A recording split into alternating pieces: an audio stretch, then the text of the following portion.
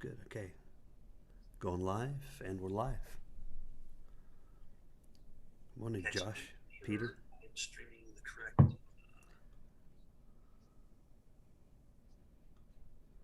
All right. You Okay, we guys. ready? Yeah, we're Yeah, ready. All right. So we're live, and I think our audio is good. So anyone in the chat, let me know if the audio needs a little bit of adjustment. I can kind of adjust on the fly. And good morning, Josh and Peter, all Nana, right. Emmanuel. Glad to see you all here. Good morning. Good morning. How's the screen looking, Rick? Do you see five profiles? Yeah, we have three up. There's three profiles up right now. Those of us who are sharing video, Okay, and those good. who are not sharing video. Can't Then, see them. Okay, all yeah, right. Lovely. So yeah, I suppose we'll start with a little introduction of today, very brief. We'll have a more extensive one in a couple hour, in about an hour and a half when I go through the Wada introduction. But essentially today is a marathon live where we're sharing a lot of the stories in Wada, a lot of the people involved, the projects that we're involved with, and yeah, telling stories, sharing insights of what we've been up to. And yeah, we've got a bunch of guests lined up. We've got the schedule which we'll be sharing. Uh, Rick's got access to that, so you'll be able to see that through maybe a link or a screenshot. And yeah, let's get started. So we have Palak today. We have Peter and Emmanuel, and they'll be sharing a little bit about themselves, how they found out about WADA, and then going into their Palak project. And maybe we'll finish up with some wider sort of projects and initiatives we're involved in. So welcome. Sure. Thanks, Josh, Hello, and thank you. and thanks for having us, Rick. So, yeah, as Josh just mentioned, Emmanuel and I are working on a couple of projects. One of them being PalUp, and we're leaning heavily on Wada for help on figuring out how to put this on the Cardano blockchain. So, who am I? I grew up in Ghana my whole life, and I moved to the U.S. A couple of maybe like 12 years ago to study math and at Swarthmore College, did that for 4 years and moved to DC and started working in real estate. And then had a chance to move back to Africa to help a company grow on the continent. And then while I was there, I realized, there's a lot that technology can help fix out here. So every time I, had the opportunity to think through solutions, it was always, how does tech come in to help Africa? So came back to the US, did grad school at MIT, live in Chicago now. And one of the things that I do for work is a lot of travel. And on my trips, I always realize that when I get off the plane and I'm heading to the hotel, the person sitting behind me or someone I saw on my flight is also getting out of a cab when, when I get to my same hotel. I'm like, gosh, this is so inefficient. Why can I not meet this person who's also going to my same hotel and we can split the fare, save some money, save the environment, and, everyone's happy. Why can I not do that? So Uber Pool, was around, but it was not that efficient because they'll pick you up, they'll drive around, try and find someone. Lyft line, sort of inefficient as well. So we started thinking through, Emmanuel and I started thinking through a way to solve this. And we're like, why don't you just match people and have them decide what ride platform they want to use? So if you want to use an Uber, you match, you use an Uber. If you want to use a Lyft, you match, you use a Lyft. And if you want to ride a cab, we're working on that integration as well. So we built this platform called PalUp. And the idea is as simple as I described. We were trying to make ride sharing, a little bit more fun and social, and trying to connect the people before they hop in the ride. Now, in doing this, we're also solving a problem of CO2 emissions control. So if two people are sharing a ride, now it's one less car on the road emitting some CO2 emissions. And so what we're thinking about in our roadmap is, how do we tokenize this CO2 that's been offset, put it on the blockchain, have an NFT or something minted that has all the metadata about the CO2 that's been offset, and then create an exchange where these, CO2 emission tokens are traded. And there isn't right now a platform where that makes sense other than Cardano. And the NFT craze that's going on right now has sort of validated that. And so for us, WADA has been very, very essential in helping us craft, how do you build this on the blockchain? They're helping us get some developers who are going to learn how to use Plutus and help us build this on the blockchain. So without them, we don't know how we're going to do this. But I've been speaking a lot, and Emmanuel is the developer on the team, and he's the one building the app. He's actually writing code as we speak right now. That's how dedicated he is to this, and he's trying to work with the Wada team, the developers on the Wada side, trying to figure out, hey, how do we move this from this app that we've built, have APIs that can feed to whatever you guys are building on the blockchain, and then have this thing work. So on that note, I'll just hand this over to Emmanuel to just say a couple words about himself.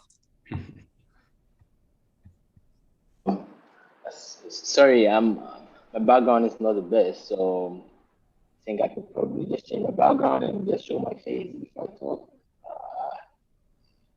It's okay, you're doing fine. Okay.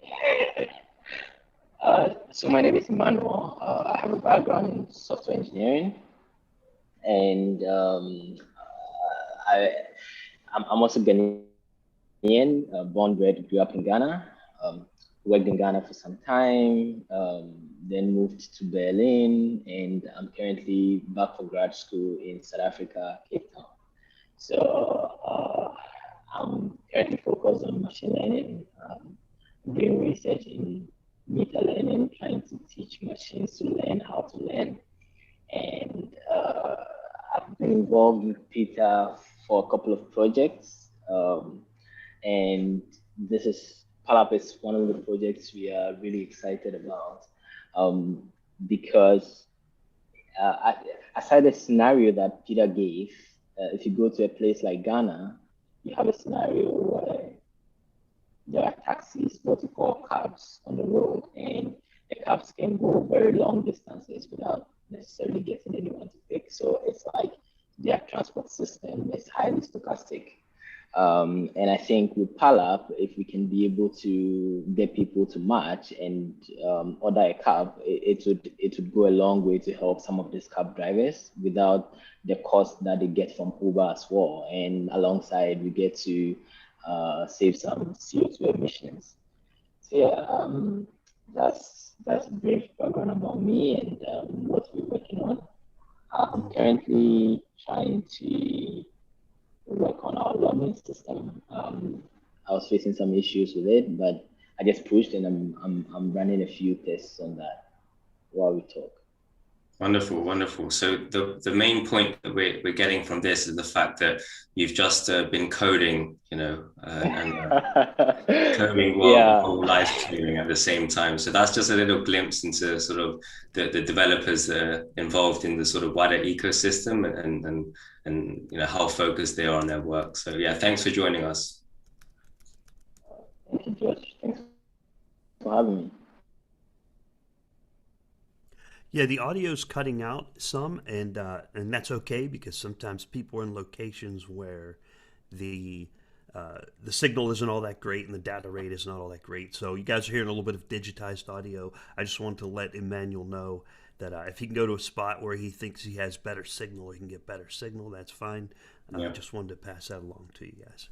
Yeah, thanks for that, Rick. Thanks. And yeah, we will be mindful in this sort of marathon live stream that, a lot of our callers are calling from Africa, where the infrastructure may not be there as it is that we have, in terms of connections. So we may have, some chops, some people dropping out, but, that's almost one of the problems we're trying to solve. So you get to see firsthand what we're dealing with day to day. So I think we've sort of covered the introductions, and maybe we can jump into some further topics if you want to go through maybe the app, or I pull up the website. Would that be helpful? Yeah, sure. I mean, you can pull up the website just so people can see, a little bit of what this is all about. Okay. Yeah, I put a link in the description down below if people want to go to the link there, https://wadaalliance.org. Right. And Josh is going to tell us more about it here. Oh, palap.com. I got you. Got it. So go ahead. Yeah. So as I described, we're trying to make ride sharing a little bit more fun, and the approach to this was, a first principles approach. Uber and Lyft say they are ride sharing platforms, but honestly, they aren't sharing rides. They're helping, people get rides. They're people aren't sharing rides with Uber and Lyft. And so from a first principles approach, a shared ride is something that two people agree to do and share. So how do you do that? You first have to match the people. So that's literally all we did. We brought ride sharing to first principles and built, a matching system where, hey, I'm going downtown. I'm also going downtown. Well, let's split the ride. Let's go. Let's share it. So you pal up, you split the ride, and then you go downtown. That's what we built. And so if you scroll down a little bit more, Josh, just tells you how simple this is. So, just in our app that's going to be in the App Store, both the Google App Store and the Apple App Store, it's a very simple thing. You create a profile and you put in where you're going, where you're starting from. And if there are other people heading in that same direction, you guys match. The way it progresses to the next step is the other party also has to agree to match with you. So it's kind of like how Bumble works, where the one person initiates, and it has to be I have to approve your chat or whatever it is. I haven't used Bumble clearly, so I don't even know what I'm talking about. But it has to be a mutual match. And once that's done, you enter a chat room with this other person where you can actually have a conversation, say, hey, what's up? And it actually tells you, it gives you an estimate of the CO2 emissions that you'd be offsetting in that ride. So right when you match it, our algorithm lets you know how much CO2 you're offsetting, because it's two rides that are becoming one. And so the way we've written our code, it's the shortest trip that's being offset. Both parties are going to benefit from that offset CO2 emissions. Very, very simple calculation. But as this gets more used and more efficient, we're going to fine tune it, and it's going to be more precise. So you get into the chat, and once there's a vibe, one of the parties has the ability to book the ride. So if Josh and I had matched in the app, and I was the one who initiated the conversation, I'm the one who has the ability to book the ride. So if Josh and I are in the chat, and there's like, okay, fine, I'm actually gonna match with Josh, I click book ride, and I choose between Uber and Lyft, and the rest is history. So that's what we've built. It's coming to the App Store in a couple of weeks. We built this. Mario and I built this our own sweat. Like no one other than the two of us put a single dime in this. So it's something that we've built on our own and are very proud of, and we're very excited to partner with Wada to take this to the next level. And I've been following Cardano since 2017. When I read Charles's white paper in 2017, I was like, yo, this guy's going to change the world. And the fact that I actually have the opportunity to put a platform on that blockchain that I read about 5 or 4 years ago, it's just mind-blowing. So I'm really excited about this journey and what we're going to do with Wada. Wonderful. And I think a key part of people to note is that there's the ride sharing element, but there's also the carbon credits and CO2 capture element. Do you want to talk a little bit more about that? Yeah. So on the CO2 side, right now, billions of dollars annually are spent on, people buying carbon credits. And a lot of these aren't like, it's not verifiable, and it's not auditable. And once you put these type of things on the blockchain, the verifiability and auditability answered.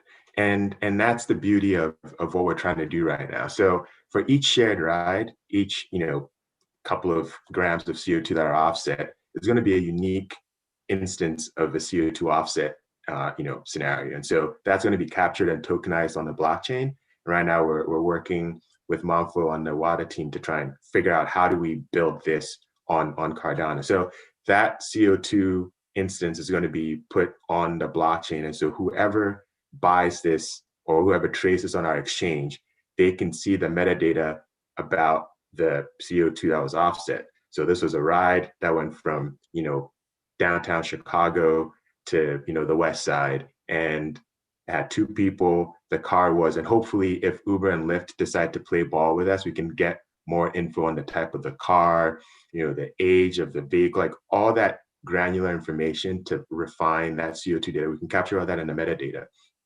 And all that info can be captured in this token. And so whoever's buying it knows that, great, I paid $50 for the CO2 token, but I know that it was CO2 that was offset for, a trip that lasted X minutes, Y minutes, whatever it was. And I can verify it and it's auditable. And if anyone wants to check did he actually pay or did he actually earn that CO2 credit? Yes, he did.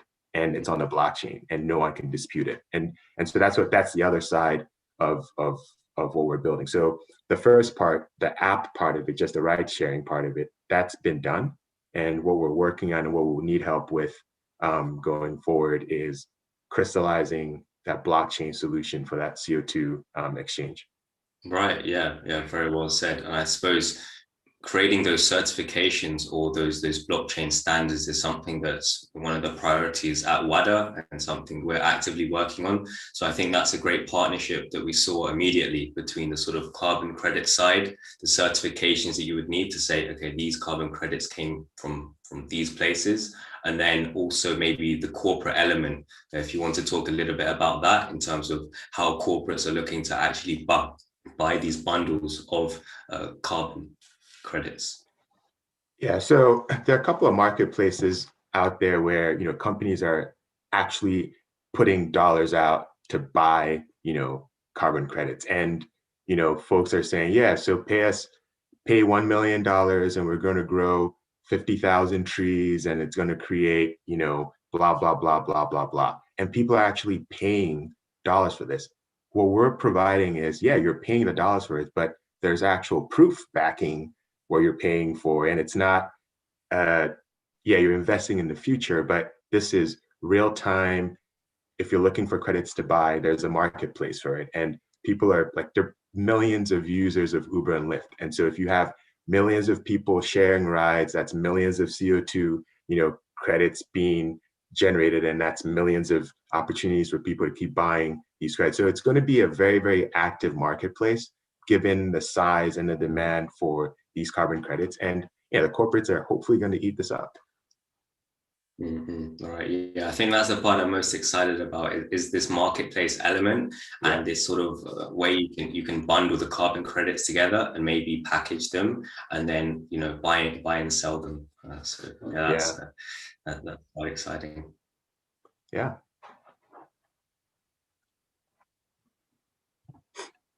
But yeah, I mean, aside PALUP, there are tons of other things that we're working on, and a lot of it relies on Cardano getting to that governance level. So a lot of things in Africa rely on identity, and proof of identity is a big problem that we're trying to solve. And I think Cardano is getting closer and closer and closer to helping us solve that. I mean, I know Atala Prism is by far one of the best solutions out there for these type of things, but proof of identity is one of the things that is holding us back as a continent. And for us, once that's figured out, the opportunities are limitless. So one of the things that we're working on is building a platform that allows people to pay their rent monthly. And I'm sure folks are like, wait, why are you talking about paying rent monthly? Why can't you not pay rent monthly? Well, unfortunately, in parts of West Africa, given the lack of credit, landlords don't trust that you're going to be able to make monthly payments for rent. And so they ask you to pay 12 months or 24 months rent in advance. And so if all you got is all you've got, you got to put that all in rent, and that's just not sustainable. Yeah. And so, we're working on a blockchain solution to facilitate this. And again, it might come down to some peer-to-peer lending to create liquidity for folks to afford these rent advance payments, and then they pay it back with some yield to folks who are providing this liquidity on the exchange. But again, we're excited to see some of these DeFi platforms get built on Cardano, and once that happens, we're definitely going to see an explosion in liquidity access for folks in West Africa and Africa at large, trying to get money to fund some of these things, because access to credit is not there, and I think DeFi is going to help us get there. Yeah. So for the folks that are watching, we have PalUp, which is the rideshare and carbon credit element, but they should understand Peter's multi-talented. He's involved in many different projects, and this is another one that we've been looking at sort of on in the background, which is the rent element and how that's actually processed in Ghana in terms of people renting. Do you want to talk a little bit more about maybe an example or a story that we have? Yeah. So for example, I'm trying to rent an apartment in some place close to downtown in Accra. It probably costs me $1,000 a month, but the landlord is going to ask me to pay $12,000 up front because he doesn't believe that every month I'm going to make that $1,000 a month payment.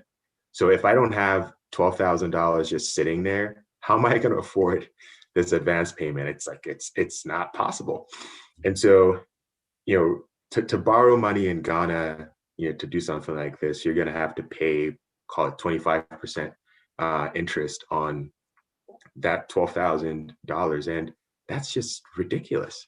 Not a lot of people can afford it. And the fact that that's being done and people aren't trying to solve the root problem. The root problem is, I don't trust you, so you have to pay me everything in advance. No one's trying to solve, how can I trust you?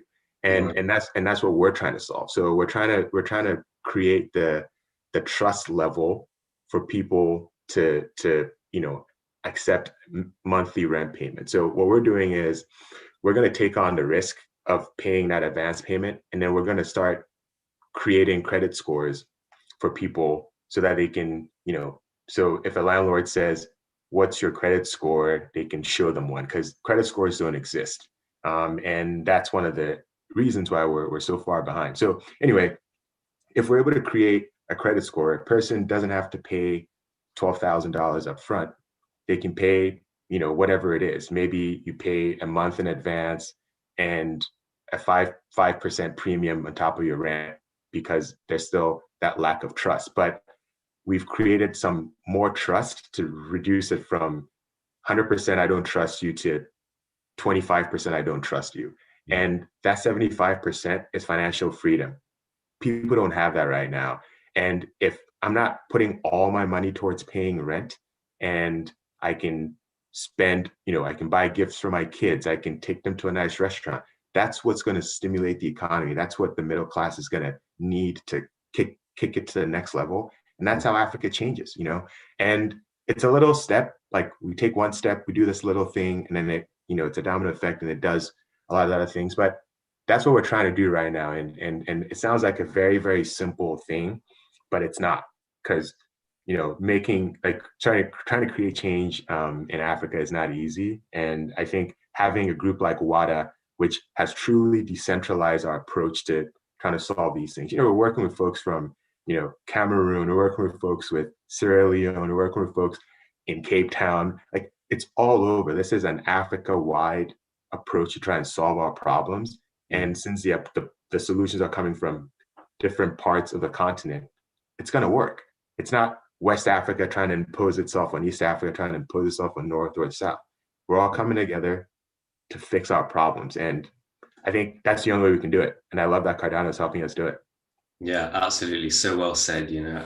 And also, as we say, we are Wada, the West Africa Decentralized Alliance, but really this is part of a larger scheme to become ADA, the Africa Decentralized Alliance. And what we're doing right now is we're just putting all our heads together and figuring out how we can get the hubs working, how we can get the projects kickstarted in certain locations in West Africa, build that up, and then be able to be part of a larger scheme or a larger family. So that's just a brief sort of roadmap to where we're looking. But yeah, absolutely right, Peter. It's not, we're not competing with East Africa, we're not competing with South. It's just everyone collaborating and seeing, you know, sort of what the best we can get from all the talent that's out there and that's waiting for these solutions.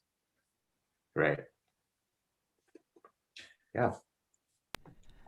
So maybe in terms of the team that you have right now, do you want to talk a little bit about Palap and then maybe the rent project as well, in terms of who you're working with?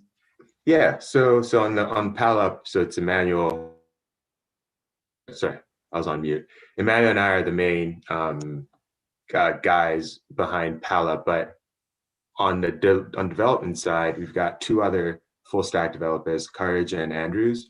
So Courage is leading our front end development effort, and then Andrews is working on the APIs with Emmanuel. And then my youngest brother, who lives in Switzerland, is our design guy. So he's doing all our UI UX stuff. And then in Chicago with me, we have an intern who's helping us do marketing and promo for the app. So that's the team working on Palap, and as I said, we're fully funded by ourselves. No one has given us anything yet.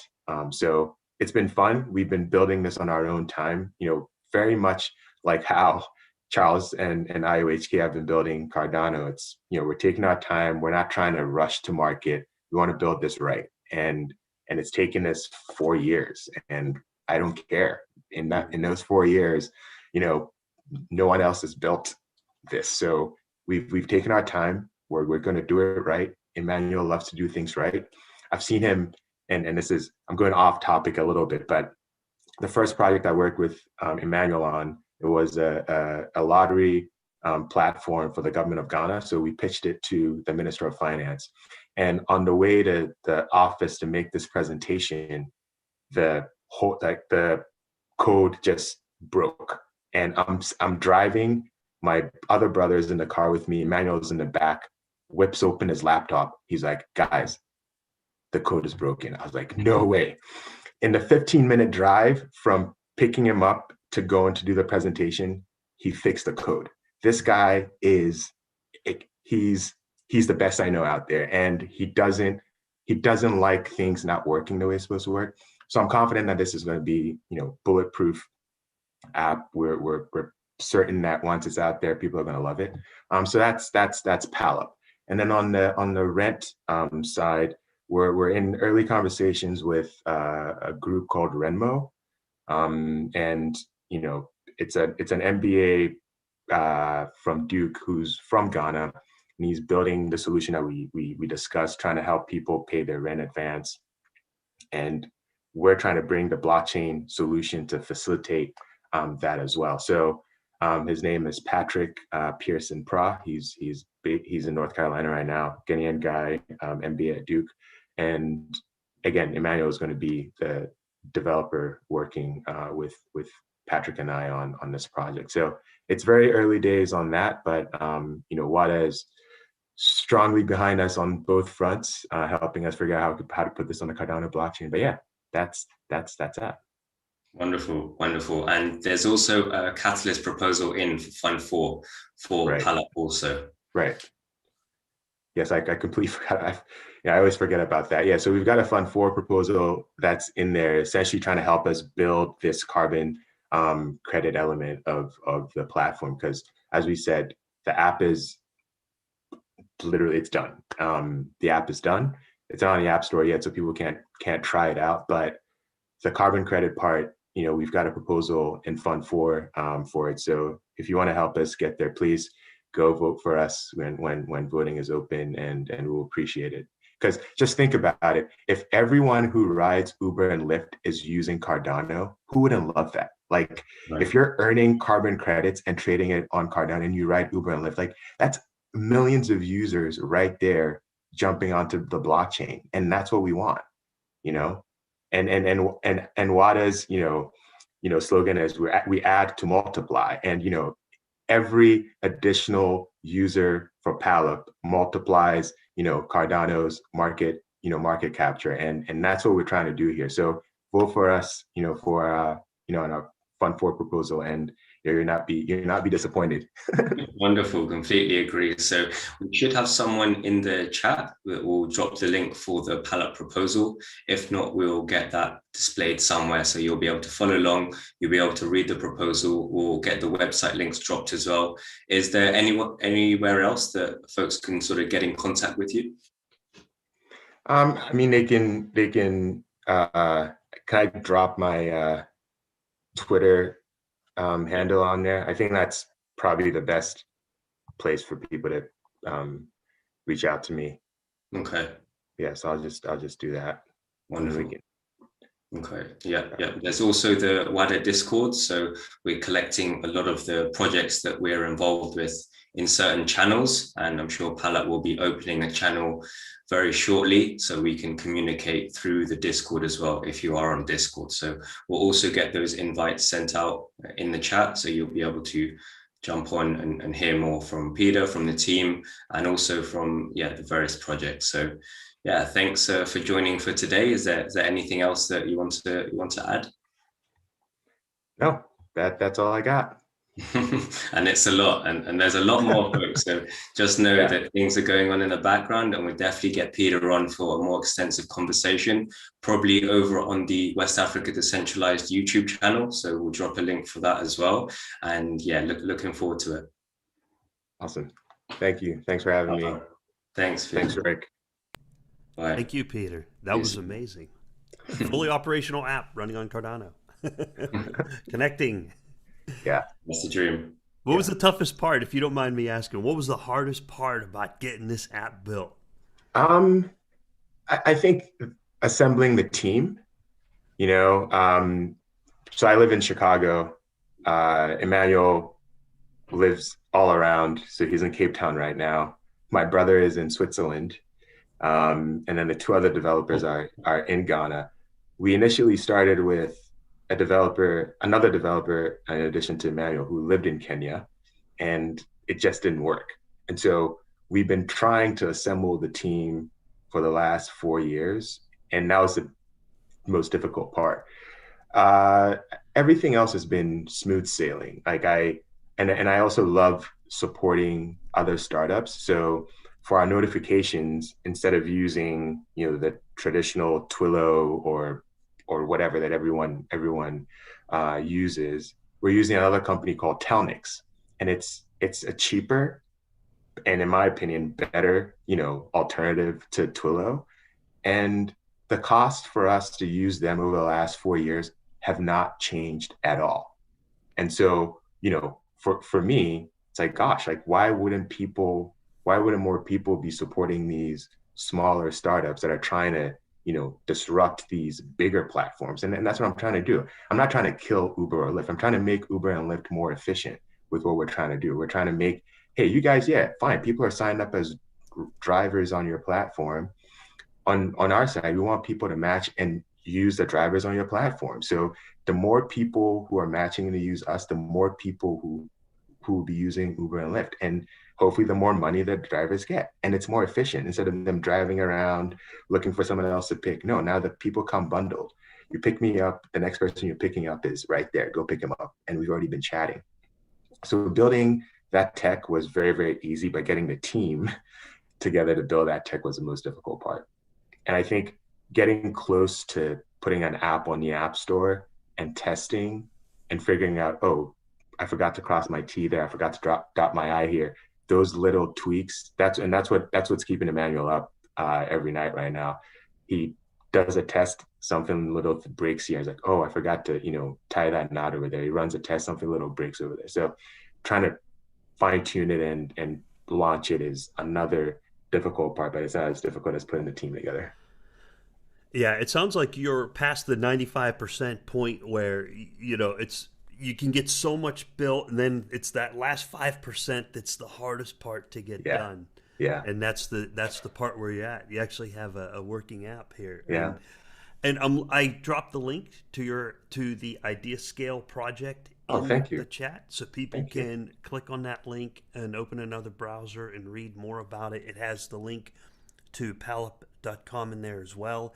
It describes the background, the strategic landscape, so people can people who are just now dialing in can go back and read up on a lot of the things you described. No, I appreciate it. Yeah, and I mean, I forgot to mention it, that whole putting this on Idea Scale, Wada, like I can't emphasize how much Wada helped put that together. So just think about this. I've got this idea. I'm just sitting out there, and I forgot to mention how I met Wada. So I stake with Smiles Pool, and it's run by Jacob. And Jacob is like, hey, you should probably talk to these Wada guys. You seem like someone who's got ideas. So he introduces me to Mercy. Mercy says, oh, you should meet Josh. And then he introduces me to Josh, and Josh is like, wait, you should meet everyone. And they roped me into the team, and it's just been like family. It's as if I've known Josh and everyone for like millions of years, but we've only known each other for like 6 weeks. And it's phenomenal, It's phenomenal. Yeah, I only recently met Josh, and he's just very easy to become, acclimated. Yeah. He's such an amicable guy. Yeah. And so, I'm looking at the proposal here on Idea Scale, and as a reminder to people who are just now dialing in, it's West Africa Decentralized Alliance. Check it out on Idea Scale from the link over in the chat. And at some point we'll see if we can get tags on there. As Josh demonstrated yesterday, a few days ago, there during the Cardano live stream when we were talking about this, there's about 10 or 11 different proposals that fall in the realm of West Africa Decentralized Alliance. Yeah, there's 12. three primary ones. How many were there, Josh? I forgot. 12. There's 12 of them there. Okay, and maybe we'll just, if people go on Idea Scale and they search for certain tags and keywords, is there a keyword yet, Josh, or is that something to be determined? Like if they search WADA, will that highlight the proposals that are... That's to be determined. If I'm not mistaken, the tags come from Idea Scale themselves, and we can't really submit them at this stage. But I think once WADA gets enough support, that will sort of be a sort of eventuality. So we'll probably get WADA or West Africa, and that will be the tag that we'll use in Idea Scale.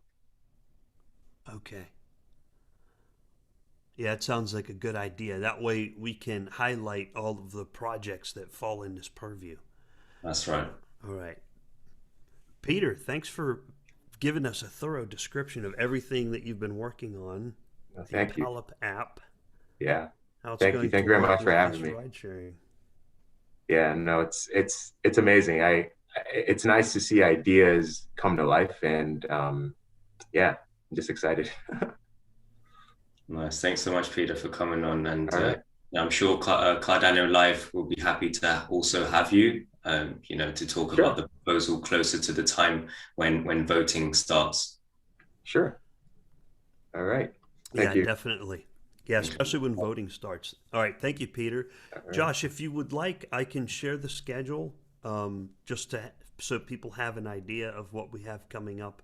It just has the time and the person who'll be on. Do you want me to put that up? Yeah, go ahead. Okay.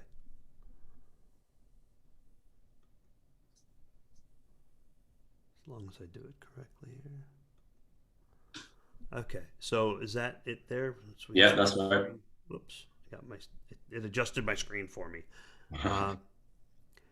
So in the next hour, I guess starting here at 8, Josh, you want to tell us about that? Yeah, so this should be, so we're on the hour now. This should be Oshoma with preserving art and culture digitally. We haven't got a hold of him just yet, so we might have to reschedule his slot. So we might just go into the Wada introduction for now. And then when he dials in, we'll then sort of jump into that. But he's from Nigeria, 3D artist, and he's created some of the early NFTs that we've had sort of in Wada. So he's very excited about that, and we'll be speaking about that, African heritage, and maybe how Cardano can be involved. Okay. And there's other events we have going on throughout the day. So as people dial in on this Sunday morning, Sunday afternoon, Sunday evening, no matter where you are in the world, we'll revisit the schedule about every hour. We'll do a quick recap, top of the hour, Josh, and sometimes bottom of the hour on the half hour. That's right. Let people know where we're at so that you can bounce in and bounce out. We know how it is on a fun Sunday. And we're going to get you as much information as we can about the West Africa Decentralized Alliance. The people who are behind the project, the people doing all the hard work, they're out there. And everyone involved with the Alliance has passed along great thanks for the support from donors. Mercy launched a project with to kind of fill in the gap until funding comes in from Project Catalyst to try to raise 25,000 ADA, which at the time was about the $28,000 budget for the next 3 months. It was very successful. It took about a day and a half, and we were able to hit that goal. So it was a huge thanks and a huge shout out to all the donors out there who donated. And Josh, do you want me to do a quick recap as we get ready for the next person to come in, and we can just kind of keep things rolling? Yeah, go ahead. Okay, so they have the project on idea scale for West Africa Decentralized Alliance during Fund 3. It actually won in the voting process, but the way the process works, math is very brutal. It doesn't care, right? So if you go at the top of the list on idea scale and you start going down the list for each project that had enough votes to win, it will say funded, not funded, and then there's a third category that falls completely below the line.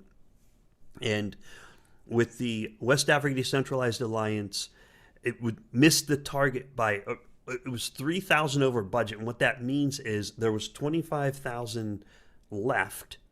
The budget for the projects was 28,000 to cover the next at least 6 weeks, but up to 3 months. I can't remember the exact timelines. And as the math goes down, it says, oh, this one's over budget, and just kicks it out, and it goes to one below it. So there are projects that had less voting that did get funded, which is fine. That's how it works. That's the rules. That's how it works. But there are projects that had less voting but did get funded. So the West Africa Decentralized Alliance project did get I call it a winning vote. It did get a winning vote, but based on the budget, it did not get rolled into the funding. So we did this fundraiser, and thank you to everyone who contributed. And I have 5 NFTs that were donated by Cardano Kids. So I have 5 Cardano Kids NFTs that I'm going to give out to those people who donated. It's a surprise, so here it is. Surprise! I gotta pick them randomly, so I'm gonna do that here in a little while. I'll run a random number generator, 1 through 50. I'm gonna exclude the people who are directly related to the project. They will not receive the surprise gift, and then I'll find the five people using randomness and send those NFTs. So if you donated, check your wallet tomorrow. I should have them out by tomorrow. And see if you have a Cardano Kids NFT in there. And thank you, Cardano Kids, for donating those as a prize for the people who donated to West African Decentralized Alliance. So, all right, Josh, do we want to touch on a few other things? Who do we have up next? 8 o'clock? Yeah, we can go through the plan for the day. I'm doing an overview presentation on the half hour. So if Osh doesn't make an appearance, we can just jump into my presentation. So yeah, if you want to pull up that screen again, we'll go through the day. Okay, let me try to frame it correctly here. The last time I had it oversized, and just give me a moment to get that adjusted. Thank you everyone who's here in the chat and the viewers. If you do have questions, let me know in the chat. Questions related to West Africa Decentralized Alliance. And we can see if we can get those questions answered later by other participants who will be coming on. if you have questions about Sigma USD or ERG, we're not going to address those. You're free to ask. You're welcome to ask. Other people in the chat can help you out. Other people in the chat can answer those questions, but we're going to stick to the West Africa Decentralized Alliance stuff. So I'm going to go ahead and put the schedule up. And let me see if this looks better. I'll just share the web browser itself. Is that easier to see instead of the whole screen? Yeah, much easier. Okay. Okay, so there we have the time around 8 a.m. Eastern and then 8:30. So that will be my presentation happening probably right after I explain what's happening today. We then have new Mindflow, which will talk about DAOs and everything they're doing with their proposal on Catalyst in terms of a treasure hunt that's going to be taking place, and how the community in Cardano and Catalyst suggested that they contact Wada in order to create a West African version. So that's going to be a very interesting conversation. We then have Steve and James, which will discuss an undisclosed topic with me so far. We'll then talk with Sydney about Cardano, Africa, and Wada. Sydney is one of our first advisors and someone who I have many conversations with. We'll then have Gwendol and Joshua Akban from POA, and we'll be also discussing an undisclosed topic as of now. And then we'll get onto Mercy's part. So if you can see here on the right-hand column, we have the host. So I'm taking the first part of the day. Mercy's then doing the middle section, and then Megan Manfo will be joining afterwards, because we're splitting up by time zone. So Megan Manfo over in California right now. So it worked out quite well. So after 11 a.m. Eastern, we have Alakan Kanani with Satoshi Center, and she will be discussing a little bit about the Bitcoin documentary and everything she's been involved in. Then we will get the core team together. So I think Megan Manfo will be able to make an appearance then. I'll be joining on screen again, and then we'll talk more about the foundation and then how the fundraising went all together. We'll then go into new Mindflow again. So I think they have 3 slots at the moment. So they were particularly keen to speak to all of us about many things. And that's probably when they'll be discussing the treasure hunt in more detail. We have Steve for an hour. We'll see what the topic is. We then have Empower for another hour after that with Mercy. And they'll be discussing their project, what they've been working on for a long time. As you heard with Peter, some of these people have been working on the projects for 3, 4, 5, and even more years. So they're bringing a lot of experience and a lot of passion and knowledge from their various areas. So they'll be able to speak more about that. Then Megan Manfo are going to be jumping on as hosts, and they'll talk a little bit about their journey with Wada so far, and they'll be taking an hour. I might make an appearance there as well, since even in our chats, we've been trying to find some time to actually discuss their journey anyway, so it might be quite nice to do that live. We then have Richmond from Ghana, who might be making an appearance with Steve on. And then finishing up, we have a new Mindflow who want to talk about NFTs. So that's the overview of the day. I'm sure we'll get some participants coming in. So any questions you have, please drop them in the chat. If you want to come on live, we also have that option. Get in touch with us and we'll send you the link to dial in. You can make an appearance for your questions, any projects that you want to share, anything you think that's relatable for people, please let us know, and you can also make an appearance.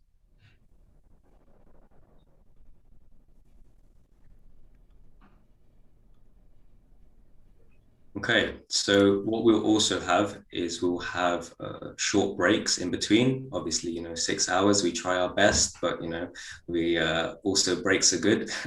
So we will have probably a short message on screen. Is that right, Rick? Yeah, I'll go ahead and do that now, and then we can work out a little bit of coordination with the next person who will be coming on. So I'm going to put up a screen.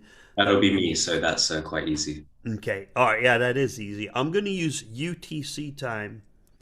And let's see. So we will be back in about 15 minutes at 12:30 UTC.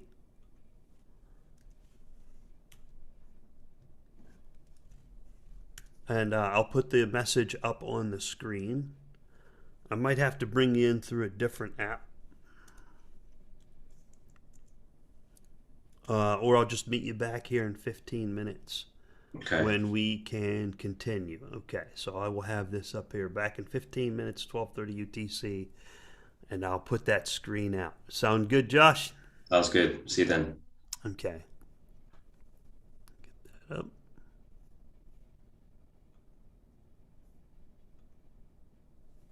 Oops, hold on. Before I do that, what I will do is that should look okay. I'll go ahead and mute us out, and I'll see you on Telegram. All right. See you there.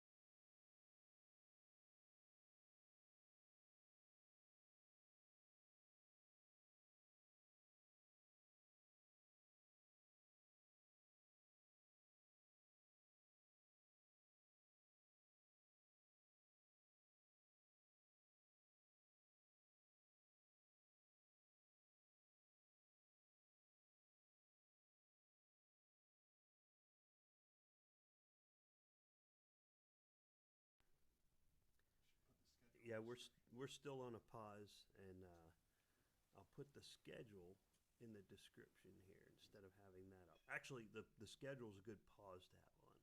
So we'll be back at 12:30 UTC, 8:30 Eastern time.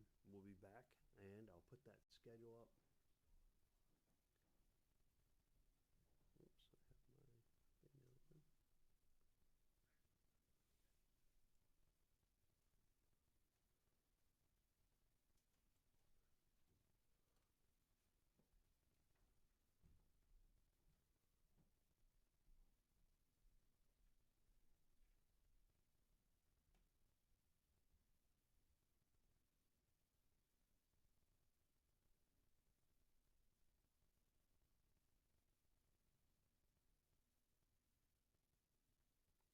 Share keynote. Okay. Yep, we'll be back in 10 minutes. Thanks, everyone who's dialed in. I'll see you in a little while.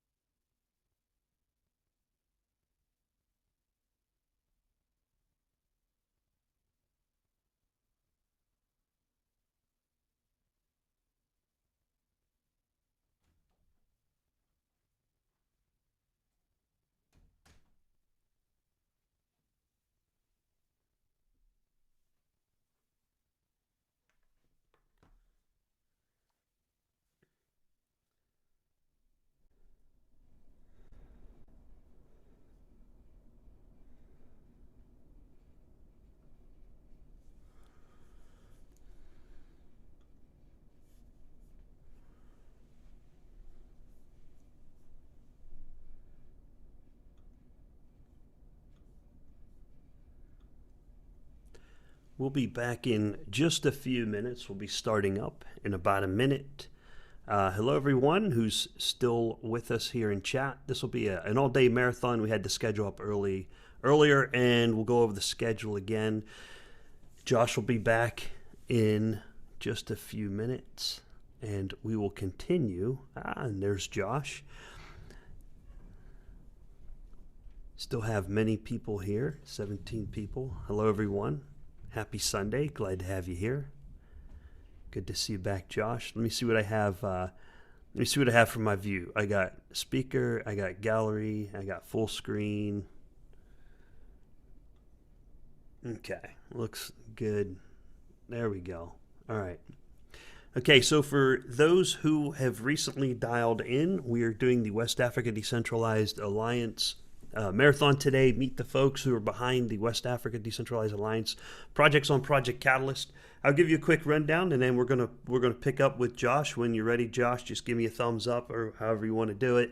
But with Project Catalyst, for those folks who are not familiar with Project Catalyst, it's the largest DAO in the world running on Cardano.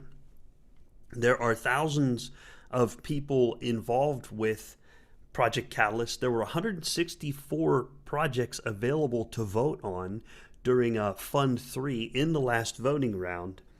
And the way these projects work is developers and groups of people, entrepreneurs, business folks, they bring their projects to Project Catalyst, they run it through Idea Scale, and it goes through several iterations and several rounds, several revisions, and there are community advisors who speak with them. They read over the proposals, they evaluate the assessments. And folks like you and I, people can go on Idea Scale, you make an account, and for the projects you like, you can give them kudos, you give them thumbs up. It gives that project more visibility. So if you see any of the projects presented on here today, you can dial into Idea Scale, give them some kudos, give them some thumbs up, get them a little bit more visibility, and most importantly, leave them some written and verbal feedback on Project Catalyst about what you think of their project, and kind of help them with either the wording of the project or help them define goals for some of the projects if they need that. But that's some of the ways you can participate and get involved on Project Catalyst and on Idea Scale, and also have a better understanding of what you're voting for when it does come to the voting round. So that's something to be alert to. And there's a lot learned on Cardano, a lot learned from Dash and the way Dash does it. I spoke with the CEO and the Chief Technology Officer of the Dash core group. And because they do the core coding and Dash is highly decentralized, what they do is they resubmit their proposals on Dash just like you would on Cardano. They resubmit periodically every couple of months to continue moving the code base forward. And they get voted on month after month or period after period, voting round after voting round to keep the Dash core code moving forward. And so on Project Catalyst, what you'll see is some projects, they take 6 weeks, some might take 6 months, some might take years. So people may they'll submit the first phase and what they're going to deliver on the first phase, then the second, third, and fourth phases, and so on down the line. And they'll continue to submit further Project Catalyst proposals as they meet one deliverable goal, and then they move on to the next deliverable goals until the entire project is delivered, whether it be a business or entrepreneur related, building brick and mortar physical structures, building out a code base, delivering an application or a DApp or whatever the case may be. There are many different projects out there on Project Catalyst, so check it out. And we got some links down in the description and links over in the chat. If you scroll up in the chat, you'll see them there, and I'll get more posted in the description down below. Josh, good morning. Welcome back for our break. Morning, thank you. Yeah, looking forward to the next section we have. So if we want to pull up the schedule as well, we can go through it. Okay, I'll hop back over to the schedule. And I'm getting a lot of practice with my screen sharing abilities and doing it correctly. Let me see where I put the schedule. Okay, so I have it zoomed in a lot. Okay. The very zoomed in version of the schedule so people can see it. Let me bring it out okay. Oh, there we go. We did 7:30.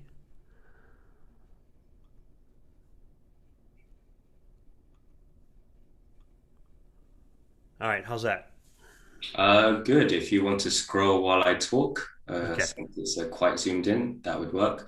So right now we have an overview presentation by myself. If we can figure out the technology, we'll also have a 5 minutes introduction video I did before. Some of you might have seen it, but if we can get it working, we'll just have that again. So I'm not really repeating myself. We'll then have a Mindflow, talk about DAOs.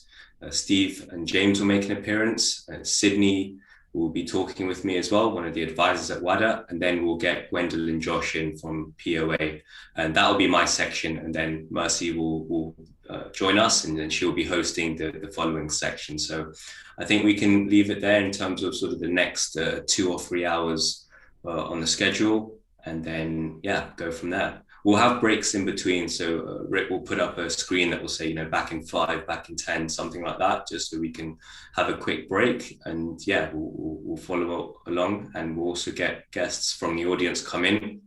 If you want to participate, let us know, and we'll get you the link to dial into the live show for some questions and participation as well. But if not, just drop your questions in the chat, and we'll address them when we can. All right, thank you, Josh. Do you want me to attempt that video? This would be kind of fun. Yeah. Okay. You can't make an omelet without breaking some eggs. Okay, so I have an audio loop back mechanism, and Christian is following along. So Christian, let me know in Telegram if this is working correctly. All right, so I'm going to loop back the audio from Chrome to, and what I got to do is silence the other Chrome browsers. There we go. I'm going to try to loop back the audio from Chrome into Zoom. Okay. I'm following. And the link for that video is in Telegram. I see it there.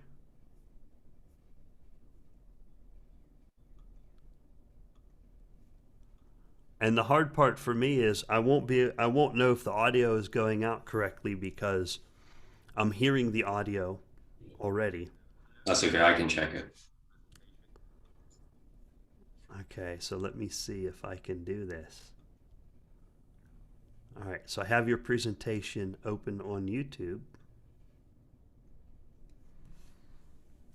And then I'm going to loop back the audio and share it out. But I will be blind. I won't know if it's working or not. That's okay. We'll be your eyes in the chat. Chat, be our eyes. Okay. I'll keep an eye on the chat. Let's see if I can do that. And the worst case scenario, just call me on Telegram. Okay, so I'm gonna put the speakers Chrome and hit play. Oh, the audio. So send audio through Chrome.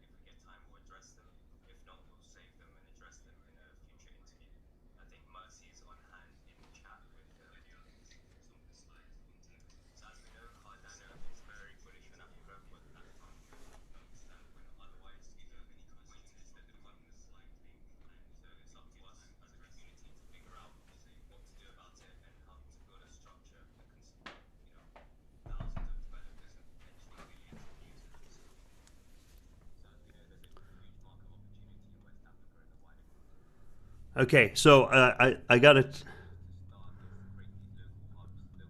I would have to turn it up. I don't have enough audio on there. It's not loud enough. So what I did is I brought down the screen share.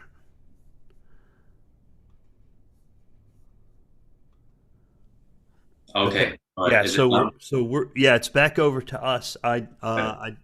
I got to figure out how to turn that audio up. I have it turned all the way up to 100%. No worries, no worries. Well, I'll give it a try, and then if it doesn't work on my side, we'll just leave it. Oh, yeah, Yeah, actually, let's keep it moving. I have a button that says mute while capturing, but there was some audio going through. You want me to try it one more time? You want to try it on your side? Try one more time. Okay. And I just got to find where is the gain for that video. This is kind of fun. Sometimes you just got to do stuff and figure it out. Otherwise, how else do you do it? Okay, so I turn the audio up on Chrome, and I'll give it one more try.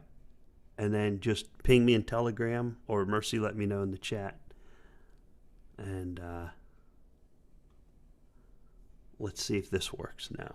So I'm going to...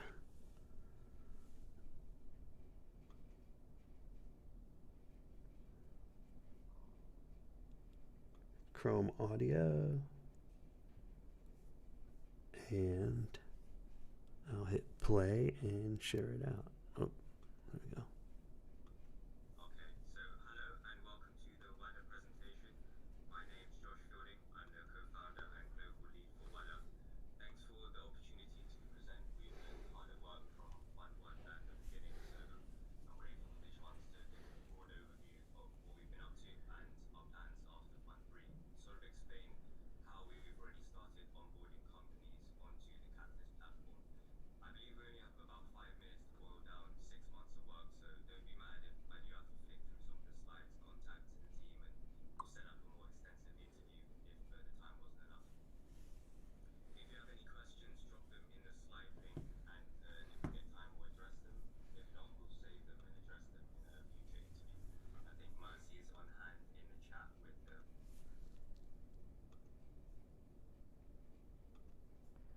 Oh, we tried. Audio's not going up. Yeah. Let's scrap that, and I'll just go ahead and do my presentation. I've Okay. actually embedded it in my presentation, so we can actually let's leave it for now and just go ahead.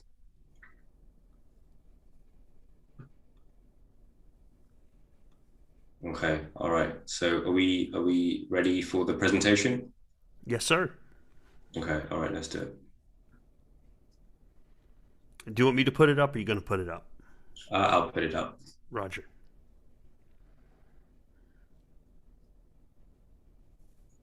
Okay. Can you see it?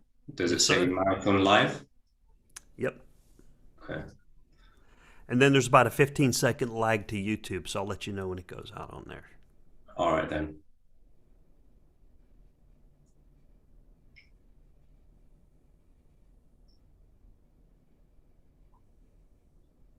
Looks good. All right, good stuff. Let's get started. So this is, I suppose, the formal introduction to today, to the Marathon Live, a little bit about Wada, about our progress, what we've been up to, etc. What I had at the beginning was the 5-minute presentation I did on the town hall before Fund 3, and that went through a little bit more of the details. So if you haven't watched the Fund 3 presentation already, I would suggest going to the Wada YouTube and watching that maybe before some of the other sessions or when there's a break. It's very short, so that might help you get a better understanding if you aren't that familiar with what we do. So on a high level, Wada gives a voice to young people of African heritage by providing them the tools to sort of liberate themselves from financial and technological burdens that they find themselves under, entrenched due to the current economic model. And this is done with a focus on decentralization, self-organization, and distributive governance. The 3 pillars of Wada are education, dApp creation, and infrastructure. So now we're going to get into it. And if there are any questions, just put them in the chat and hopefully we can get those to me. Someone can find a way to send that information to me. Okay. So this is what we discussed before in terms of how the day is going to go. And yeah, we already really explained that. So let's continue. Okay, so this is the format for today. interactive panel discussions, hopefully telling stories of everyone that's come to Wada, the plans that we have for the future, if there's any Cardano news, and also blockchain in Africa. So we can open up the discussion generally for that also. These are some very basic rules of Wada. You know, it's ask all the questions that you can, be very curious, make bold statements. That comes from Mercy. Be inclusive. So we always want to be open to anyone who wants to collaborate, but more than that, anyone, right? Anyone, no matter sort of who you are, you can be part of this and you can be part of the discussion. But we also celebrate differences. So it might seem like a contradiction, but it makes sense to us. And the more you get to know how we work in terms of operating as autonomously as we can while allowing collaboration to take precedent, you begin to understand that a bit better. So we'd like to invite all the friends of Wada to participate in the show. Also, if you send your transaction ideas across, we'll get you a dialing code if any people who were in the first 50 are watching, and they can come and talk a little bit about themselves throughout the day.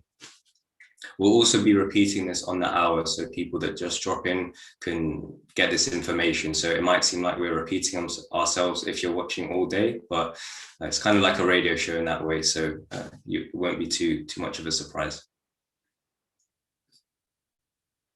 Okay, so this is some of the Wada wins so far, what we have in terms of our advisors, the stake pool sponsors that we're connecting with, the 4 country hubs with sort of 15 developers sort of in our network, a major sponsorship with BEN, which is the Blockchain Education Network, which is looking at connecting the various universities with blockchain programs, and they're looking to release, you know, Cardano specific programs, maybe Haskell and Plutus in the near future, and we will be part of that. In terms of a growing brand, what we have at Wada, you know, just in terms of getting our name out there, doing interviews like we did on Cardano Live very recently, we're growing in that aspect as well. But I think the main point at the last 2, in terms of how we've been working over the last 6 or 7 months that we've been in operation, you know, this has just been the hard work of myself, Mercy, Megan Mindflow, and everyone else actually that's involved in Wada. They've just been contributing their time, not really having any expectations, or with the expectations that funding will come eventually, which we will move on to now.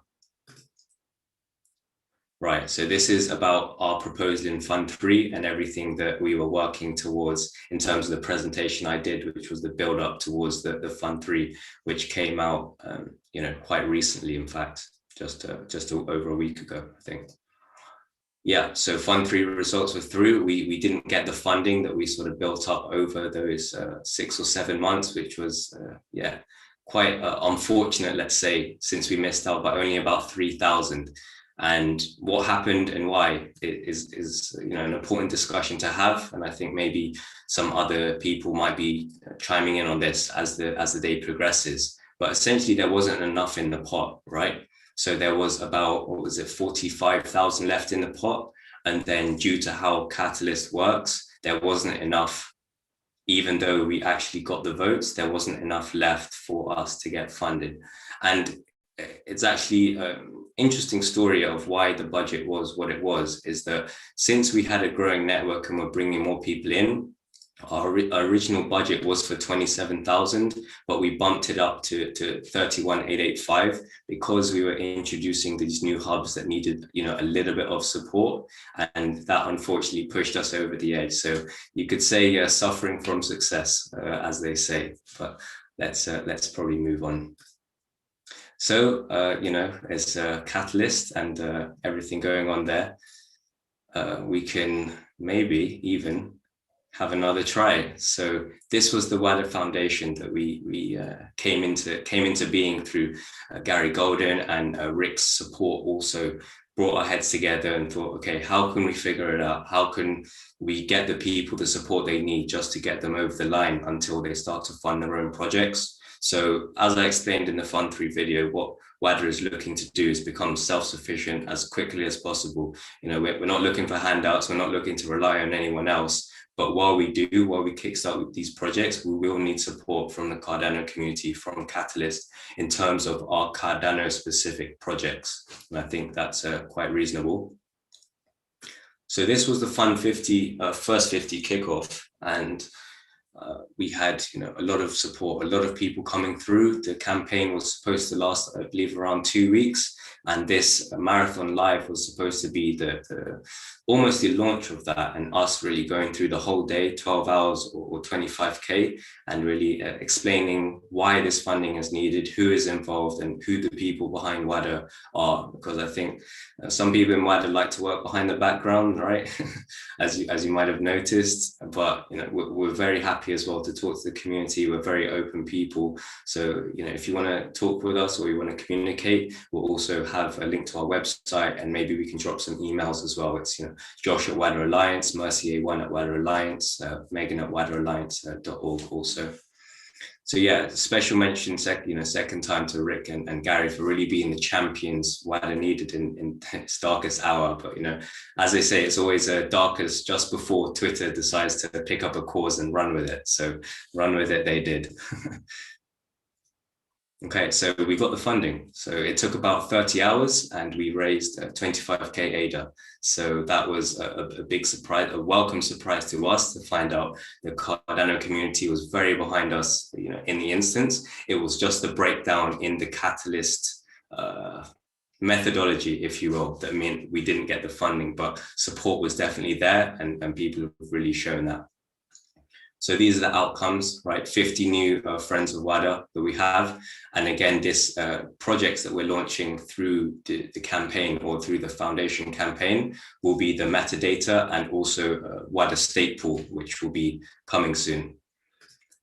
In terms of this slide, I've darkened it slightly because we should all take it with a heavy pinch of salt. You know, we can't make any promises at this stage how that 25K is actually going to fund all these activities, but we're doing our best to kickstart them. You know, that's why we have laid them out as we have. But as I said, I've darkened them just so you know that we're looking at portioning them where we can for the biggest effect. This is one that we have already started working on, and the 25K will help a lot, is the website rebrand.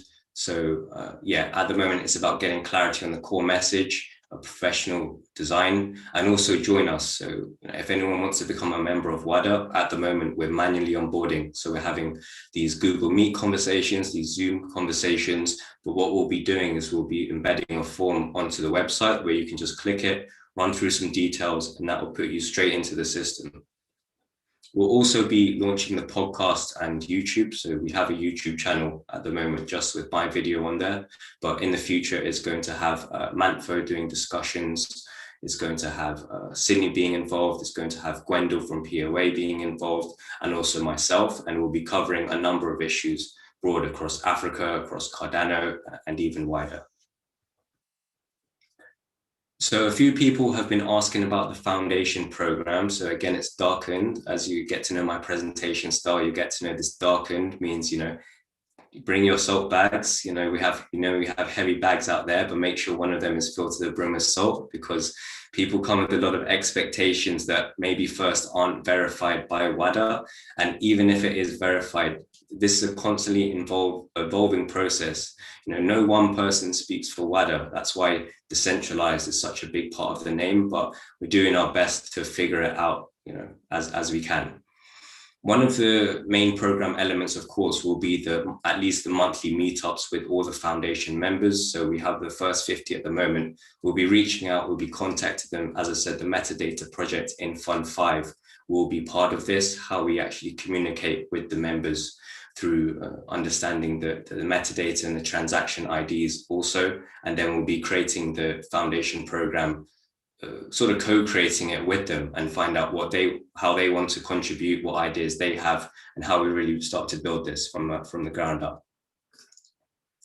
This is the membership scheme that we're currently sort of developing in terms of onboarding new members who will be part of this resource network. So if you think about Wada in 3 stages, you know, you have the startup phase where we are now in terms of just trying to kickstart projects. You then have the resource network phase, which is phase 2. And this is where, you know, it was almost going to take 6 months, but we've been accelerated through all the support, which is fantastic, where members are able to communicate with each other in terms of resources they have, resources they need, in terms of, you know, different Cardano businesses were built on top of Cardano, and how they can actually collaborate. Instead of all creating similar projects, we can actually all come to agreements about this.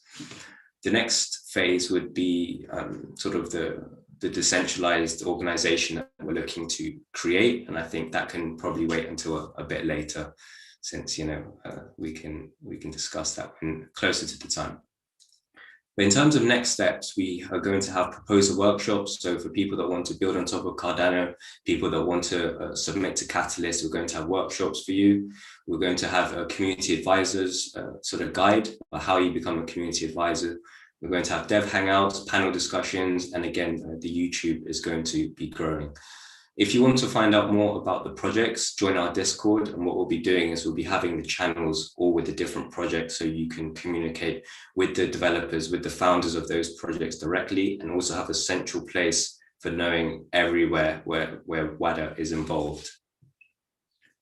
But Catalyst, we're not quite done. We're not quite done. So, oops, Fund 4 overview. We are back. We are back. So this is these are the projects that we're helping in Fund 4 get funded, even though we didn't receive our own funding for Fund 3. Since we've had the foundation scheme come through, we're now able to kickstart the Fund 4 and Fund 5 process, while being supported by everyone from, you know, Twitter and Cardano that decided to support us through this next, you know, 6 weeks to 3 months. So a lot of these projects get funding from. So at the bottom here, you have, again, sort of the 3 pillars in a way, in terms of the dev tools and events that we're going to be having. So we'll get some links, some links dropped in the chat in terms of the idea scale projects that you can view. You can give kudos, and you can just be familiar with the names, because when voting happens, you know, there's hundreds of proposals now, and it gets very tiring. So just recognize the name, and then when voting starts, we'll probably jump back on with Rick on one of his shows and actually explain a little bit more about the individual projects. But for a high level overview, this is what we have. I know it's a lot of information, but just, you know, take a breath, and we'll go through it some other time. If you want, you can watch back Cardano Live that we did a couple of days ago, and that goes through this in more detail. But essentially, this is the complete proposal set for Fund 4 in terms of our partners, in terms of WADA specific proposals up top, and in terms of the core as well. So, you know, forming our integrated management system is going to be key to the phase 2 that I discussed a little earlier. And also these in red, these are us branching out into Central Africa already. So throughout the conversations in Wada, you'll sometimes hear us refer to ADA, which is sort of the growing network umbrella that we're forming as we begin our connections in Southern Africa and in the East as well, and even in the other regions.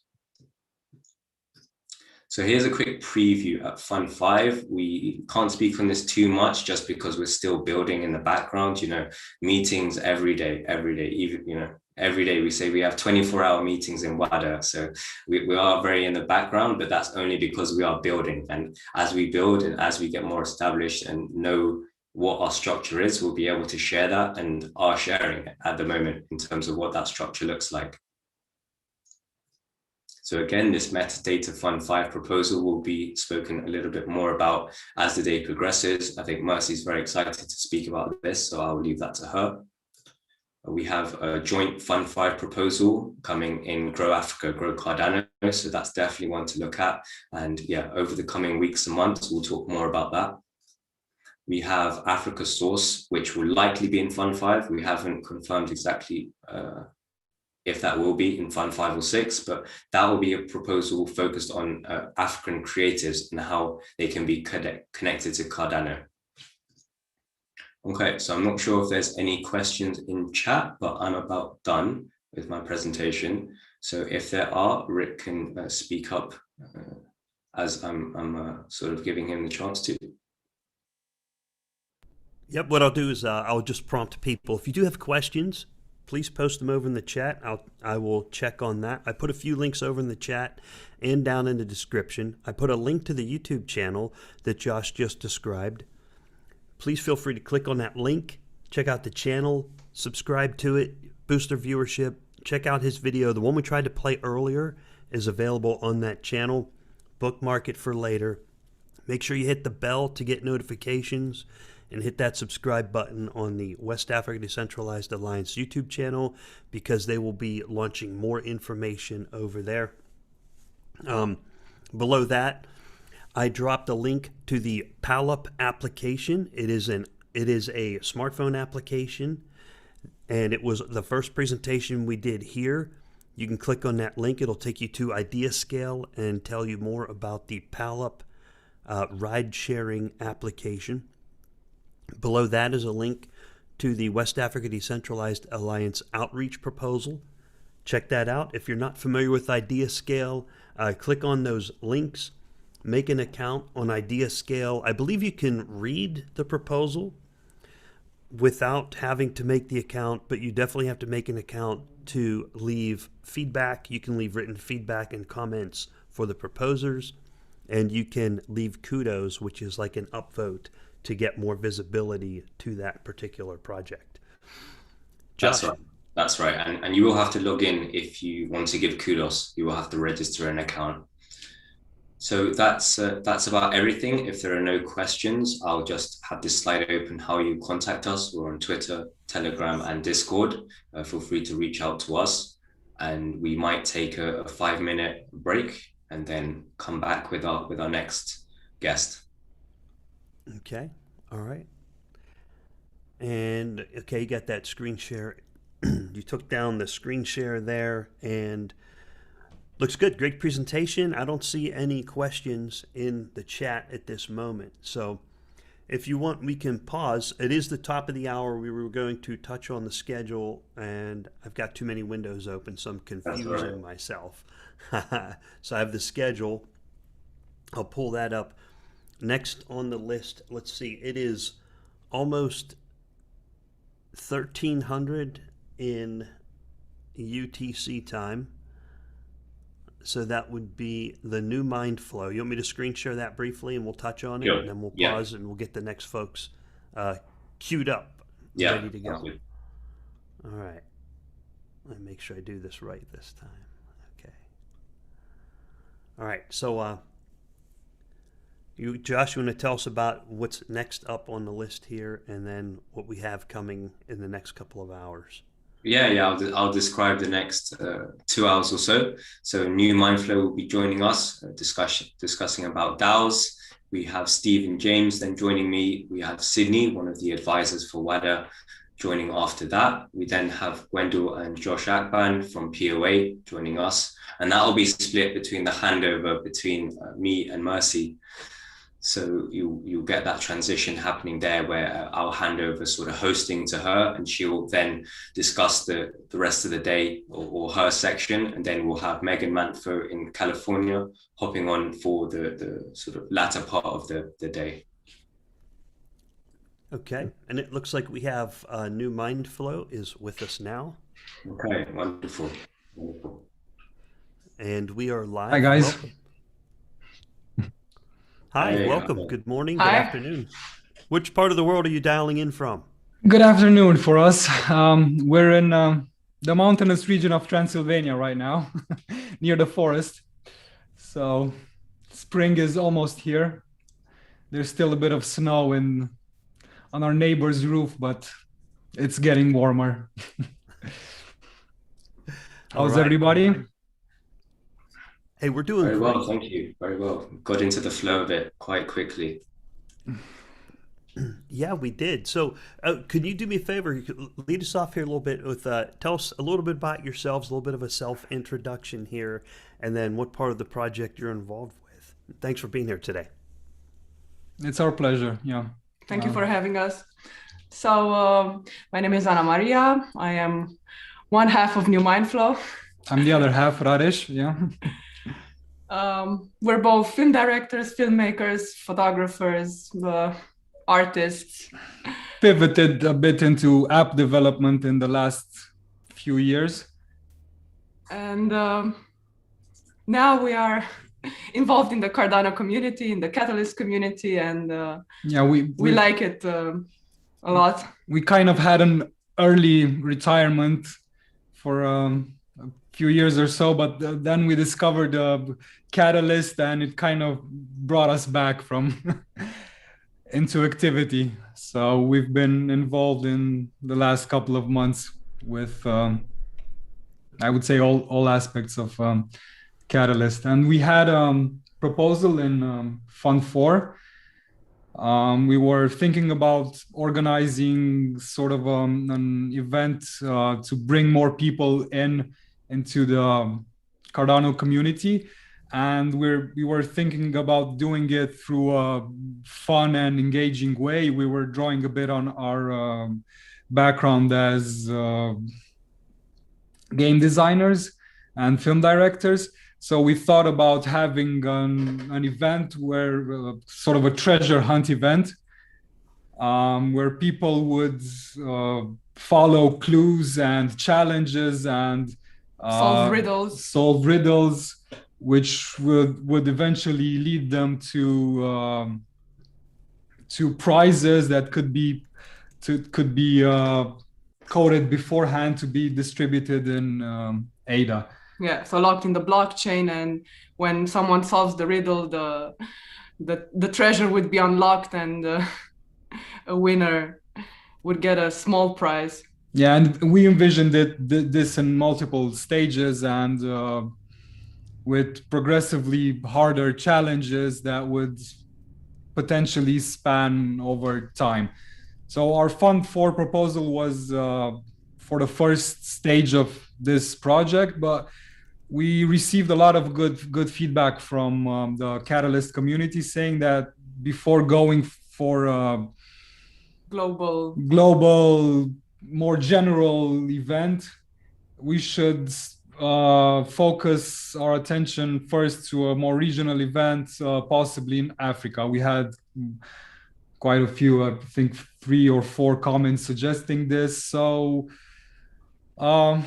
at first we didn't know what to, because personally we don't have a lot of experience with Africa.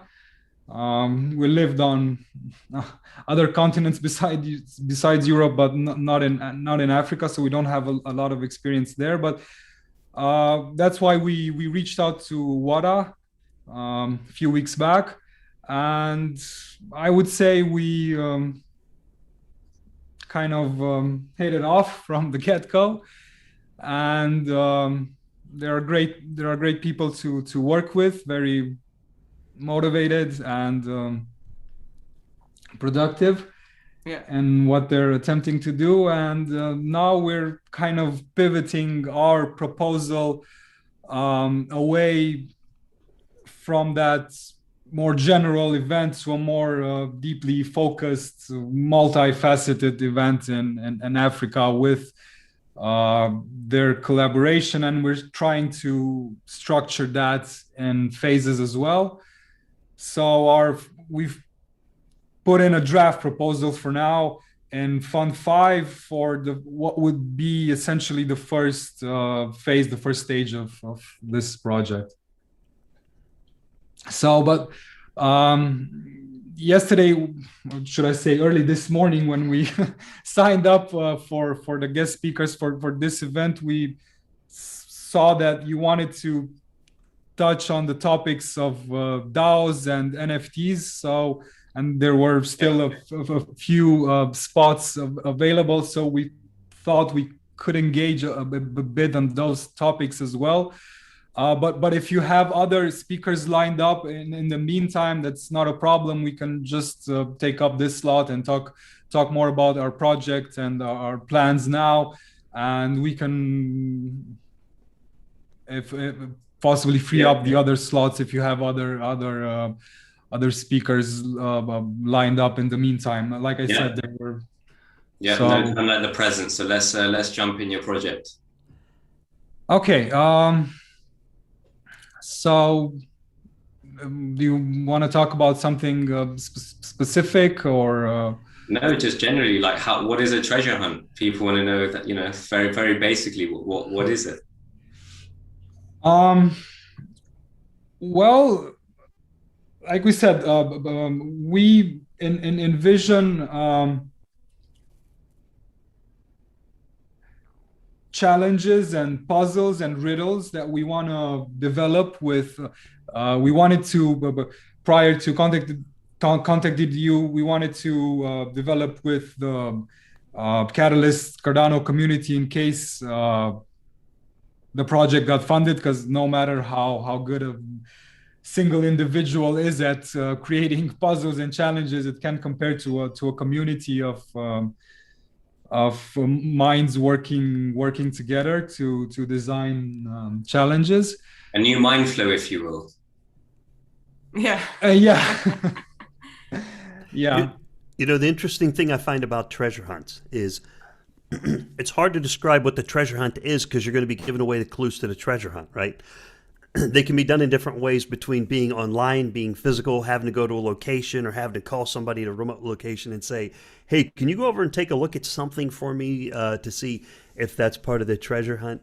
And if anyone has ever read the story of Cicada 3301, Google that at some point. I'm putting that information out for the viewers. And for the viewers, I also put the new Mindflow Project Catalyst proposal. I put a link over in the chat. So if you want to click on that link, go check it out on IdeaScale. If you don't have an account on IdeaScale, go ahead and make one on IdeaScale. But I'll go back to Cicada 3301. Have you ever heard of that? It's really obscure. Anyone ever heard of that? Cicada 3301? So with that... We've heard of that recently as part of researching for this project, and I'm glad you mentioned all the ways in which treasure hunt can be done, because we were actually considering of implementing into our project all those ways. So COVID restrictions allowing, we were planning for both physical interactions, online interactions, possibly even more obscure interactions like hiding clues in a piece of text on a book. So you would have to possibly, let's say you had an AR app on your phone, and when you scanned or when the app detected that you were pointing your phone to that particular page, that particular or a piece of music, if that was another option, a certain clue or challenge would be unlocked. And as you mentioned that you would call someone and ask him, hey, can you go there? We envision this treasure hunt as a team effort. So you can sign up with other 3 people. So there, if you want, of course, you don't have to, but it would be easier to solve a challenge that can be from I don't know, physics or mathematics or literature, and one of your team members might know the answer. And we also envisioned a possible 5th member of the team that would be a scout that you could contact through the app, and if you figured out where the physical clue in the world is, then you can contact a person and he would go for the team, and together they can solve the riddle and get the prize. And what will happen is people start to solve it, the teams will form up and they'll figure out, oh, we need someone, like you're saying, someone with a literature background, physics, astronomy, whatever the case may be, mathematics, to try to solve it. And that's kind of fun. There have been a few treasure hunt like things, and then teams do form. They'll like join forces on Reddit. They'll join forces on Discord, and it makes it a lot more fun and entertaining or engaging for the treasure hunt. So I think it's a brilliant idea. Yeah. Because obviously you can go at it alone, but it's much harder if the challenges are spread up wide enough across multiple domains. It would take a longer time for a single person to solve it.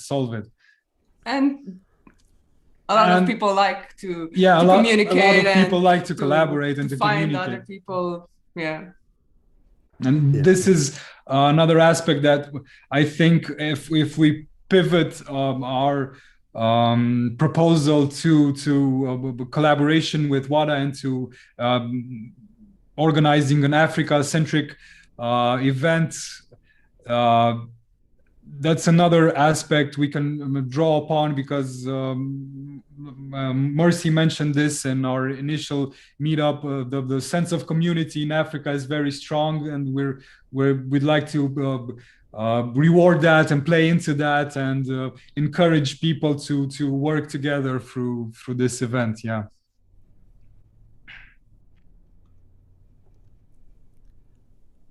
Wow, well, thank you for the great ideas. And for anyone who hasn't Googled the story of Cicada 3301 yet, check that out. That is very interesting, where it was a treasure hunt designed to get, I guess, some of the early minds in crypto to come together, and maybe a screening process to figure out who can actually solve these cryptographic puzzles.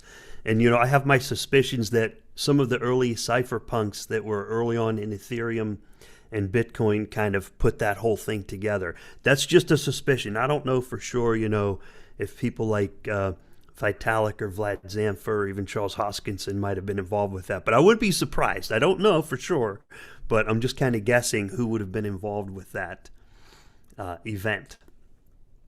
So, all right, check out the link over in the chat for the Idea Scale project from New Mindflow for the treasure hunt. And what do you think is coming in the future for the treasure hunt? Are you going to try to get funding to supply the prizes, or is it to build the infrastructure required to build a large scale treasure hunt?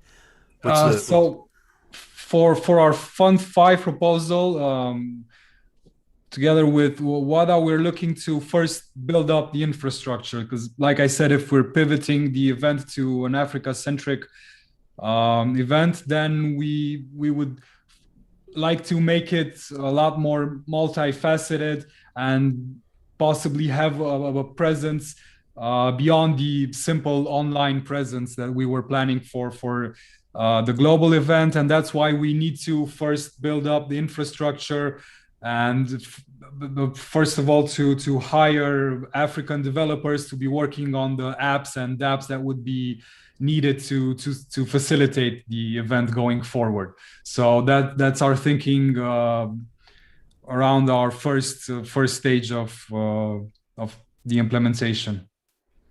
Okay. Well, that's good, because you have time now. I mean, with these COVID problems and restricted travel, that buys you several weeks or maybe a few months to get that built up, so that when you start deploying the treasure hunt infrastructure, the world will be a little more opened up. But, we can always leverage the internet like we are now. Yay. Exactly. I mean, we can even talk a little bit more about how that infrastructure might look. Do you want to discuss that?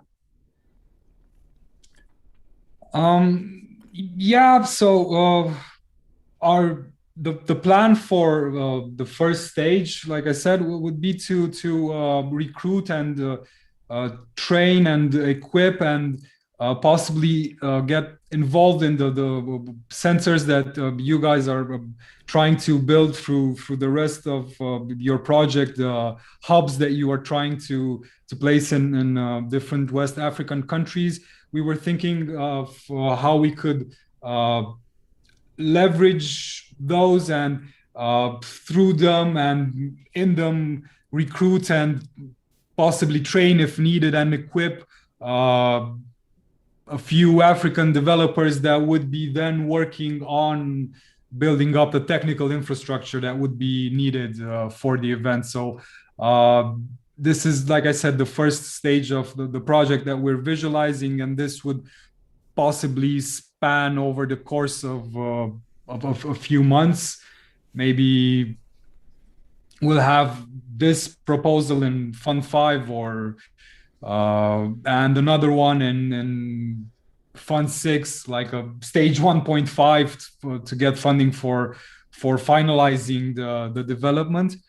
And then we could move on to actually starting to implement the project itself, to starting to develop the challenges and starting to build on participant involvement and on marketing, because obviously that's gonna play an important part in the whole event. People need to find out about it in order to want to participate in it. And actually, we had a thought regarding this that was kind of born out of a conversation that we had with you guys that you mentioned, because our initial project for how to market the event was to create a series of short films around what would stage of fictional, let's call it stage of the treasure hunt play out, and release those. And that would be also good training for us and for the community in building a series of challenges for that fictional first event, and have it also serve as a marketing of a tool. Now we're thinking that maybe since we're pivoting our focus to West Africa, it would be a great boost for a project if we could get, with your help, obviously, some local celebrities involved in promoting event, maybe some local famous actors or musicians involved with promoting the event. That would offer the project a lot more visibility and help draw in people to the event. But I have to come back a bit and stress the fact that this is not just a promotional event, so a treasure hunt for the treasure hunt's sake.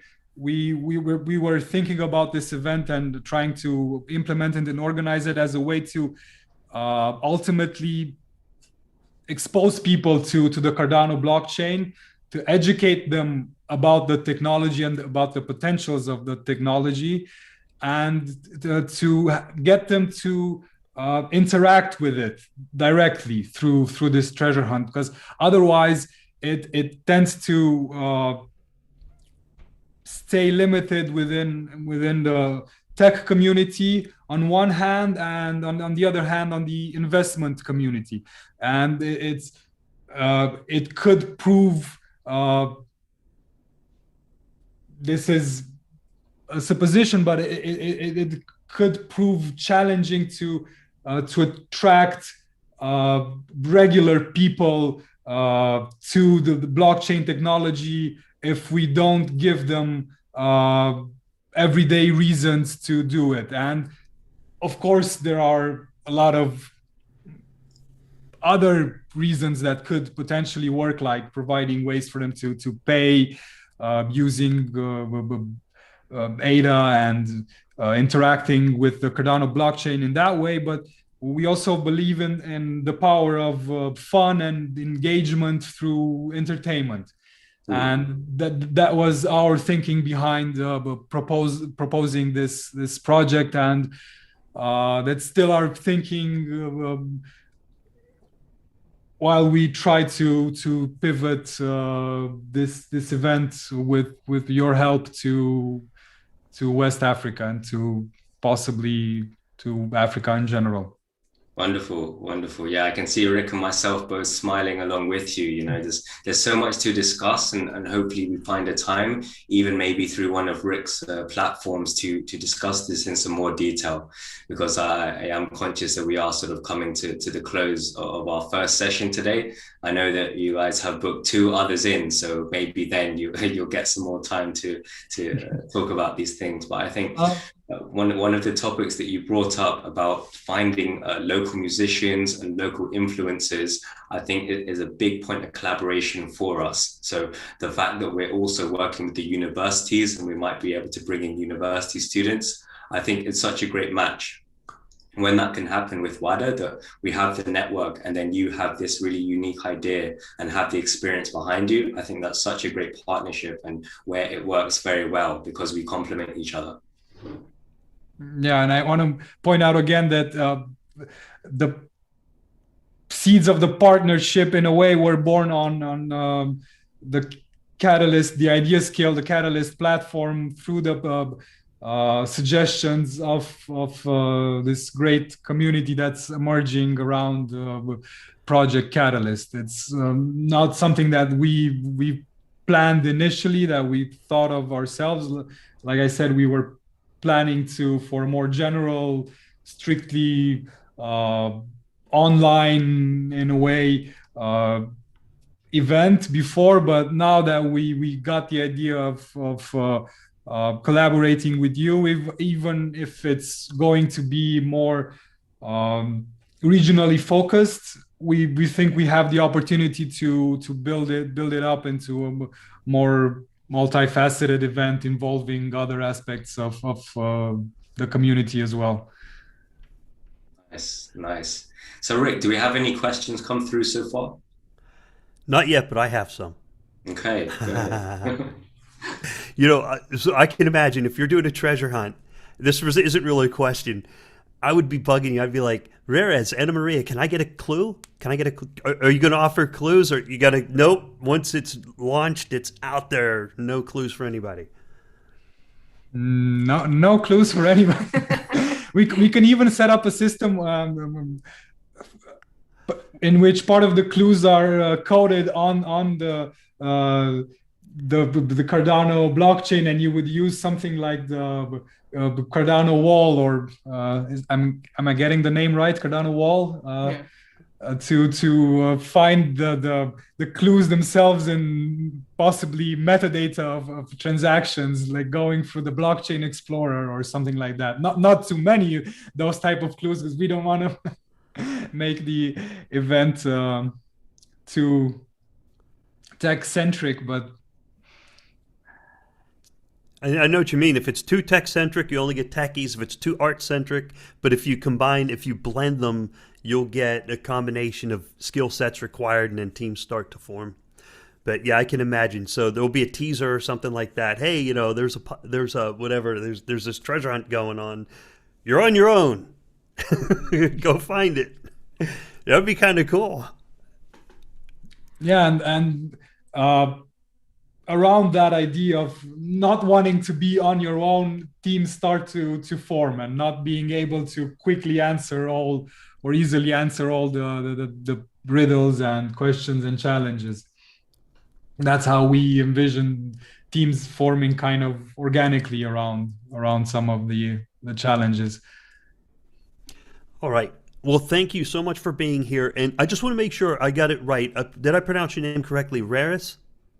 It's Radish. Radish. I pronounced it American style. I used my American style of English to pronounce it. And you were pretty close. You're actually quite close. It's a rolling R, and I know that's difficult for English speakers. So I once tried to learn French, and it was so rough because I really can't roll my tongue on it. So yeah, if it requires the tongue roll. And Anna Maria, and your last name is Kofazedi?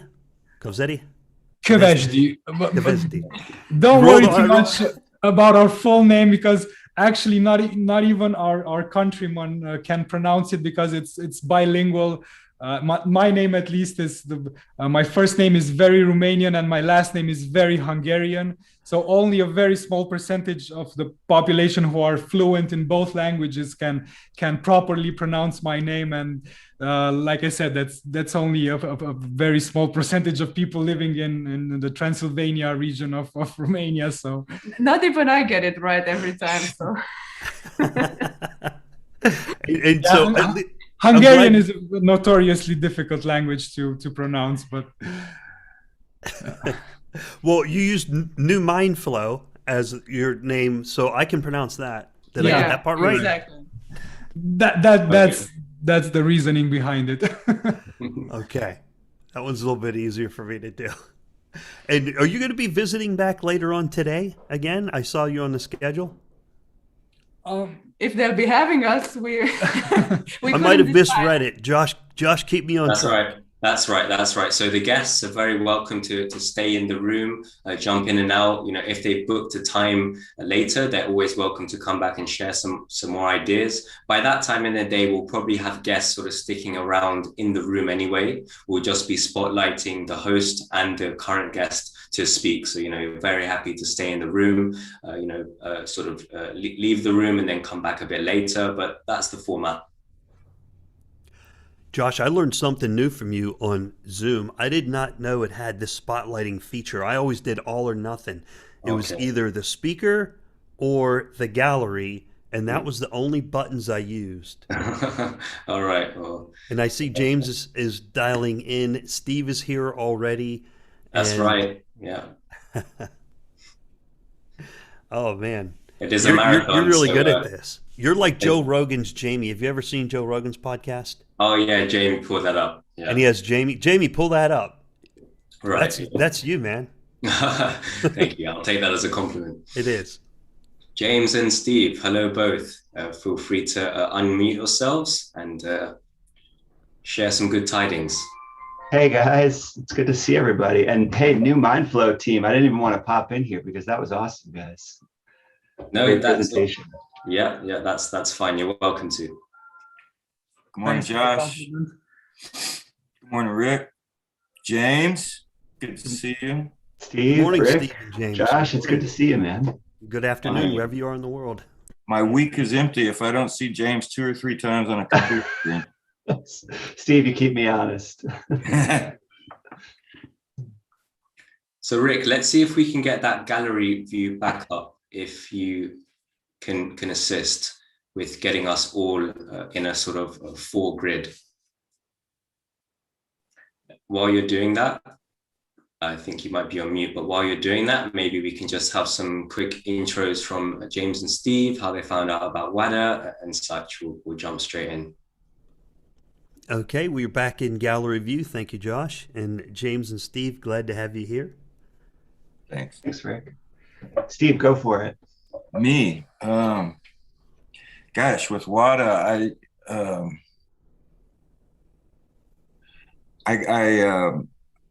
I bought into Charles' idea that this was a great idea, that they go to Africa, that they really, do what they could to introduce blockchain and Cardano to Africa.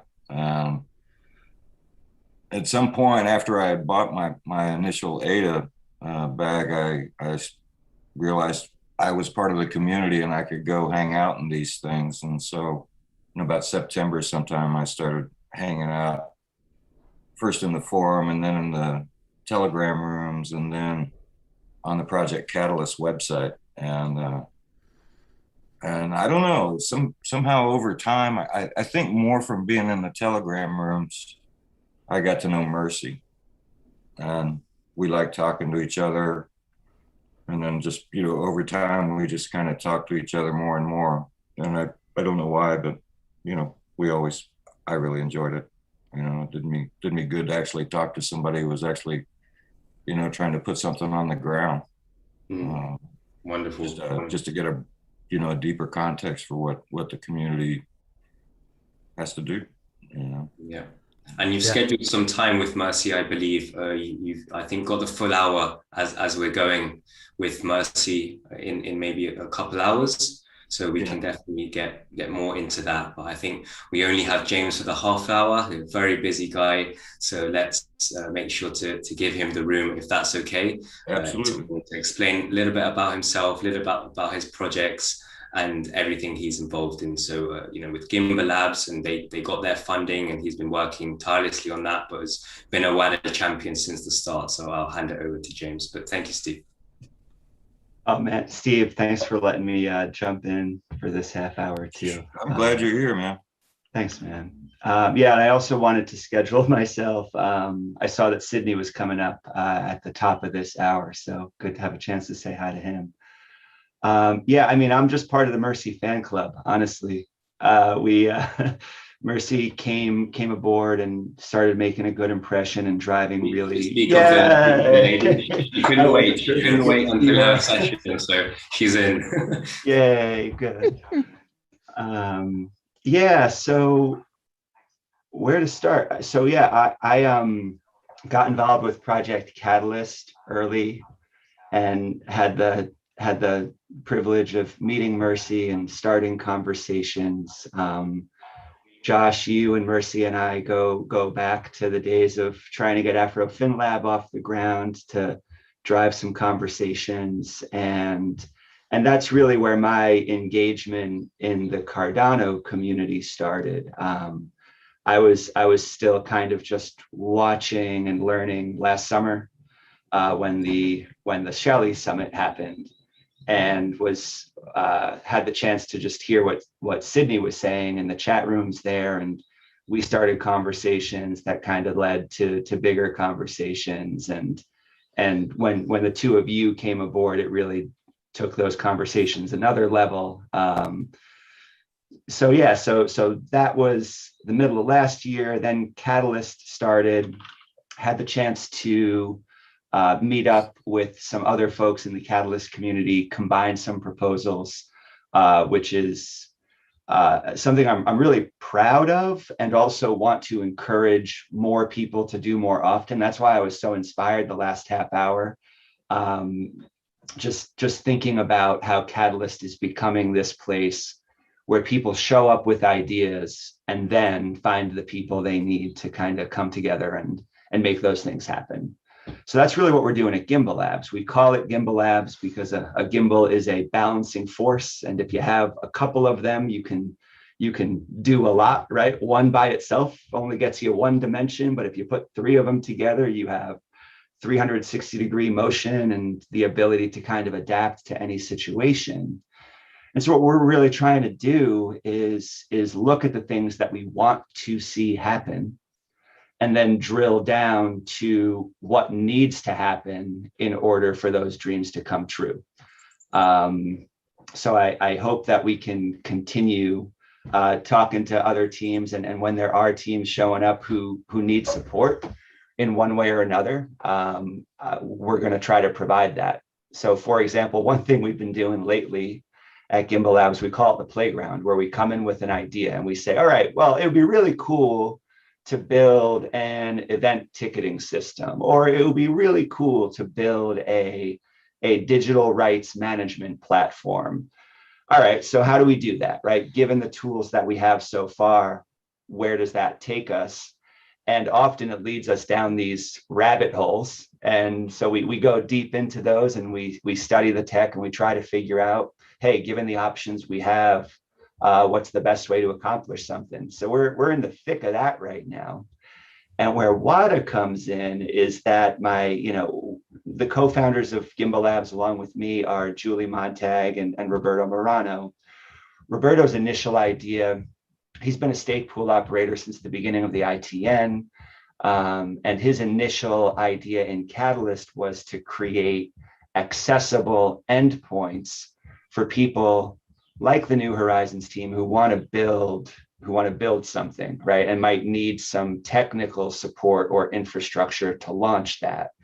So Dandelion APIs provide that, but there's also a lot more that we need to do. For example, if Roberto's serving up these APIs, he shouldn't be the only person doing that. So over the next few weeks, what we're hoping to do with Wada is use a containerized process for teaching people to be SPOs.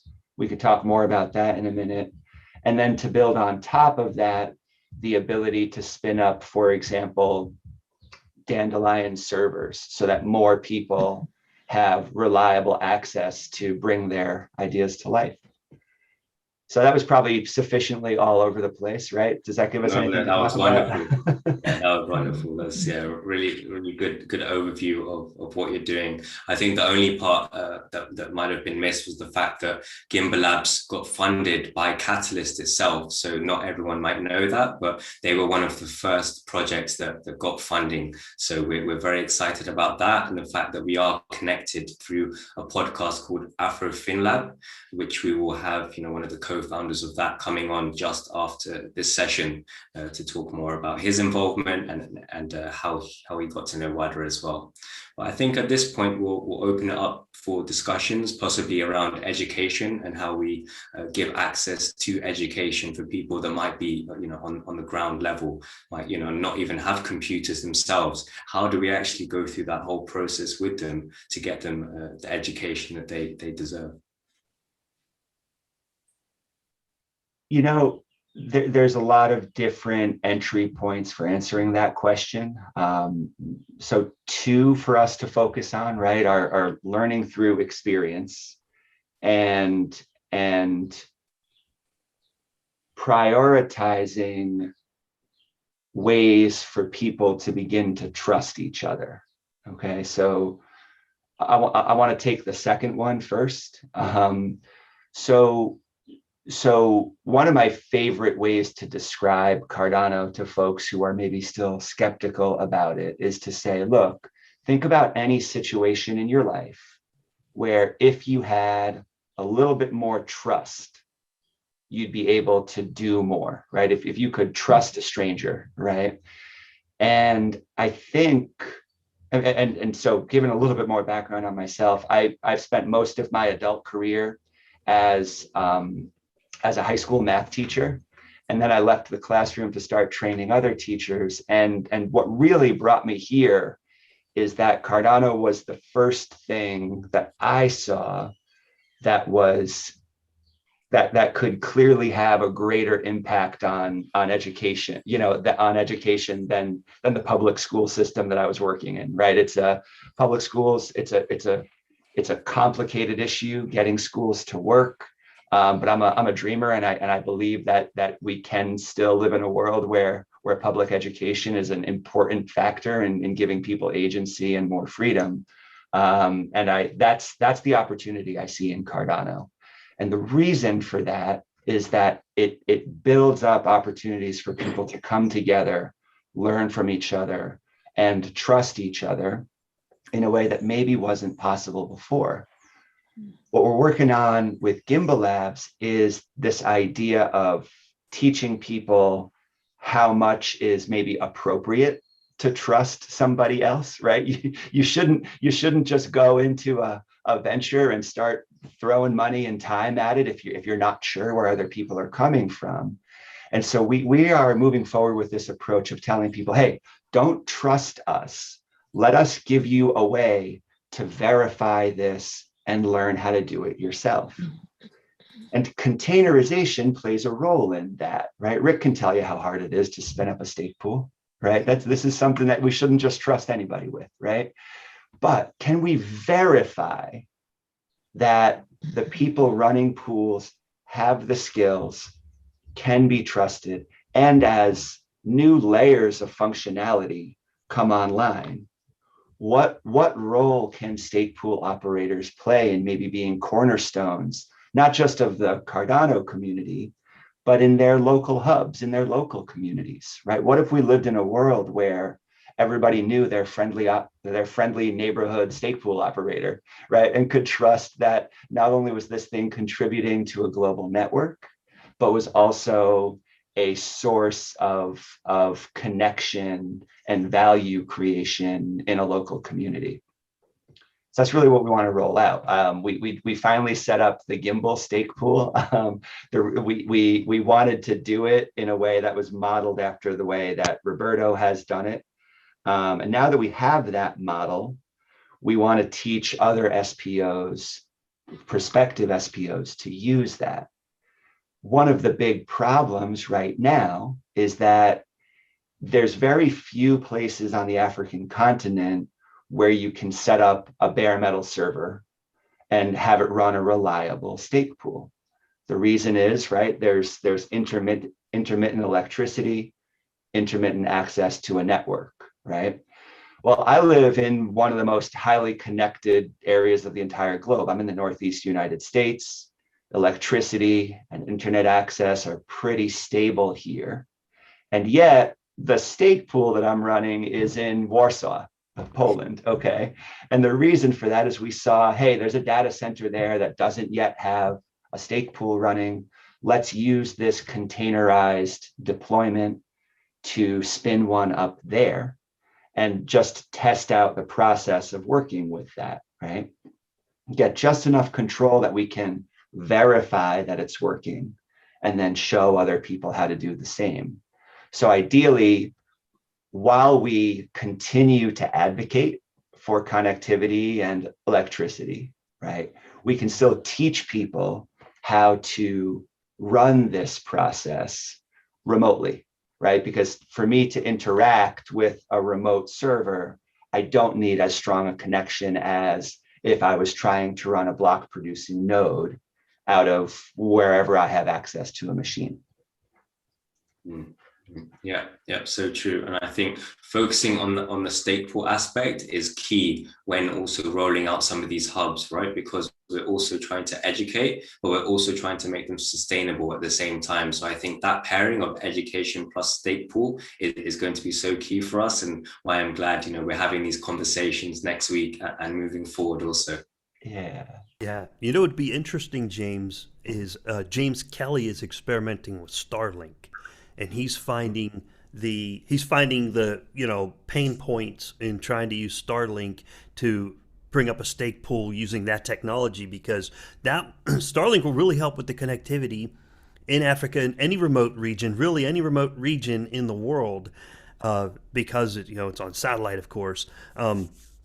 But he's finding just little bits here and there that I've heard from him. So I'll talk with James Kelly and maybe get you guys in touch, and he can give you some feedback on maybe what he's seen so far as he's trying to bring up the node, because it's doesn't work the same as the regular public internet, where if you connect through a wire or a fiber or whatever the case may be, there are some differences, and so he's working on that. I'll let you know that as well. Awesome. Another cool thing is, would you be interested in that feedback? Oh my gosh, 100%. And I mean, and you think, I think Starlink is going to play such a critical piece here, right? I think a lot of us in the Cardano community, it's kind of a meme to try to engage Elon Musk, right? But there's going to be a moment when it happens, right? And when people see, oh, wait a minute, stake pool plus Starlink means freedom for people who maybe haven't had it before, right? Or for a new level of self-efficiency. Like, that moment is going to happen, right? And it's when it does, it's going to happen so quickly. And so what we can do to kind of make that moment come sooner is just fund the first couple of Starlink connections, and then show that it's working with stake pools. And then this community run stake pool, right? This Wada hub run stake pool funds the next Starlink connection, which then opens up another pool and another connection. And suddenly there's going to be this critical point where it's like, oh crap, right, okay, people have figured it out. People have done that hard work of how to make a stake pool work over Starlink. And now we've got documentation that we can just share with anybody. And right, and there's no intermediary here, right? It's just open source tools, and then access to the infrastructure itself, which in this case, I do think Starlink is really promising. Maybe something else is going to come out of the blue and surprise us, but for now, that seems like the best thing to prioritize, right? And once you see that you can combine those two things, and then you throw a Dandelion server on top of that, which gives everybody in your community access to building solutions on Cardano. Maybe this becomes part of the scavenger hunts, right? I just think there's a lot of moving pieces, and each one moves the other one forward until we're all going to wake up one day and say, oh, wow, okay, like the idea, people get the idea now. Yeah, and James, I did have a question in the chat. Oh yeah. It was from Kellen Abrahamus, and it says, "How do we get in touch with this information and education?" So I'll come back to that question in a moment, because what I tried to do was I went on IdeaScale and I searched Gimbal Labs, spelled GIMBALABS, and the responses are not very good. So IdeaScale needs some work. And we need education on how to use IdeaScale. Then I searched James, and it came up Gimbal Labs. Okay, so the question there, I can screen share and I'll show you guys exactly what I mean in a few minutes. But the question was, how do we get in touch with this information and education? I can drop a link in the chat. James, do you have anything you'd like to say on that? So for now, the best place to go is we have a Discord server that's kind of serving as our initial hub, and I'll grab a link for that in just a minute. And maybe I can let Steve talk to this, like how the conversations in there have been evolving. I mean, basically the grand experiment is if we throw a bunch of people in to a place where they are open to what they're trying to figure out and trying to understand, and open to bringing ideas and looking for collaborators, good things happen, right? So we're asking people just to throw their hats into the ring, start working. We are trying to create a space where people can engage with as much autonomy as they want, right? We in this world where we are starting to generate new wealth, ideally the outcome is that is not stockpiles of wealth, but just more people spending more time doing the things they actually want to do, right? That's what money is supposed to do for us, right? Is give us the time to engage with the world in the way we want to. I know it doesn't always work out that way. This is the heartbreaking thing for me about DeFi, right? DeFi is all about just making number go up, whereas wealth is about using your time the way you really want to. So we're trying to build a spot where people can show up and say, look, in a perfect world, this is the thing I really want to work on, and I need help doing it, right? So where does the reliability for that come from? And so, if for people who are just showing up, it can be a little overwhelming to pop into that Discord server at first. And I just want everybody to know that we recognize that. That's kind of by design, because we're kind of still in the storming and coming together phase. But what starts to happen is people come together and they say, oh, you know what? Your idea and my idea, those actually do support each other. Let's go study that for a little while and let's see what comes back.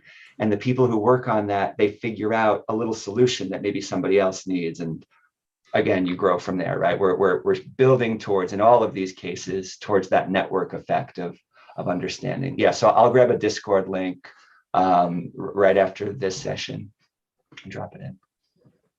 Okay, we'll get that in there. So the Discord link and IdeaScale. I know I've mentioned it a few times. Thanks for answering that question. I think you covered that very well. If you want, I can share the idea, screen share that real quick. Yeah. I think we're okay on time. And next up, let me show people that briefly here, because I keep saying the word, but it's better if they look at it. Let me make sure I do it correctly. And there we go. So here's the IdeaScale, Cardano.ideascale.com. I searched Gimbal Labs, like I said here. So IdeaScale does still need some work, and I think we need some training on how people can use it effectively. What's the easiest way to find the information I'm looking for?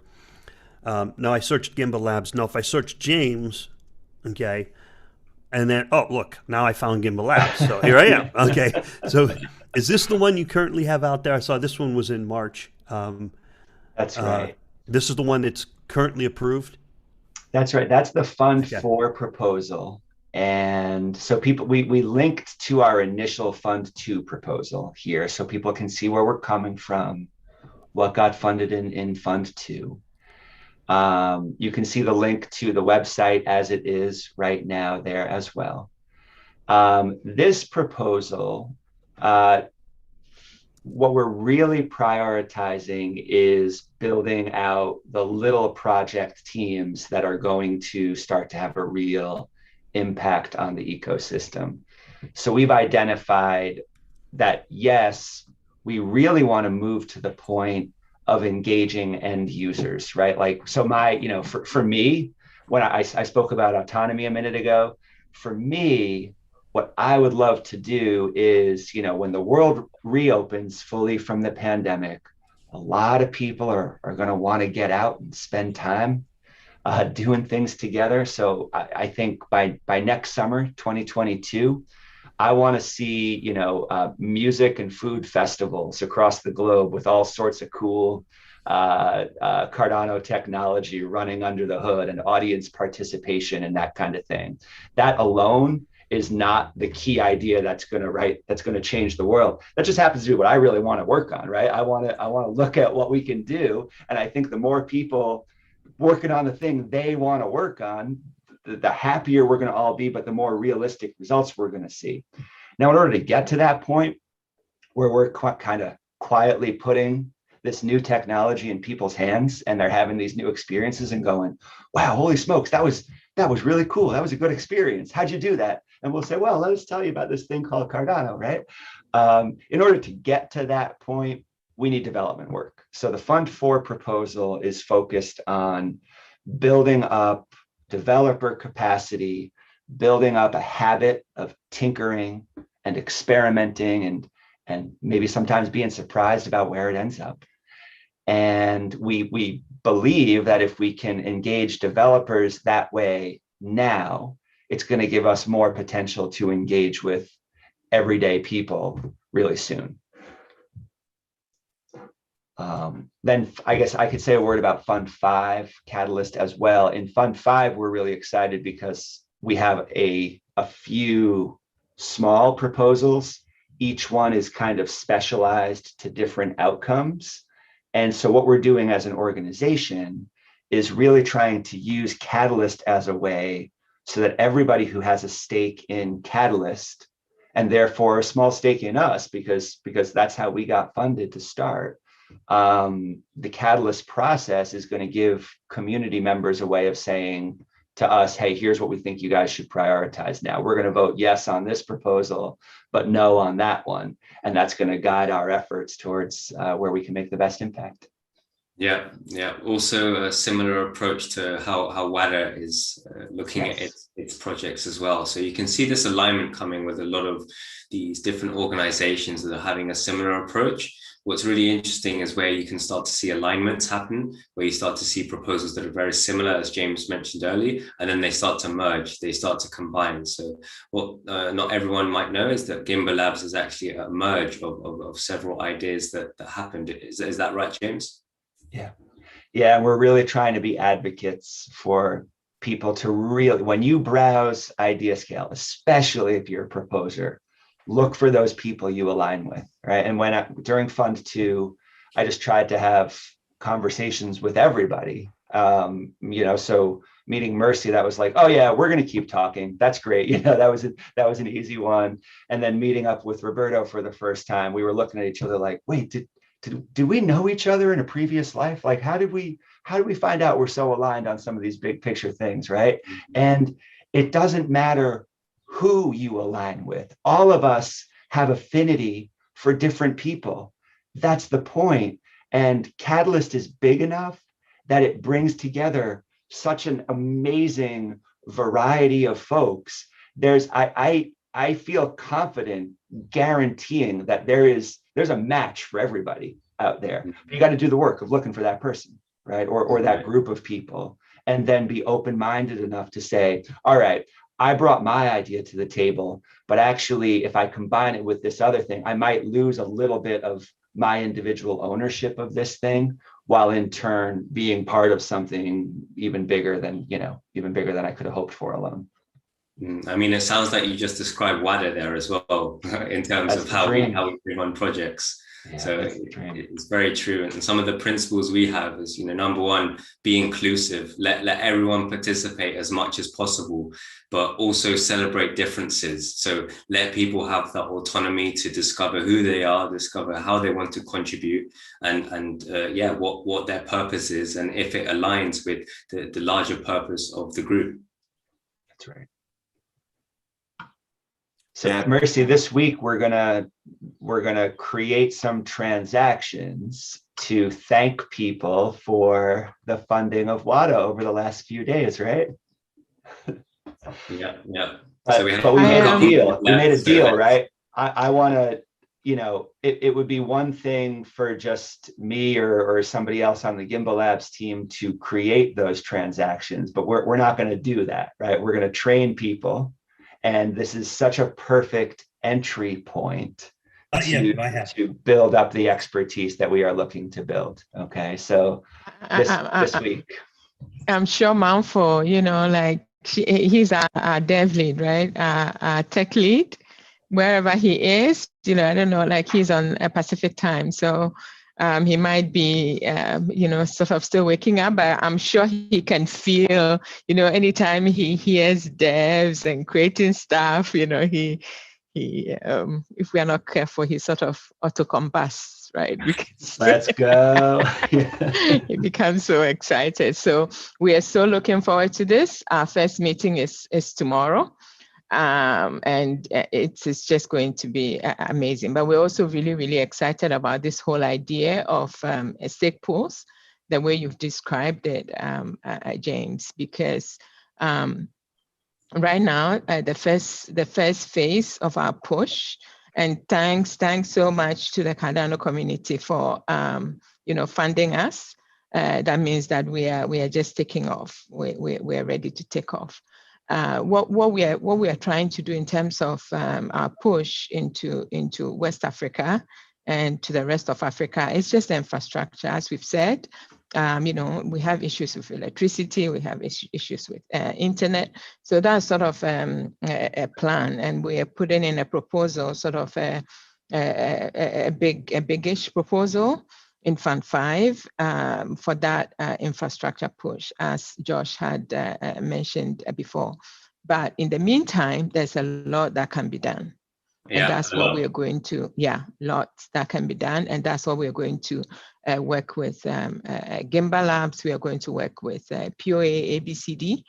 And also we might be bringing in Cardano, Stake Pool, XYZ. So there's a big collaboration going on. Devs in West Central Africa, they are ready to roll. So we can't wait. All right, yeah. I'll just wrap up here. Just say thank you, James. We have thank you for joining us for Gimbal Labs presentation. We now have Sydney Nichols with us, who will be spending some time, maybe about half an hour. We'll be talking about a number of things. We'll be talking about Afrofin Labs, one of the co-founders over there, and one of the ways that a lot of us actually met each other, so it's such a privilege to get time with Sydney. He's been, one of the first advisors at Wada that we had, and is still going strong in terms of that sort of collaboration. So welcome, Sydney. It's really good to be here, and it's really good to see everyone. Wonderful. Absolutely. Hi, Sydney. Welcome. James, everyone wants to say hi. We're too excited. Go ahead. Yeah. Hey, Rick, how are you? Yeah, everyone. It's so good to see everyone. Sydney. It feels like a proper Sunday in my house now. Yeah, right. Exactly. Yeah. What we started a year ago, or almost a year ago. Yeah, it's been a really exciting time, a really exciting journey, and a lot more the life is going to show us. All right. Well, Sydney, glad to have you here. Josh, a few housekeeping items at the top of the hour. Right now, we are broadcasting in gallery view, so all 6 of us are going out. It looks really good. So if you want to shift the focus to Sydney or leave it in gallery view, either option is fine. And Josh, you're doing a great job coordinating. I wish I had you all day, but I know it's late on your side of the world. And we'll get rolling into Sydney whenever you're ready. Are you good with gallery, or you want to do the focus thing? It's up to you. I'll do both. So I think I figured that out. So we're happy to go ahead with that. Just in terms of a little bit of housekeeping things, this is the Wada Marathon Live. We're discussing all number of issues to do with how people came to Wada, their stories, and what they see for the future of Cardano and Africa. So if you have questions, please leave them in the chat. If you want to come on the show, or if you're a First 50 Wada Foundation member, please get in touch and we'll get you up to participate.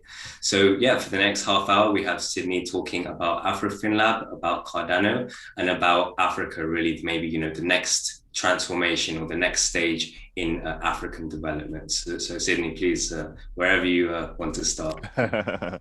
Yeah, so I guess I'll start where all of this kind of started from. We were at the summit last year, a bunch of us, and in the chat room, I was just looking for people that were interested in what was going on, you know, in the diaspora and going on the continent, because what I recognized in the blockchain space over the past couple of years is that there really wasn't a whole bunch of diversity that was occurring. So there are people that were building this remarkable technology, but there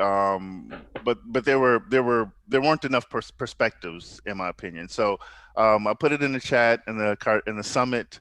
James was the first person that reached out, was like, hey, what's up? Yeah, let's do it. You know, and then we had some other folks that that joined us as well. Of course, Josh presented, Josh Akpan presented at the conference. So I reached out to Josh. Josh got back to me, and then we started this kind of collaboration. It was just a you know, bunch of folks who you know, kind of resonated with each other. We were kind of on the same wavelength about what was going on with the technology. We were on the same length about, you know, what was going on, I think, in the African-American community and how we wanted to help.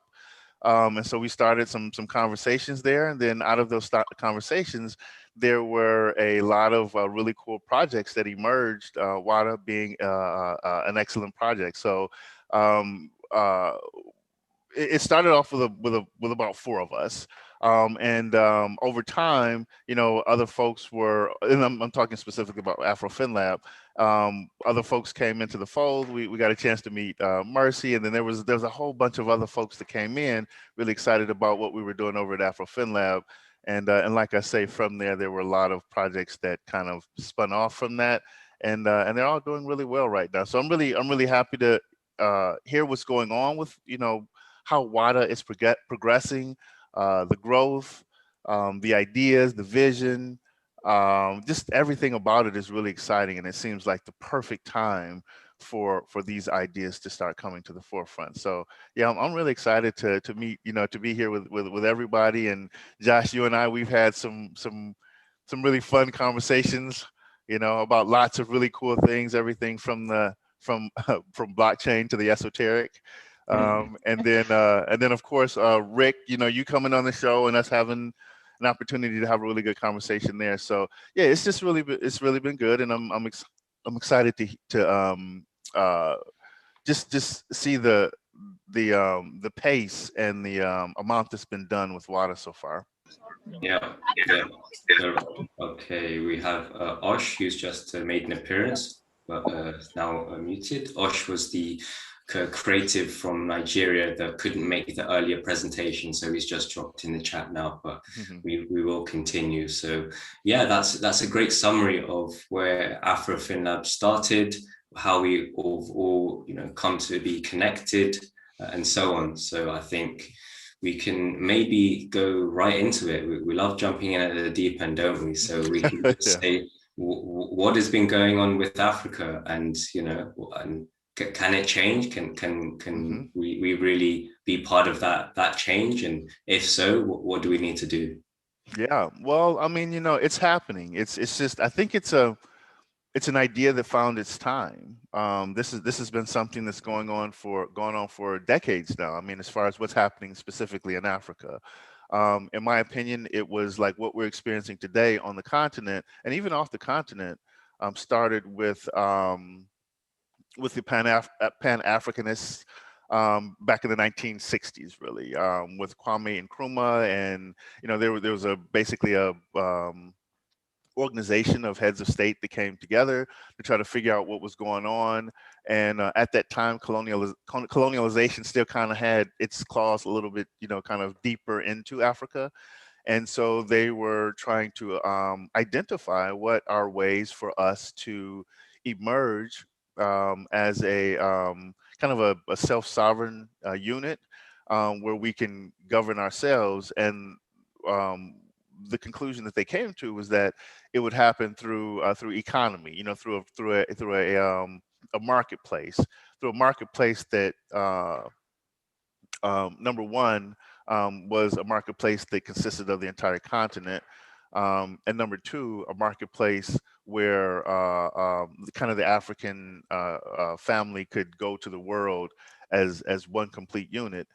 So in my opinion, that's kind of there's been a drumbeat of that for the last several decades, and it came to a head really this year, in January of January 1st of 2021, which I personally believe was the biggest event that has happened since you know, since colonization and slavery. In my opinion, there may be others, but just based on what I know, I think it's the biggest event that has happened, which is the launching of the African Continental Free Trade Area, which lowers a lot of the barriers that have been artificially put in place on the continent, which allows many of the different countries in Africa to start putting in you know, the rules of the game, basically, for trading with each other, and growing the economy of the continent. And actually, when that event happened, it created the largest economic bloc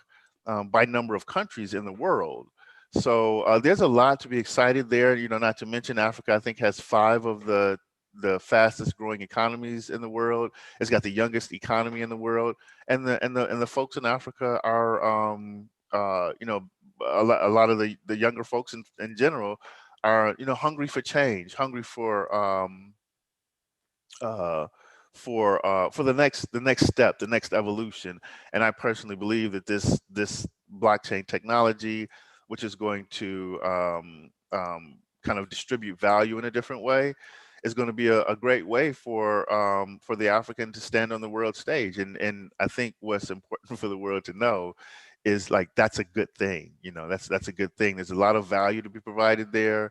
There is, in my opinion, I think it'll be a really good thing for the entire world. So what Wada is doing is facilitating, you know, some of those inroads that are getting started, whether it's, you know, on the ground with helping people, educating people about the new technology and about what's coming for us in the future, and then also connecting, which I think is a very, very important piece, is connecting the continent with the diaspora, because I grew up in the diaspora as a descendant of a slave, or slaves, because both on both my mom and my dad's side, you know, their descendants were slaves. So, and I live in the Metro Detroit area, and I grew up in the Metro Detroit area, and there can be a lot of things that go on that, you know, make people wonder, you know, like, you know, from, you know, just things that are not healthy, things that would not be healthy for any human being. And I came to the conclusion at some point that there's nothing really that we're going to, well, being taught our history and understanding the true contribution of the African continent to the entire world is probably the most important thing to happen to Africans in the diaspora in order to bring them out of the kind of the sleep that they've been in. It's just, you know, it's a pride, it's an understanding, it's a truth that's necessary in order to, you know, help people understand where they came from, so that they can know where they're going. And right now, in the US, we haven't really made it to that point yet, and we still are, you know, just trying to find our way. But I sincerely believe that until we, you know, remember, in a sense, who we are, where we came from, and our contribution, and allow ourselves to go there and continue to contribute to the, you know, world and the global, not only economic in an economic fashion, but also in a social fashion, and all other types of ways. We're just going to kind of be floating around a little bit. So that's what kind of brought me, that's what excites me about what Wada is doing. That's really one of the things that, I know people are going to get super wealthy, and they're going to have big bags and kind of grow and all of those types of things. But for me, it's fundamental, kind of an issue of how do we lift ourselves up, because I have a lot of people that I love very deeply who grew up in the communities that I grew up in, and they didn't have the kind of the resources or the opportunities that I had. So, but they're all wonderful people, and I just think it's time for them to be able to participate in the world economy, and feel comfortable about reaching out for their goals, just like every other culture on the planet. So yeah. Wonderful. That's a great overview that we had there. And I will just say, we talked briefly about Africa and everything going on the continent, and it's a big question, so you handled that very well. I think it will be a good idea if we start to break that down a little bit. So maybe talk a little bit about crypto. So we at Afro Lab, we try and make this crypto nonsense make sense. So how about if we were speaking to the average African person who is not that knowledgeable, what would you say to them about Cardano or about crypto that would really get them interested, do you think? Yeah, I think the way that I kind of think about it is it's an opportunity, really, at the end of the day. Crypto itself, in my opinion, is just an evolution of money. Long time ago, there used to be the barter system. The barter system cannot support a modern civilization. It's still a great concept. In small communities, you can barter and things are fine. But the complexity of our, how we live today, our society today, can't be supported by the barter system. And neither can, in my opinion, the economic of the system, the economic system of the future, be supported by traditional fiat currency. So, in my opinion, part of this is just an evolution of money. There's so many things that are changing. Not only do we have crypto here now, but we have artificial intelligence, robots. There's so much that's kind of coming our way right now, and the way that the current financial system is constructed, it can't support the myriad of transactions that are about to occur. All kinds of transactions. Whether these are transactions of selling and buying goods and services, or transactions of one of the technologies inside of crypto is a technology that allows you to basically, this is where it starts. Crypto is always, it starts to get a little technical, but just kind of in a general sense. I think I'll kind of leave it there about the transactions and those things starting to change, and there needing to be a technology that represents those transactions, because they're going to be a lot different than what they are today. And that's what crypto is. Crypto is part of what crypto is to me. It's of course the decentralization of money. So it's removing the third party. So majority of the way that business happens today is that there's typically a third party, or more than one third party, that sits in between the buyer and the seller, and they kind of take their pieces of the pie as the transaction moves through. And that function is, in a sense, being replaced by cryptocurrency, and it's just going to make things a lot more, a lot smoother, and just a lot more efficient. So there's the decentralization of the cryptocurrency, of the financial world. So we're kind of taking the middleman out, and then there's the efficiency that's occurring as a result of these crypto protocols being able to support many transactions. So it's an exciting space. I'm just blown away. Cardano is like the protocol that I have looked at and compared to other protocols, that I like the way that they build. I like the the process that they use to build. I know that the market is kind of forcing them to get things out a lot faster than they would like to have them out a lot faster. But I like the pace that Cardano is building at, because basically what they're doing is they're creating something substantial. They're creating something that's going to, you know, stand the test of time. They're thinking through it, and they're thinking from first principles, you know, from the beginning, building from the bottom all the way up in order to support this new financial system that's coming our way. So yeah, I'm really excited about what Cardano is doing. I think it's a remarkable protocol. The folks that have, all of the folks that have participated, from, you know, Charles, of course, from all of the engineers over at IOG and Emergo, and, you know, the way that the foundation has matured and continued to grow. I just think that once Cardano is fully live, and you know, we're running smart contracts, you know, we have some dApps on the platform, that it's going to show itself superior.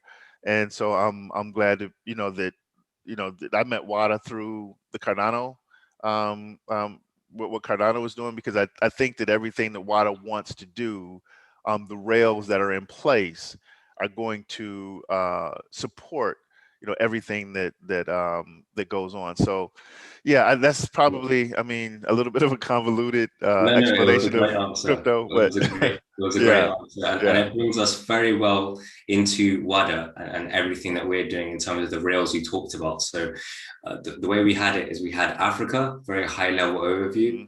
We've then gone through crypto and why the average person in Africa should care about it. I think now if we talk about Wada and how that whole system is working through a Wada structure of organization, can you talk a little bit on maybe the network aspect of a system like this and how that would look, and even maybe a bit of the marketing that might be involved in a process where you're bringing in hubs, you're bringing in projects, you're bringing in investment, so many different areas and systems we're working with.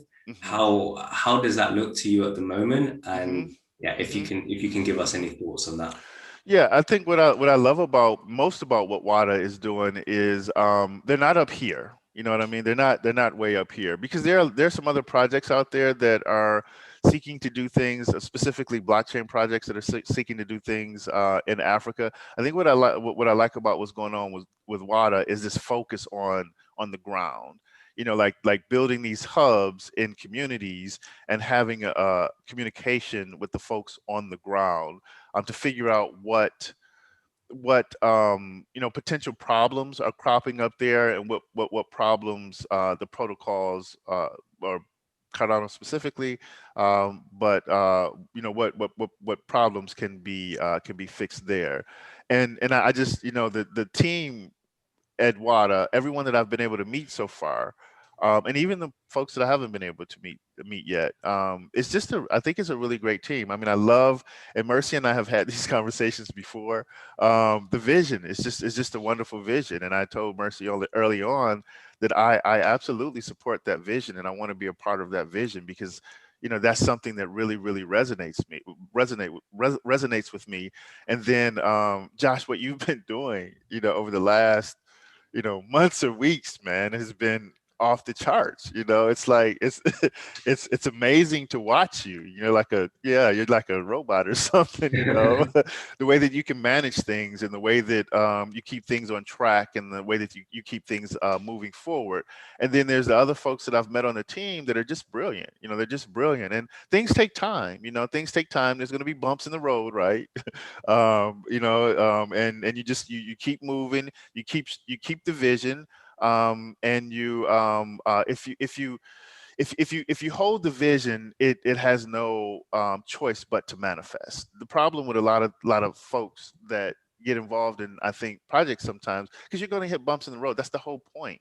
The whole point are really the bumps in the road, you know, because what they do is they refine your idea. You know, they bring you to the final conclusion. There's nobody who's created anything worthwhile that didn't have resistance. you know. So yeah, I love what Wada's doing. I love that these hubs are being built on the ground. I love that I get to participate in it, and be a part of the change. And I'm continually looking at ways to uh, uh, um, understand WADA and what WADA is becoming, so I can properly explain it to people in my local community, because these are people that have no crypto experience. They have no crypto experience at all, and at the same time, they don't know that this organization WADA is working to better their current situation. You know what I mean? If they're looking for betterment in their situation, as far as how as far as dealing with what they look like here in this country. And I think that WADA is going to just kind of bridge that, or be one of the organizations that help to bridge that gap. And like I said at the beginning, I think there's this idea that it's a scary thing, or it's a bad thing. But I think what the world has to understand is that I personally believe that it's a really good thing. And just this idea of coming together with this new technology, and using it to lift the folks on the continent and in the diaspora, and connect them together. I think that is a good thing for the world, and I think that will bring a new kind of spirit, a new type of creativity, a new way of thinking, that will benefit everybody on the planet. So again, I'm just very excited to be a part of what you guys are doing. And the other folks that were, have spun off projects from AfroFinLab. Very excited to have those relationships as well. Right. And we'll definitely close with a little bit about AfroFinLab. But before we do that, I think we've reached really the ground level, as you said, right? We've seen the vision, we've seen, everything and the passion, but really it's the practical work that we need to get sorted. So one of the conversations we always have, Sydney, is what is the product? What is the product of Wada? And where are we starting with that? So if you just wanted to sort of finish up on your thoughts on what our product is so far, in terms of the consultancy angle we're going for as a starting position, and what you think about that. I think that would be key in sort of tying this all together. Had a good conversation over the past couple of days with Mindflow. And the consultancy, I think oh my God, there's such an opportunity for that, to go out and help, folks at the enterprise level, and on the ground, at the enterprise level, understand how to integrate this new technology into what it is that they're doing, so that they can stay alive. Then on the ground level, to be able to work with people to architect new solutions, to solve their problems, whether these are financial problems, or whether these are problems that stem from not having the financial resources in your community. So consulting is in my opinion, there's a huge opportunity. It's going to be amazing to see Wada move forward and put together some frameworks and some ways of working with people to understand how to architect solutions for whatever problems they're experiencing, whether again it's at the enterprise level, or if it's on the ground level, and being able to start down the road of solving the problems, in a architecting the solution to the problem, and then at some point getting to implementation. And then the education piece, huge. Being getting people started training on using and developing the technology is going to be huge in so many different ways. Not only them being able to start to think in a way to solve their own problem, solve problems in their own communities, but also to start leading the world in some or to start down the road of getting the education, so that and I think about it this way a lot, is I think different people think different ways. So you have different cultures that through their cultural influences approach problems in different ways. So you might have folks that live in the U.S. approaching folks and approaching a solution different than folks that live in China or that live in Japan, or you know what I mean. It's just cultural influences impact how we think about the solution to our problems. And I think the same way about the African. I think that there's a way that the African thinks, you know what I mean, and instead of being one-upping, the Westerner kind of thing, you know what I mean, that they can get to a place where like the thoughts that come through them are reflected in the technology moving forward. And that's really what I see. And I think that's one of the most exciting things about it for me is I think that once, the African kind of gets a hold of this technology and feels comfortable in their own creative thought, without any limits, because they didn't go to school or didn't, whatever, you know what I mean? They're not thinking like these other people. I think there's going to be some really, really cool things that come out of that. And that's something that I'm really excited to see. Wonderful, wonderful. I think that was a great summary, and we covered a lot in this brief time. So I think we can finish up with a little bit about AfroFinLab and maybe your plans or where people can find it and contact you. Yeah, absolutely. So we started AfroFinLab, and a few months back there were some changes for me that kind of pulled me away from it. And I still haven't gotten back to it. I'm kind of inching back up to it. It's not happening as fast as I'd like. But AfroFinLab is really a mouthpiece for these conversations to continue forward. My focus, of course, is on the continent and the diaspora, and so I guess it would happen in sort of an order. I mean, I'm in the diaspora, so I guess it would be the diaspora first, the continent, and then kind of the rest of the world. So we just want to educate folks on the opportunity over at AfroFinLab, which all of us are the AfroFinLab family. We just want to educate folks on what the technology is and how to just how to think about it in a way that they can participate in it. It's awesome. And a lot of people who have Cardano are going to do really, really, really well. And I think that's awesome. But it's way beyond that. It's really more so about how can we think about this technology in a way that solves our own problems, because the future isn't here yet. We're creating it. So it's not something that's happening, like it's not happening to us. It's something that we get to mold. So I'm excited to continue the conversation and to have more folks come on interviews, come on AfroFinLab, and we can talk about what is this future, and and when I say what is this future, I mean what are we designing? Because at the end of the day, this is not something that has happened. This is something that we're creating, and if we're deliberate about it, we can really solve a lot of the problems that have plagued us for a long period of time. But it's us, you know what I mean? We get to decide what the future looks like. Yeah, wonderful. And we'll drop a link for the website below in the chat.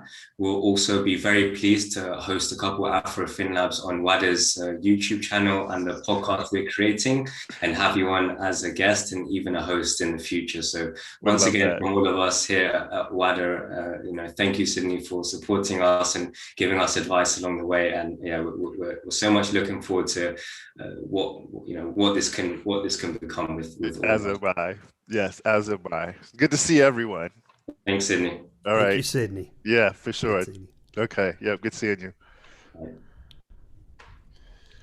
Well, that's fantastic. This marathon is going well. I learned some new stuff. The African Continental Free Trade Area. I looked that up. I dropped a link over in the chat. I picked that up from Sydney. I did not know it went into effect 1 January 2021. I didn't know anything about it. Learn something new every day. I'm learning a lot of new stuff today. Thank you, Josh, and thank you, Sydney. And I put some idea scale links over in the chat as well so people can follow along and look things up. There's also Josh's new channel for West Africa Decentralized Alliance. There's a link in the description down below for that YouTube channel. Check out that YouTube channel. Click on that link, subscribe, hit the notification bell. So when Josh starts launching videos on there, you can get the notifications and you'll know when he has new content available on that channel. All right, Josh, what do we have next? Next, we have Gwendol and Joshua Akban from POA. They should be making an appearance shortly. We're still waiting on them to sort of make an appearance. But what we'll do while we're waiting for them to arrive, and maybe Mercy, you can assist in terms of sending the link back out, we can just run through what we're doing today. So this is the Wada Marathon Live, where we're discussing Wada stories and Friends of Wada supporters also. We recently achieved our fundraising campaign goal of 50 members with a 25K ADA. So we have achieved that goal, I believe, in less than 30 hours. And we're very pleased to have the support from the Cardano community and also the Catalyst community. So I believe Josh and Gwendol have now joined us. I will see if they are appearing. They should be making an appearance very shortly. And Josh is here, and Wendell is here. Okay. Their connections are coming up. Okay, yeah. Another point is that, you know, we are getting connections from Africa. So this is a good representation of the infrastructure that we're looking to build, you know, supporting good internet, supporting offices for people, you know, once the pandemic sort of finishes, we can then support people in terms of the hubs actually getting access to equipment and stable internet. So that's just one factor to keep in mind while we are on the call to those on the continent, the fact that sometimes there is unstable internet, there is unstable connection, but that is sort of why we are doing this as well, to improve that for them. Yeah, and you know, Josh, Sydney brought up some really good points about people's perspectives, because a lot of perspectives in North America, in Europe, would be more like, you know, when dApps, when DeFi, and they want to see the absolute cutting edge of technology that blockchain brings and Cardano brings to the world. And the perspective that we're getting here from Sydney and the West African Decentralized Alliance proposals is we're building you are building the core infrastructure required in order to deliver these applications, deliver these things that we've talked about, such as supply chain. Oh, I'm bringing Gwen back in here in just a sec. He's got another session joined. So the supply chain, identity, digital identity, using crypto as the primary forms of a financial system. So what West Africa Decentralized Alliance, what WADA is doing is helping build the foundations, the connections, the collaborations required to do that, getting that infrastructure going. We got Mercy coming back in. I see her over in the participants, and it looks like we'll be ready for the next segment here shortly. So yeah, that's the general idea, right, Josh? Is that that's right. Building that infrastructure, the collaborations, and the teamwork required in order to build it in the first place, and then eventually deploying the blockchain solutions as a currency, identity, supply chain tracking. And again, I threw that link over in the chat about the African, how did he say it? The free trade that started in January 2021. Yeah. The African Continental Free Trade Area. Yeah. Cool stuff. Yeah, correct. Been 100 days since then. Yeah, it has. So we have Josh Agman and Gwendol with us. Thank you for making the time. You know, one of our close partners, POA, and we've been speaking for many months and trying to get something arranged. They've been building, we've been building, and now it's really come to a time when we are aligning. So I'm so glad to have this time to talk with you and for us to sort of go through the journey that we've both been on and then share maybe what we're planning for the future in terms of what we can do jointly. Awesome, good to have. Thank you for having me here. Happy to be here. Hey, Rick. Hi, everybody. It's good to be here. Hello, Josh. Good to have you here. Thanks for joining. And what do you got for us today? You're going to tell us about with Proof of Africa and the projects with Project Catalyst. So good to see you here. Good to have you. First of all, what time is it where you're calling in from, and where are you in what part of the world? Okay, so I'm in Africa. I'm in Nigeria, West Africa. The time is 3:37 p.m. Sunday, of course. So yeah. All right, so we're coming from all over the planet here. And Gwen, where are you calling in from? I'm in France currently. So All right, calling in from France. Welcome. Good to have you here. So tell us how you guys are doing today and what you got going on with the West African Decentralized Alliance. Well, before you do that, maybe roll it back and talk a little bit about the start Awesome. African Lab and everything going on that we've started on. If you don't mind, as a sort of introduction, but up to you. Go with what Josh says. Sure, Josh is the man. Okay, my name is Joshua Akran.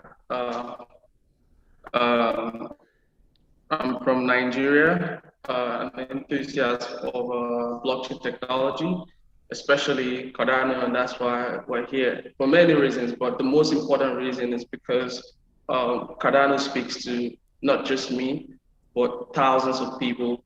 Matter of fact, millions of people down here, because it speaks directly to our problems, right? And that's why we're here. I've been in the blockchain space since 2017, actively since 2017, but I was just hovering around like the industry in 2016 when I first heard about Bitcoin. And I just wanted to know why, Bitcoin was working the way it did, like what was powering, Bitcoin. Why is it a currency that I can't have in my pocket, right? It was the first digital currency that actually was fascinating to me, But we have things like, an equivalent of M-Pesa. So we had digital payments and all that going on, but having like a digital currency that was decentralized, the whole idea was a bit foreign to me. And I just wanted to understand, why that is and, explore that. It was very fascinating. And then in my course of exploration, I found out that this is really cool and a lot can be done other than sending money from point A to point B, because it is powered by a whole infrastructure, a whole blockchain ledger that had middlemen and intermediaries and things like that can be censored, and all that thing just it just kind of had me. I was caught into it, and I went into the rabbit hole of blockchain and cryptocurrency. I was going through CoinMarketCap, and I was just viewing every currency. I wanted to know why Ethereum was different from Bitcoin. Why are they 1,000? Why so many currencies? Like I was just going in there, and in my course of discovering these things, I found out about Cardano, and in 2017, Cardano recently just had its ICO, so it was very early, and there wasn't much development, so to say, but the vision of Cardano is what caught my attention. So back in 2018, I started teaching about blockchain technology to my friends, some of them in schools, and I would just gather people around, and I'll just talk about cryptocurrency and tell them about blockchain technology and why it is important, why it's the future, and how we can just onboard most of the systems that are not efficient in Africa on the blockchain, and it works even better without censorship, without centralization, and having like the corrupt entities that are here that have plagued the whole nation, without having all that in between anything. So it's like, for me, I thought of it as the actual definition of what democracy is, right? Because it's of the people, it's by the people, and it's for the people. So I just thought, hey, if we want to operate better and in a trustless way, how about we start thinking of building on the blockchain and appreciate what Cardano is doing. I think right about that time, Ethiopia, IHK was actually training some students in Ethiopia, which was really great.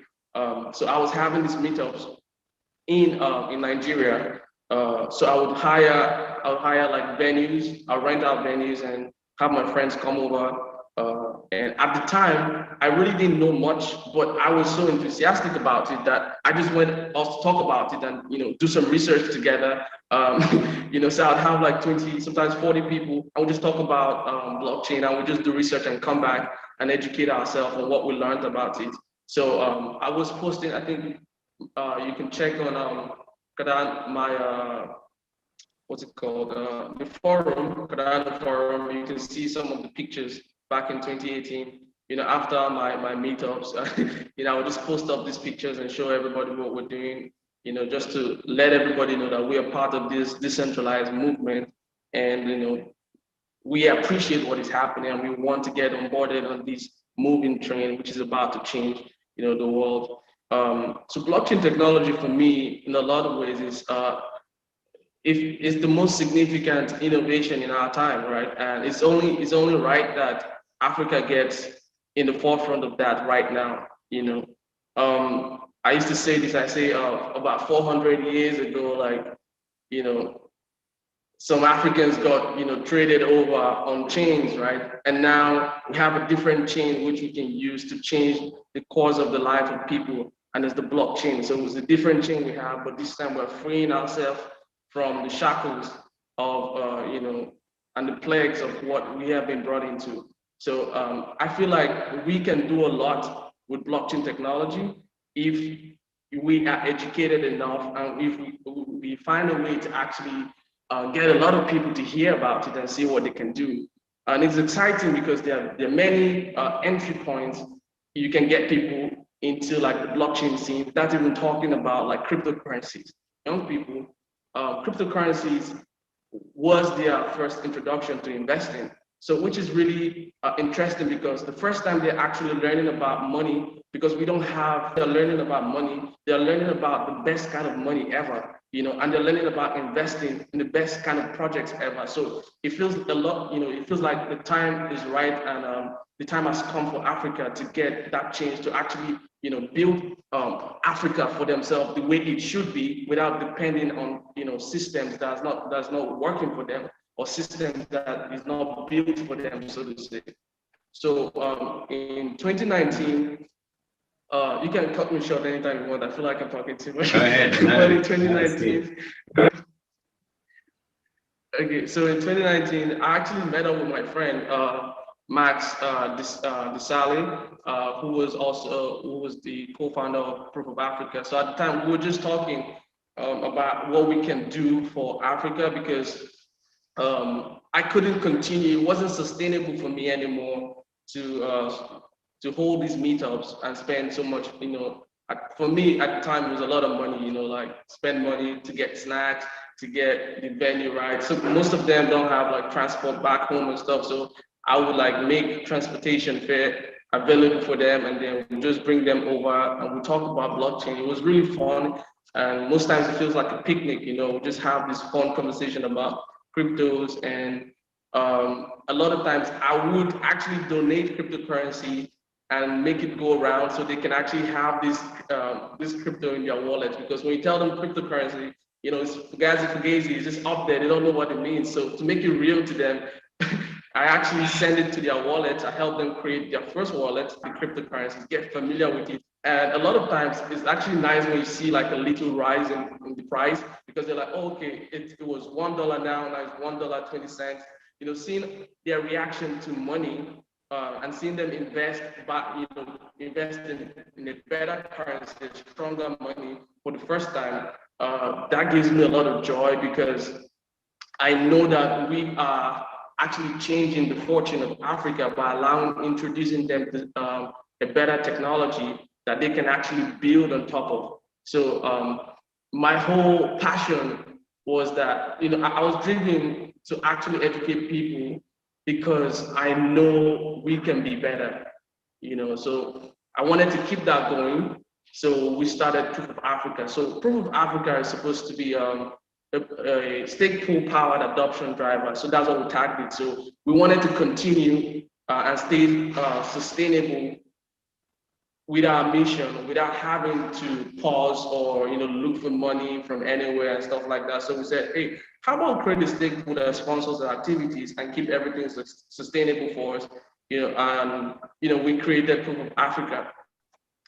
That was really fun, having the experience of, creating Proof of Africa. Max was over in Belgium. He was basically handling like the whole tech of everything. And I was on the ground and holding the meetups and talking to people and having these meetings, technology, so the whole stakeholder kind of kept that balance and made sure everything went well. And then Shelly went live last year, which was really fun. But prior to Shelly going live, we had we thought just talking about the technology wasn't enough. It was cool, but we wanted to go a bit further because we had a lot of, so in my meetup group in Port Harcourt, we have over 300 people as participants in the group. So we have a lot of developers, we have a lot of people from different fields, architects, we have engineers, and young people that want to build on the blockchain, or actually they'll come to me and say, hey, I want to participate on the blockchain, what do I do?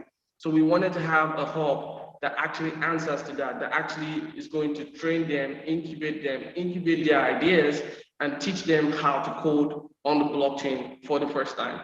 So we came out with the idea of ABCD, which is African Blockchain Center for Developers. Right now, I'm just going to let Gwenda talk because it feels like I've been talking too much. So Gwenda, maybe you want to talk to them about our plans for ABCD. Sure, with pleasure. So yeah, actually, the whole idea with ABCD was to actually come from, we have a stake pool, we have a little bit of profit that we can use to help projects on the ground. But the fact is now there is a lot of people with ideas, but not necessarily a lot of people who are able to implement those ideas. So the idea of creating this hub is to allow people to get the basic knowledge, or like the enough knowledge and skills to be able to actually develop those projects. So it's where we are now, trying to find the developers, trying to find a suitable curriculum for them. So it's something we're currently developing, talking as well with other hubs within the ecosystem to try to get aligned a bit, getting in touch with Emergo because they already have curriculum, the design curriculum for developers. And the thing we did, like, because we started this ABCD adventure last September, and we did some mistakes at the beginning, perhaps too ambitious. We wanted to onboard too many people and try to create things by ourselves, like a overall curriculum. And at the end of the day, thanks to Catalyst, actually, and all the feedbacks we got from the community, we could like kind of narrow down a bit our scope, try to have something more concrete, and not always reinvent the wheel. There is a lot of people in the community who develop tools. There is curriculum that exists. There is a lot of material. So instead of recreating everything from the ground, trying to use the help of the support of the community to try to onboard more developers and to train them to actually be able to implement all the ideas that are blooming in Africa currently. Wonderful. Well, I think that's a great sort of overview of the journey that we've all been on, throughout September, and then Josh brought us right back to 2017. So I love hearing that, and I'm always very happy to hear that story, just because it's so meaningful, it's so real, right? When people hear that story from Josh, they're like, yeah, okay, like, this is really happening on the ground. They're really out there and they're really building. Like, you don't need to say too much after that story, but we will, because this is why we're here. So let's talk a little bit about, because we have 9 more minutes from me, and then Mercy will be joining us for sort of her hosting section of this day of the Marathon Live that we're on. So maybe for this little bit, why don't we talk about POA and Wada? So this connection that's been happening and what we've been building individually over the last, let's say, 6 months, and maybe what we're now doing in terms of POA becoming part of the Wada network. So actually, yeah, the whole idea with this is there is a lot of things happening in Africa actually. So Josh is in the ecosystem for a long time. He's known. He have a lot of connection, and there is also like what Wada is creating. And the idea for us, because we're in touch for like all the time, especially Josh with Mercy, with you, Josh, like for a long time.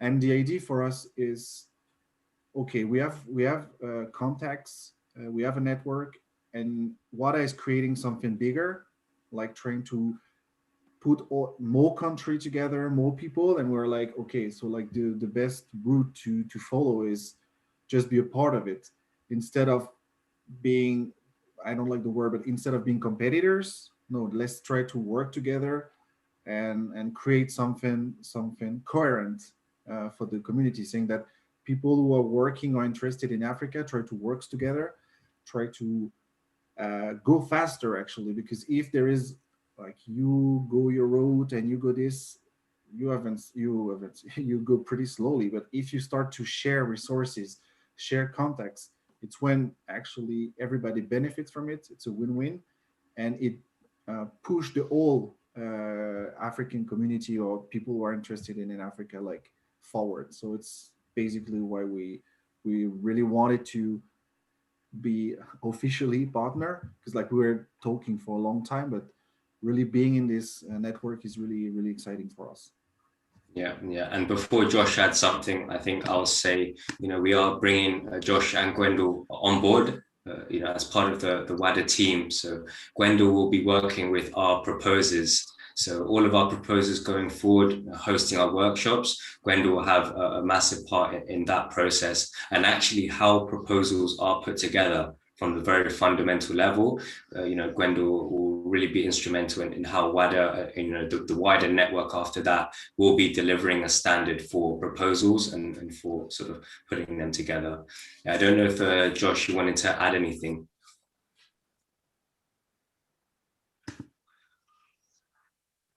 Yeah, I wanted to speak a bit on like the Afrofin Lab,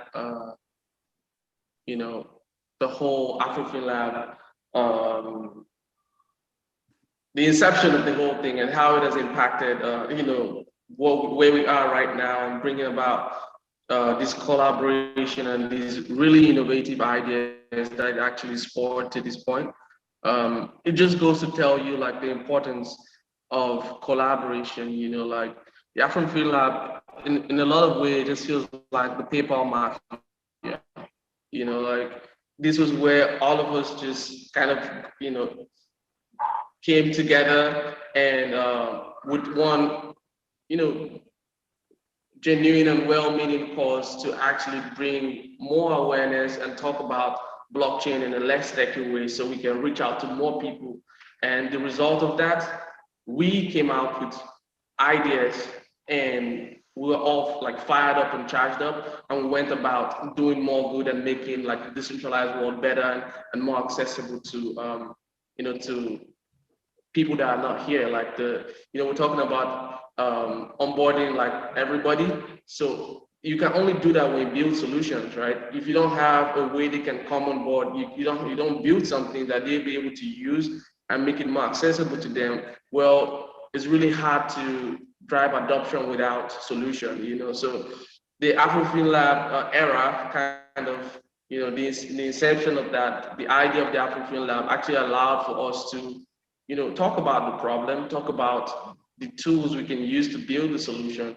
And what happened after that, we went about, and that's how Liquid was born, and several Gimbal Labs and several other projects that came out from, from that. So I'm very appreciative of that era, and I want to like officially like thank Sydney for sending out that message, last summer. Just it just goes to tell you how much can happen when we come together to to work together, collaborate, and solve problems and make life better for other people. Yeah. Wonderful, wonderful. I think that's a great overview of how AfroFinLab brought us all together.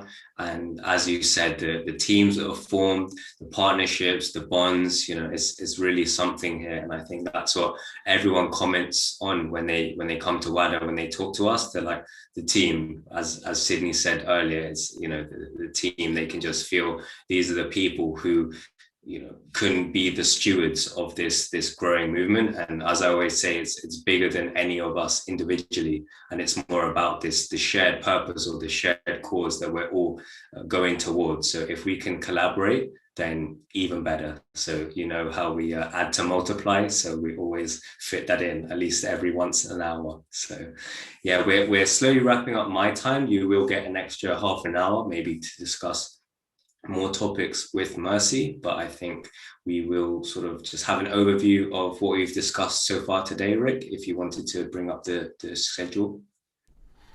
Yes, sure, I will do that. So we're going to go over this schedule, and we're going to transition. Josh F. will be rolling out. He is on British summertime. Rolling out. He'll be rolling out. Mercy will be rolling in as the facilitator from Wada. And I'll bring the schedule up here on the screen. Afterwards, we'll be continuing with Joshua Atkin and Gwen. And let me get the schedule up here. That's right. While you're doing that, just last thing to add was the fact that, as I said, Gwenda will be on the proposal side. Josh Ackman has very kindly offered to help us with our sort of outreach and networking strategy, how we actually build this network across various hubs, various partners and investors as well. He has this unique ability to sort of find a tailor-made approach to any problem. So we're really happy to have him on board. Okay, so here's the timing. Currently, we are at the top of the hour, 11 o'clock Eastern, but 1500 GMT with Gwendolyn and Joshua. Mercy will be taking over as the WADA host. And for the rest of the day, we have Alakanani at the Satoshi Center. And Mercy's going to have to tell us more about that. There's a story behind this.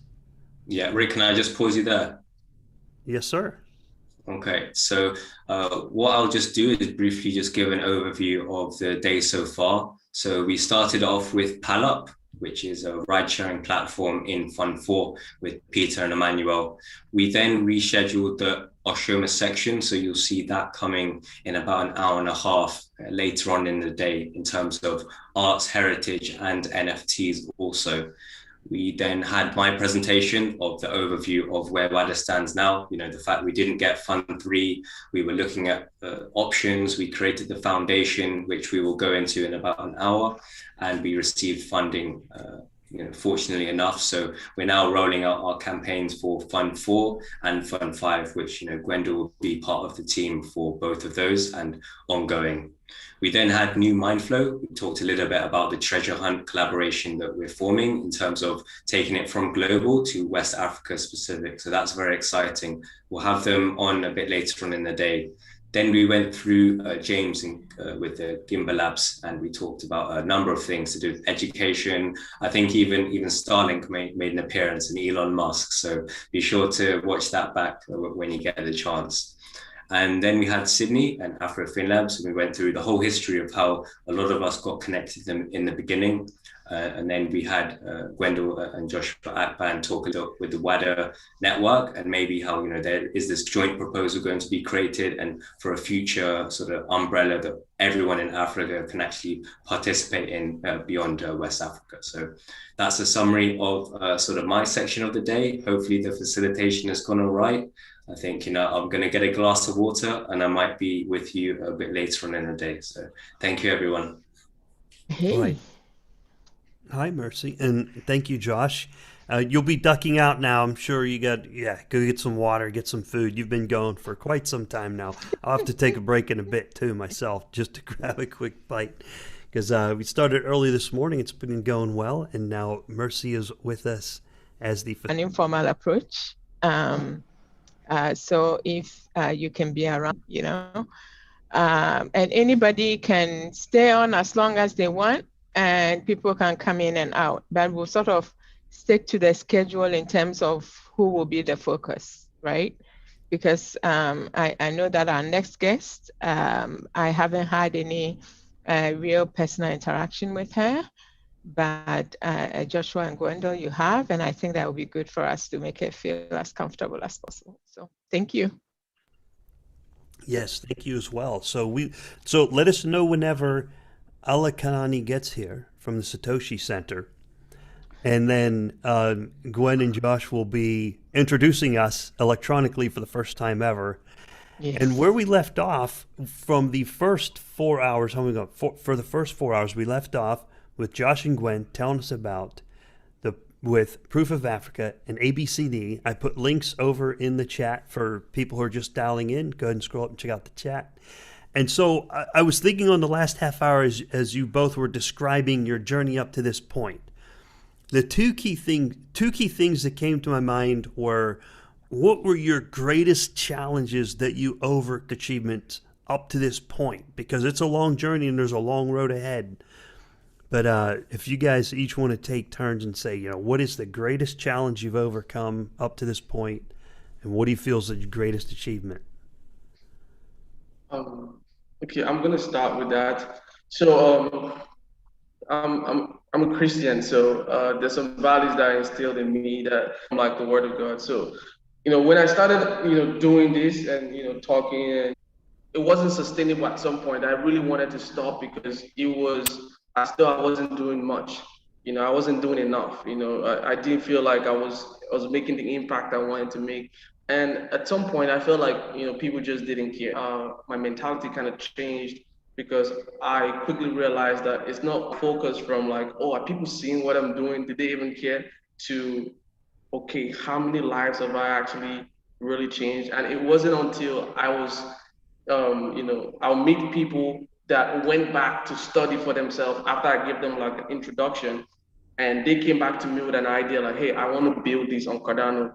And then boom, I was like, okay, I have actually impacted someone so much to actually spawn an innovative idea in their mind. So that was really impactful for me. And then I quickly learned something along the line that, right now we're having like, we're getting contacted by a lot of people, sometimes some firms, some enterprise, company, like, hey, they want to we want to utilize Cardano and things like that. Right now, they're contacting me, but it actually made me realize something, like scripture said, kings shall come to your right. They don't come to you begging, they don't come to you feeling down and depressed. They come when you're rising. So as much people as I can, and seeing other people, come to me, and like enterprise and important people, like that kind of like gave me that fuel in my back to keep going, because I did not stay down, I kept rising. More people, important people are going to come to me. Kind of, I don't know if I was pretty. It really is, man.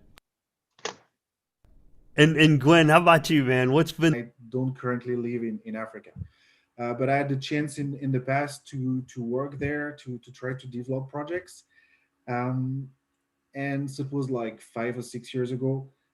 And the thing that I noticed, that it was hard for me to help, I'm going to put bracket, help African countries, but there is something behind, like if we help this country or this part of the economy, it's for a reason. And even when I was working for developing projects, it comes from good mean, people wanted to help. But at the end of the day, it was like a bunch of me in Brussels or in Paris, taking decisions and saying, okay, we're going to invest money in this country and we're going to do this, and that. And there is no, and so actually I really started to question all this, and I quit this job because I was like, no, it doesn't work. And actually, thanks to blockchain and to Cardano, I was thinking like, okay, blockchain can actually give the people on the ground the tools to develop things that are going to tackle their issues, and not the one that somebody else is going to tell, oh, you should deal with this. No. People can say, my problems are this. How can I tackle them, address them? And then I met Joshua and Max, and with the work with Proof of Africa, it was like, actually for me, it was like, wow, there is something which is possible. It's still small, and so like it's one of the struggle now. It's small, it's difficult because there is many topic to cover, And somehow for me, the main barrier or the main difficulty is try to narrow down the scope, find something you can, because we are not a lot of people, so you cannot tackle all the issues at the same time. You need to kind of prioritize the thing. So I think for us, it's now what is the most difficult, trying to design and shape a project that, okay, gonna meet this objective first, and then we build on these things. But like if you start to cover everything at the same time, it's really difficult. Sorry. And the thing, the best achievement is like we're still here. We started actually talking. So I started to work with the guys in last April, and it was just talking about ideas, and now it's actually happening. Like we talk to the community, we see that there is an answer from that. People are interested, and more support from the ground. People get interested because they see there is something, and then we have the chance to talk with Mercy, with all the people from Wada, with a lot of people inside the community, and suddenly something is possible.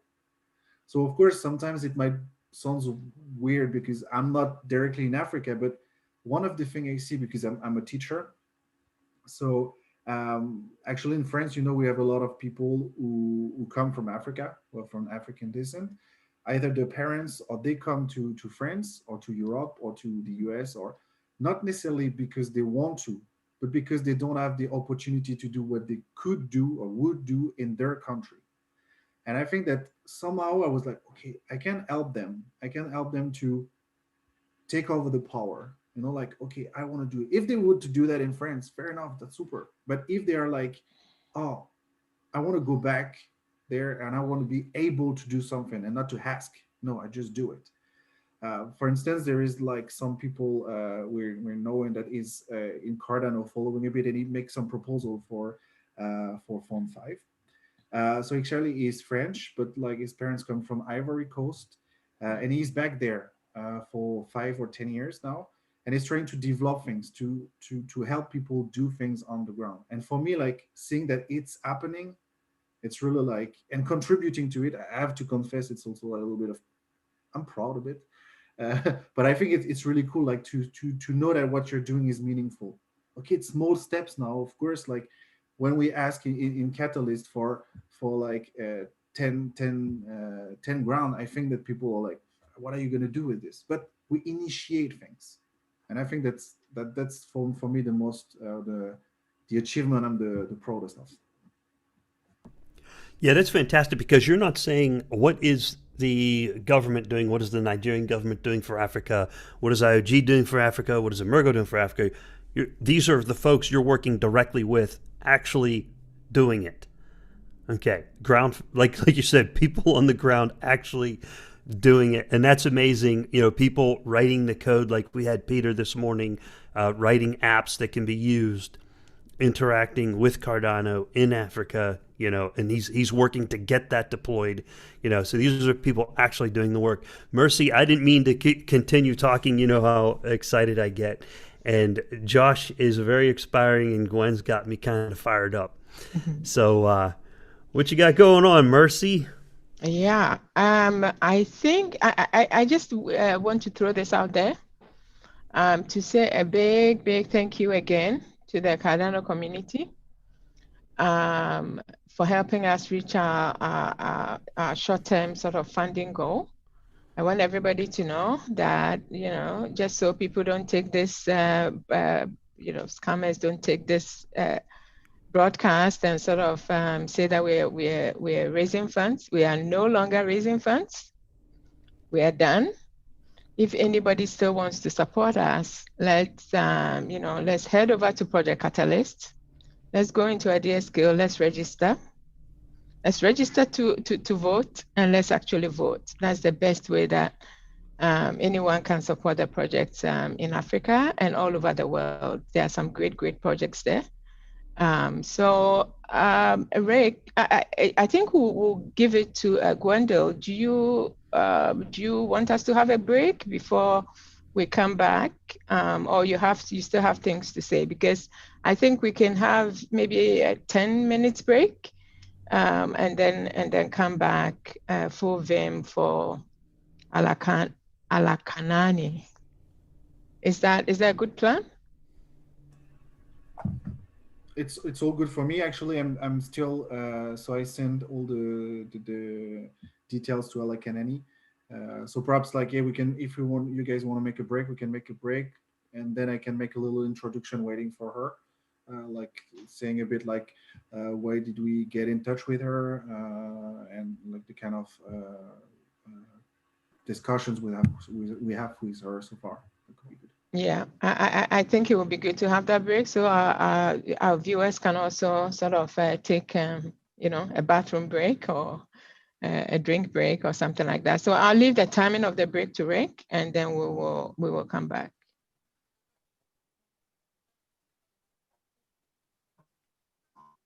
You're mute, Rick.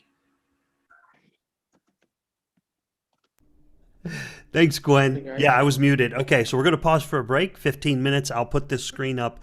We'll be muting our mics, and we will be back at 15:30 UTC. I will put that on the screen. 15:30 UTC. At the bottom of the hour, we will have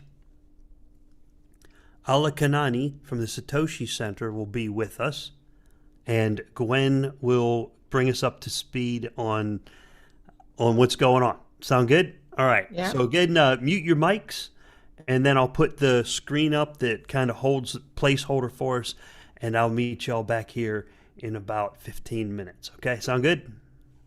All right. And someone let Oshama Abukabar, let him know that I still have his avatar in the waiting room. I'm going to move him back over to the waiting room. I don't know if he can hear me right now. So if anyone has comms, just let me know. And then when he's ready, he can hop back in over here on the channel. Okay, so we're going to mute, and I'll put the screen up, and I'll see you here in 15 minutes. Sound good? That's perfect. All Thank right. you. Thank you to all the viewers.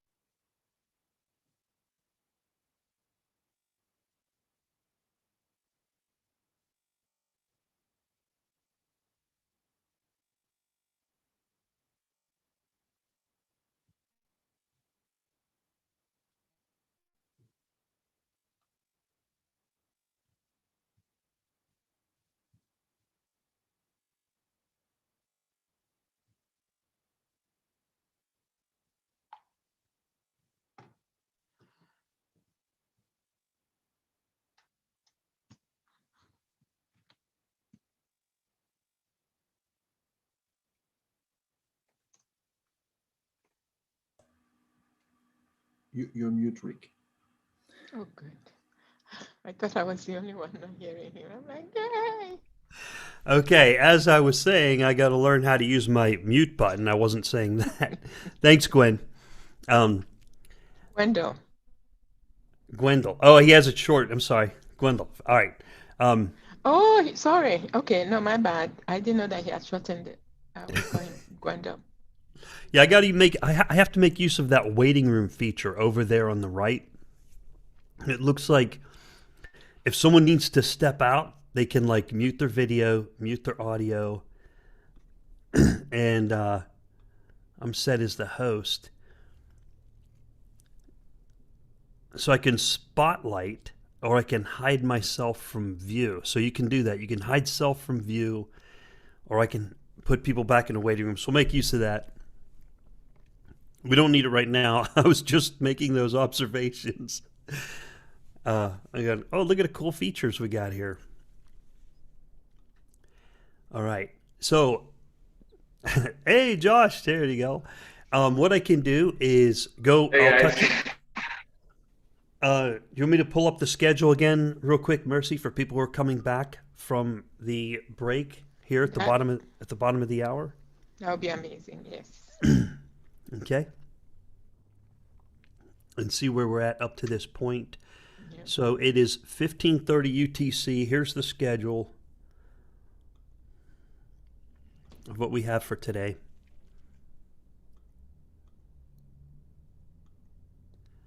Yes, so we're going to, from this time to the top of the hour, we will, hopefully have Alakanani joining us from Satoshi Center.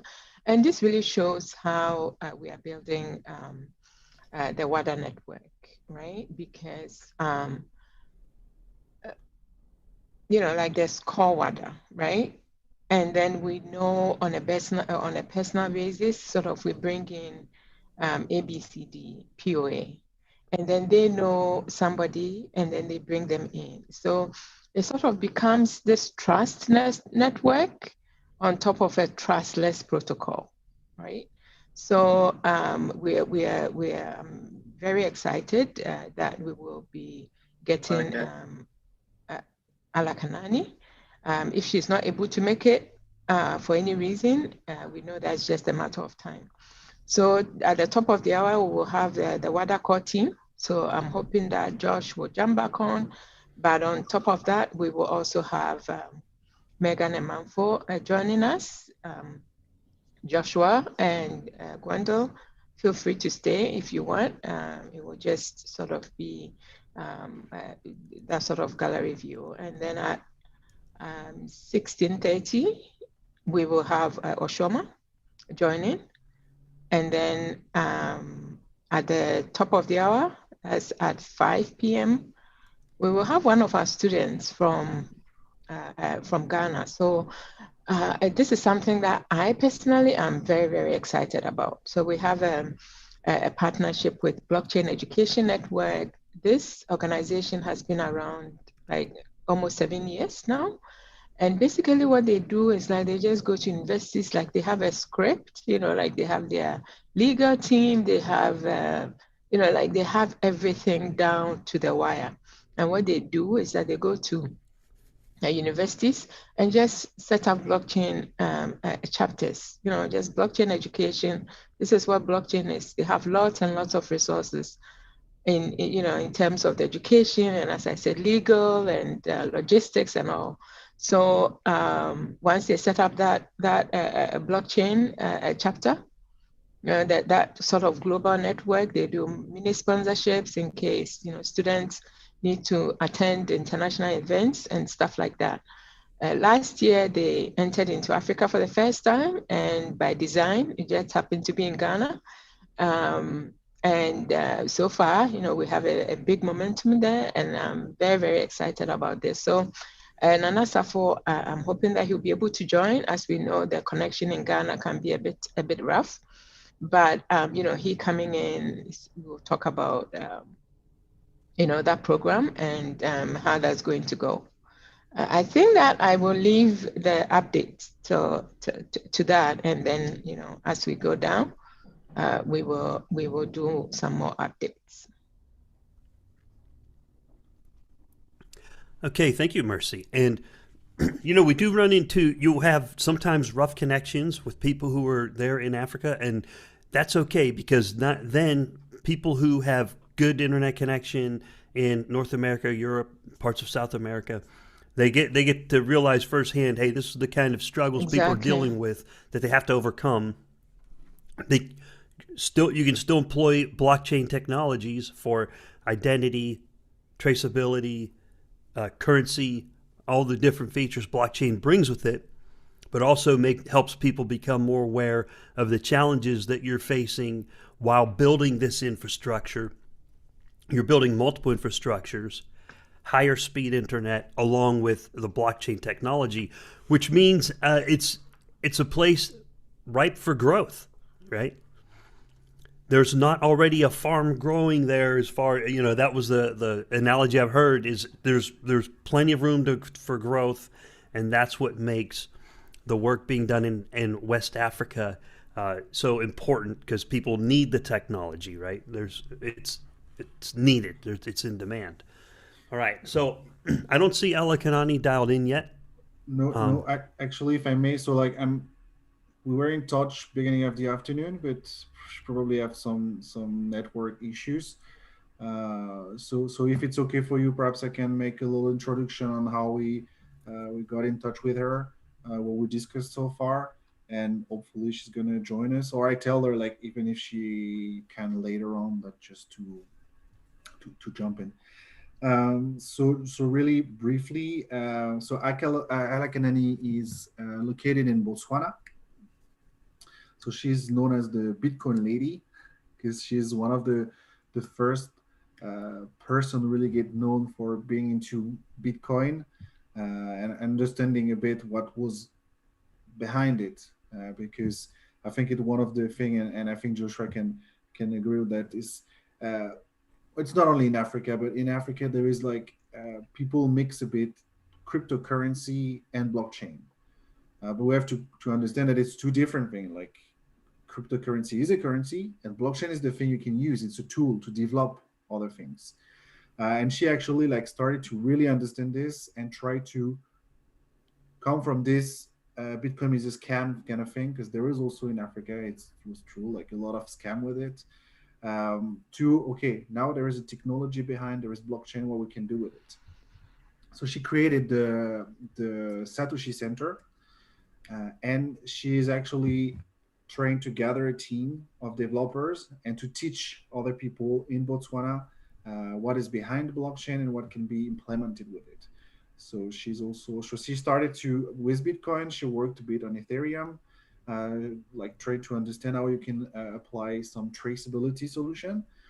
And actually, this week, she get back to us because we interviewed her with POA beginning of December last year. Mm-hmm. And she told us back then that she was also thinking of also work on Cardano, and she confirmed me this week that she's gonna join us and try to build stuff on Cardano, which is really cool. So I would have preferred her to say that instead of me, but it's what it is. So yeah, I think we're gonna have a new player, which is also really interesting because it's also one of the things when we're talking about some of the struggles we have or some of the difficulties, is also we have a wonderful community for Cardano, wonderful people, but it's a small community. And we have, I think, to keep in mind that if we want to expand, we need also to talk to other people, to people beyond our wonderful community. It's really good to have it, but we also need to go and talk to other people because there is people working on Ethereum, there is people working on other protocol, people working on the thing is try to show them, okay, there is things that are able to develop in Cardano. There is a wonderful community, join. And I think that this, if we can do that with Ella Kanani, I think it's really a good sign. And she also have an audience in Africa.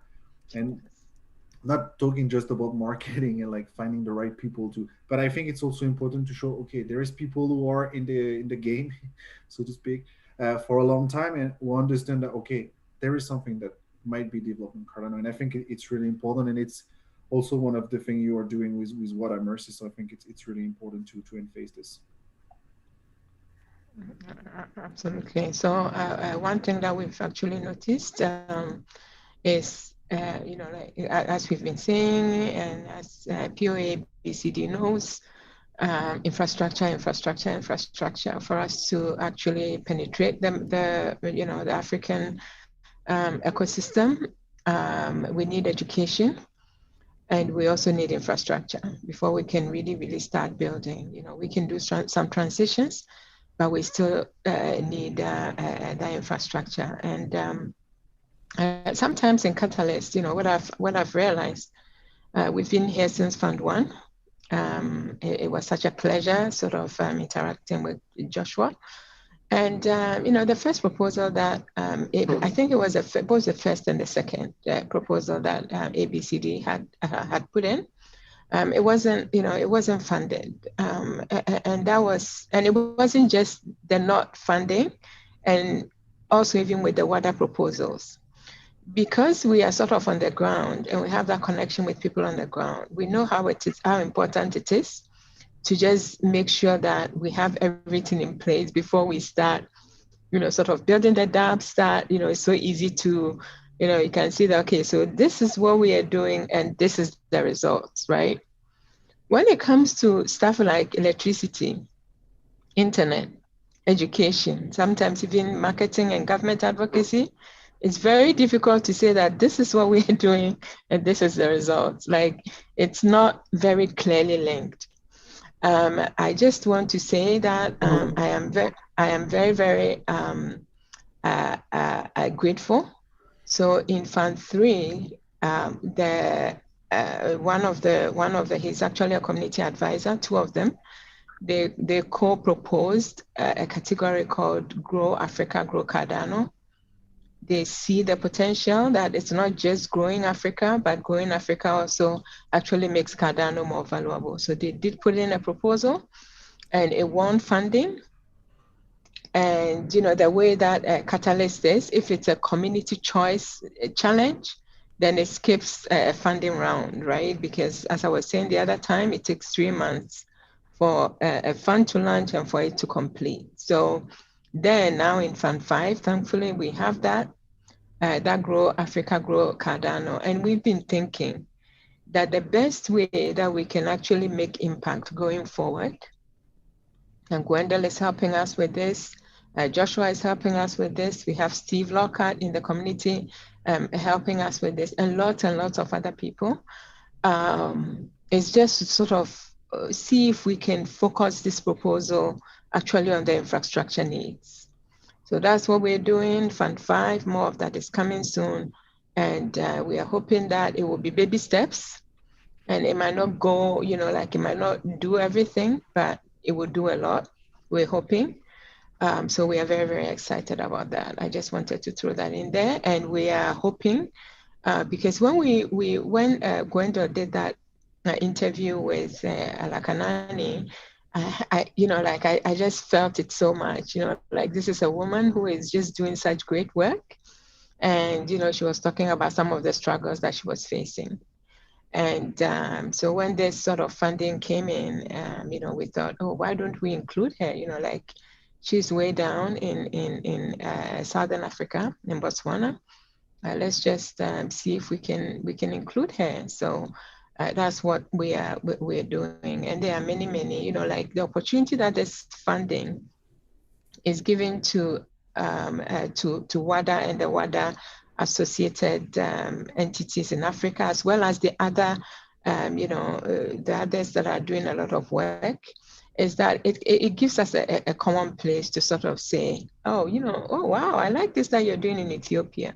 Oh, I like this that you're doing in South Africa. Can we sort of see where our strengths are, where our synergies are, and can we just build on that? So that's what we are hoping to do. And we feel very, very grateful. Within the Wada team, Megan has just been very hard at work trying to, champion our proposals and do the work on proposals. We add to multiply. So then Gwendol comes in, and Gwendol is going to help us with that, in addition to Steve, of course. So, hey, there they are. So I'll hand it back to Gwendol. Gwendol, do you have any thoughts on this? I think it's really, I guess, it's really important what you said about creating capabilities with hubs and this kind of thing, because it's also the idea we had at the beginning with POA is like, okay, we create a stake pool, we have some rewards, we use these rewards to invest in projects on the ground. So on the paper, perfect. But the thing is, like, there is projects, but as I said earlier, there is not a lot of developers to build, to create them. So actually, first of all, let's create this bunch of people who are able to create and to develop those DApps or those projects, and from that you can move forward, because it's always the same problem. You want to go fast, and at the end, it's one of the problem we had with ABCD. To be honest, at the beginning, we had ideas, and there's people coming to us. Oh, do you want to develop this? So it's the beginning. So yeah, of course. And at the end of the day, you're like, okay, actually I can't. So first of all, you build or you give the tools to people to be able to develop. Exactly. And then, because the idea is going to come, there is already a lot of ideas, but we need to have those people. And in the meantime, what we're doing with Wada is also important, creating connections between people. We know who's working on what, who knows working in which country, what is all the things that's happening. And so actually the thing is, when we're going to have developers, boom, we can start to work because we have connections. We know who can do what. And I think it's really important to have all this thing in motion. And it's for us, sometimes it's a bit frustrating, because you want to have all these DApps, you want to have all these things, but okay, let's do it the right way. Let's build on solid foundation. And I think that what you guys are doing with Wada, and that's why also we are happy to participate, is creating this solid foundation. And on that, we're going to build something really, really solid, and we're going to last for a lot of years. In a few years, we're all going to have gray hairs and still talk about this. And we were there this day. And what I'm looking for, Gwendol, in Catalyst, now is sort of, we have proposals, so sometimes you are very careful about, the things that you say, you don't want to alienate people. But I'm just hoping, down the line, I've sort of, many years from now, I've lost all my teeth, and I don't care about anything anymore. And I'm just tormenting people in Catalyst. That is my dream. People bring in their proposals, and I'm like, yeah. So, I just wanted to throw that in there. Any thoughts, Joshua? So we have two Joshes. We try to differentiate with Joshua and Josh. So not much. I wanted to say, can everybody hear me? Yeah. So right after the Fund 2 proposal, we didn't get selected. I was kind of I felt a bit, of course I felt down, because we had this energy and passion to start with ABCD and kick off with the whole initiative we already planned for. But when you expect something, and your expectation kind of got cut short somehow, because we just didn't meet up to it. It wasn't anybody's fault. I'm not blaming anybody, but I just felt down, and I was feeling this pain. And then we had Rick come on to Afrofin Lab. I think that was early January. So, and he was saying something. I'm not sure he remembers, but that kind of helped me. He said, "Pain is a good thing." That's what Rick said to me.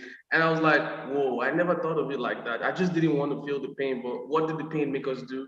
We re-strategize, right? It actually allowed us to, okay, what did we not do right? How do we align ourselves with the objective of this fund to make our proposal very good? So for a lot of people that are listening to us right now, we came from Project Catalyst. And if you feel you get to a point where you don't get funded, don't feel bad. You know, you're supposed to feel pain. Let the pain put, you know, channel is an energy you need to channel to your productivity.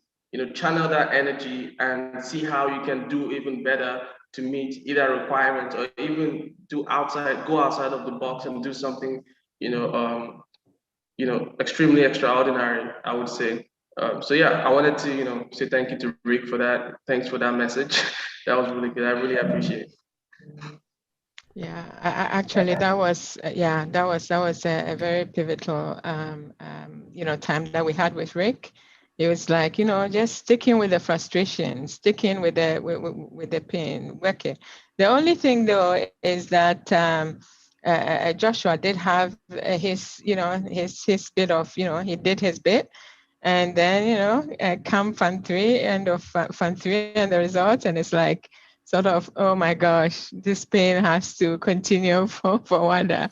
But thank God, thank God for people like Gary, and thank God for Rick. And indeed, like we were having a team meeting when the results came in. And, like I realized how it felt like in Fund 2.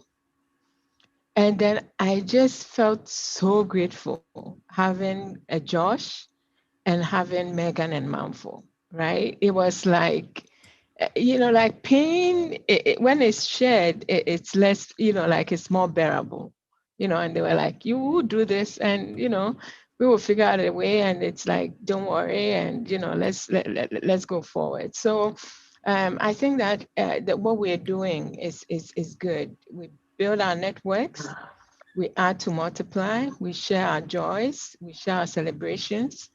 Like yesterday, I was looking on Twitter and I was just seeing how POA was just celebrating with us. And, like you just, sometimes you get a little emotional with these things, right? But then when the challenges and the pain comes, you also have, like you divide it. And that is how it makes it bearable. At this point, I think I will introduce Mindflow. So Mindflow is a guy that, like when he hears developers, he gets very excited. As I I said earlier on, he's our tech lead. I'll let him introduce himself. And then there's also Megan. Megan is amazing. Like she's helping us with the internal operations, and she just gets the work done. She is you look at Josh, and then you look at Megan, like those, they just get stuff done. So I'll hand it over to you, Megan and Mindflow. Do your introductions and tell us what you've got. Yeah, thank you. Yeah, I'm sorry we couldn't join early. It was a 4 a.m. start time over here. It was a little ambitious for us. Yep. But here we are. I'll let you start. Okay. Well, good morning, all. I'm so glad to be here today. Mercy, I don't know to which extent I should introduce myself at this point, given that we have that coming up. Do you have any direction on that? Just say who you who you are and what you do in Wada. I think that this space is still for Alakanani. She's not here, so I think it's sort of free for all. So just go with how you feel. At the top of the hour, we will actually do the fundraising update. And as always, I think that people like looking at people. So anyone can stick around. If you need to jump off, you jump off. People can go in and out. And I know that Rick is helping us with that in terms of minimizing disruptions with the ins and the outs. So wonderful. Let's go. Yeah, so Fotio Mindflow here, Felicienne, my partner and wife, Megan. At Wada, I bring my humble experience in software architecting and also on the technical aspect, focusing on the big picture and the the whole ecosystem of distributed ledger technology. So a few years ago, like a long time ago, I moved to Italy after getting my high school diploma, where I pursue my education in computer science, specializing in software conception, design, and development, and advanced algorithms. So did that in Italy. I got the chance to spend some time in France, in Lyon. That was a wonderful experience. Where I, made some wonderful connections. My wife being, right, that's where we met. Yeah. Mm-hmm. So after that, went back to Italy, where I started working as an intern in, software with AlphaSoft. What we were doing there was really learning how to develop with Java, a few frameworks around Java, focusing on this object-oriented paradigm. So spent some time there, and then got my bachelor degree in computer science. We moved to the US, to the United States when we were actually in Denver, and when I got here, my English was so elementary, if I can put it this way. So I had to learn English. Couldn't really use my software skills. So I started with, while I was learning English, I was working as a valet in a hospital. And then I was also working as a dishwasher, trying to handle, support the family, bring something at the table. And then as my English got better and I feel like, more confident integrating in the United States, I was able to get a job with the Bureau of Land Management as a software developer. And that's where it started. Worked there for a few years, good experience, good people, good friends, and then decided to go back to Cameroon to share, all that knowledge with people back home. With a group of friends, my whole family, we spent like a few years down there trying to start a project, which actually, brought us to blockchain. It was in trying to figure out like our financial model that we got into blockchain. And since then, we here. And that's how we found Mercy, just being out there looking for like a community that we can work with. That's how we found ABCD in Nigeria. That's how we found POA as well. And we are really looking forward for what's coming down the road. Yeah, I will stop there for now. Yeah, he likes to tell the whole story. I'll be more brief with this introduction. I know we have a lot of time later that we'll be talking. So Megan Hess, I'm from the United States. Have traveled all around. Like he said, we met in France. So I spent some time there, lived some time in England growing up, and together we've lived in Cameroon. So I've sort of seen a lot of different places around the world and have some understanding of that. And our goal here is bringing that all together and finding out a way to make everyone kind of level the playing fields, right? And that's sort of one of the passions that I bring to Wada. My background is primarily in education. I have my degree in physics. I have taught math and physics at sort of up through, through high school, but, into the early college levels, depending. I know the American system is one thing, the English system is another, but pretty comfortable in most fields there. Yeah, and just excited to be kind of transitioning that into this new realm. He's pushing me. He's more of the dev guy. He's been pushing me into lambda calculus and some of the early phases of Haskell. So Yeah. I might be up on the developer thing soon. We'll see. Yeah. Yeah. Thank you for those introductions. You know, people love stories. They like to hear the background. Yeah. If viewers will let me know in the chat, they'll agree. They will agree. They like to hear the background stories and get to know you.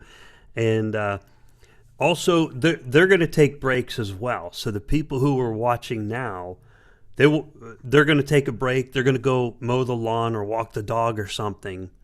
And there'll be other people here 2 or 3 hours from now whenever you come back. So you'll be able to tell your story again, and it'll be a different group of people. Yep. But some people even said, one of the viewers here is a lot. One of 1024 said, it's a real marathon. Yes, it is a real marathon. And thank you, Megan and Mindflow, for coming on and introducing yourselves, and then you can tell us about your project. Or Mercy, I'll hand it back over to you. Whatever we have next that you would like to do. We're still watching for Alakanani to show up. Okay. So we'll keep our eyes out. Our star from Africa from Satoshi Center. Yeah. If I may, Mercy, sorry to interrupt. Not at I all. still don't get any news, and I can see that actually she haven't seen the messages, so there's probably network issues with her. So if I got something from her, I'm just gonna tell her to enter or send it over to you, Mercy, so like you can accept her. I think that perhaps we're gonna let you guys talk, because we said a lot of things already, and perhaps if later tonight you need somebody or you want to talk about some specific point, that would be a pleasure for us to join again. So yeah, thank you very much for giving us this. As I said, Gwendol, this is a celebration. Like in the morning we woke up early. We were focused, and then we did the Josh bit, right? Because Josh just keep our eyes on the ball, right? But now, it's sort of more informal. So feel free to stick around, or feel free to, if there's something like Rick said, if you want to have to go walk the dog or something, feel free. We can manage either, stay around or go and come back or whatever. Just go with your gut. But I think that Alakanani will feel more comfortable if both you and Joshua, or either you or Joshua, are on when she's on. So once you hear from her, feel free to jump back on, back on with her. So thank you very much. You didn't tell us any story. So next time you come, we will ask for a story. Did he? He told a story? On the first half, yeah. Okay. We'd like, like more story, deep stories. Yeah.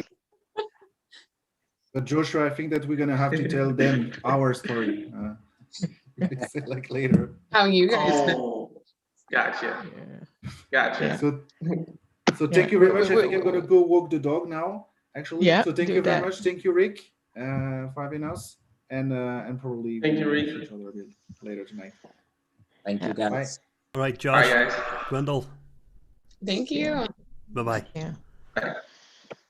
Okay, so I think that what we'll do now, we'll just give a quick update. So, I said earlier on that we are not looking for funding anymore. I didn't mean that we are not looking for funding. Wada has a big capacity for funding, because there's a lot that we need to do.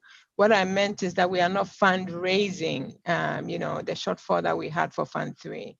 So we are still looking for funding, but our key ally is Project Catalyst. Cardano community has put in a framework that we can, access funding. Like sort of broke my heart that people had to send us their aid, and we appreciate it. And we're going to make our donors proud, and they will see value in the money that they gave. But we have this, as a Cardano community member, we have members, we have this avenue through Project Catalyst that, you know, project like ours and others can actually get the funding.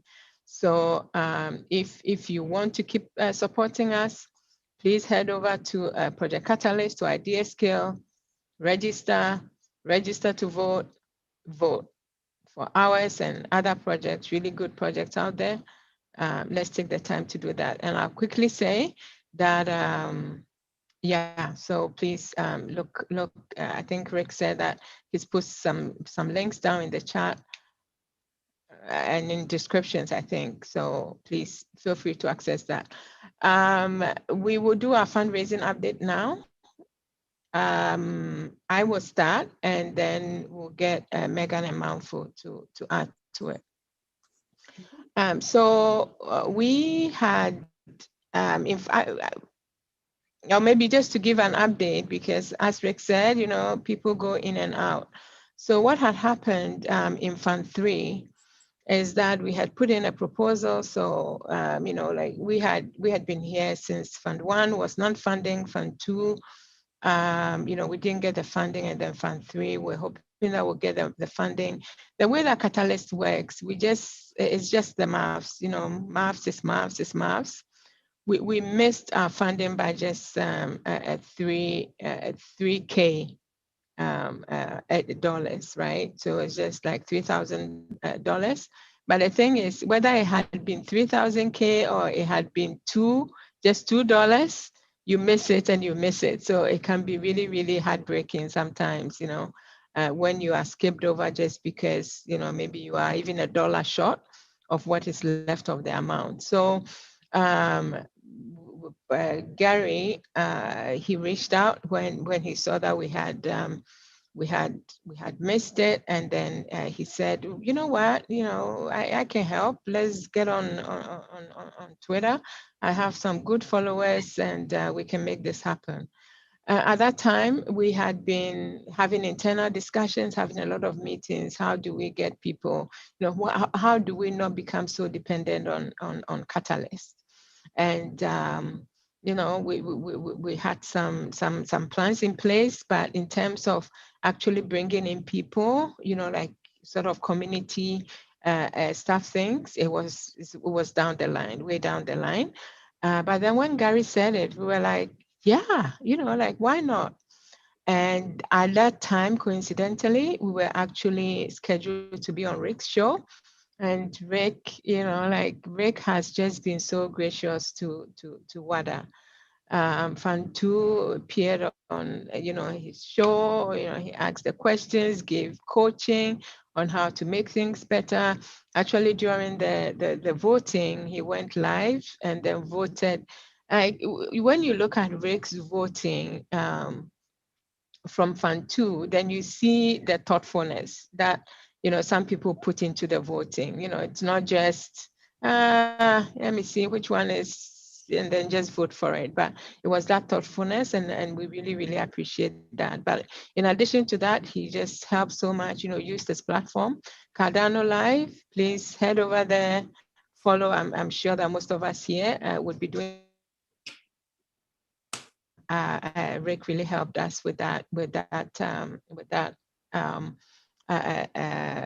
endeavor. So we launched the campaign, the fundraising campaign. I believe it was on a Thursday, and by Friday we had so we're looking for. So the campaign was actually 500 a donation minimum by 50 people, because when you look at our you know, funding amount, it was 31K. So, you know, 25K ADA was supposed to do it. And within less than 36 hours, we had reached our goal. So that was, you know, that was just mind blowing for us. So it's not just us reaching our goal, you know, I mean, that is huge, because, you know, we had a list, and maybe as we go, either Megan or maybe Josh will go through that list. But the thing is that, like, we achieved so many with that, you know, that support that we had from Gary, from Rick, from Virginia, and the rest of the community. And what we realized was that, wow, we can do these things. But in addition, we have these 50 champions, and we got 7 extra donors. And these are people that are now already vested in Wada. I mean, they can be an extension of what we're doing. And we just felt so grateful for that. So that was the second aspect of it. And the third aspect of it is actually, maybe there is really another way within the community to actually raise funds. So that is just 3 things that makes us see that this is something that is worth doing. So as I said, we had intended 25K, 50 champions. What we actually got was 25,800. We had our 50 champions, but we also had 7 donors, and what they had given was $10 to $200. So it was not the 500 that we were looking for to be the Wada Foundation First 50 Friends of Wada, but we just appreciate these people as well. And we're having a meeting tomorrow. We have talked about the whole metadata thing. I am very excited about it. The team is very excited about it. As we heard from James earlier on, they are very excited about it from a Gimbal Labs perspective. Mindflow is very excited about it because he gets to, expose the dev team to some more training. So we're having a meeting on that tomorrow in terms of how we're going to, like we promised something. We want to do what we promised, plus, do even more than we promised. So we cannot say too much about how we're going to do that, because we need to put all those minds together. But those that funded us will be happy with that. Plus, it will make, give us an idea how our membership scheme going forward and our fundraising and investment sort of investor a program is going to look like. I'm going to hand it over to, who wants to go? Is it Josh is going on bank? Oh, Rick wants to go. I wanted to follow up with you, Mercy. And so the impact of what everything Mercy just described is, I'm going to give you an example. With the Wada proposal, that it actually passed in the vote, right? And there were proposals below it that did win and get funded, but that 3K gap was a problem. So the impact of the people who donated is very important, and it's a very big impact. It was a very kind impact, because what it did is it provided stopgap funding to keep things going. Wada has actual expenses, electricity, network, transportation, infrastructure costs, training costs, and all of the associated expenses until the Fund 4 and Fund 5, because otherwise you guys would have been hit with like at least a 6-month, possibly 3-month delay in carrying these expenses. Kind of like how Peter described this morning with the mobile app that he had developed. Him and his team had put all their own funds and time and effort and skills into building that app. But when it comes to, you have external expenditures you have to cover as well.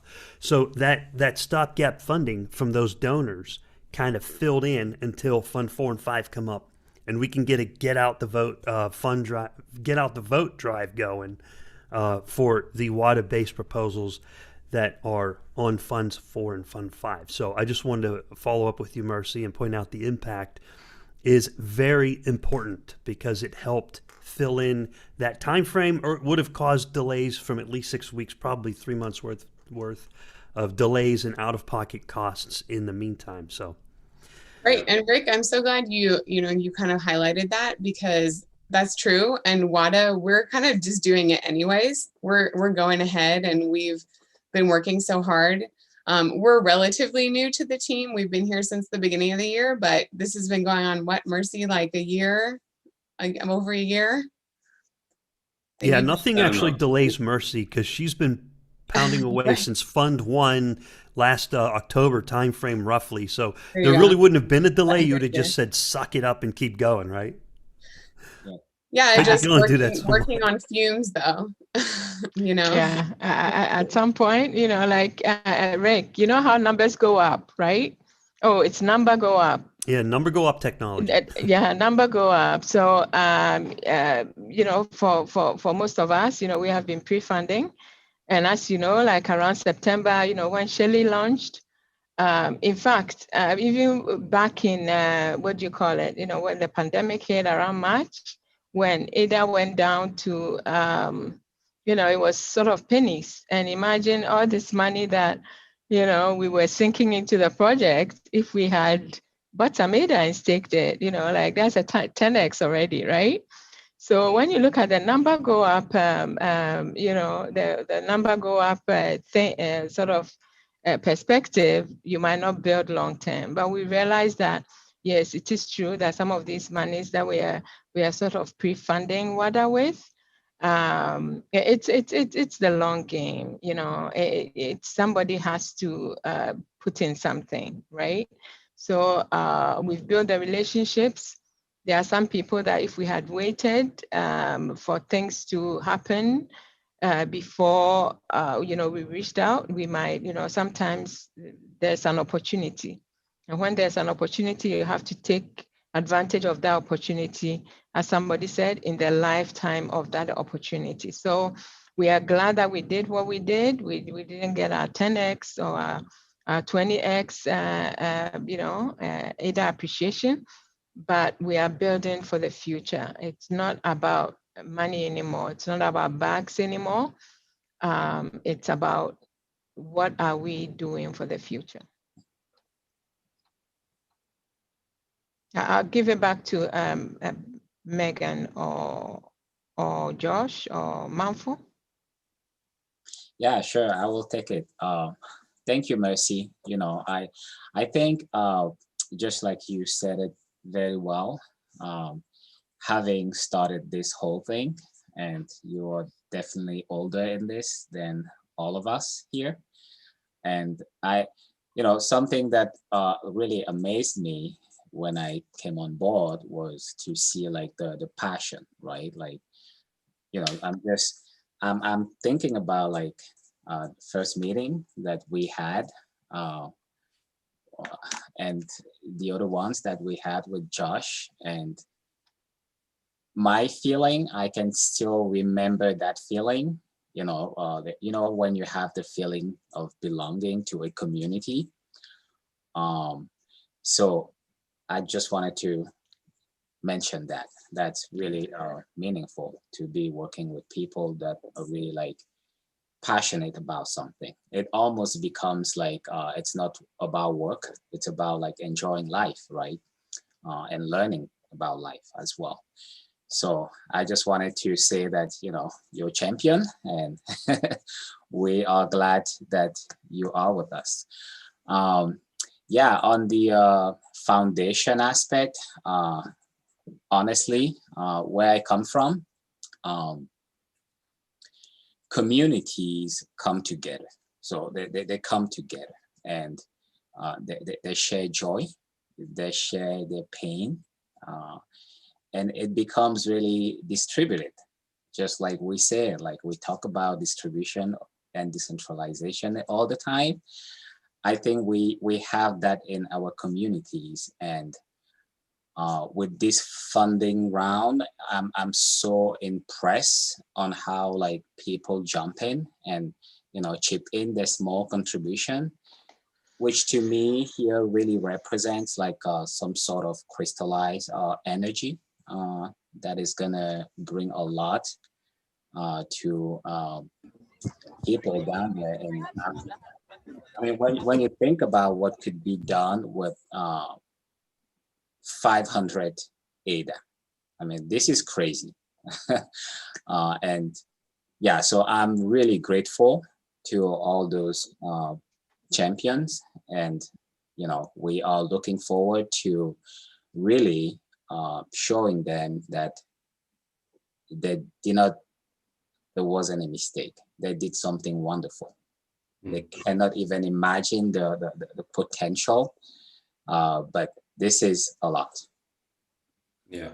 Yeah. Well said. Well said. And I think, the fact that we have this foundation now, and as I said a bit earlier on, or in sort of Cardano Live when we were on there, was sort of a blessing in disguise, in that we were thinking about this foundation, 6-8 months down the line. But now, since Fund 3 didn't come through, we just accelerated the process, and it's worked really well. People have been very responsive. So in terms of getting the first 50, because someone in chat asked about that, first 50 was the fundraising campaign that happened, I think, about 2 or 3 days ago. So don't feel bad if you don't know what's going on. All of this is happening very quickly for us as well.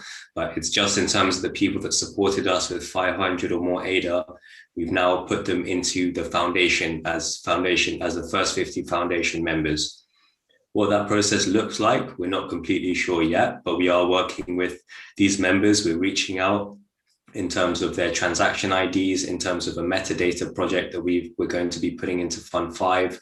And we're building a sort of a community around how Wada is structured. So we have our internal structure and operations, but we also have our external structure, how we reach out to people, how we create these hubs. And these first 50 are really going to be people we're looking at, to advise and to share in some of our early projects. So we'll be creating at least monthly meetups with them, brainstorming sessions, and they can really be part of this. And we can start co-creating the direction Wada is going in. Awesome. Thanks. Thank you, Josh. And you know what I did is I pulled up the PowerPoint slide that we shared earlier this week. I have that available again. If you want me to screen share that, and we can review it for folks who are here now who did not catch the show earlier this week, and you can give us an overview. Do you want me to go ahead and put that up, Josh and Mercy? Thank you. Sure. Yeah, I think we'll say one more thing about the foundation before you do. Mm-hmm. So we'll maybe give an overview of how the foundation could be a future element of Wada that goes towards supporting things that may not be, profitable. I think that's something that people in the chat might relate to, or they might be looking forward to that element. So as a foundation, you can create a vehicle, let's say, for people to donate to, and have all of those funds go towards mission and purpose-driven projects. So I just wanted to make that clear, that while Wada will probably do its own fundraising and will become self-sufficient in terms of its stake pools and everything it's doing on the business generation and wealth generation side, because it is like a business organization. The foundation, and we're working on this in the background, is used for the more charitable, the more mission and purpose-driven organization side. So I just wanted to add that. Thanks. And it sounds like you have a lot of work cut out for you as far as setting up, building the foundation, and then organizing the businesses. But Josh, you're very talented, and Mercy, you have a lot of leadership and determination. So I think you'll be able to do quite well. And with enough community support, people cheering you on, saying, come on, you can do it. Backing you up. Yeah, Rick, don't forget the power duo, Megan and Mindflow. Yeah, I know everyone here. I mean, everyone here is for. You were on Cardano Live earlier this week. Yeah. So we've definitely been sketching out a lot of these skeletons, kind of waiting for them to just be able to implement. So it's growing. Even the stuff you can't see, there's some stuff in the background. Yeah, so Rick, we would appreciate if you will share that slide, as you said, and I think Megan has been sort of, she has the big picture with the proposals, so she will quickly go through that for us. Yeah, and if we're done with the foundation presentation and sort of finalizing, the fact that we've completed our fundraising, I'll be signing off for a couple hours. I might be joining Megan Mindflow for their talk on sort of Cameroon, DRC, because I think we've been meaning to have that conversation anyway. So it'd be quite interesting if we do some of it live. So I'll see you then. All right, awesome. I know Josh was covering that early time slot for us, so we can give him the break here, right? So yeah, I think it's we've kind of closed the foundations support line, and the way you can really support us now, we're talking about is voting for these next round. So our Fund 4 proposals, we've kind of spread out in a way of showing how Josh will probably be looking on, making sure I'm careful with my words, making sure we're touching on each of the categories, right? The way that Project Catalyst breaks up, these different categories to make sure that they're covering all the aspects that they want to in terms of proposer outreach and, a Cardano ecosystem building, things like that. So the way we have it here, we have about 13 different, 13 different Wada related proposals. And this whole day, you're kind of seeing what Wada is. It's not just us, a central identity kind of controlling all of these things. It's more a couple people helping to organize and make connections, and everyone just picking up anywhere that they want to. So we have a lot of people that, are their own, they already have their own thing, and they're just using us, kind of not using us, but tapping into the network, becoming part of that. And our partner proposals, we're helping to sort of let them shine. You heard early this morning from PalUp, that's the rideshare carbon credits. Exceed Network, they're in Nigeria. And then Up to Date Developers is actually quite an amazing community of developers in the DRC. They're already kind of organizing a lot of developer meetup events, but they contacted us as a way to maybe get into this blockchain space, because they have that big community and they're wanting to get into this new technology. So we're helping to bridge the gap there for them. So that's sort of on the side there. And then, let's think about what does Wada want to accomplish moving forwards. We really want to launch a solid integrated management system. Part of what we're going to do with this last set of funding is, update our website on one level. Then we have phase 2, or, I'm not sure what phase we're at right now, but making this really solid integrated management system using functional programming languages, and sort of showing on our side what Cardano is doing on their side, and building really solid structure from the ground up using this, this technology. So support us in that project by the plus Wada outreach equals smart catalyst users. Now on the logistics side, underneath local centers in West Africa, this is really just the actual registration of our different hubs. So we have people on the ground in Ghana, Nigeria, Cameroon, Senegal, and then you'll see actually, technically Cameroon is Central Africa, right? And DRC is actually technically Central Africa, but we're already branching out. And we want to get those registered. We want to get them connected to the Cardano ecosystem in that way. Now, along the top, we have our different outreach events. So we have the West Africa Proposer Outreach, which will be a 2-day virtual event in both English and French to bring people in to propose. That's a big part of what we do on sort of the day-to-day is listening to people's stories, talking to them about a good, how can they get into Project Catalyst, how can they apply, helping them with, even if it's as simple as how to word these things. We have some Francophone people coming in and we're helping them to structure the proposal in English, things like that. We have the West Africa Dev Tools and Events, giving some education in Haskell and Plutus, and then West Africa Catalyst value onboarding, getting sort of different membership schemes to get people into the community, right? So there's kind of the big overview. Okay. Yeah. Thanks for that, Megan. So we are almost at the top of the hour. I don't know if are there any questions in the chat for us? Manfo, did you want to add anything to what Megan said? Yeah, sure. I just want to, Rick, if you may pull it back up, is that possible? Yep. We do have time because Osh was going to join us. Unfortunately, he has, like he's in Nigeria, it's very noisy where he is.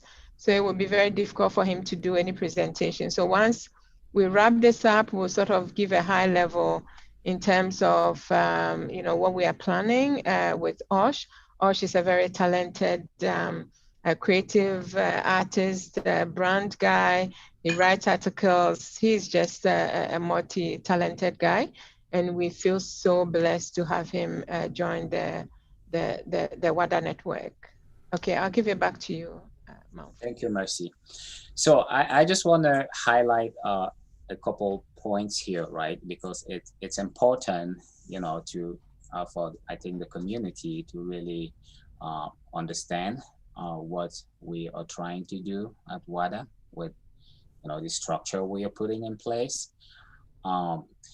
What we've found out working with Project Catalyst is sometimes it's really not obvious to fit a given proposal or idea into one specific bucket, and by bucket I mean a challenge, because the way Project Catalyst works is they divide, they have these categories that they call challenges, and when you're submitting a proposal, it has to fit into one of those.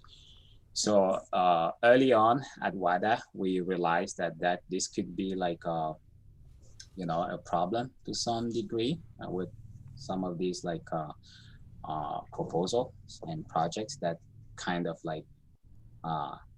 overlap, if I can put it this way. So we think that with our network of hub, that's something that could be addressed and enhance the whole Catalyst process. So that's one thing that I wanted to highlight. The other aspect through this, this bucket of proposal that we want to address is really making sure that we give the hubs what is meaningful to them at this stage. And I think we talked about logistic and infrastructure, which is of course the starting point. But then we are also specializing our hubs in, given areas. Cameroon is specializing on IT and agriculture. And Senegal is specializing mostly on art, creative art. And Nigeria is more focusing on business solutions, enterprise and business solutions. And Ghana is more, academia and institution, government. So that's how we are splitting up the work. But those unique, specialized experiences in each of these single hub will then be combined, within our network, and that's where you get the network effects. Just to elaborate a little bit more on this central circle here, where we have these main two proposals, the local centers in West Africa and the integrated management system that we're trying to build for Wada. What we're really trying to do here is take people through the journey of using Haskell to build something meaningful, not just learning for learning, because personally, with my own experience in Haskell, I think it's worth teaching people by showing them how to build something meaningful. And that's the kind of the journey that we want to do with this integrated management system. Not only it will be like creating that developer ecosystem, and with the necessity to find the tools and the libraries to build these things, we will be like training ourselves and getting ready for Plutus and smart contracts down the road. So yeah, that's kind of the approach that we are taking with specifically those two proposals.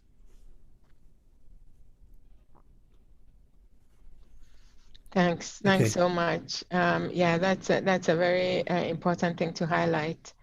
Yeah, and Mindflow, I wanted to follow up, Mercy, if it's okay. There was a question yes, in the absolutely, chat. Please. Yeah, there was a question in the chat from Quasar's End. And this is for the entire group we have here, all of us. Quasar's End asked, is Wada looking for additional members and proposals? Exclamation point, but I think that was supposed to be a question mark. Yes. Yeah. Yes. Can I answer that? Yeah. Also looking for voters. In addition to that, looking for voters. Even though the funding proposal fell into the winning zone, the last big one on Fund 3, looking for those voters. So we're going to be doing a get out the vote drive in the coming weeks. I had the dates. I'll look up the dates and bring them up later on for the upcoming stuff. And then when the vote is actually in run, that's when it's going to be very critical to let people know, okay, voting is now in effect. So there's two what I call critical zones.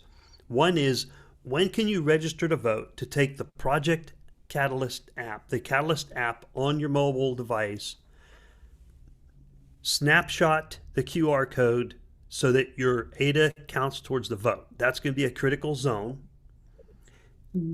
Then during the about 5 days or 10 days of voting that zone, also again emphasize all these different projects, members, and proposals so that people can actually vote effectively knowing what they are voting for. Because I think there's a lot of, if you see the numbers in the votes, you go, there's a lot of ADA out there that is not being voted with, right? So if we can reach people at the right times, at the critical times, and there's a lot of good proposals here. Some of them have won, but we need to get more of them winning, right? And people have asked a lot. I've seen it over the last several months, hey, how can people help in Africa? But a lot of times they say, what's the latest in Africa? What's the latest in Ethiopia? What's the latest news in Uganda? What are the Haskell developers that were trained by IG? But here, it's actual people doing it themselves. We're not relying on a government. We're not relying on IOG. These are people relying on themselves to build things, and the community coming together and throwing in the support in the form of the vote, and not relying on some entity to say do it for them and make an announcement and say, look, magically we made this happen in Africa. This is people, us, you all here in this stream right now making it happen, and the viewers attending this stream. Make sure you vote, get out the vote. We'll make sure we get dates out, and you voting on Catalyst to get these proposals in the winning zone so that we can get funding to the developers and the hard workers. And another thing that whenever Mindflow was speaking to the slide we were just showing, that you got to highlight is the challenges in West Africa are different than the challenges in North America and in Europe. Okay, in North America and Europe, people are saying when DApp, when DeFi, right? When DApp, when DeFi. Okay, what are they saying in Africa, in West Africa? You say, well, you're building the infrastructure, the network, the compute resources, the power, electricity, transportation, developers, the education. You're building all of the infrastructure, right? And so this is some real, get your hands dirty, turning the wrenches, hard work, building infrastructure kind of work. This is not easy. This is not easy. Yep. Mercy, I got to hand it to you. You never seem to quit. I know you get wore out sometimes, but your determination has been observed. Megan, Mindflow, what do you got? No, I just want to make sure we get back to that question in terms of like memberships. Like we're always looking for new members, in just the sense like a member can be anyone, right? Any little that you want to contribute of your time, you know, like our resources, right? What are our resources, our skills and expertise that we can just add to the project? So definitely, you know, we're always looking, you know, sign up on our website. We'll schedule a meeting with you. We'll see, you know, it's everyone's kind of brings a unique light into our network, and it's always welcome. So I just want to make sure that we highlight that our doors are always open. You know, we celebrate our differences, you know, and come together to kind of grow. We add to multiply. Yep. Yeah, I know I mentioned this earlier too. Another thing we're going to have to do is training on how to use idea scale. I mean, that's what we do. That's kind of what we do, and to some degree. We have these I guess last funding round, we kind of were able to do one-on-one, you know, time slots with each of our proposers. And as we're expanding, we're turning that into more of a workshop style events. But yeah, you know, a lot of it is kind of a screen share. So you click over here, you know, make sure to save your changes. If you do any edits, be careful because your formatting will be completely wrecked. So just be careful of that. And all these little things that it takes a little bit of time in there to fully understand. Yeah, and that's training on how to use idea scale for multiple parties, multiple users. There's the proposers who, Right. you know, interesting in your slide, helping the proposers write it in English. Because you have a lot of proposers whose native language is not English. Mhm. And they have to get their idea across. It's a great idea. And then the voters use kind of English as a common language. Mhm. Then there's the users, like our audience right now, who will be going in there to vote, looking on idea scale to research the projects, know which ones they're looking at, and voting on them. So we're going to have to take a multi-faceted approach, many different angle approach on getting people informed and keeping them informed so that we can get these WADA proposals to the forefront. Absolutely. Because people have been working on these for a very long time.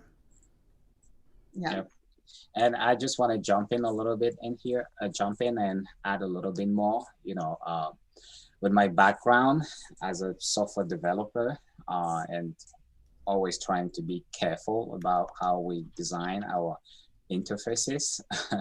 I think we have a great opportunity here as a community in Project Catalyst to really like question ourselves and on what's not on what could be improved. You know, as my way of thinking is we can always improve something. I mean, what would be the point if we couldn't? It wouldn't even be exciting at all, in my opinion. So one thing that we've been like seeing with the Project Catalyst platform is there are few stuff that could definitely be improved, and this is the feedback that we are getting from, you know, our friends and proposers and partners. And yeah, just like Megan said, like just giving like this support has been like so blessing to us, and learning about like the platform and making that process as smooth and frictionless as possible. I think that's a big plus to the community, starting from there. And then not stopping there, because once those projects are in there, I mean, it's a journey that is starting, you know. It gets in there and it takes maybe a few rounds of funding to get refined, and then it finally gets a funding, but now where does it go? So I think that's where we still want to be there at WADA, you know, helping those innovators and entrepreneurs, whoever is involved, like all the stakeholders, to just create like that space where we can have conversations and refine, even get these ideas better and then implement them. So I think that's really what WADA is after here. in Africa and in the French part, we have something called l'arbre à palabre. In French, it translates into like, a tree where the community goes to and they talk about all the issues and they figure it out. So it's like an inclusive like tree. Yeah, we looked it up online. Maybe Mercy, you would know what it is in English, like a parlay tree. It was one of the things that it said. I know every site has another name. Parlay, yeah, no. Okay. Not sure what it is. Yeah, the whole concept is just about that, how ancient people used to solve their issues, right? Like they come up with different ideas, they have different perspectives, different views, and they just sit around like a tree and they talk, they communicate. It takes as long as it takes, but they come out of there with some sort of like a inclusive or consensus, right? Yeah. So my feeling to some extent is that's what we're doing at Wada. Just first of all, giving people the place to brainstorm and talk and refine their solutions, and then down the road, giving them the tools to implement them on the ground. Yeah. I just dropped the link to that one of the proposals over in the chat. So for the viewers, you can check that out. That was the one from Megan Hess with the Wada Outreach Smart Catalyst users proposal to build Wada solid, scalable, distributed proof of concept app from the ground up using the server, Haskell, and Elm. Now, if I make a mistake, Mercy, you know how it is. I'm kind of old and I forget stuff. If I screw it up, please correct me and say, hey, that's the wrong link, or try doing something differently. But yeah, I put the link over in the chat so the viewers can check that out. Yeah, no, it's perfect. And I think Josh is actually in chat, so he keeps us all on our toes. But thank you so much, Rick. You're doing fantastic. So we still have some time. Should we sort of revisit our schedule? I think we're due for an update. Kind of the tricky thing, like I know, well, I wasn't on at 4 a.m., but we're kind of trying to watch and be aware of what was going on this whole time. But I'm sure, not everyone has that capacity. So we want to make sure to be doing a little update on the hours. Yeah. Or around that. Yeah. I think that what I'm going to say is that we are done with our fundraising. If you still want to support us, please head over to Project Catalyst, register into Idea Scale. When the time comes, I believe it's April 13th, register to vote, and April 22nd, vote, please. That's the best that you can do for us. So Megan, do you want to start with the updates? And then we will look at our schedule. We'll do a schedule update. So, just start whatever you can pick up, and then maybe Manfu can add to that, and then I'll see if there's anything that's left out. Yeah, I just wanted to add to what you had said about registering. Even anyone right now who's not on Idea Scale, period, you can just sign up and create an account. You don't have to have any ADA to do that. And you can be giving kudos, you can make comments and be engaging that way. So even if there are people out there, because there is sort of a threshold of ADA for voting and actually voting, but there's also the capacity to be on there, give kind of claps to different proposals and just, commenting and that sort of thing as well. So I just wanted to add that in case it hadn't been mentioned yet. Yeah, the kudos are free and they help raise visibility. It does. Yeah. Well, and I'll just add a little bit of background. So we actually came and were being helped by Wada to submit our proposal. And in being helped, Mercy is just a wealth of information on that. We learned very quickly. And so now we're kind of able to even turn that around and extend what we have learned in such a short time to help other people. Absolutely. I was once joking in Catalyst chat that the fact that, idea scale is just so complicated actually gives Wada another, sort of a value proposition in terms of, oh, you know what, are you having problems with idea scale? Like, come, we'll help you. And that's how we are adding to our network. So, thanks everybody. We are really grateful to those in the chat, those watching us. We will do an update shortly. I am just going to attempt to quickly, I always tell the team that I tend to use too many words. So sometimes I don't like doing updates, but I'm going to try, and then Megan and Manfo add to it, or Rick, if you want to also add to it. But this morning, we started off bright and early, 7 a.m. Eastern time, with Peter and Emmanuel. They are one of our partners that you might have seen on that visual.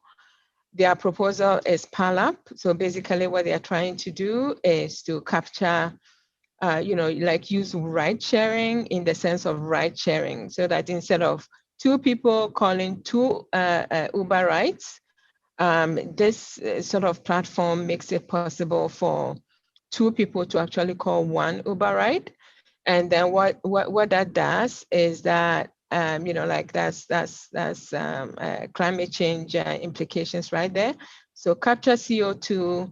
There are a lot of organizations around the world who are interested in those things. But more importantly, why we're trying to sort of build on the Cardano blockchain is, we know that the protocol is amazing, but it also gives us an avenue to, sort of push ADA adoption. And these are things that we are thinking about critically. We have our devs, we have our tokenomics people, we have our design, we have our business analysts. Like, people are joining the Wada network, and we feel so blessed. We are looking at the gaps to sort of fill that in and help our partners to sort of take their proposals off the ground. We also had new Mindflow, that's Anna Maria and Raresh. They have a treasure hunt proposal in Fund 4. Rick had dropped it in the chat earlier. Unfortunately, we didn't sort of, now they are very close partners with us. But at the time that we did our proposal, that infographic, we're not sort of that close, unfortunately. So that wasn't something that we could capture. But now we are really close, and they've been sitting in some of our meetings. And in Fund 5, we're actually co-proposers. But their whole idea is sort of education, information, and adoption. So they have this treasure hunt, well-written proposal. If you go into Idea Scale Fund 4, look for it.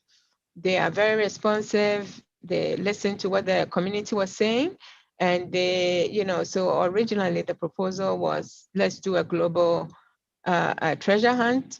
And so the fund bit, the education bit, team building stuff, but also drives ADA adoption, because there's going to be an incentives aspect to it. And then community was like, go small before you go big, right? So they listened to that, and they thought that, there's Wada, let's just go collaborate with them. So we are really, really excited to have them. They are talking about, in terms of devs, they are talking about local actors and actresses. That is amazing for us, because, we know that the film and sort of film and television and sort of all that video stuff is it needs, it could do with a bit of sort of capital push and engagement. So we're hoping that this will be it. Even if we start on a small scale, we are hoping that as time goes on, the proposals that we build on the blockchain, Cardano blockchain, will be sort of, we'll see more Black and brown people in sort of those the games, we will see more diversity in terms of the people who are actually in those games. So we are very happy with Anna Maria and Raresh. Oh gosh, we had James from Gimbal Labs, and I know that most people here know James. Like he is, yeah, James is amazing in terms of he's another of those people that actually pull people together, and we all know the great work that he's doing in Gimbal Labs in terms of really understanding what's the current with the developments going on the dev side of the Cardano ecosystem. And because he's an educator, he's able to sort of transmit it in a way that makes sense to people. So we are always very grateful to to have that collaboration with James, and he is going to actually help us with our, we promised with our fundraiser, our first 50 plus our 7 donors. We are trying to figure out, we did promise that we're going to do a metadata sort of transfer back with the choice of whatever people wanted to put on the blockchain. But on Monday, tomorrow, we're actually having a meeting with Gimbal Labs and POA, BCD, and possibly Cardano Pool XYZ to just see how we can even take that a step further. So we are very excited about that. On top of that, James said quite a bit of, gave a few technical details about what Gimbal Labs and the Wada collaboration in terms of stake pools on the continent and what that plan might look like. But we'll come out with more information. We had Sydney as well. So Sydney is somebody that we've known from Afrofin Lab. And, we love Sydney because Sydney has, he's a very brilliant human being. He knows about blockchain. He understands blockchain. He's been in the ecosystem forever. Plus, he's an African American, and he sees the value of diaspora, how diaspora can link to the continent and how we can all sort of share resources. Sometimes, people like us who are not actually based on the continent on a permanent basis, there's a way that, the narrative makes you feel like, yeah, but you left, right? Like you are not even on the continent. But what we are realizing more and more with WADA is that, yes, there are people on the continent, but if we are able to form that collaboration with the diaspora, it is an explosive mix. And we're just trying to capitalize on that, and we're just trying to figure that out. That's not a road that we've walked before, but we are doing our best. We had Gwendol and Joshua, ABCD, POA, everybody knows them. And, we are collaborating, we are adding, we are multiplying, and we are very excited. I think I'll leave it off here. We can, unless Megan and Manfo has something to add, then we will go back to our screen, our sort of mini schedule, and then let people know what's coming up. We are very excited about Empower. They are our new partners. We are just so excited about Empower. I'll just say that. Everybody, please hang around to listen to what Empower has to say. Hi and Glenn, they will be joining us. So please don't move. Unless Rick says that we can have a 10 minutes break, we will do that. But if he doesn't say that, we are just going to just sit tight and wait for Empower, because it's just an amazing team. Megan and Manfo, did I leave anything out? I think you did really well, Mercy. I used too many words, I know.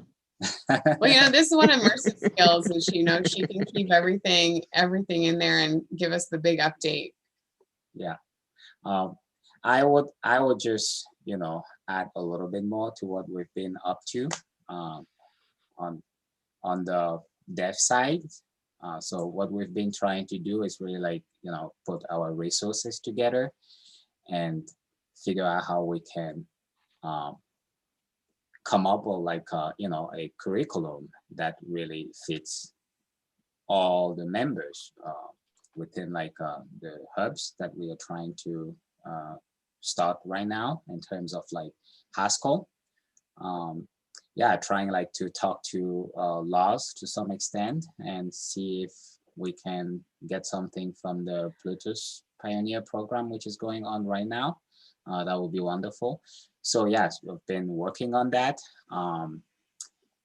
And yeah, just so many things going on that, yeah, I will give it back to Mercy. Okay, I think that I will also hand it over to, should I, Rick, do you want us to look at the update, or do you want us to go on break and come back? I wanted to add something. Then we'll do a quick update and take a break. Sure. Sound good? Excellent. That Okay. sounds like a plan. I learned something while Mindflow and Megan were speaking. I was searching the Catalyst proposals on IdeaScale and posting them in the chat. So if you see the links over in the chat, viewers, you can go check it out over there. I see Steve's coming back, so I'll bring Steve in so he can get caught up with the update. So what I learned, Megan, this is very important. If you want to find on IdeaScale one of the proposals related to Wada, search the name Megan, M-E-G-A-N. Search her name, and you will find most of them. Or search for the name James, and you will find the Gimbal Labs proposals. Because as hard of, I've tried navigating IdeaScale before, and it's kind of interesting, right? And I was like, how do I find, the slide we showed earlier with all the proposals? I was trying to search for keywords in the name, and it's kind of hit and miss. It might show up way down the list. It might not show up at all. Then I was like, okay. And then I started searching your names, and then they started showing up. So I could find. So if you're on IdeaScale right now and you want to search and find those proposals, search Megan, M-E-G-A-N, and 5 of them show up. Well, one of the things too is that we tried to link the proposals that were directly related. So like the main hub proposal should link to kind of the Cameroon side and then the DRC one. So we tried to, make it as easy as possible and not overwhelming, but it can be challenging, like the way we split it up into a lot of proposals, they're like the pros and cons, but. Yeah, I don't think the problem is how you split it up. I think the problem is how the search engine is working. No, exactly. I just mean in terms of like being able to kind of just have them all in one place. It's, that's a bit of a challenge. Yeah, I wonder if there's a way to tag it with WADA to make it easier to search. But I guess we'll figure it out. It's learning, right? The Wada account, you should find a good chunk of them. Let me try that one more time. If you search Wada, I think you only get. Can I share this screen, and then I'll share the screen with the schedule, all right, yes. Mercy? I'll share it. Yes, and I could be doing something wrong. I might need trained. I'm not an expert by any stretch of the imagination. Let me make sure. This is some good education, right? Share the right one. Project Catalyst. Okay. All right, so here's my screen on IdeaScale. And here's the little kudos buttons. So I searched Megan, and you see how I got these ones, right? Wada Outreach, West Africa, Dev Incentives. I got these 4 in local centers in West Africa. Right, now if there's another keyword. So yeah, try typing in Wada. We'll see which one's on. That works for me. Yeah, I did this earlier, and let me see. So how does this list look? Did we hit most of them? There's more. Yeah, we definitely hit most of them. Did we get most of them? Yep. Yep. Guided on board. Not that we want to exclude others, but I'm just trying to make it easier for people to find when they go in there. And you can hit this little shout out button here. Right. Oh, I give a shout out to Michael McNulty. Michael McNulty. He's a great guy. Yeah, I saw his up here. Where was his at? I saw that one on here. A couple more up. So you can search I don't know. Wada. I don't know how he showed up with Wada, but Local community centers. There's the rideshare app. Onboarding. Catalyst onboarding. Dev incentives in Cameroon. This is the one Mindflow. Yeah, that's the one we're excited about, you know, because that's sort of our spin on the developer ecosystem. Like there's a lot more to it than, you know, the specifics of this proposal. You know, there's many layers to it. There's the dev ecosystem in the way that the Catalyst community seems to be talking about it in terms of, you know, the hackathons and the, you know, different tools and things like that. But we're also kind of adding to that and adding the human element and the accessibility on sort of in that Cameroonian sphere, right? So making context, thank you. So adding to it, you know, free childcare, any kind of incentive if we're having like snacks kind of, or other events. You know, I was thinking about like even, you know, different movies that like highlight blockchain technology, right? Just events that are bringing people in that wouldn't expect to be brought in. And then kind of the follow-up is, you know, would you like to learn more? Join our developer meetups, join our entrepreneur meetups, and going from there. Yeah, I just want to add a little bit more here. And this is really necessary in the sense that what has happened in Cameroon, specifically in big cities, is a lot of people who, you know, were aware of blockchain and cryptocurrency specifically at an earlier stage. They went down there and they came up with these schemes to, you know, kind of take advantage of people. So people are really, really skeptical about like cryptocurrencies. So there's a broken like a trust that we need to work on. And only after that you can start like really, you can have like the, you know, the space to talk about like solutions. And that's why we are taking this approach with our hub in Cameroon. Is we want to, you know, first focus on that environment where we make sure that parents who are picking up the kids are not worried about like, you know, kids hanging around and not having anything to do when they're learning about like this blockchain thing, or kids themselves, like, you know, I mean, it's huge. Well, yeah, that's a good point. I forgot to even mention that, you know, there's the daycare component, but we also have been working on sort of how to even introduce kids on a really basic level to this sphere as well. Like a lot of the underlying thought behind, you know, functional programming is math concepts. And those are things that can be taught to kids. So, you know, we're even thinking about curriculum for younger students. Yep, and on this one, I want to add a little bit more on just my personal experience, sharing or teaching or educating. You know, we're talking about kids that are able to do amazing things. It really depends on which paradigm you're using to approach things. And I love sharing this idea of getting the kids to do some sorting exercise and, you know, tagging them with numbers and getting them like in and unordered. Yeah, get them to put themselves in order from, you know, smallest to largest. Yeah. But by using kind of programming thinking, not just, you know, and having them verbalize that and talk through it. Exactly. And this is something they would solve, I mean, by themselves, right? They know how to count. They know the notion of like order, what is smaller than what, or what is bigger than what. They know that, or what is equals to what. But what's really interesting is when you think about like, let's say in software, when you go to university and you are in one of these engineering program, and you are, let's say, 18, and then they're like, we're gonna show you the algorithm how to sort like a collection of something.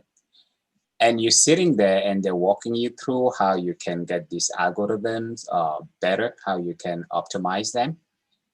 And you're looking at them, you are using like a certain paradigm.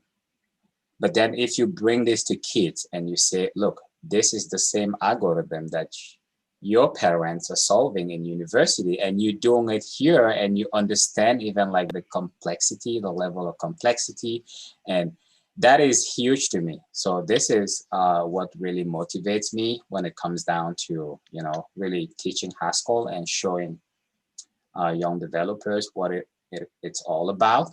You know, it really is giving them like the tools to investigate nature too.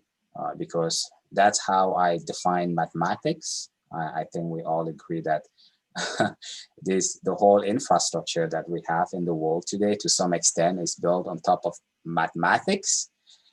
And yeah, so that's, again, it's about like looking at the right paradigm on how to introduce these complex, but really not that complex, simple notions to kids with different techniques and approaches. So that's what I'm really looking forward to. Can I throw something in there? Yeah.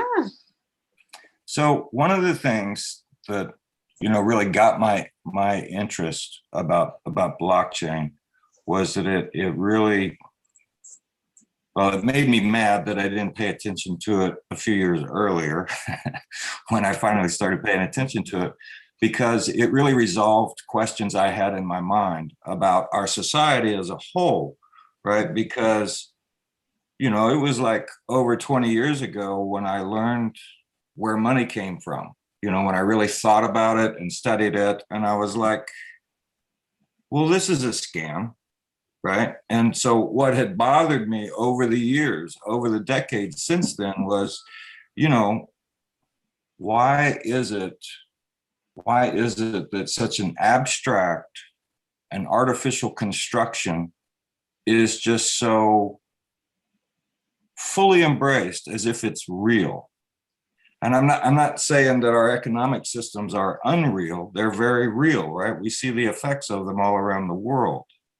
But if it's artificial and it's just an abstract notion, then clearly there could be other artificial and abstract notions to perform the same functions that would actually help people.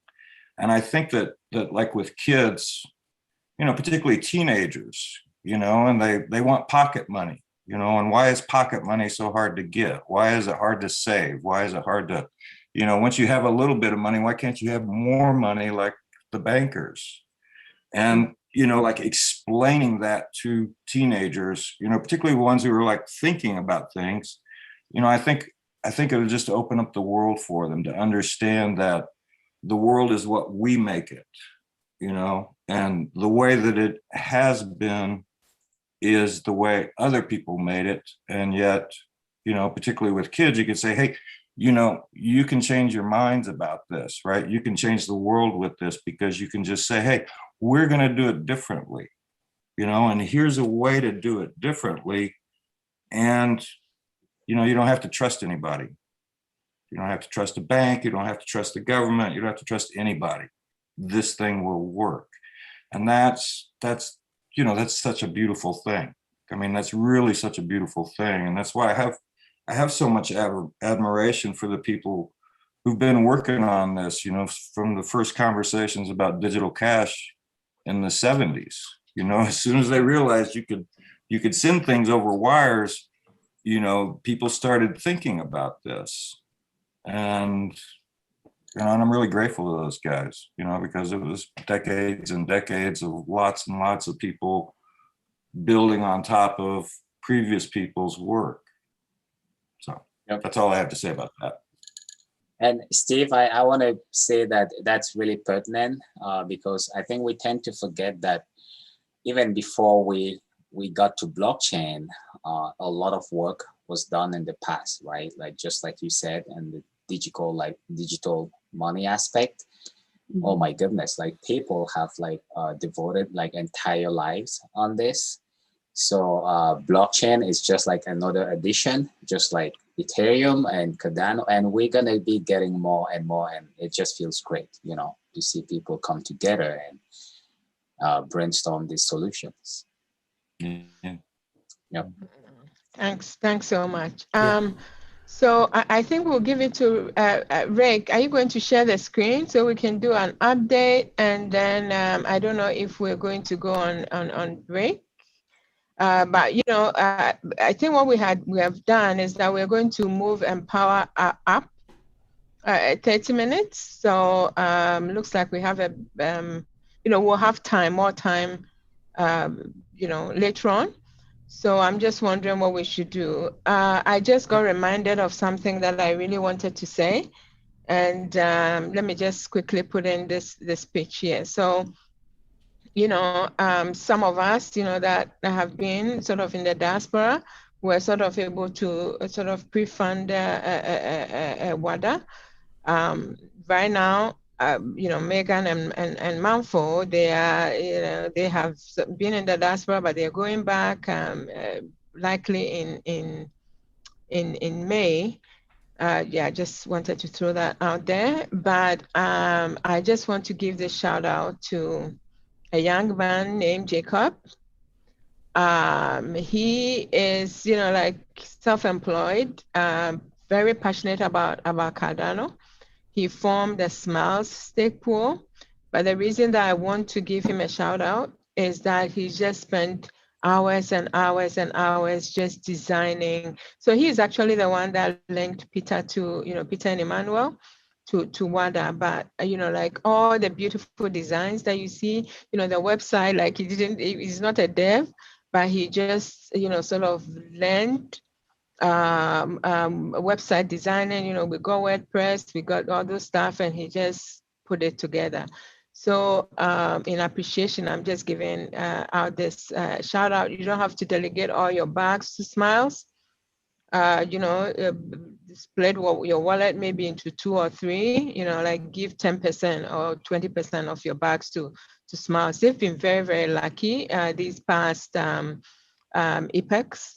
And it's just amazing. And I think that the reason that they've been lucky is that Jacob is giving healthcare, you know, sort of covering the healthcare insurance for children in Ghana. And when I saw Jacob with that video, if you haven't seen it, look for it on Twitter. Literally, I was teary, because this is what we've been envisioning that Cardano could do. You know, this is what we were envisioning that Wada could do. So just give Jacob some love. Yeah, so I'll hand it over to you, Eric, and then tell us what we should do. Okay, I'll put the schedule up. We'll take a 10-minute break, and when we come back, we'll have Glenn. It looks like we're on track, so let me put the schedule up, and then Mercy, I'll point out where we're at, and then you can tell us what we're going to do next, and we'll pause for a 10-minute break, and we'll be back at the bottom of the hour at 13:30 Eastern. It will be 17:30 UTC. That's 17:30 UTC. Hold on, let me make sure I got my time frames right here.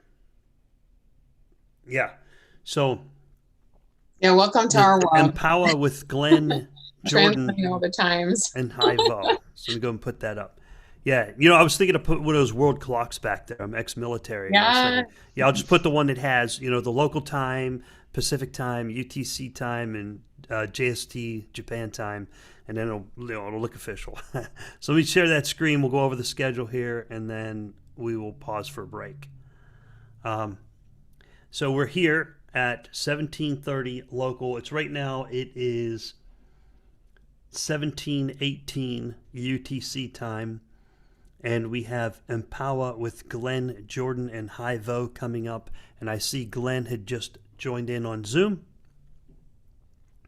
And then let me scroll down because we've made some pretty good progress here. Mercy, would you like to take it over from here if you can see my cursor right there at 1730 UTC? Yeah, I can do that. So as I said, very excited about Hai and Glenn. Glenn will probably be doing the presentation, and we're going to hear all that good work that's going on, especially, you know, like, yeah, it's sort of a regional thing. So I'll leave it to Glenn and Hai to talk about that. And then I will, you know, sort of to hop off. We were expecting some students from Ghana to jump on, but as usual, it's just all that technical stuff. So if they're able to jump on, that would be great. If not, you know, we'll play it by ear. There's a lot that I wanted Steve to talk about. He's been a champion in terms of infrastructure in Africa. You know, if we don't get the students, maybe we can get Steve to sort of talk about some of those aspects, you know, especially with the Grow Africa, Grow Cardano funding category. So I think so after that, then we have Megan and Manfo. It's going to be nice. We're going to tell a lot of stories. I will, you know, be in there as well.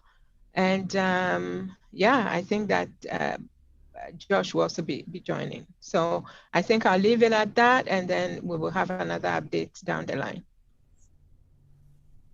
Okay, sounds good.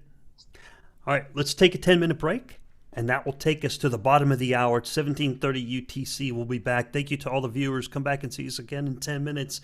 Let your friends know. Share the link with YouTube, and so people can learn more about Wada here. And what we'll do is we'll just mute our audio locally, and then I'll put the pause screen up. Sound good? See you all in 10 minutes.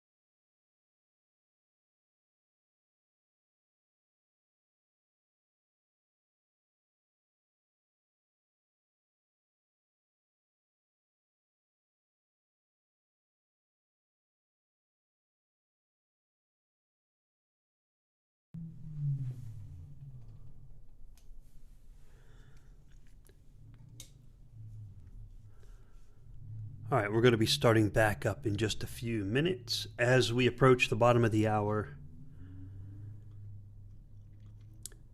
And we'll have Empower with Glenn Jordan and Hi Vove. Hi dials in.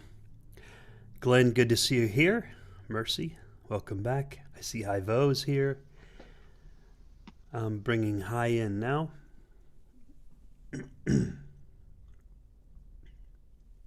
That timing worked out pretty good, Mercy. One thing that I've learned doing this marathon is if we do another marathon, I'll need to make another room. There's the Zoom room that we're streaming, right? And I have to make a Zoom room or something else that's like the backstage area. Right. So when we're done with the front stage that's being streamed, we can go to the backstage and then figure out, okay, take a breather. What are we going to do next? And I see someone from Team Mingeweb entered the waiting room. Team Mingeweb. No. Who's that? Is that one of our folks?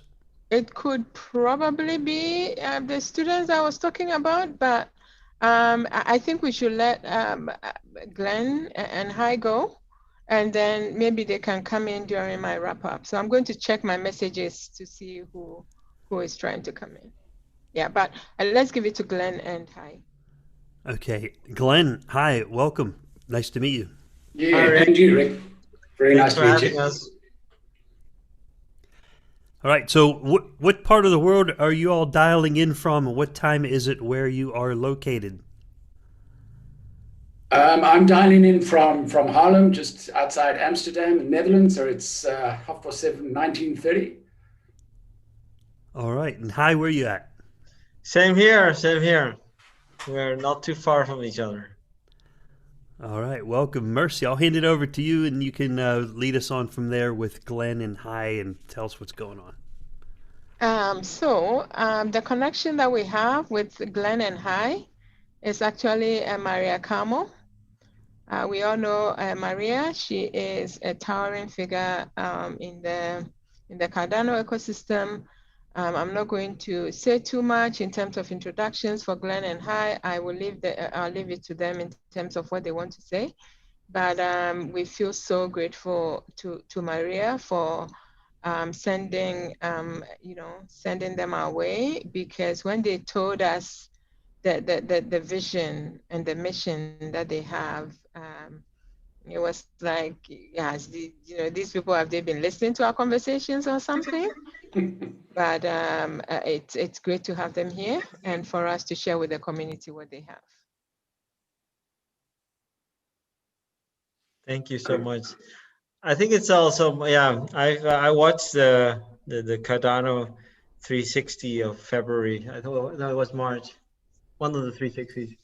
And I was guided towards Lovelace, and that's why I asked, because there was a development community, and I think Maria picked me up there and said, you have to reach out to Mindflow of Wada, and that's how it went. I actually don't know Maria.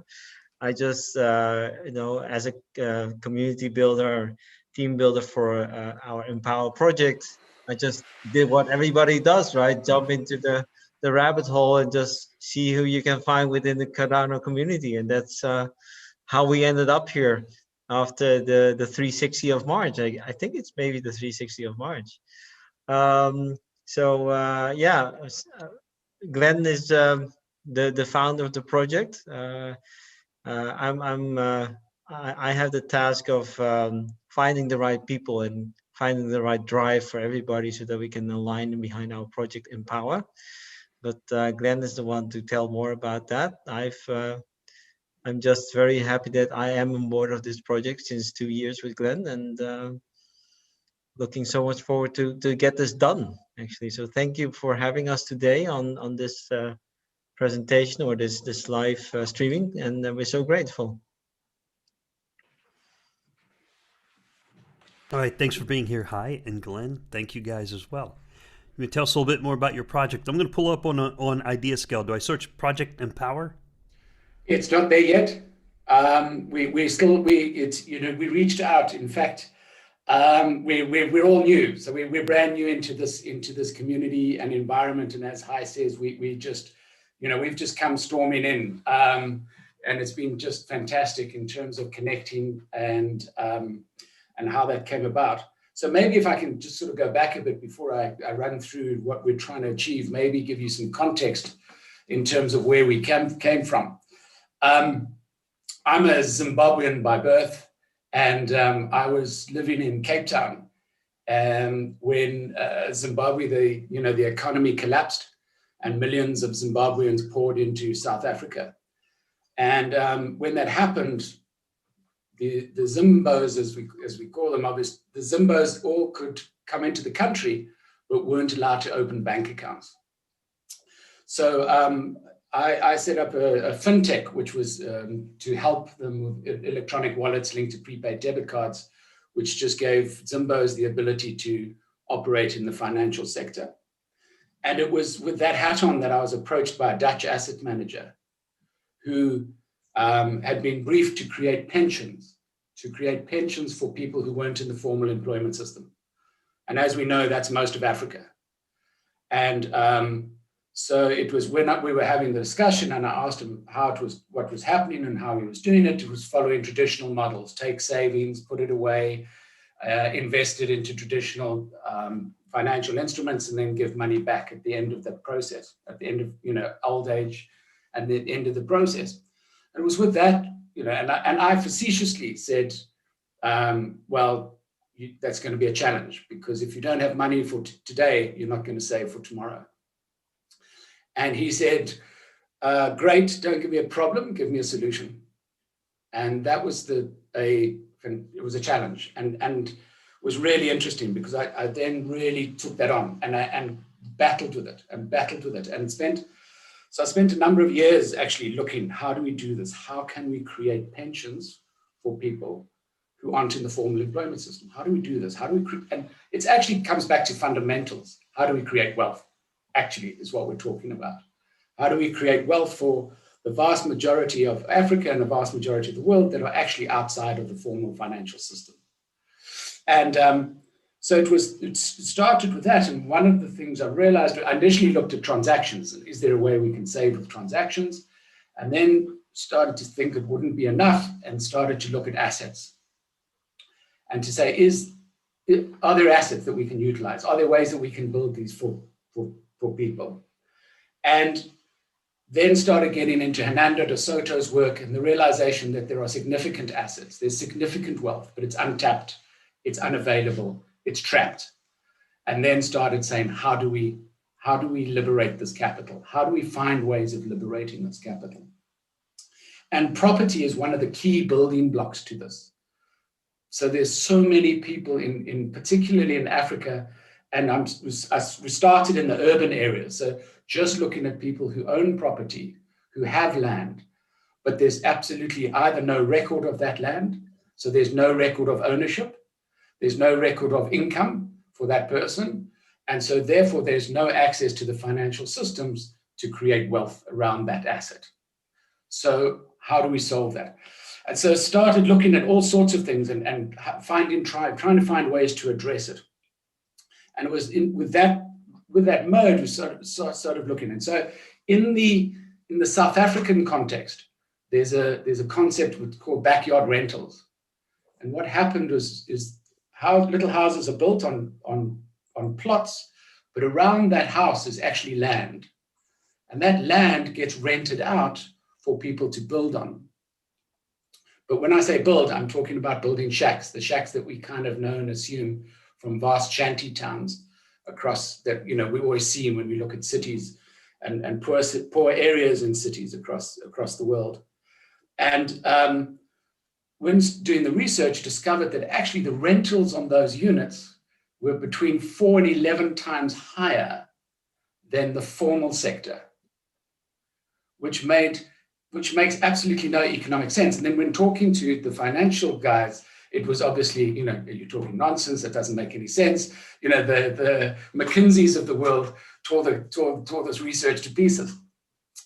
So it was, but we know it's a fact. So the issue was, what is preventing this? What's preventing this investment into this infrastructure?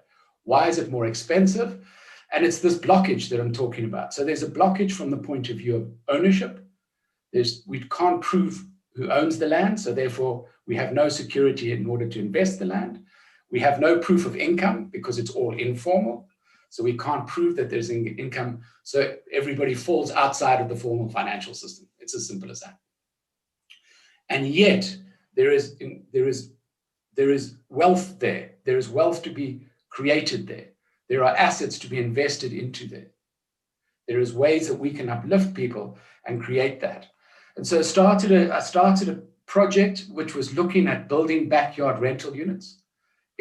So instead of just a shack, we could put up proper infrastructure and co-invest into this based on a probability of ownership. And started looking at, if I don't own it, but I've lived there for 30 years, is there a probability of ownership? Because somewhere between a mortgage, which even sometimes in Africa, the rates are up to 30% on mortgages because of these kinds of risks, and unsecured credit, which can be up to 50% per month, somewhere there needs to be some way that we can reduce these risks so we can reduce rates. So I was really thinking around this kind of conventional space and how to do this and how to manage this. And so we built this project and it worked. We proved that the rentals were being paid, that we could invest into the backyards of people, and we could create wealth. So then started saying, but this is bigger than just the backyard in South Africa. This is a fundamental problem. And how do we resolve this? How do we find ways of doing that? And as he said, about 3 months ago, he sent me this link because we'd been working on this project and trying to find ways. And I'd looked at blockchain, but I wasn't convinced. And Hai sent me the link to Cardano, and it just landed. It just landed. It was just, hang on a second. This is what we've been waiting for. This is the community we've been waiting for. This is the technology we've been waiting for. How do we take this? How do we make this happen? I just want to interfere with this because I was introduced to Glenn about almost 2 years ago by a friend who lives in South Africa now. She studied with me, and she said, you got to talk to this guy because he has an amazing project. And I've been building a lot of projects, IT projects, building teams. But when I met Glenn, I remember myself saying to my partner, I think I stumbled upon the most impactful project ever in my life. I don't know why I want to give so much time of it. It's not paying me, but it's just unbelievable. And my journey of desiring to use technology to help the world actually got started back 20 years ago in South Africa, where Glenn is from. So Glenn, take it further. And I was like looking for Glenn, how are we gonna move this further? But I was into blockchain since 2017, and then I read about Catalyst, and you said, Glenn, you gotta dive into this. So that's where we are. So as you say, you won't find us yet. We're coming on board. We've been working on a white paper. We've been following the methodology that you've been working on. We put it together. We put the concept together. We've distributed it to as many people as we can to get their input, to get their validation, to get as much feedback as we can. And as we say, one of the, this was it. Part of it was reaching out to Wada and saying, how can we do this? What can we do? And part of the challenge that we have is that we didn't kind of fit quite comfortably into Catalyst. Looking at the project, it wasn't specifically around the technology or the development of the particular part of the community. So we didn't quite fit. But I think now in this latest round, I think with the Africa project, I think we're starting to fit more comfortably, because I think we're the next kind of, because we're not a DApp and we're not we're an ecosystem. And in order to make this work, we're an ecosystem. And part of the project that we're going to be putting together and what we're going to be just sort of talking about today is really this sort of first kind of project, which is a practical project, because we're talking about now integrating the tech with the practical on the ground implementations of livelihoods. So it's about how do we improve living conditions? How do we create wealth by improving living conditions? How do we link communities around the world in order to do this, in order to create returns and wealth for everybody while uplifting people and living and this is one of those incredibly rare occasions when everybody can win. Everybody wins in this. There are no losers. And that's one of our, I think that's one of the reasons why it's building the momentum that it is and moving as quickly as it is, because there are no losers in this kind of scenario. So what we're really looking at is some, and maybe I should now start the shared screen. I hope that explains a little bit of our background and where we are and where we've come from. Okay, I just made you a co-host so that you can share your screen. Great, thanks. Yep. Can you see that? Not yet. Not yet, no. Not yet, okay. Let's just check where we are. Sorry, give me 2 seconds. Who's gone? Okay.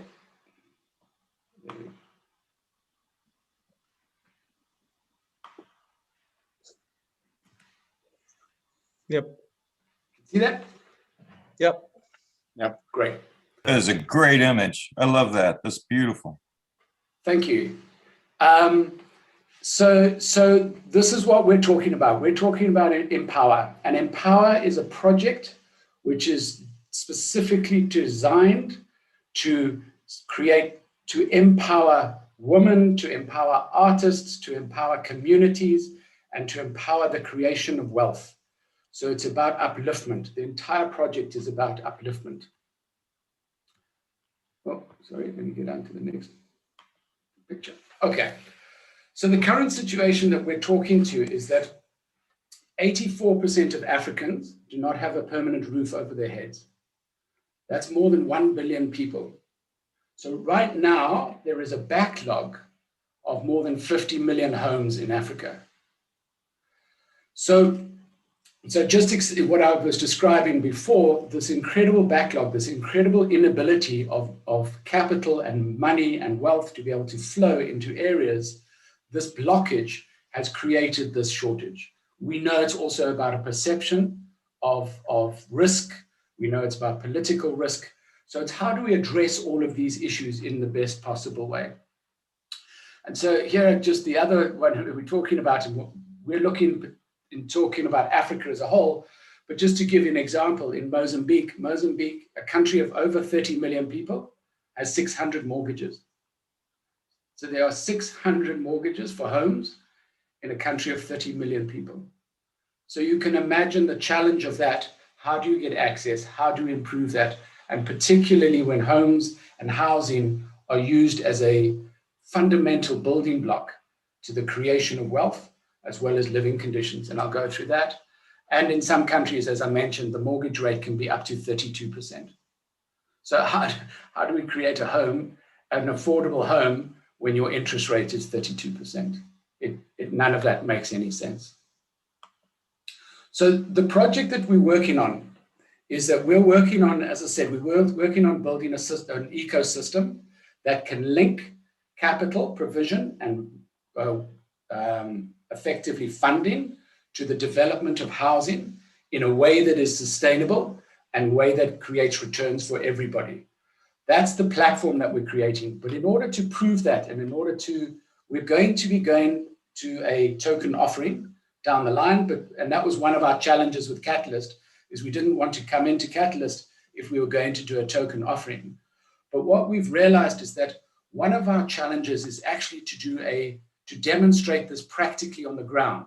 Because I think in the technical space, people trust, ironically, they trust that we can build the tech, but it's really around, will the concept work? Will the technology be able to support this concept?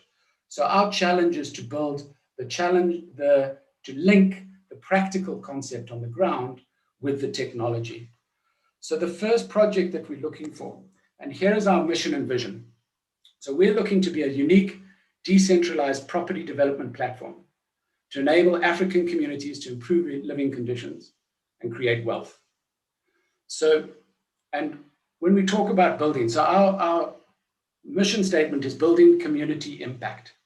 So each one of those steps, we're building. A house improves, we know what it does for somebody, just in terms of upliftment, in terms of their living standards, the safety, their health, their well-being, the improvement to education for the children, resilience to climate change becoming a key part. I'll talk a bit about that later. The creation of jobs, the creation of employment, and as we started right at the beginning, the creation of wealth. So that's the building block. The community is part of this decentralization of funding, which we know and talk about and love and are passionate about, is to take this out of controls of centralized control, where it is with the bottlenecks that we know of and understand. So we're looking to build an ecosystem of customers, developers, partners, and service providers in order to be able to get this money to flow, because in fact, all that it is, property is a time value of money. That's actually what property is. So if we can solve that time value of money concept with a platform, then we're able to overcome the challenges of centralized funding has had up until now.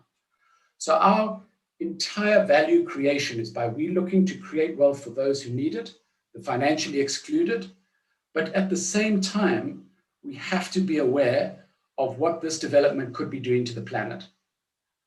And that's one of the challenges that we have. Living here in the Netherlands, often I joke because there's a big campaign to build 1 million homes by 2030. And everybody's talking about the environmental impact of that, the environmental impact of building 1 million homes. But we're talking in Africa about 50 million homes. What is the environmental impact on that? So this project that we looked at actually addresses 14 of the 17 United Nations SDGs. So it really does meet everything that we're looking at. And in terms of the concept, I'm sure you're aware of the concept of Ubuntu. Ubuntu ngumuntu ngabantu. I am because we are. And that is the basic fundamental building block of what we're seeking to achieve. So the first project that we're talking about is actually phase 0 of our objectives. And what we're seeking to do is to demonstrate how this can work in one of the poorest countries in the world. So now, while we're talking here with Wada, obviously this is an African concept, because the community, it's about empowering people on the ground through the provision of, through the community, empowering people on the ground through the community outside of the country that we're talking about. But it is African-wide. So we're talking to Wada, obviously, about West Africa, but one of the countries that we're also looking at for the first project, because it's one of the most challenging countries, is Mozambique. And the reason Mozambique is that it is one of the poorest countries. It's also been directly impacted by climate change. It's had six, I want to say typhoons, it's not typhoons, what's the word I'm looking for? Cyclones in the last 2 years as part of this. The impact on the environment change is massive in Mozambique. So our project is to demonstrate that we can do a CO2 negative, circular, affordable home. That's our objective. So to be able to fund that, to prove that this is accepted by the market, and to be able to give somebody who's been financially excluded access to this secure, cyclone-proof home. So the outcome of this is to be able to deliver this entry-level home, to prove market acceptance, to be able to conclude it and demonstrate, right, as I mentioned right up front, the creation of wealth. So that's what we will be talking and speaking about from the Catalyst perspective. What we're trying to do, obviously, is attract attention, community, broaden the community, reach out to the community, and stretch out and bring on. This is an ambitious project. We know that. It's extremely ambitious. But this requires incredible energy and incredible resources.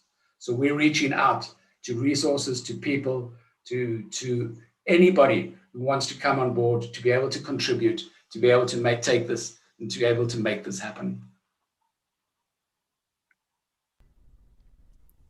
How do people reach you, Glenn? Is there a website, or what's the best way to get in touch if they want to reach out? Yeah, there is a website, and we'd also ask, on Catalyst, we will be putting this up on Catalyst, and we will be reaching out. But yeah, I'll put my details up on. But there is a website. It's empower.io, empowa.io. If I may, Glenn, this is the last slide, right? Is this the last slide? Yeah. Yeah.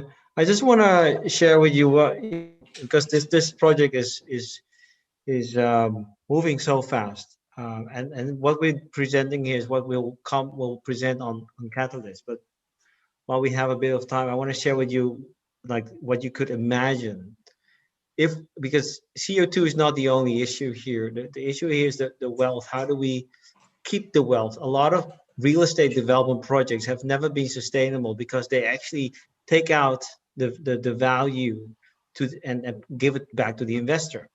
And that's why a lot of the people who really build the community, even the tenants, they never got the value. So within our white paper, if you're very interested, we have quite an elaborate system how to develop this value and keep the value within the community by saying, hey, let's pay back the investor, but the investor can have a chance to say, I want to continue and use my revenues to invest into maybe something like a windmill that's needed for the community, because you're not only building a house to make a piece of a project more valuable, you need to look at what is the local area, what does it need. We're also going to say the tenants. We all know in the world that the people who have a lot of money are able to provide housing for people who start out in life and they're paying rent. They're actually paying for the value creation, but at the end, they never keep something of this value creation.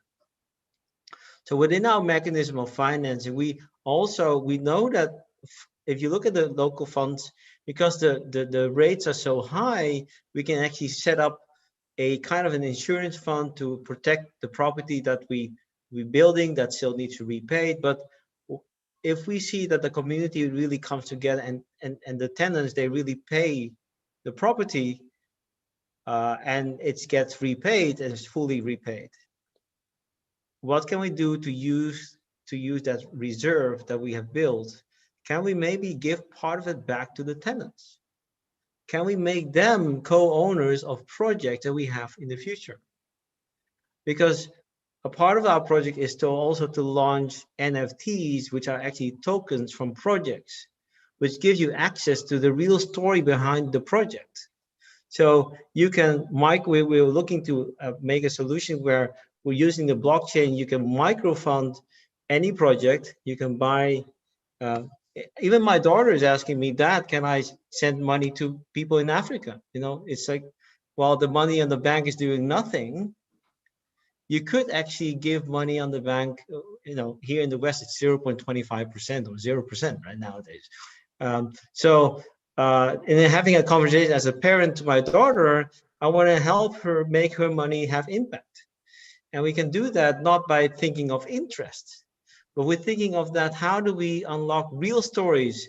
Who are the people living here? There was a woman who maybe is afraid to get out because she was raped once in the township. So she needs a sense of security. That a locked door on a unit is of an immense value. If we have an NFT, we can unlock that value by writing these stories and sharing these stories to the owner of these NFTs, which have invested into the property. So our vision is very far. We invite you to really take a moment to read our white paper, because it's just too much to tell here, but this is what we're all about. We want to help the women in Africa, give them property. They're the base of the family, stability there, then use the funds that are left to improve the community around, move the funds towards another project in the area, and so on and so on. And the investor can have a choice. Do I want my returns back? Or do I want to roll on because I'm just getting so many beautiful stories that my money could never do here in the West? That's why we are in power. Thank you, Hai, for that story. And Glenn, if you're done with your screen share, you can bring that down with the red tab at the top center. Excuse me. And you know, there's a lot of amazing things that I just learned that I never heard of. The 4 to 11 times the cost of rent. That has got to be a massive financial drain to the individual who's paying that rent, which then saps the wealth creation or concentrates the wealth creation. And something else that really amazing work that you're doing here is, you know, how do you bootstrap the economy so that the people who are local to that economy get some sort of, like, for example, in Nigeria, they might be using NGN, right? For Nigerian money, and then there's an exchange of value, and they do it that way. But once they start building this infrastructure, these more permanent homes with security, and investors invest, how do people exchange value between each other and perpetuate that, right? How do you bootstrap that? Do you have any ideas, Glenn? Hi. That's exactly what we're doing, because the whole thing around it is specifically that's exactly what the platform is seeking to do, because it's bootstrapping initiatives on the ground from the bottom up. That's the objective. So we're seeking to create, and that's why, you know, in terms of reaching out to Wada and other communities, it's about, because historically what's happened is particularly with property is that we try and come and do it from the top down. So, you know, it'll be big investors, big money coming in, trying to do this kind of project, and then it gets siphoned off and it gets lost, as you say. And you can imagine what happens when big money comes floating in. So the whole objective here is to literally exactly that, is to bootstrap initiatives so that people can approach it from on the ground in terms of a project, in terms of being able to say this. So initially our thinking is that we will do that with providers that we know and trust, so that people will be able to do that, and we'll start to build it that way and then start to roll that out. But eventually our objective obviously is to get it down to that kind of level where it's down to the individual level. But it's because it's very much about starting it from the bottom up, and effectively what seeking to do is almost create it like a startup kind of environment in the property segment, whereby we can start small, test, learn, iterate, you know, add value, move fast, add and create more value through communities on the ground. So I just want to, but Rick, the question of Rick, sorry, but Rick, you were asking, sorry, because can you repeat your question? I'm sorry to interfere, but I think you were asking a different question. Well, he was generally in the lines. It was, yeah. How do you bootstrap that if the actual value, let's say people lack the finances to fund the house themselves, how do you initialize that value? How do you get it represented in their pockets, in their savings, so that they can purchase the materials and pay the rent and stuff like that? Do they just do it in their local currency that may be inflationary and or maybe like in out of control level of inflation, or does it even matter? Could I maybe phrase that differently? Yeah. Because, you know, like your first project that you've lined up there is in Mozambique. So how do you establish the right to build on land? You know, if there's no land registration to particular owners, then how are you going to start there? So what we're doing, that's particularly with the building methodology. So that's one of the innovations that we're working with, is around creating circular building methodology, circular modular building, that then becomes more of a movable, immovable asset. So we're delinking the land from the building asset, and then you're funding, and then to answer Rick's question in terms of then you're funding that infrastructure, which normally you'd be paying rentals for in any event, but now you've improved the living conditions for those rentals and reduced the risk, and the ownership ultimately passes to the individual who owns the land. So you linking the building asset, not the land asset. So you're separating those two out. So that's one of the innovations. And I think maybe Rick, in terms of your question maybe around currency, is right now it will be in fiat, but our objective obviously is to create the value, because the earnings right now are in fiat, but it's to create the value amongst the community, that we start to build the community, and as Hai says, we start to build the value for the tenant so that there is rewards and that kind of process, and then to keep the circulation so that we also de-link the currency risk, because that's also one of the challenges that we have in terms of traditional fiat.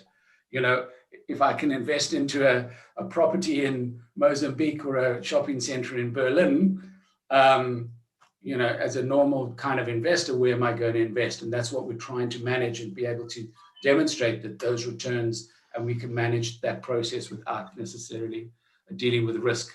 So it's about moving more and more people into the value of Cardano and away, and demonstrating the value, as you say, of those of that kind of environment, as opposed to the one that's been managed so badly on the ground. And if I can just jump in here. Thanks so much, Glenn and Hai, for sharing your dream beyond us to the Cardano community. They will, I can just see them just loving you. A lot of us have heard about Charles talking about illiquid wealth that's trapped in like 5 trillion or whatever the figure is. And it's not that Mozambique is poor. It's just that the wealth that is there, whether it's the human capital or the human resource or whatever it is, it's not being captured.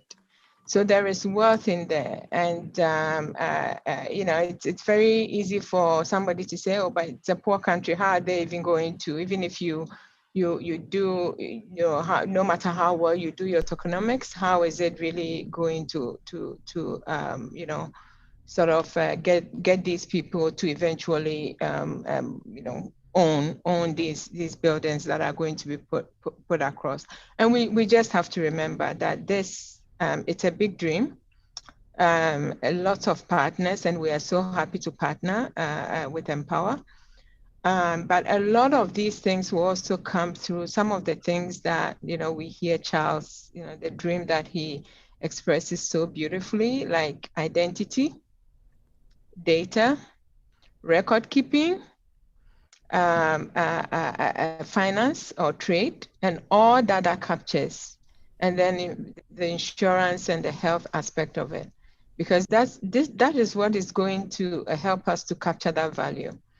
This morning we heard from Peter and Emmanuel in terms of the rent situation in Ghana, and like when we spoke to Hai and Glenn, we were just so excited that, we just quickly booked the next meeting with them because we wanted to hear more. And, there's a story to that. We'll talk about it maybe privately with Hai and Glenn sometime maybe next week or the week after. But this actually shows on the ground some of the stuff that Charles talks about. That's what I just want to say, that this is a way that we can capture that illiquid wealth, and then somehow just make people who would otherwise have been homeless or just perpetually poor. This is a way that we can actually give them some spending power that Peter mentioned this morning, so that at least they have that extra income to do other stuff that they need to do. So I'm going to hand it back to Glenn and Hai. But I just want to, in terms of, just imagining if we want to bring the wealth there, Rick, you asked, like, how do we do that? That's why we want to start off with, project by project, because we aim to be a platform that other companies could come on and utilize the technology we used to do the same, to maybe localize to a different country. We're just bootstrapping it. So imagine we're now going to raise funding for a local project. And what our aim is to do this, get the money there as efficient as possible, but not to exchange everything to local capital directly. We will utilize the blockchain DeFi space to maybe see if we can get some extra return to, before we bring the capital to the local currency. And per milestone that they deliver, they'll get some extra funding, etc., so that we make sure that nobody runs away and we end up with nothing. So that's where the journey starts by saying, okay, the blockchain gives us an opportunity to actually bring funds, faster, more cost efficient there. We will have to find a solution to actually bring the funding from blockchain back into fiat, but these are inefficiencies that were already there. Just the difference is we're going to make it transparent. We're going to show the world how it could be done, what are the challenges, and how blockchain will solve it, and how the technology, the platform that we want to build will show this. So number one, we're going to make this visible. Secondly, we all know that, if I'm helping, I donate every month, I donate money to charities or causes, want to help something in Africa, but you never know how this money is spent. And you never know who's really helped. You never know the life change that it happens. You just read the marketing piece, and then on base of that, you bought in, but you never had report from it. We're looking to supply report to the people you impacted, the finance you given, and the progress of the project monthly. And we're going to see if we can do that by, we have cameras, we get somebody on the ground, make video of the stories of the things that we look for as investors. How does our money transform into impact? And we're going to do that month by month. And all the challenges we will have, you will see. Because these challenges will be the feeding ground for the technology that we will build. And we hope to build that platform that eventually we can open source and share with the community and say, okay, we've done it here in South Africa, we've done it in Mozambique, but if you're in Brazil and you're inspired by this, come and take this technology and localize it to your approach and share the knowledge with us. So that's how we want to do it. And we're not saying it's going to be perfect, but we're going to say it's going to be transparent and it's going to be well documented what the impact is. Yeah, that's good to hear. The thing, what I was imagining, what I had in my mind is that the people who live there they're going to have to do the work. I mean, they're going to be ones doing all the work because they're going to have to build, maintain, set up the logistics, bring everything in. We can provide all the technology in the world, but it's still the people who are there going to have to do the work. And so what I was imagining is like converting the local currency into some sort of digital currency plus NFT plus digital identity and all those different features that blockchain brings with it more efficiently, as you described. And then their earnings start to show up. I don't know how it works, though. It's not my project. It was just what I had in my imagination on how these projects would deploy in Africa. Is, how do you bootstrap it? If the people there doing the work, do they earn it in the form of fiat or a digital version of their current national currency? I didn't know. I was hoping someone smarter than me knows how that works. I did speak to John O'Connor once of IOG, who's working over in Ethiopia, but I didn't ask him that specific question, but he probably has a much better idea of how that kind of stuff bootstraps organically within the local communities. But yeah, great information. My goodness, I've learned so much today. I can't believe it. Yeah, if I may jump in, I just have, I want to make sure that we are also touching on the governance aspect, because I was listening and I was thinking, those people who effectively are going to be on the ground and building this, I'm thinking in terms of like all the stakeholders into this huge project. You know, those who are going to be building, they need some sort of credibility, you know, so they need some sort of a reputation in the system that you're trying to build.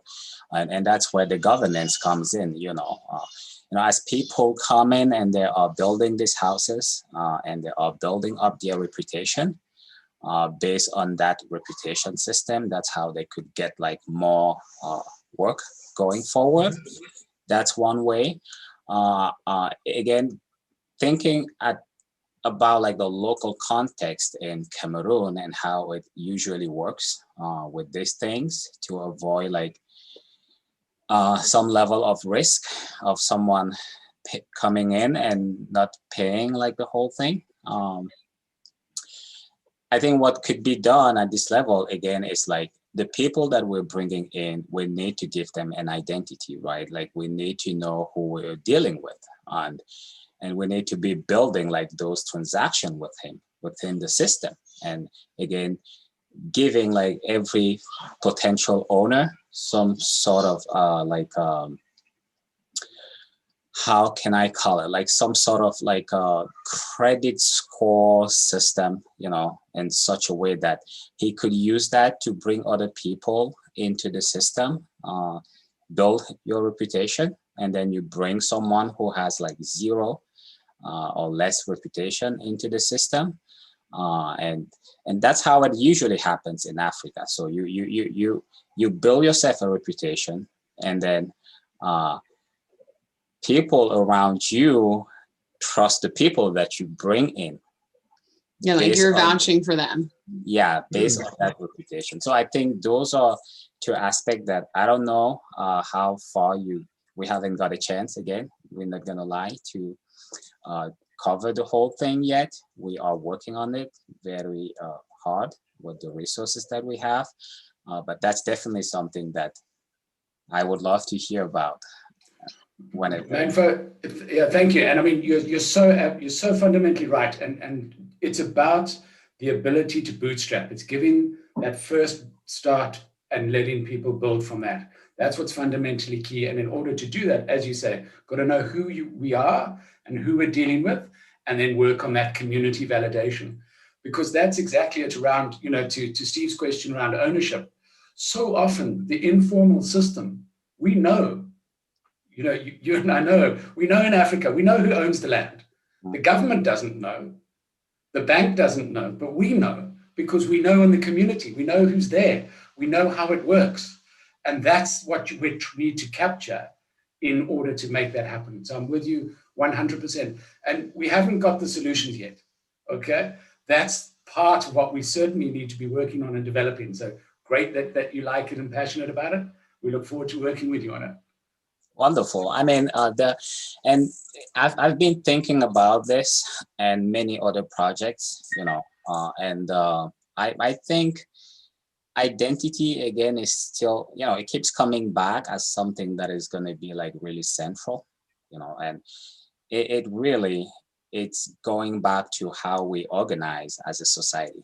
And I think with this decentralization, like with the paradigm shift on how we connect to other people, relationships are going to become even more like personal, where we are more in control of our different personas and identities.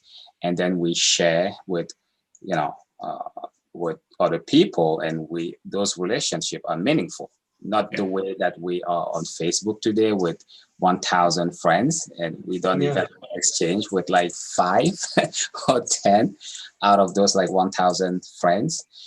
So yeah, I can see this, how this is coming together into my head. You know, again, I'm just putting my hat of a software developer here and thinking about how these pieces are going to have to integrate together, and how these solutions, you really need to think about interoperability, right? That's one.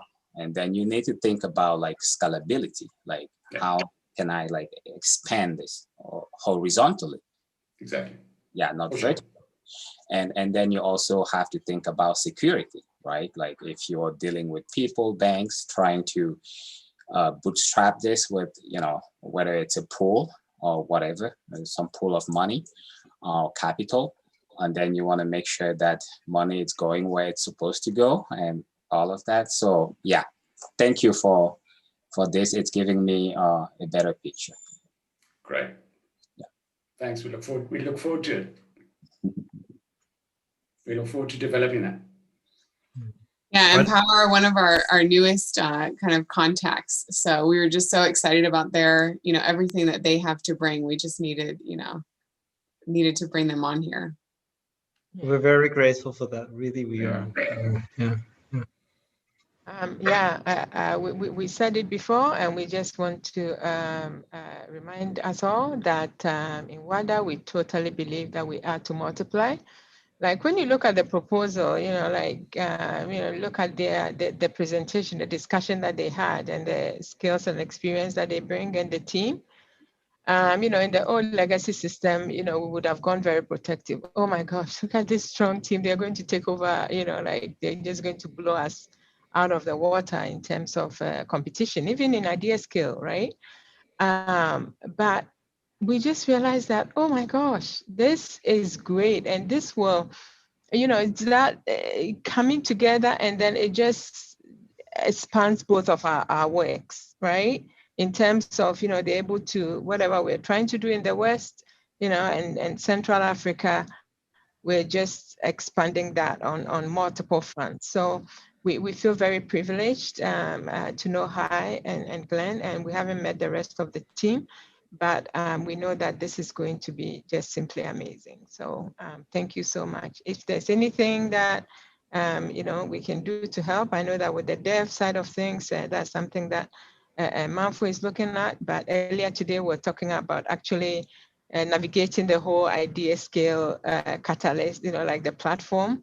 And, we are happy to, just, help with that if need be as well. The deadline, as we know, and this is just a general announcement to everybody, those in the chat, that Fund 5 started about maybe 10 days ago.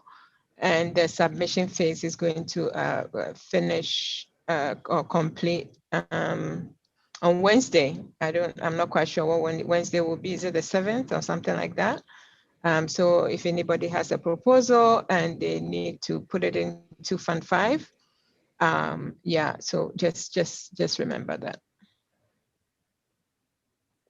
Okay, and Hai and Glenn, I have your link to empower.io. I put that over in the chat, and I got your contact information.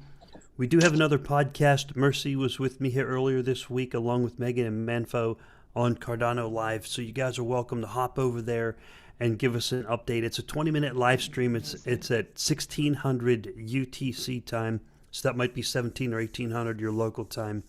If you guys want to give us an update, I will email you at the contact information on empower.io.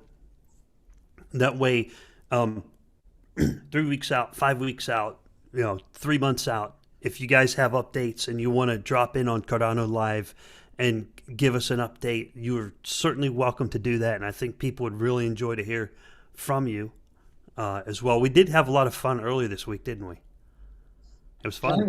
We did. That was amazing. Like we're going to bring all our partners your way, Rick. So just be on the lookout.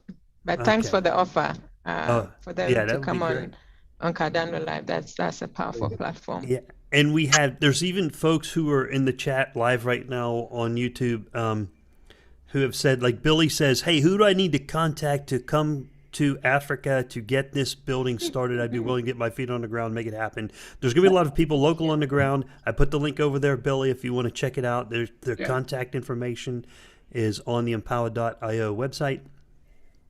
And I don't know if you guys want to answer that, or if there is an answer right now to Billy's question, how could he get involved and get feet on the ground? Great, Rick. I've also put my direct email there. It's glenn.jordan@empower.io. And just reach out. Great. That's exactly what this is about. This is ambitious. This is big. We need all the help we can get. We need all the hands. We need all the brains. We need everything we can get on board. It would be great. So reach out and love to connect. All right. Thank you, Glenn. And thank you, Billy. And we also have someone in chat, Magnus Red, and they are a Wada Foundation member checking in from Magnus Red. Thank you, Magnus Red. I believe that would be someone who is one of the donors, Mercy, for the stopgap funding that we had achieved on Friday until the Project Catalyst funds start winning the votes higher than the threshold required. Even though it already won, it's got to go above the threshold, right? So thank you for that, Magnus Red. Appreciate it. And Okay. thank you. Yeah, thank you. That's right. Mercy, what do we got left? We're coming up to a time point here. It's almost the bottom of the hour. It will be 1830 UTC. 1830 UTC is what we're coming up on. And I didn't know if we were done here with, let me do a quick check. Yeah, with Glenn and Hai. Will they still be on for the next segment, or are we wrapping up and wishing them farewell? What do we got next, Mercy? You tell me what to do. You're the boss. Okay, thanks. Hey, I like being bossy. So Glenn, hi. Do you have any parting words? Is there something that you wanted to share? We still, like the next 30 minutes or so is quite flexible. So if you have any parting words or anything like that, feel free to share. Plus, you can hang around if you want to. Yeah, and then whenever you want to leave or whatever. No, I have a parting word because I Yes. have visibility on who's reacting or not, and but obviously we just diving into the Cardano community. We're setting up a Telegram channel, so we're happy to invite everybody in there. I'm gonna reach out to you personally. We want to know why you want to help us, so we're there. Just pop an email to Glenn. We'll follow up, and we'll find if you want to get some impact going with your time or with your funds. We'll help you. Just reach out. Thank you. Yeah, thanks, Hai. I think you've summarized it beautifully. Thank you for your time. Thank you for giving us the opportunity, and I really look forward to working with this incredible community to make this happen. Thank you, Steve. Okay, thank you, Hai and Glenn. Very much appreciate you guys coming on here, sharing your experience, ideas, innovation, and your willingness to get out there on the front lines and get your hands dirty. Really nice to get to know you guys. Thank you.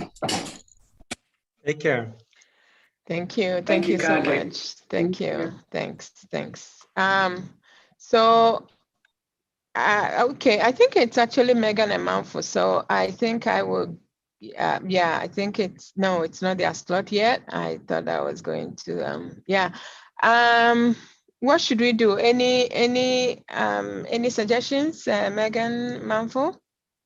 I can wrap up. I don't think my students are going to be able to show up. So we can talk about, infrastructure with Steve if we want to hang around for a bit before we go on break. But yeah, any thoughts? I'm open.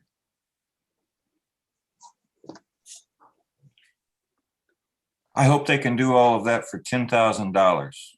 So, but that's just a thought.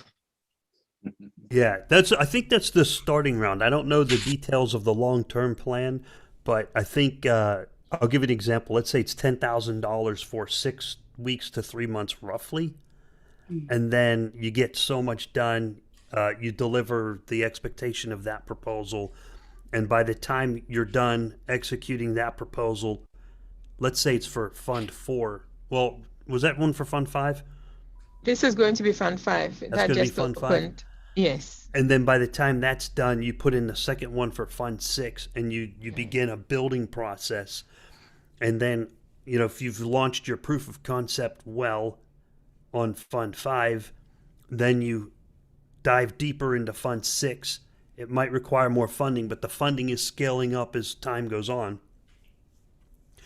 and then we'll see these projects get bigger and bigger and bigger as time goes on, and they expand in number of people supporting, number of people involved, and the amount of infrastructure getting built in the process. That's my general concept. Steve, I could be wrong. I'm just kind of like piecing it together here. Oh, I was actually making a joke, you know. Okay. I think whatever they want, you know, they should probably get. You know, I don't, you know, they haven't unveiled much of their proposal yet, so we're just gonna have to see what they actually put up on idea scale as far as what they're thinking they need. But you know, that's really cool.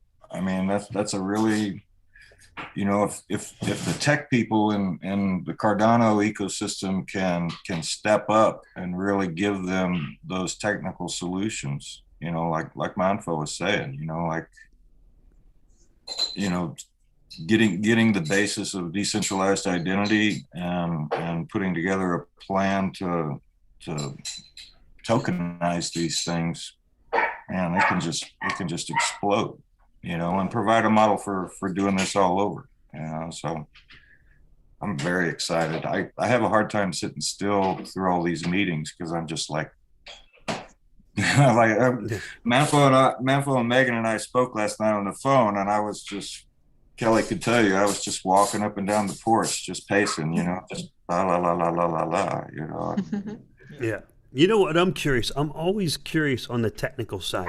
How well, now you see how difficult it is when we have Zoom sessions with people who are in Africa, like even with John O'Connor, who was in the capital of Ethiopia whenever he did a broadcast with me. How well is Cardano going to perform in low bandwidth, high latency environments that are semi-connected, disconnected, intermittent, limited bandwidth environments? You know, I'm curious to see that because it does perform extremely well at low bandwidth. But it's when the latency kicks in, you know, what we see as video lag and as audio breaking up, you know, what is the impact on a node? And I'm not talking a pull node and a validator node. I'm just talking a Cardano node that's storing, retaining the blockchain. And what are people using in Africa? Are they using Yoroi or Daedalus, for example? And that'll give you an idea of how well it performs. You know, how well does Yoroi perform in a low bandwidth environment? How well does Daedalus perform in a low bandwidth environment? And then you can imagine as people start building out this infrastructure, running a node to store the blockchain, and someone who's local within either the local mobile network, the local wireless network, conducting either transactions, storing data, generating NFTs that contain important data, not just art, but NFTs that contain real estate information, identity information. You know, how well are the nodes going to perform in those environments? You know, right now it looks like it uses very low bandwidth, but you know, I'm curious to see a real world test operation. Like maybe I'll call John O'Connor and say, "Hey man, are you running a node over there? How's it working out?" I see Awura is here as one of the participants. Do you want me to bring Awura in, Mercy?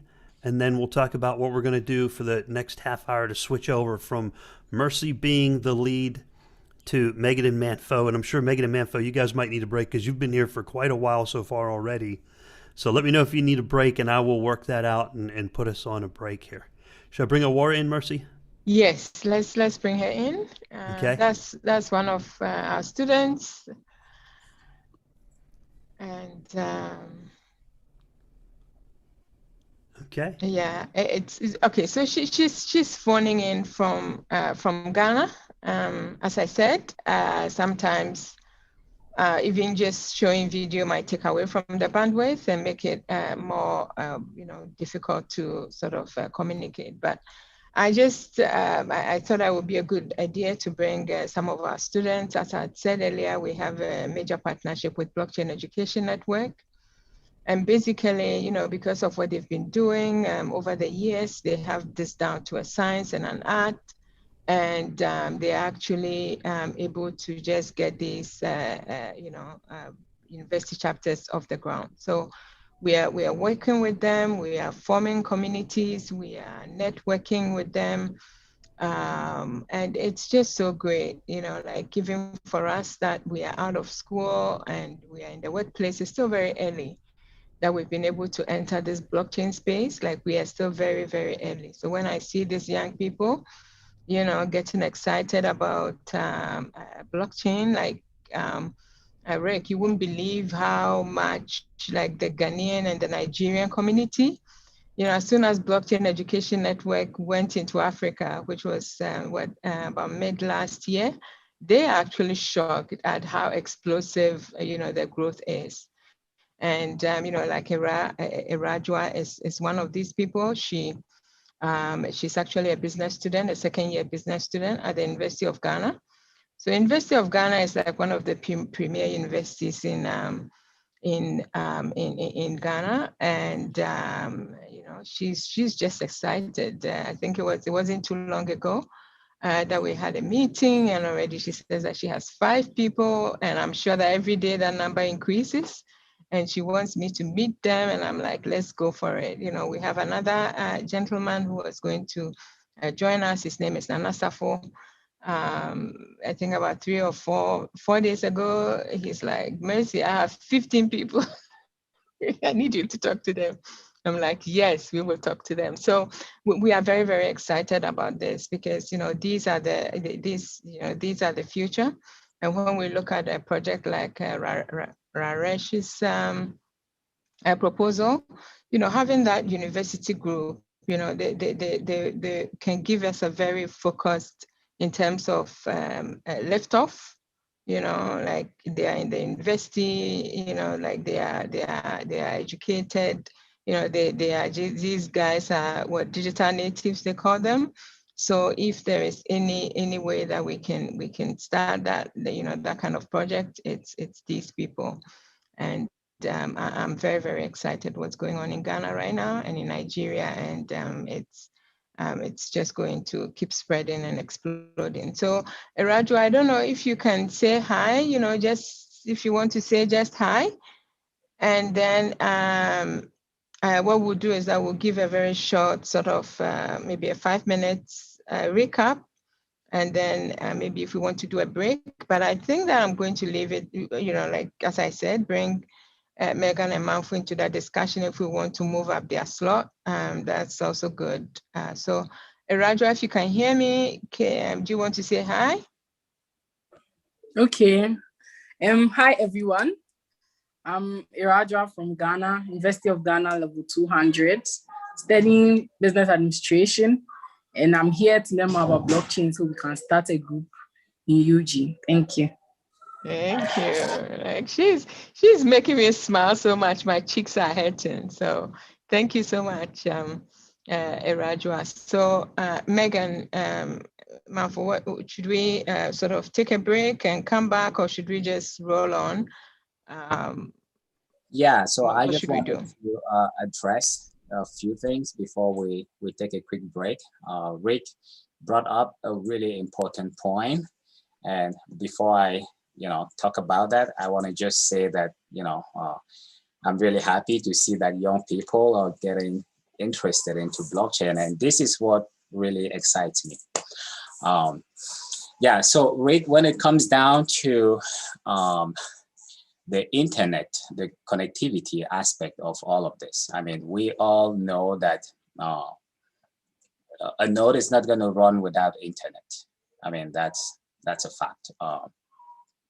So the connection is bad, but the thing that I'm really focusing on right now is looking at the common people on the ground, on how we can, at least on the side, with some solutions that we have, like whether that's side chain or state channels, just kind of open up, I would call it tab. I think that's the term that is more meaningful to a lot of people. When you go to a bar, you open it. Is that what you call it? Open a tab. Yeah, you open a tab. Okay. And then you're sitting there, you are making your transactions with your friends, you are making the transactions with the restaurant, and at the end, you close that tab. So I think that's kind of like the paradigm that we're going to have to take in Africa here, given that the connection internet is like spotty. What we've done in the past with some apps that we developed, we really took that into consideration, right? In such a way that you could be using like, some technical tools within the browser, service workers, and really running some transactions within your browser, and then syncing those in with the blockchain whenever you are connected back to the internet. But yeah, so there are solutions. There are some risk, but I think that there are opportunities. Yeah, that's definitely something that you need to take into consideration where you are in Africa, especially in those like retired like areas where there's no chance you're gonna get any internet. You want to, yeah, people still have smartphones and they're pretty powerful. Personally, I think that the way we look at those devices today is wrong, in the sense that we should be thinking in terms of all this technology. Like we have this Wi-Fi hardware on the smartphone, and we're not even using them, fully using them. Like we could be using those like to transmit data within like phones where there's no internet. That's one way. The other way, we could be using Bluetooth, right? Like we have all this like data transfer mechanism and technologies that, because we think too much about like internet, sometimes we don't focus on how we could actually use and optimize the tools and the devices that we have before looking outside. So that's kind of the approach that we want to have here with the experience that we had on the ground. We want to make sure that whatever apps we are writing is, taking that into consideration. The fact that internet is really spotty. Is that the right word? Spotty in Africa. Yeah. So yeah, I hope that answers like, that's on the end user side. But now on the node side, Cardano nodes, I think what we will have to do is just like find a way to have like a constant like source of electricity for those. Yeah, that's what I can say for now. I think we'll definitely get into more stuff about that when we come back. Yeah. Cool. All right, that'll be neat to learn more about that. And it's great to see people are looking at all the different communication channels aside from global internet. There are local forms of communication that can be leveraged. That is awesome. So, Mercy, are we going to have a Wada in now, or are we going to pause for a break, and then when we come back, we will pick up with her? It depends on her schedule, actually. I don't think that she's going to give like a presentation.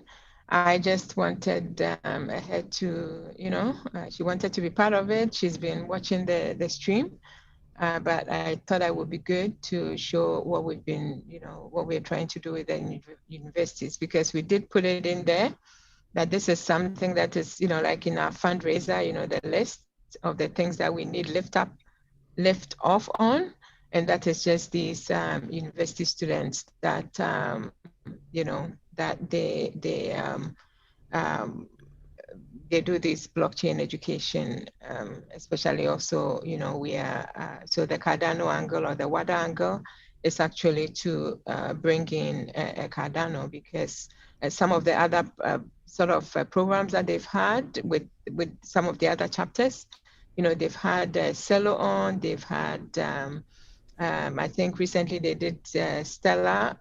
So, we need to make that grand Cardano entrance. So, yeah,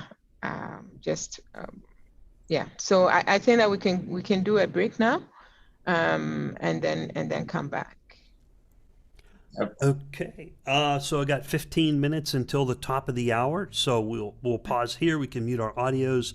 I'll put the screen up and set the time on there so people know we'll be back at the top of the hour at, what time will that be? 1900 GMT. Yep, 1900 GMT. Be back in 15 minutes. Thank you. Thanks. All right.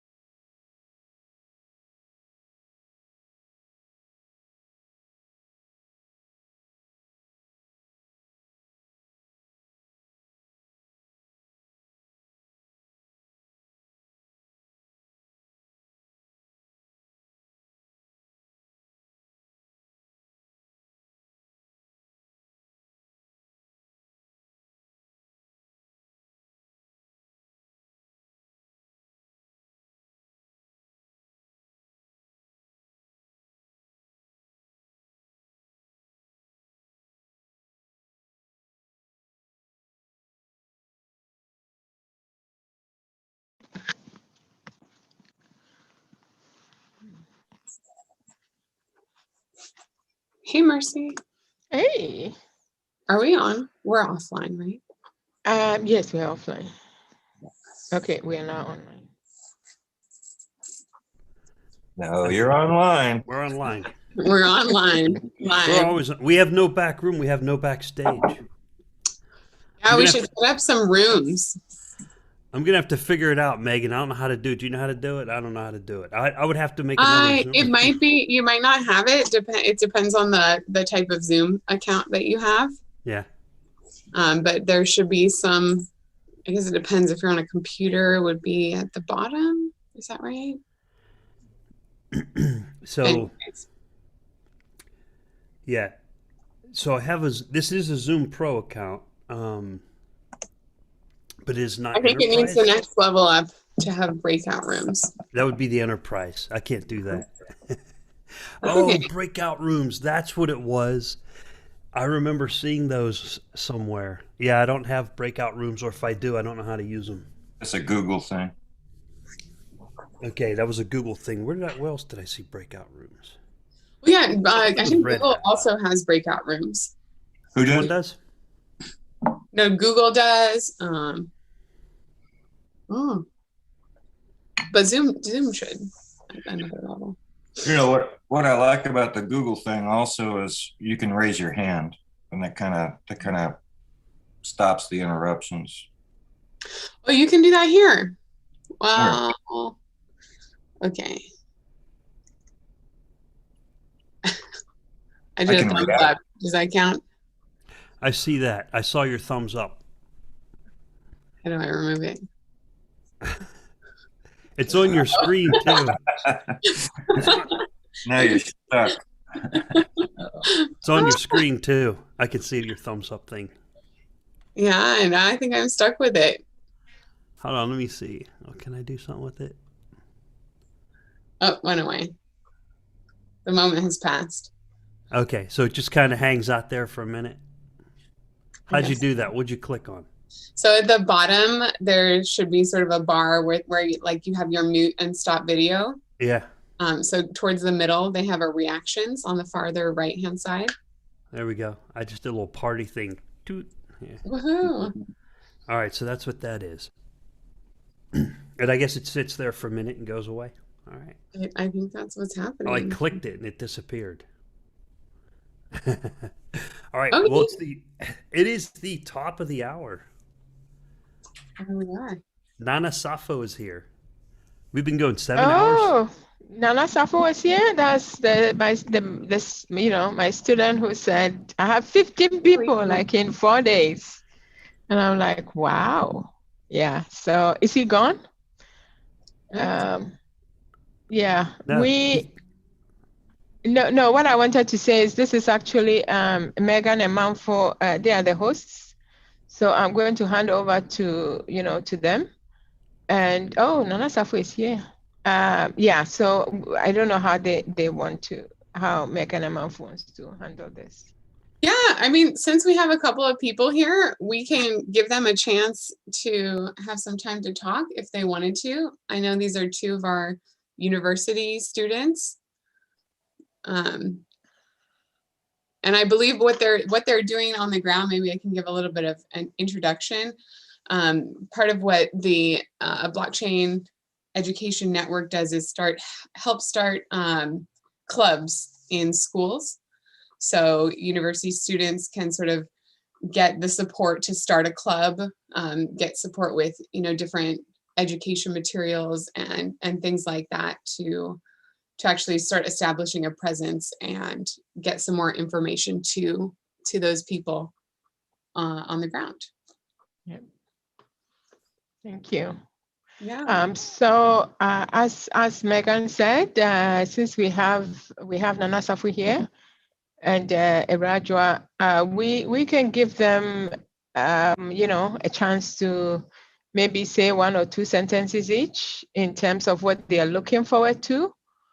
And we know that they are students, and it's sort of getting late in UTC time. So they can, if they want to stay on, happy to stay on. But if they need to jump off, then they can jump off. So Irajua, if there is any thoughts that you want to share, feel free, or even if you want to ask a question, feel free. Maybe the question I'll ask you first is, or what I'm asking you both. So when you start talking, just tell us what you see. What are your dreams in terms of, blockchain technology, this whole new thing. You don't have to go into too much details because that's what we are here for. We're going to have a series of sessions to bring everybody up to speed, but we love your enthusiasm, and we will,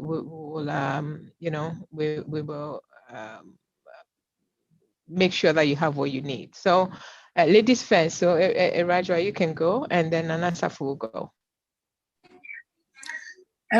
Okay, so what I want to say is I'm really enthused about the blockchain and everything. And sometimes it's actually hard getting people to join because we're in Ghana, and to be honest, sometimes Ghanaians can be very difficult to convince, especially when they don't really see the results at the start. But I think it's working and everything is going smoothly for now. Little by little, I'm getting there because my whole aim is to educate people on where the world is going, which is blockchain, because I believe that I'll get to a point that's what's going to take over the world. So I want to help start the club little by little. Maybe in a few years' time, we'll get somewhere better and we'll take it on from there. Thank you. Thank you. How does it manifest down there, if I may ask? Like, how just walking on the street, like, do you feel like blockchain, cryptocurrency, like what's the level? Yeah, do people know what you're talking about, or what kind of are you dealing with in those conversations? Well, to be honest, most of those who have an idea about it in Ghana, in the University of Ghana, are boys. The males kind of have an idea about it more than the females. So my whole point is also to draw the females into it, because in Ghana, mostly the males use it to scam and defraud others. So I want to make them understand that that's not the main purpose of it, and it can be used for good things as well. And I think it will be good. Yeah. Yep, really good point there. Yeah. Nana Safu, are you there? Yeah, I think Nana Safu was having some issues with this link. So, yeah, I think I'll hand it over to I'll hand it back to you, Megan Amanfo. Or Megan. Yeah. Oh, okay. Well, I'm wondering. Okay, how do you say her name again? Era. Yeah, Era is good. Yeah. Or you can say Ajwa if that's easier. Ajwa. Okay. Ajwa. Yeah. Yeah, Ajwa, how much time do you have? Are you interested? We could ask you some more questions and go back and forth. I think people would be really interested watching in to kind of get a little bit more into the context of Africa.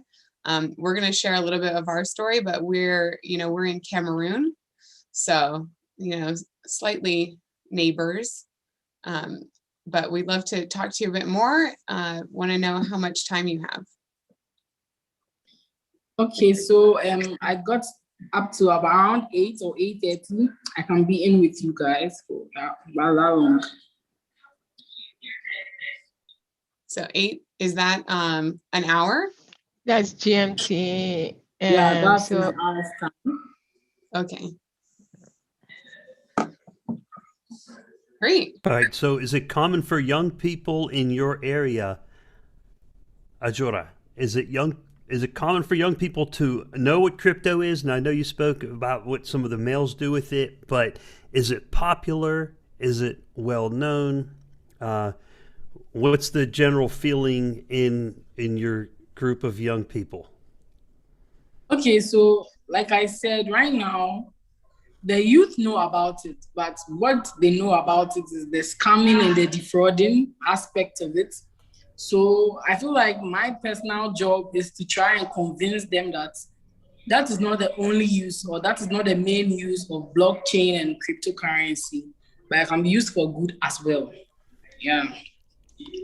How about the older people, the older generation, like me and Mercy?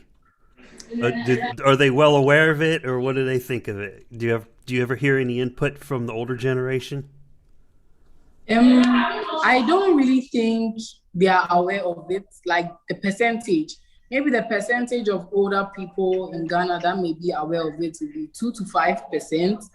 The very educated people and those who get the opportunity to travel outside and learn more about technology. But apart from that, most of Ghanaians that are older, I don't think they know anything about it. About the level of trust, do they find that you can trust magic internet money, or do they find it rather a strange concept to be using? Well, I think right now they may find it strange and unbelieving because, like I said, in Ghana there's a lot of defrauding is coming, even through mobile money and everything. So telling them that they'll be a little bit skeptical about it, but if you're able to convince them, I think it will be good.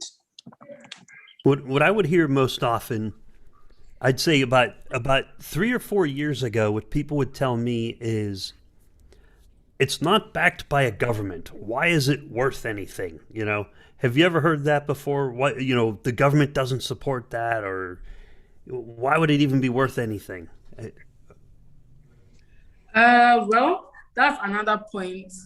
But right now, getting into the government may be difficult because in as much as we live in a democratic country, the communication level is really bad.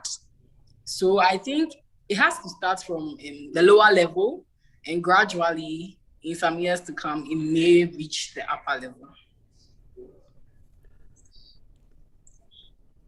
I wanted to give you a chance to maybe tell your story of how you got introduced to this whole idea. Oh, okay. Well, I met Mrs. Mercy. She's my auntie. She works for my mom. So my mom spoke about it to me, wanting to start a chapter in my school. She wanted to know if I could be of help. So I had to read the slides, go through everything. And then I was interested because I've been wanting to learn about it for a while now. And I thought this was my opportunity. So I grabbed it. Yeah, before even that, what was your, I guess, exposure? You know, what had you heard about, you know, blockchain technology, or if it was just sort of Bitcoin? Okay, so before all this, before I got introduced to it, all I heard about was what it was used for in Ghana, for defrauding. And to be quite honest, I think about 4 to 5 people, a couple of people have sent advances at me, trying to defraud me through cryptocurrency, telling me it's trustworthy and everything. They send evidence and all, but those who do it end up getting scammed. So before I met all this, my perception was it was just for defrauding and scamming, and it wasn't real. Yeah, could you talk us a little bit through like what would happen? How would they get you? Okay, so they'll send you a message that you've got to send 200 and you receive 600 back. That's Ghana cedis. Or 500 Ghana cedis and you receive 1,000 back. And when you send the money, they'll make you send an email, and they'll send you an email that is true. So you keep paying and you keep paying. By the end of the process, you would have paid about 1,000 cedis, and then they block you off. You call, you text, nothing goes through. They've just taken your money like that. Do they send some level back to sort of gain your trust in the beginning? No, not at all. When you send the first amount, they'll try to send 200. When you send it, they send you a mail that the money is being processed and everything. They'll even send you pictures of account details and everything. Then they'll tell you have to send another 200 to be able to withdraw it. When you send it, they'll say another 200 for charges. So So they'll keep saying 200 and 200 and 200. And when they've been able to drain you, they just block you off. Mm-hmm. That sounds like the same as in the United States. Mm-hmm. Yep. And early on, that's all I ever heard on crypto. Even, in the US, young people and old people, well, mostly older people, young people adopted it a little bit more quickly. They would say, Bitcoin's a scam, Bitcoin's a Ponzi scheme. And I would say, no, Bitcoin isn't a Ponzi scheme. Bitcoin is a thing, and people can use it. Just like cash, right? Cash can be used for a Ponzi scheme. Cash can be used to scam people. As a matter of fact, it's been done for a lot longer, more, decades and probably centuries. Cash and physical currencies were used to either scam people, defraud people, and all that kind of stuff. And then new currencies come along. I'll give you an example. I remember when cash was the most common form of payment used at a grocery store. Then as credit cards started to come online, people were wary of them. Credit and debit cards, right? So it's following the same pattern. So physical cash was most common at grocery stores when I was younger. And people were skeptical of credit cards because they like to write in their checkbook. So if they wrote a check, in the back of the check was a ledger, and you would write down how much you wrote your check for. Then it went to credit cards. So it went from cash to checkbooks to credit cards, and the credit cards keep the ledger for you on your bank account, and then into digital currencies. And it seems to be the same as you go from one to the next to the next. Like there's, scams on cash, then scams with check, then there's scams with credit card, now there's scams with cryptocurrency.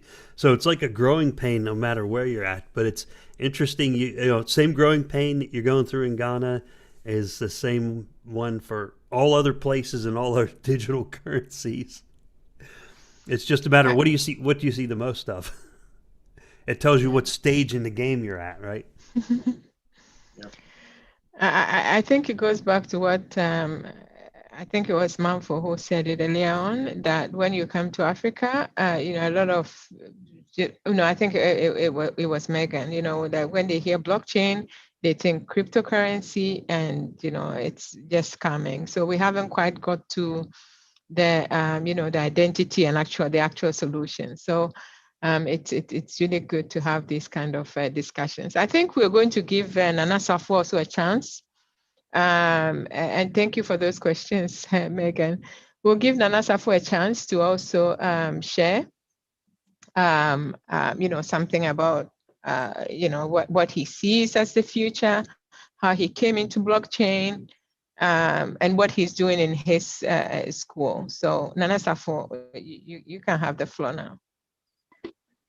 Okay, thank you very much, Mrs. Mercy, and everyone here on this platform. Very, very fortunate opportunity to also share my experience and probably my dreams and how I've been able to, get to know about blockchain through this very noble organization. So I got to know about Wada through a very good friend of mine who is called Richmond. And he told me about Wada, and I told him, oh, okay. So next time they are doing meeting, you should invite me. Probably I will join or something. I was really eager to know about it because in about 3 years ago, I knew about blockchain. Okay, I knew about blockchain, but all I knew was blockchain. Whenever we say blockchain, it means Bitcoin. That was all I knew about blockchain. And I had a couple of friends who were also using it, but then I think they were using it more for fraudulent activities. So, for instance, they would, fraud these white people outside and then get their wallets and then use it to buy stuff and then ship it all the way to Ghana here and then use. So that's what basically most Ghanaians have been using these Bitcoins for. So I had a mindset that when we say blockchain, basically it's about cryptocurrency and Bitcoin to be specific. But for some time now that I joined Wada and the Blockchain Education Network, I've realized that blockchain actually is a whole lot of big stuff. And cryptocurrency and Bitcoin to be specific is just a small portion of it. So probably I have a lot to learn, as well as my students also have a lot to learn. So I took it upon myself that, okay, fine. Then there's an opportunity to set up a chapter in my school. So why then don't I do it? So I took it up and I started working on it. As we speak now, I think I have about close to 17 people in my chapter, even though I'm still working on documentations, getting it officially accepted or approved in my school. So I'm hoping that once it is approved, a whole lot of events can go on for us to be able to teach students about blockchain and technology itself, what it really is, what it can be used for, and the opportunities that are in for students, especially the developers or students who are most interested in development. So the dream is very big as it stands now, because I can see that in about a few months to come, most students will get to know what actually blockchain is, and through the affiliate blockchain education network and Wada itself would, help us host. Students can get to know much more about blockchain, and I'm sure when that is being met, for sure, the future of blockchain will surely come to pass. So it's a very great opportunity to be a part of this team. I'm very much enthused and I'm always willing to learn more, know more, and then do more with blockchain. Thank you very much. Thank you so much, Anasa, for so beautifully said. Can I ask just a quick question? What are you studying at school? Okay, currently I'm studying Bachelor of Science in Information Technology. Okay. Wow. Yeah. I think it's interesting, right? Because Azura is doing business and you're more in the IT side. So it's good to see that it's sort of touching the different domains. Yeah, so thank you so much. I don't know if Megan and Manfu or Rick wants to ask you any more questions. If not, I just want to say thank you so much, Nana Safo and Rajwa. Like within 4 weeks, Rajwa has brought in, as of 2 days ago, Rajwa has brought in about 5 people or more. And Nana Safo has brought in what? It was 15 and now it's 17. So yeah, so can we imagine what is going to happen in another month and in another year, and how many much time we have ahead of us. So very happy to have you guys, and we will continue to do this. I don't know if you want to, before you jump off, if you want to share briefly how you have been just within 4 weeks or so to be able to bring in so many people. Can you just quickly share that? Sure, I can, and I would like to do that. Probably it could be of help to Rajwa also. So I mean, not to say that the 5 that she's brought in is a joke, right? No. It's powerful. Really yeah. The last time I spoke to her, I told her she's really working impressively. It's not easy as a lady to go around talking to people and then getting them on board. It's very, very, very stressful, but she's really fortunate. I really she's appreciate doing that. well. Yeah. Really Go ahead, Nana. Well, I think for me, I have a little opportunity or there's an advantage at my side because I'm in an IT school, and it's mostly boys who are in the school. Currently, the population, if you look at the population, the boys are much higher than the girls, and the boys actually, most of them are into cryptocurrencies already, but they don't know how to use it legally, or all they know is when you say a blockchain is Bitcoin, it's cryptocurrency, they don't really know much about it. So whenever I speak to these guys, they are like, really, okay, then I'm interested. I want to know more about blockchain. I want to know what I can do with blockchain. I want to become a developer. So like they have this kind of special interest in blockchain, but then they didn't know how they could go about it. So this opportunity is actually a blessing to them, and I'm sure that and one thing that I used to do that really helped me was, if I bring you on board, then I tell you that, okay, fine, so now we are going to work as a team because together everybody achieves more. So now what we will do is, if you have friends that you think they are also interested in blockchain and stuffs, you could talk to them. Or better still, you can link them to me, then I'll talk to them on your behalf. And then we'll try and get them on board, and then we'll move on. So that's what I'm doing now. That is really helping me in growing my team and my club. So it's been a fantastic journey, and I'm looking forward to having a more fantastic journey as more people get on board, and then we begin to host events and stuff. I think it will be very interesting. So very proud of you. Thank you. Maybe Megan and Manfo wants to ask you a question. Sure. Oh, I think Raja wanted to talk. Sorry. Yeah, and then I just wanted to hit more on the point he was saying that I think if we are able to get a little funding and involve ourselves in some programs, we may get more people to join, and it will be better. Yeah. Thank you. Thank you, Raja. No, I mean, this would seem like I was messaging her in private, right, to talk about the funding issue. But thankfully, I think that we have a little bit of funding now, so we are just going to go full speed. Yeah, full speed ahead. So, Irajwa, thanks for bringing that up. Sure. So Safo, thank you for your wonderful contribution. Again, you're welcome. You're welcome, again. Yeah, it just makes me so happy, and I feel so satisfied with what's really coming down the line. I have a few questions specifically on sure. Like you mentioned that you were getting your friends and ready and forming a group of people who are interested into becoming developers, blockchain developers. I would definitely be really happy to hear more from your group and where you stand, and see how we can start helping at Wada on that aspect, because it's something we are working on. Yeah, so I would really be happy to have you. Sure. I'll do that. And with me personally, I have some projects that I need to work on, but it's kind of it will need immense funding.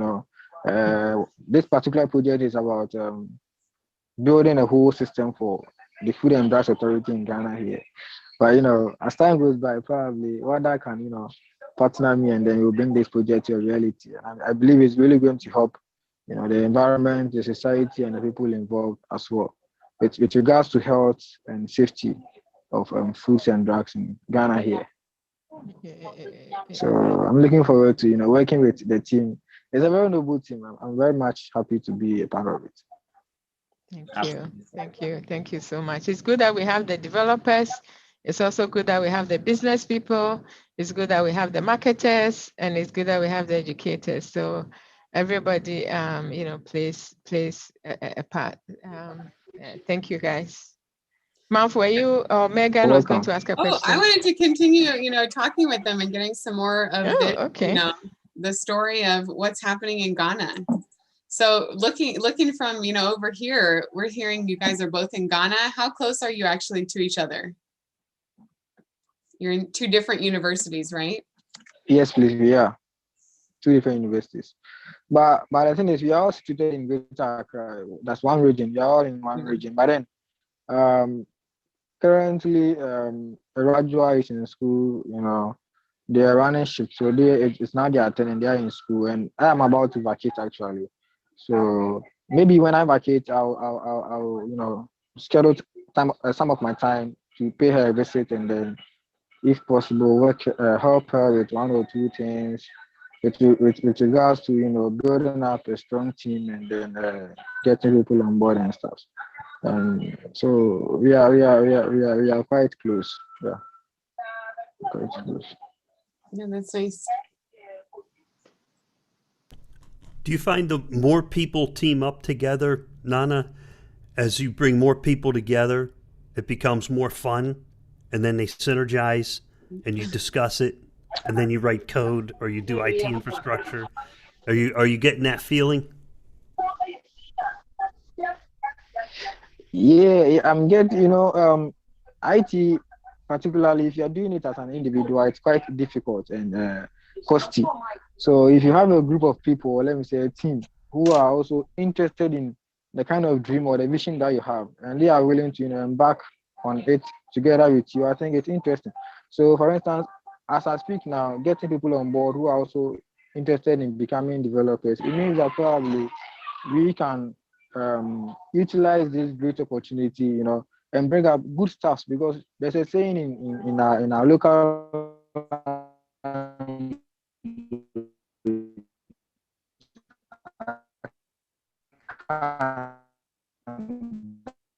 that in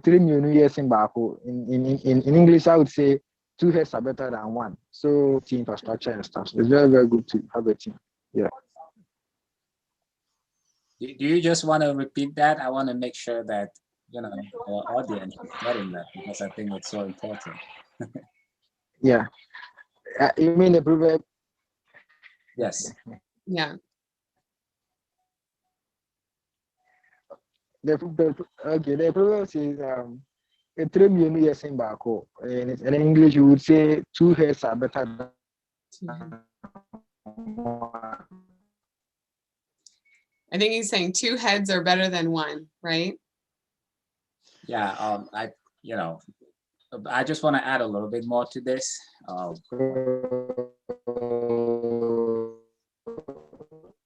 Nana Safi, you are breaking. I think the network. Being in a block, trying to do something. Being over here. Okay. Can you hear me now? We can. Yeah, I can hear you. Yeah. So as I was saying, two heads are better than one. Just as on the screens we are seeing Megan and Mindflow in one screen, it's probably better. You understand? Because on my side here, you are seeing only one person over here, but over there you are seeing two people, and it's making the conversation more interesting. You understand? So, for instance, I might have an idea, but then I might not have the skill to make it a reality. But there might be someone who can be my partner, who probably have the skill to develop it. So I bring out the idea, the person also brings out his or her skill, and then together we are going forward. So it's good bringing people on board and having a particular goal of becoming developers in future with regards to IT infrastructure. So it's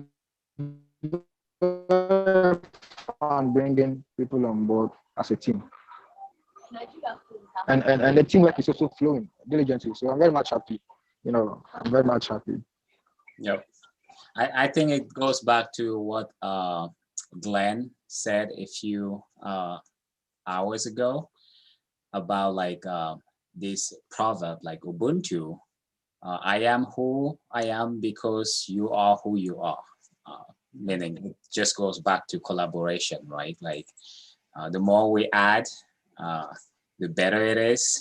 And yeah, collaboration. Thank you, Safo. Sure, you're welcome. I would just like to say something. Yes. I think so right now with me, the fear I'm having is that I'm afraid that a lot of people who get to know about it, like as I said, they're using it for defrauding and scamming. So my aim is I want to get the population to know more about the good parts before the bad people come in. Because when the bad ones come in, there's definitely going to be problems.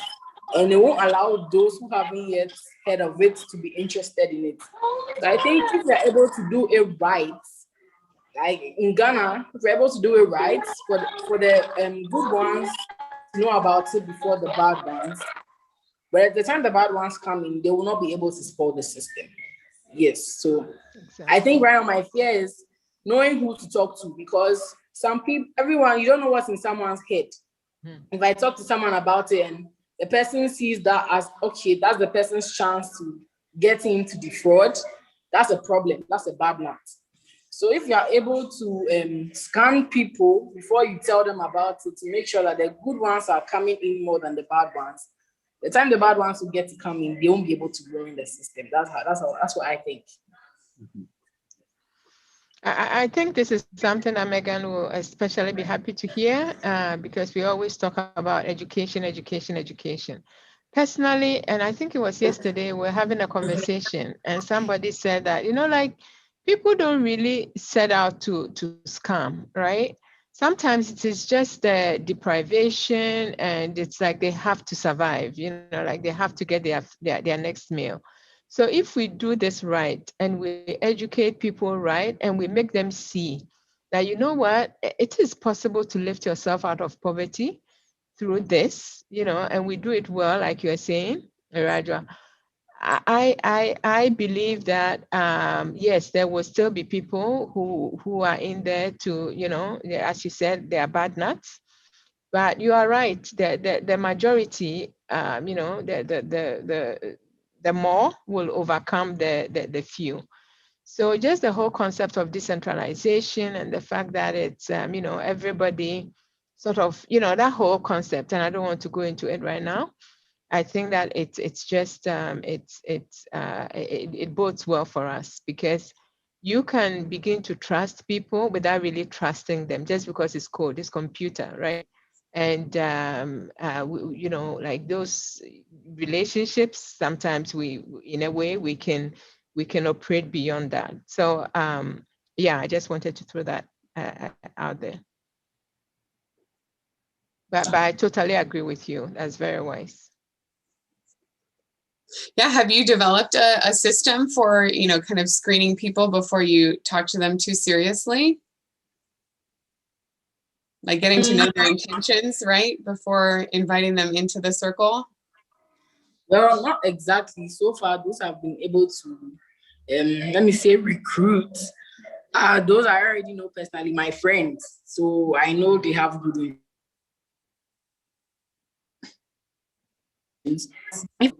I may end up recruiting more female, which is the goal, than males, but I must not leave the males out. So for that aspect, maybe I will do that on referral. If my friend refers me to someone, then I will talk to the person about it. So by the time I'm able to get a lot of people, or by the time I end up speaking to strangers who may have bad intentions, I will already have a lot of good people to fight against that. Yes.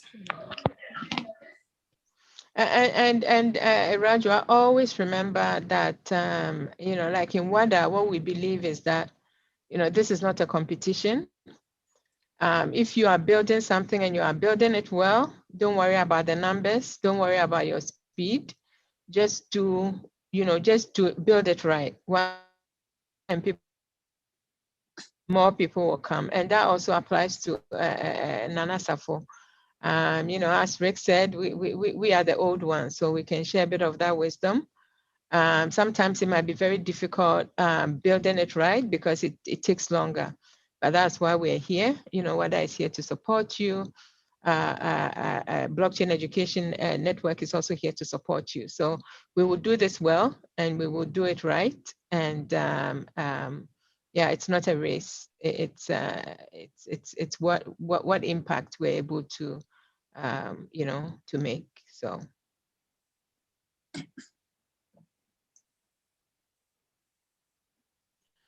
Yeah, and I'm just really enjoying, kind of hearing your both stories and, getting that experience. We've been having sort of connection issues with a lot of people that have been trying to join us from the African continent today.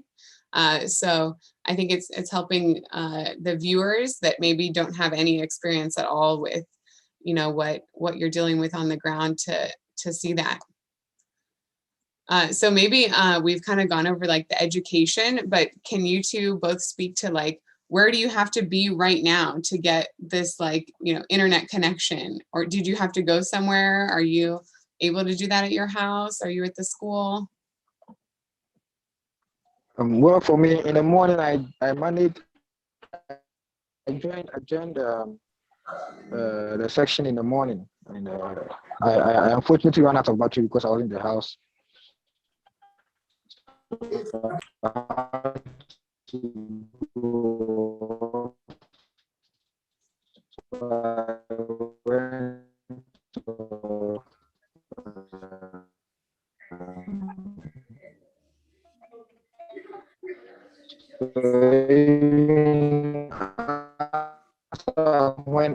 Peter was delivering his project and stuff, I was on board. So I really good, but I think it's okay. It's my job, so I'm in. Yeah, so at the moment I'm at home because the network at school is very, very, very bad. And maybe if I was at school, probably what's happening to the NASAFO would have been happening to me, the same thing. But at home, fortunately for me, I get Wi-Fi access, so I just joined from home. So is that something common in Ghana? Because obviously in Cameroon, getting one of those modem is quite expensive. So yeah, it's for Ghana, we really have a problem with our network because the minute it starts raining, everything will just go off. Everything will just go off. But we manage, we try. Yeah. Yep. Yeah, and let me ask this problem. Sure, I would like to add this. Yeah, Nana Safo, we can't hear you.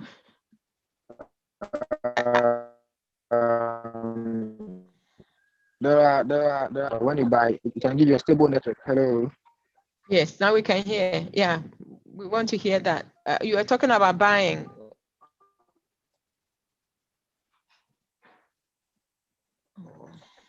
Like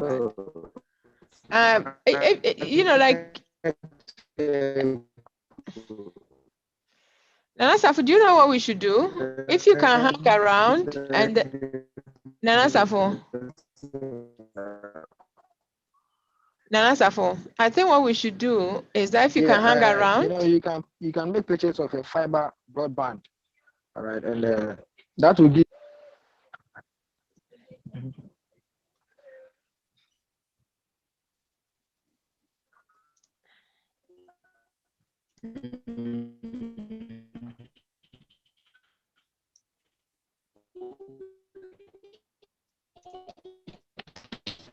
Please, I want to know those who have not joined the meeting. I can see that it's being streamed live, but to what service so that they can log on and watch it from there?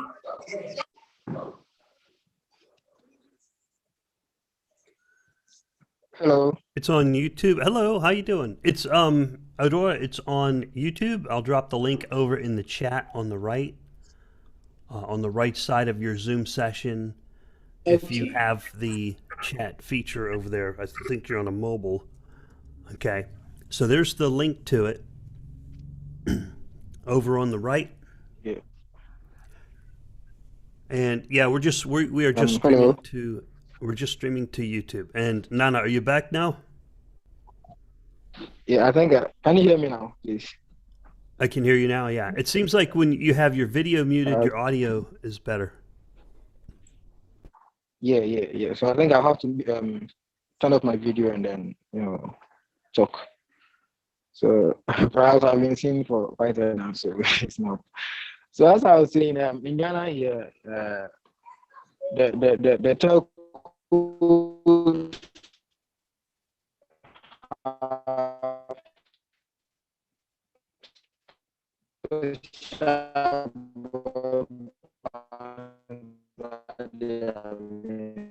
selling, some even up to 5G, and then yeah. So we could. Okay, it's not about funding. We are good. Yeah. I'm sure from then our meetings will be interesting.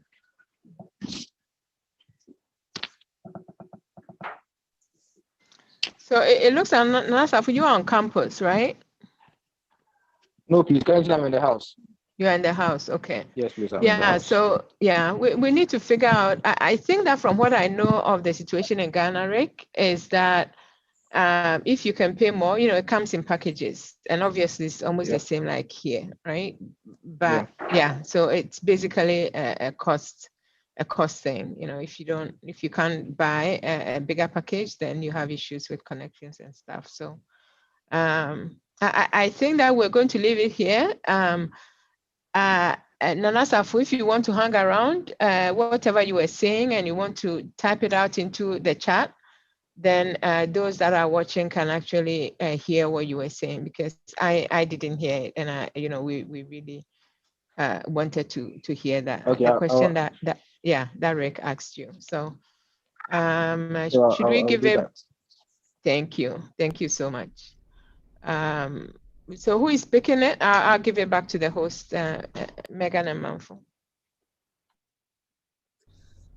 Yeah, I think we actually have Richmond in here as well, which Nana Safo mentioned, I believe, that Richmond connected him to all of this. So we'll hear from him in a little bit.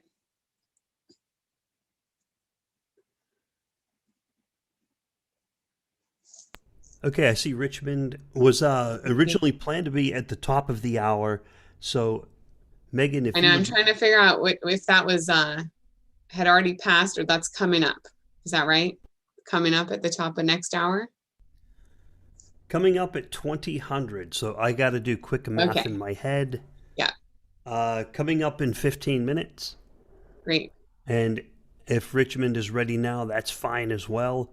But I did want to make note, it would be interesting to see a Project Catalyst proposal. And with Nana Safo being an IT-oriented, as from what I caught from what he was saying earlier, to deploy a Starlink node. I'm not trying to, I'm serious. It would be interesting to see, now I know, well, not a Starlink node, a Starlink implementation. Okay, and I know the initial costs in North America, it's $500 for a base unit. It's like $495 for a base unit, and then $100 a month. And then once you have that implemented, well, $100 a month recurring cost. What kind of bandwidth would you get? Is there coverage in West Africa? And how far can you expand that once you bring that pipe in on one Starlink connection? How far can you bridge it out using a sequence of networks and routers, and what kind of network can you get going at the university, for example, if they were doing it at the university or through homes that are nearby in a local region? That would be interesting. It's far beyond my abilities right now, but I'm sure someone there can figure it out at the university if they wanted to do that. And Rick, we've been talking about that. We're kind of formulating more details to come on that in our Fund 5 proposal coming up.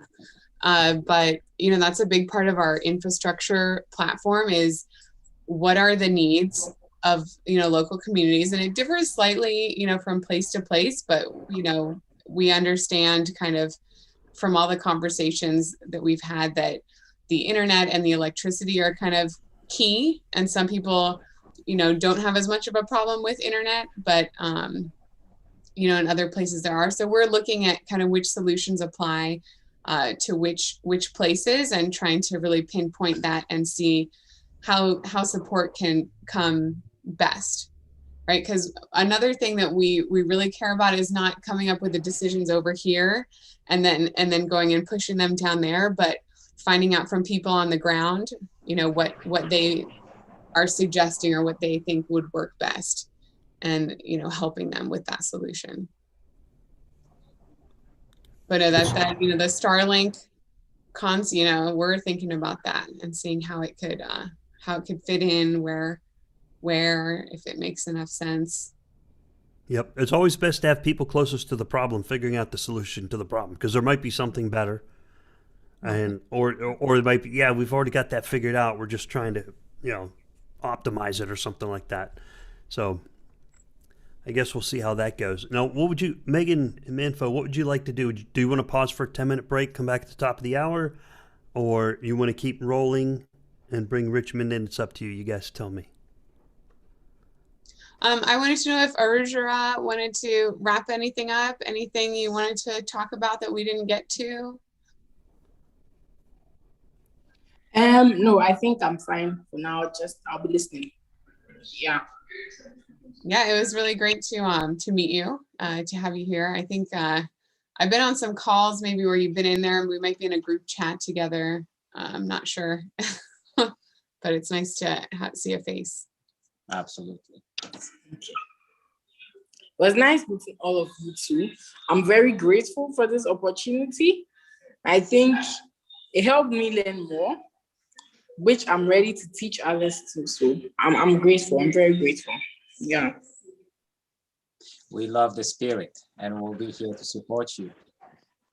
So one of the purposes of this big stream was to get the whole big picture of what is Wada, because it's sometimes we have our mission, there are kind of the obvious things that we're doing, and there are all these little pieces happening on the side and little ways that we're expanding that we wanted to showcase. So we're so grateful, Rick, to have given us this this platform to show that. Yep. Yeah, sure, no problem. I'm glad that you've been able to come on here and introduce this. What I was thinking is, what is the best collaboration tools for you? How do you get involved with Project Catalyst? Do you use Telegram, the Telegram chat channels, the threaded discussions that are on Catalyst? What do you find is the most helpful? Okay, so with my age group or the people of my category, that's from 18 to about 20, 25, most of them are on WhatsApp. They are more active on WhatsApp than on Telegram. But in Ghana, most Telegram users are 16 years, 17, 15, 14. So even if I want to use Telegram, maybe that's when I want to interact with people within that category who I feel will be mature enough to understand what I'm telling them and would want to join. But if not, right now, the best option for me is using WhatsApp to communicate everything to them.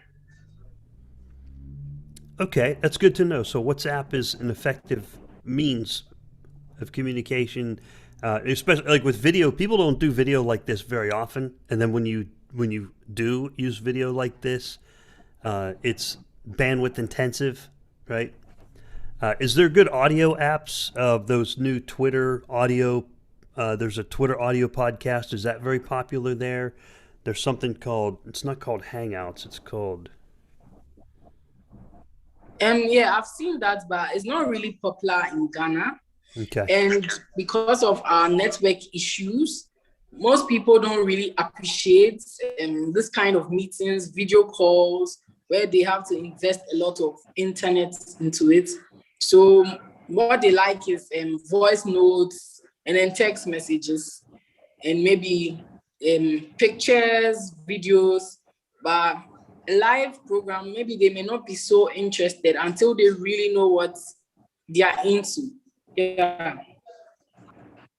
What do you find is the best form of educational material? Is it the written descriptions? Is it video? Is it a combination of both? Okay, so from the little survey I did, most of the youth who are into law and medical, the aspects of law and medicine and arts, they like reading. So even if it has to do something, maybe it will be both, because those in my sector, the business sector, some do read a lot, but some too, they're not really interested in reading. So in Ghana, generally, I think video is the best, but you will still get some people who are ready and willing to read a long message and understand it. Okay, thank you. I appreciate all of your insight. Can I add a little to what Raja just said concerning the reading? Yes. Okay, so in Ghana here, and most especially with students who are in the university,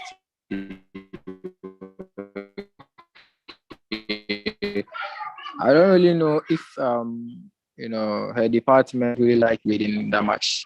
But there's a situation with a student appreciating what they read and then putting down to read, all right. But then appreciating and putting it into practice is where the problem really is. So with me, for instance, in my school, IT, we are mostly interested in practical stuff. So like, come and teach us how to do it. You understand? We don't want any long scripts because we will read, but we wouldn't practice anymore. But then you teaching us how to do it, we pick it from there. And when you are not there, we are able to also do what? To do it. So basically, I think the mode of teaching, or let me say education, that would really help my club or my school would be practicals, more of practical stuff. Understand? So that is what is really going to have an impact on my students, because reading it's a whole lot, and mostly nowadays things are being put to digital, so students can't even read from their phones, their laptops. But mind you, there are distractions, a whole lot of distractions that go on, and students are not disciplined enough. 100 lines of sentences to get something. No, they just can't stay with their phone with their data off for even 15 minutes. It's not happening in Ghana here. So it's a really big challenge when it comes to digital reading and appreciation and practicals. So I think the practical aspect will really help. Blockchain is also basically about development,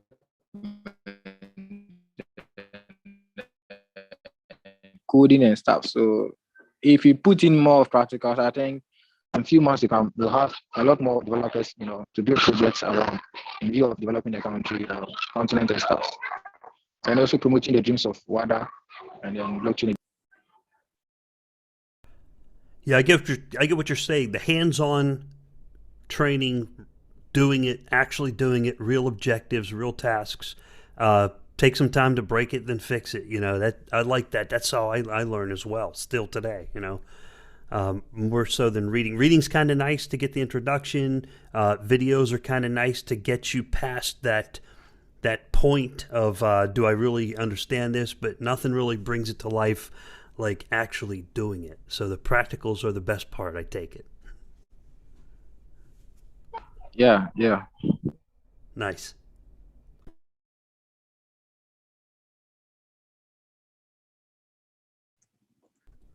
And thank you both for the insight. Sure, you're welcome. Richmond, are you here? Yes, please, I'm here. Okay, I was wondering. Hello, I'm here. Okay, we're thinking It seems about my doing network maybe a is quick. very bad here. Oh, your network is not good?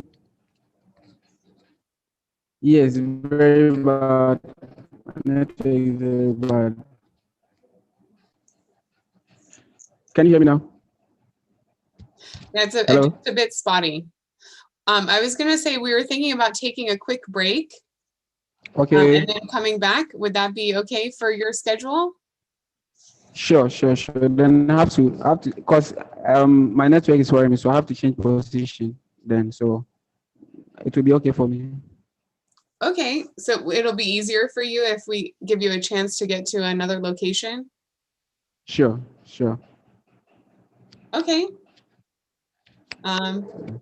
So like 10 minutes? How far away are you? Half an hour? What's the? Yes, half an hour will be okay for me. Half an hour. Okay, I see. I think that can work. I'm pulling up the schedule. Yeah. So we can just do a quick, what do you want to do? How many minutes? 5, 10. Yeah, just a quick 5-minute break, and then we can come back on. Okay. All right. We'll take 10. We'll be back at 10 past the hour. That will be 2010 UTC, and I'll go ahead and mute it and put up the banner. Okay. Okay. Thank All right, you. and when we come back, we'll have Thank you. Richmond on. Yeah. Okay.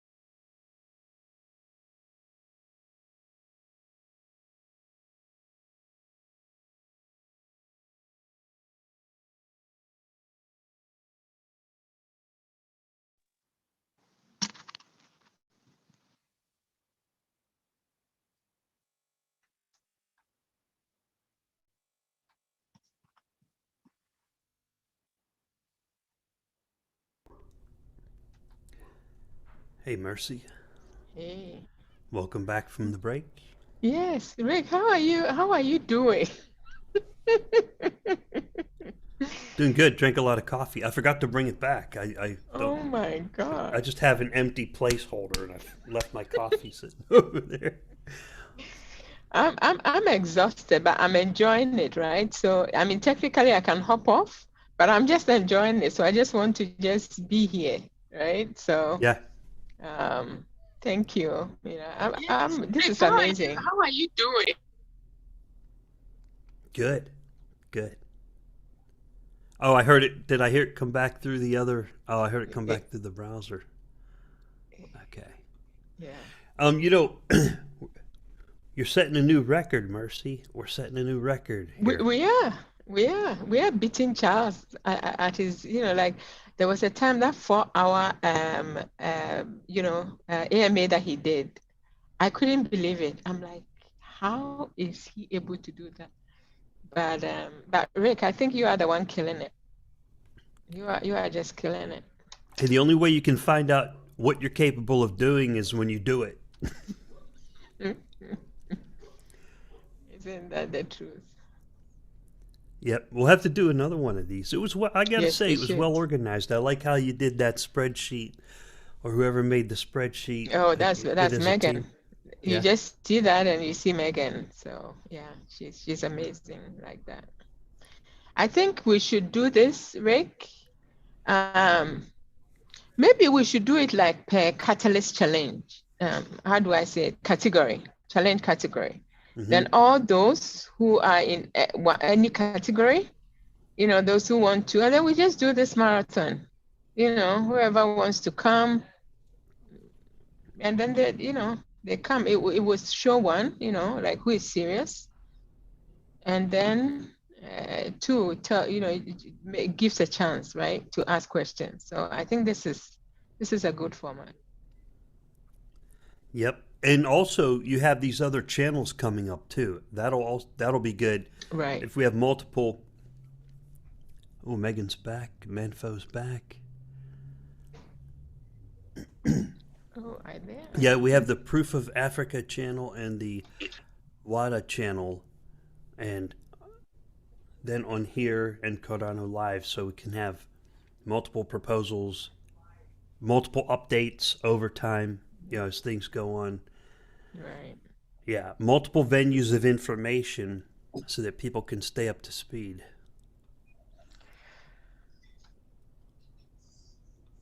Hey guys, we made it back.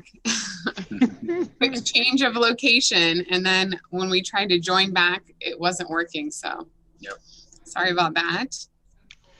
It happens. You adapted and overcame. Yep, and here we are. All right, stream So- still looks good. Stream is good. Excellent. So we wanted to, take this time to maybe reintroduce ourselves, like start from the beginning. I talk about that a little bit. So I think, we'll see kind of who pops on, and we'll just go with the flow. So since you talk about who pops on, we have April. Okay. So she's in Nigeria. She runs a stake pool, and she's very much into sort of women in blockchain. So I think that would be a nice sort of transition for what Erajua was talking about. So if we feel up to it, she was supposed to be, I think, way down, but maybe if we can have, not quite. What's the meeting about? Oh, it's okay. I don't think she's ready at the top of the hour, but maybe she can come down, like later when it's her time. So yeah. Okay, like I said, it's nearing the end of the day for a lot of our people, on the other side of the world. So I know the earlier time was a little bit more of the structured time. So yeah. And I think we'll probably have Richmond popping in. He was going to find some better internet. Yep. Exactly. Yeah. So Yeah, in this last segment, if you want to play it by ear, have people roll in. They can pop in the chat, we can go into full party mode. Now, Megan, you did a great job with this spreadsheet and scheduling. It's worked out really well so far. Excellent coordination. That's awesome. Thanks. That's what I try to, humbly bring to Wada. So do you want to go, because we probably have a full new set of viewers by now. So thank you everyone in chat who's been hanging in there, and welcome to everybody who's new here. And Megan had indicated that you're going to do a reintroduction for everyone who's new here. And so go ahead and lead us off, Megan. Yeah, let me just make sure to do an overall introduction as to, why we're even here to begin with. We at Wada had applied for a funding proposal in round 3. And unfortunately, we had enough votes, but kind of didn't quite make the mark in terms of what was left in the pot and what we were asking for. So in order to kind of overcome that, the community lifted up their support, a couple of key players there that pushed us to do this Wada Foundation. So we were kind of overwhelmed with how well that was received, and have already raised the funds that we had asked for, and had planned this event as something along those lines, and realized, let's keep this time, even though we're not sort of fundraising right now, but we want to really thank all of our supporters, thank the community, and thank all of our partners as well, and members. So using this time as that appreciation, and also uplifting each other and getting to know all of our stories. Yep. I think that's the best part of it, is people know the stories and all the hard work going into it, and the incredible number of people who are working on the Wada proposals at this point will really help. It'll be memorable, right? It's not some nebulous concept that you read on a piece of paper. If someone, in fact, were to go on idea scale and read about the different projects, they go, wow, there's all these people working on these projects. And we got a lot of updates today of the different members of the Alliance who and working on different areas. We started off very early this morning we had Peter, who's building the app, and the other folks on his team who put their own, I call it blood, sweat, and tears, but money and time out of their own pocket to build the apps. And we had Josh on earlier as well. New Mindflow, we had Anna Maria and Raris, who are working on the treasure hunt. Yeah, and we're really excited to be collaborating with them, kind of like all of these people, but sorry, I didn't mean to. Oh, no, that's okay. I was just giving a summary recap, bringing us up to this point in the day, that there has been a lot gone over. We had Steve Lockhart was on here with James, and they had gone over the proposals they're working on with Gimbal Labs. And Sydney was on here with his proposals, and Gwendol and Joshua. Yeah, and Sydney's proposal was the Afro-Fin Lab work that he's doing there. And yeah, wow, it's been a very eventful day. Lots going on. And now we're up to this point. We had the young folks come on from the universities in Ghana. Whew. It's been a marathon. It's a real marathon. Yeah. So I'll just do kind of a quick introduction of me, and then, we can get into sort of our story behind joining Wada. So myself, I grew up here in the United States, where we are right now. Kind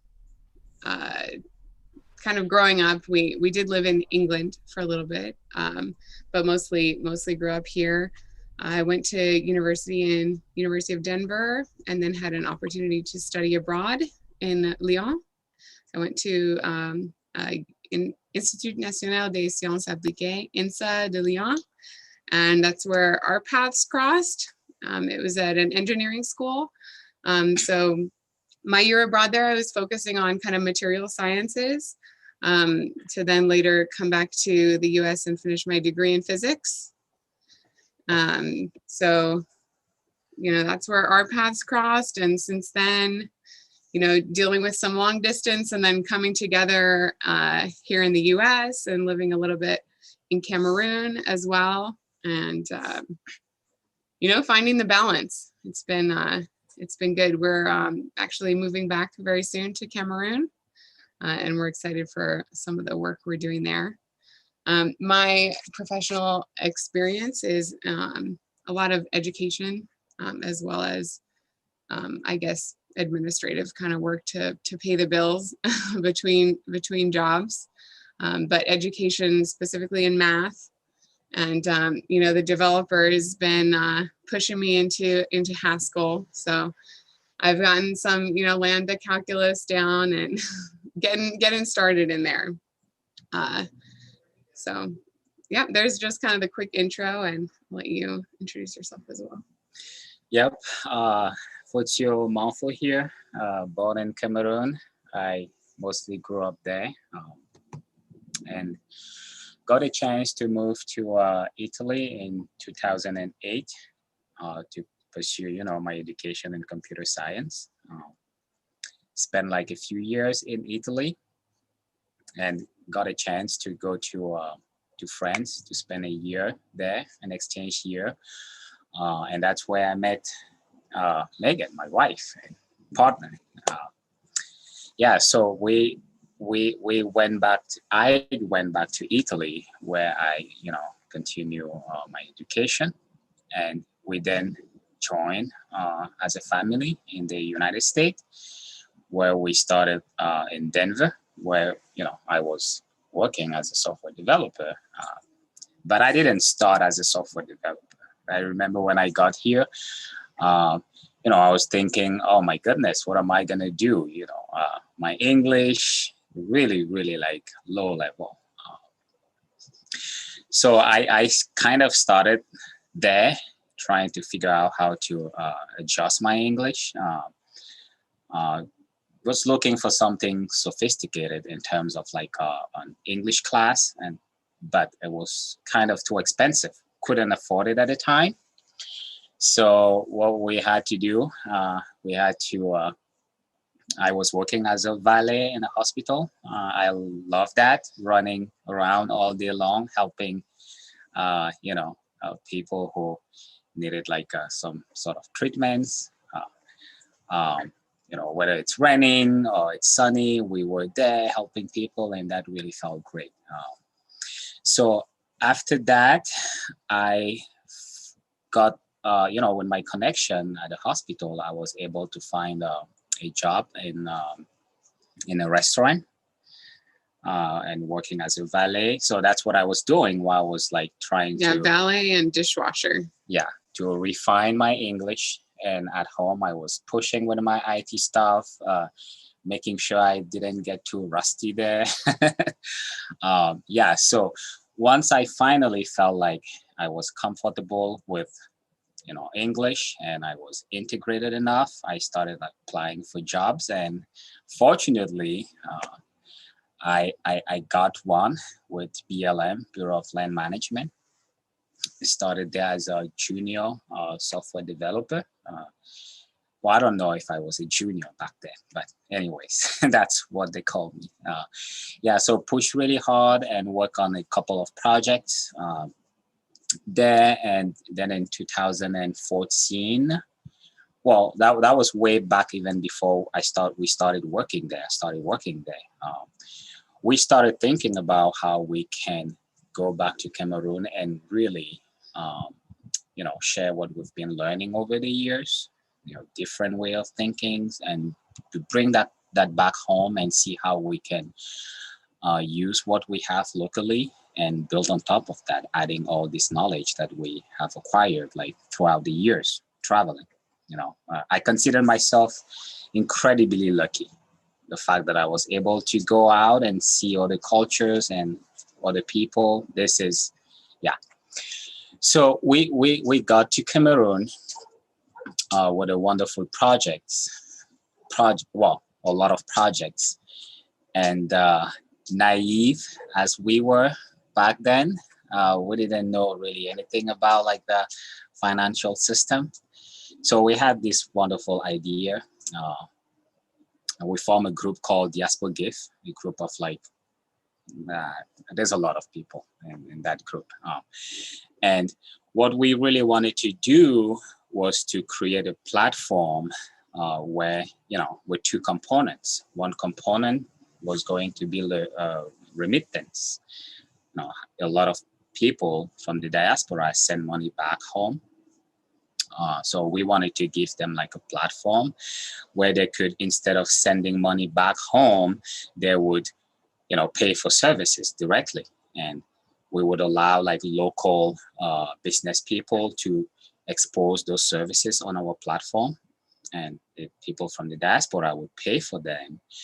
And that way we could remove the middleman, right? Like Western Union, MoneyGram, because back then we realized that there were so many issues with them in terms of like high fees, in terms of like the security, like not being really reliable. I remember having to get off work and run to Western Union, send some money to my brother, then run back to work just to get there and, get a phone call saying, oh, we can complete your transaction for some security reasons. And I'm like, okay, tell me what's the thing? How can I improve next time? Reason? And they go, well, it's internal. We can't tell you. While this is happening, my brother or my relative, I'm saying but I think this is something that happens to a lot of people, are sitting there in Africa and they need that help, right? And that money that you worked, you earn that money in a hard way, and you're trying to send it back home to really sustain your relatives, and you're not allowed to do it. So to me, that was like, okay, so that's one of the reason. The other reason is very often when we send that money back home, people in the process of like collecting it get hurt. Like, what's the right word here? Like, well, imagine, there's a center where you can go and pick up funds. So that's, going to be a target. People sort of looking at, oh, who's going in there? I know they're going to come out with something. So that's kind of another one of these risks that we're like, we need to just come up with a better solution to this whole remittance system. Yep. So, and that's how we thought about like one component of the platform, solving those issues, through paying directly for services, and then adding like a new component here, which would be like a follow-up, right? So it's not just like sending money, but you have to have some visibility on what that money was used for. Yeah. So the second component of the platform was going to be a forum or a blog where people come together and brainstorm ideas and then come up with solution and then implement them. So a little bit kind of what Project Catalyst has today in that mindset.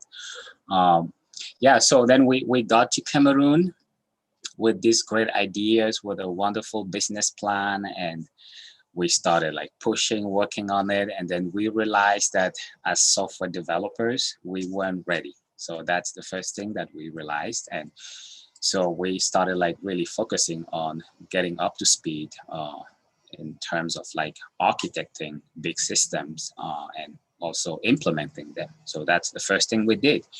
Then the second thing, as we were refining our business plan and working on our skills, we realized that our financial model wasn't adding up.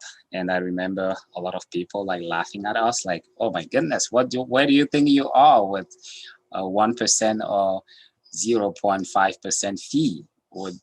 And you're thinking about using the Visa network, this just doesn't make any sense, right? Because when you make a transaction through the Visa and MasterCard network, usually, they're cutting like somewhere around like 2 to 3%. But that didn't answer what we were trying to solve, because we wanted really like to create a community, right? Well, a lot of people who are making small transactions, but with very, very small fees, almost non-existent. So, and once we realized that, we started like researching about like money and what, this thing that we play with every day, but we don't really understand how it's created. And we went into the rabbit hole. It was like crazy what we discovered. And in that process, I think we changed forever, because that's also how we learn about like Bitcoin, blockchain, and Cardano, and all of that, and functional programming. So there's a lot that we discovered, and we were like, whoa, this is the solution to many of our issues. So that's a little bit about me. I hope it gives you. Well, I know, and that kind of, it introduces sort of to like, that was our Diaspo gift. And we actually got quite far with that, before we had the notion of, blockchain at all. We really got into making a viable financial model that would work. And we came up with like, what, a 40-page business plan. And we're ready. And then someone, mentioned, have you guys thought about using, Bitcoin to do this, or, whatever it was at the time. And, that made us just like step back and say, what is this? Like getting in the rabbit hole, right? How can we approach this differently? So for the last, little while, we've been thinking, okay, what do we want to really do here? We want to create, what we want to do is uplift local communities. We don't want to come in and sort of like create our own system and just, break that. We want to get in the ground, find those people who are already doing these things and help uplift them, give them, access to kind of a network. Eventually down the line, enable a way for people abroad to then contribute back and, and uplift them in that way, make them competitive on a global scale. So how we decide to start approaching that from Diaspo Gift is from the ground up. So, we're thinking about approaching this on the most fundamental level of agriculture. We have some land in Cameroon that we are starting to develop on. We're going to start sort of with our first phase being offering agriculture projects, food to the local community, and partnering with people on the ground there. Because one thing you forgot to mention in your introduction is, your heavy background in farming as well as IT. So starting kind of to build that, and in parallel, we're like, okay, well, down the line, we know that blockchain technology is going to come in with our long-term solution. We're going to need to introduce this into the population, get them on board, so that down the line, when we come up with, the answer, they're not kind of hesitant to join. So we're like, okay, well, what we want to do is like, while we're starting this farm, we're going to also start an IT hub. And that's where we met Mercy, kind of like diving into that. And we're just like, wow, our goals are so aligned, let's just do this whole thing together. Yeah. And that's, I guess that's the quickest way of saying it. Yeah, if I may, I just want to add a little bit more to the part where we met, Mercy and Josh. It was actually really interesting, because over the years, when I learned about Cardano, and I was into this functional programming thing, the whole paradigm, switching the paradigm, I almost felt like a kid, a baby, like starting to walk again, right? Like, I couldn't believe that, having spent 7+ years as a Java developer, that I would come across a programming language that would shake my world, like in such a way that Haskell and functional programming did. So since then, since I discovered functional programming, I had been like going back and trying like to really kind of like clear up my mind with like some concept that I learned over the years that, in my opinion, were not like really necessary. So and starting with this new path on functional programming, and you know, I was out there and looking for a community. I mean, I knew a little bit about Project Catalyst, but wasn't really interested into it. I was focusing on actions, right, on the ground. And so I was out there on Discord, Telegram, like looking, searching, and, you know, complaining about the fact that I actually lived in Denver a few years ago, and I didn't know anything about Cardano until I moved to Cameroon. And, you know, complaining about the fact that I lost my chance. And if I had knew it back then, I would just have gone to Charles' door and knocked at it. I mean, I would have done it. He would have. And yeah, so, I mean, I love going straight to, you know, solutions. If I know that you can get me my solution, I will go straight to you. So I was complaining about that, and Mercy, I don't know, I just feel like Mercy has her hands everywhere, you know, on social media. Really good at that. So she got me. She got me there. She read my message and she reached out to me. But the funny thing is, this happened on December, I think, 24th. So yeah, I was on, I was on Telegram. And then I didn't look back until January 21st or something like that. So a month later. So I just dropped my message there and I kind of ignored it. And when I came back a month later, I saw Mercy message, you know, trying to reach out to me.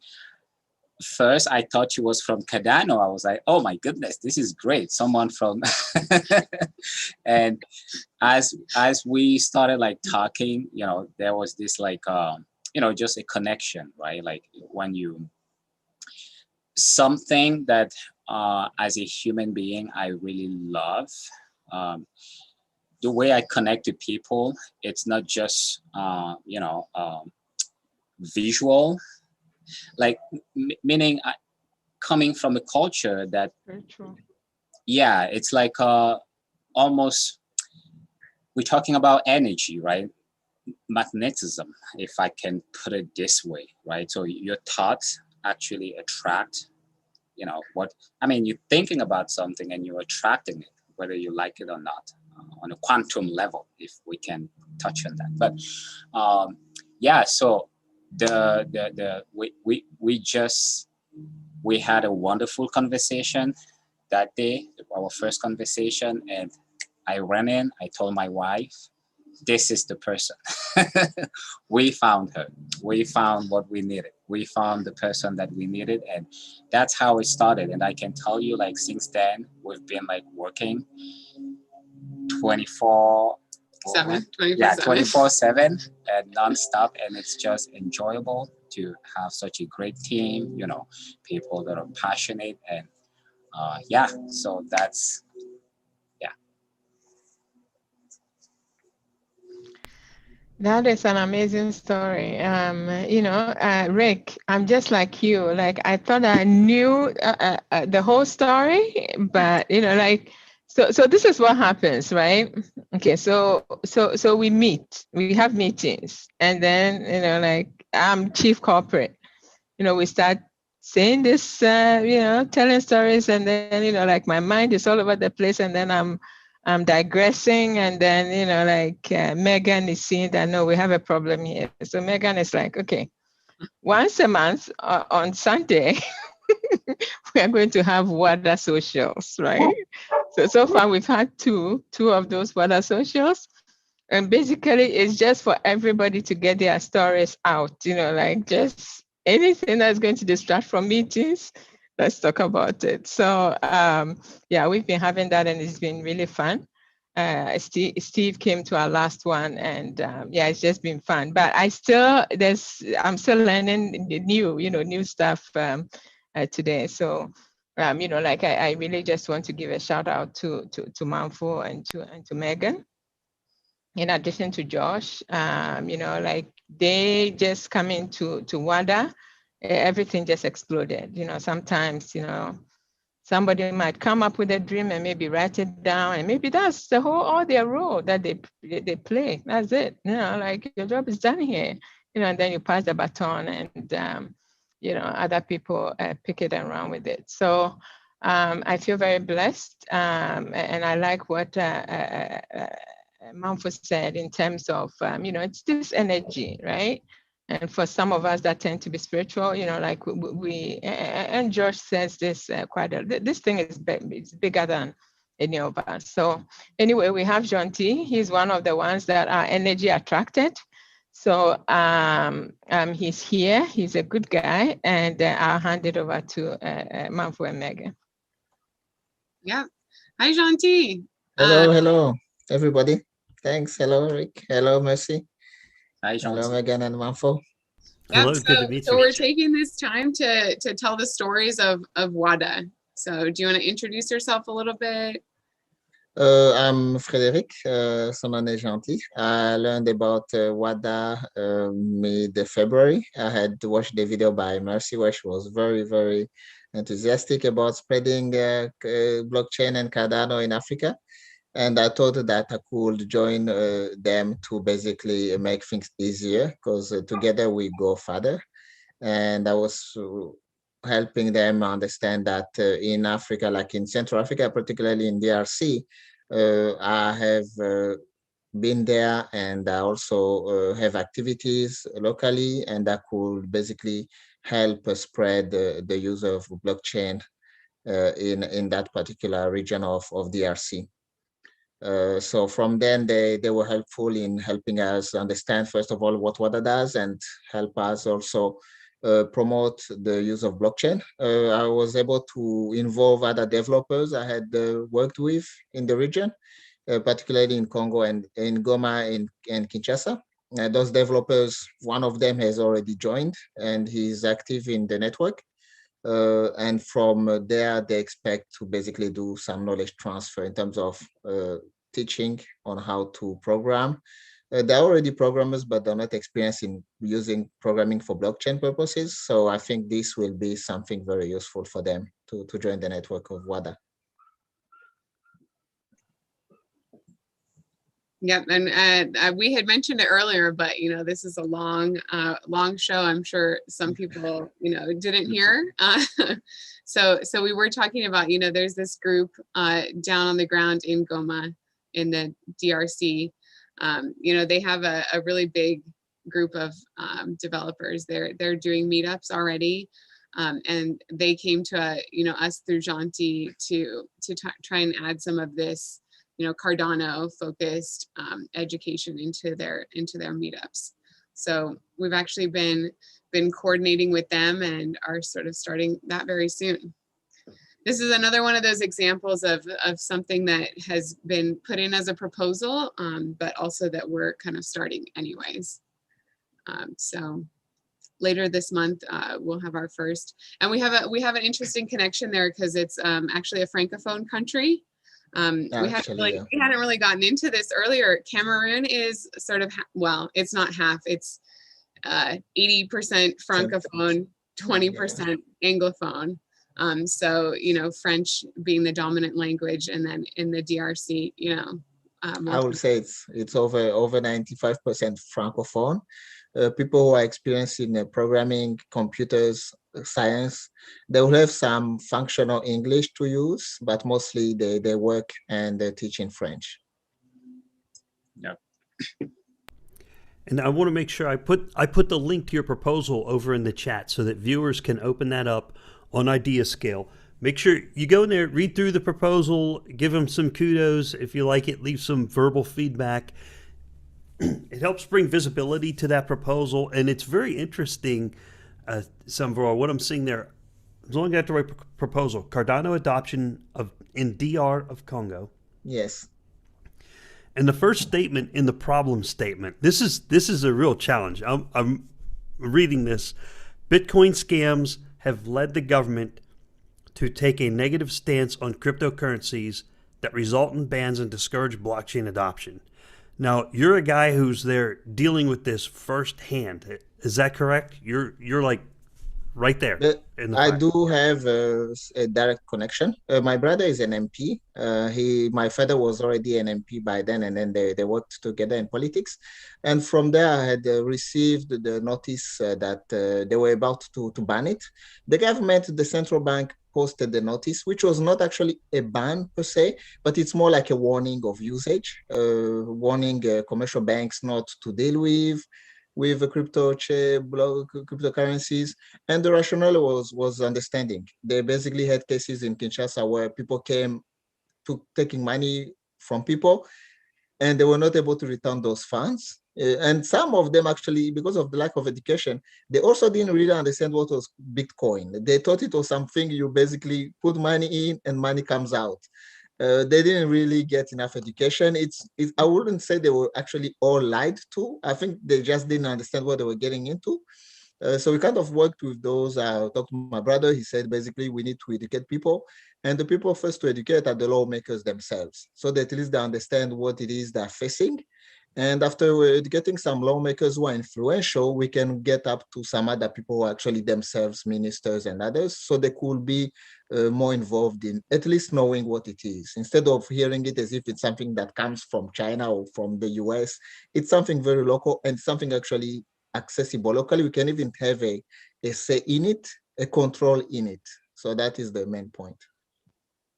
And your brother's an MP in the DR of Congo?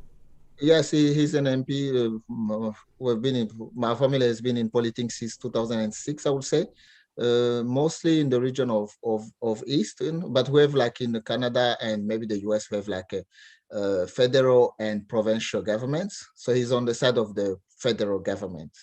Yeah.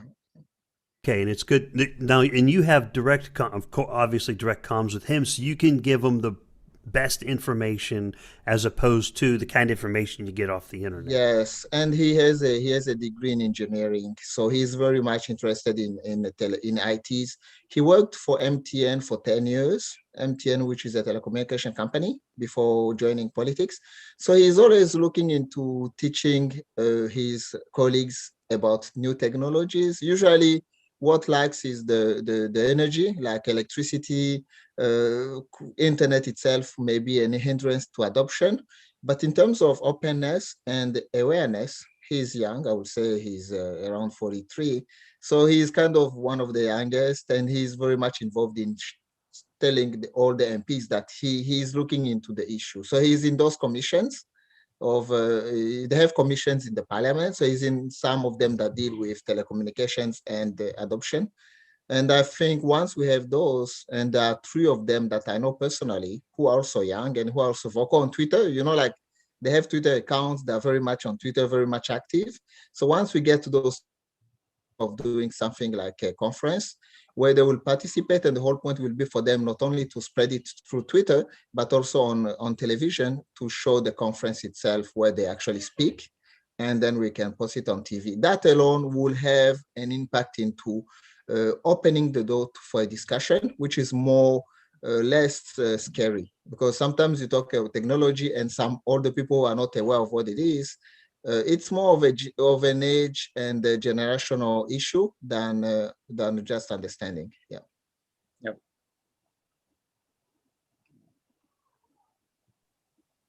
Wow. So can you tell us more about the proposal, Mindflow? You're also working on the same proposal. You're supporting that one as well.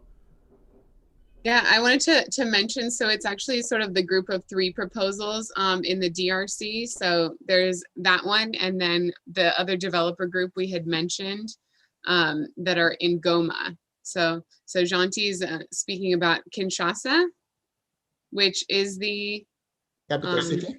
Is the capital, right? Yeah. It's like a city of maybe 8 to 9 million people. It's more like the Lagos of Central Africa.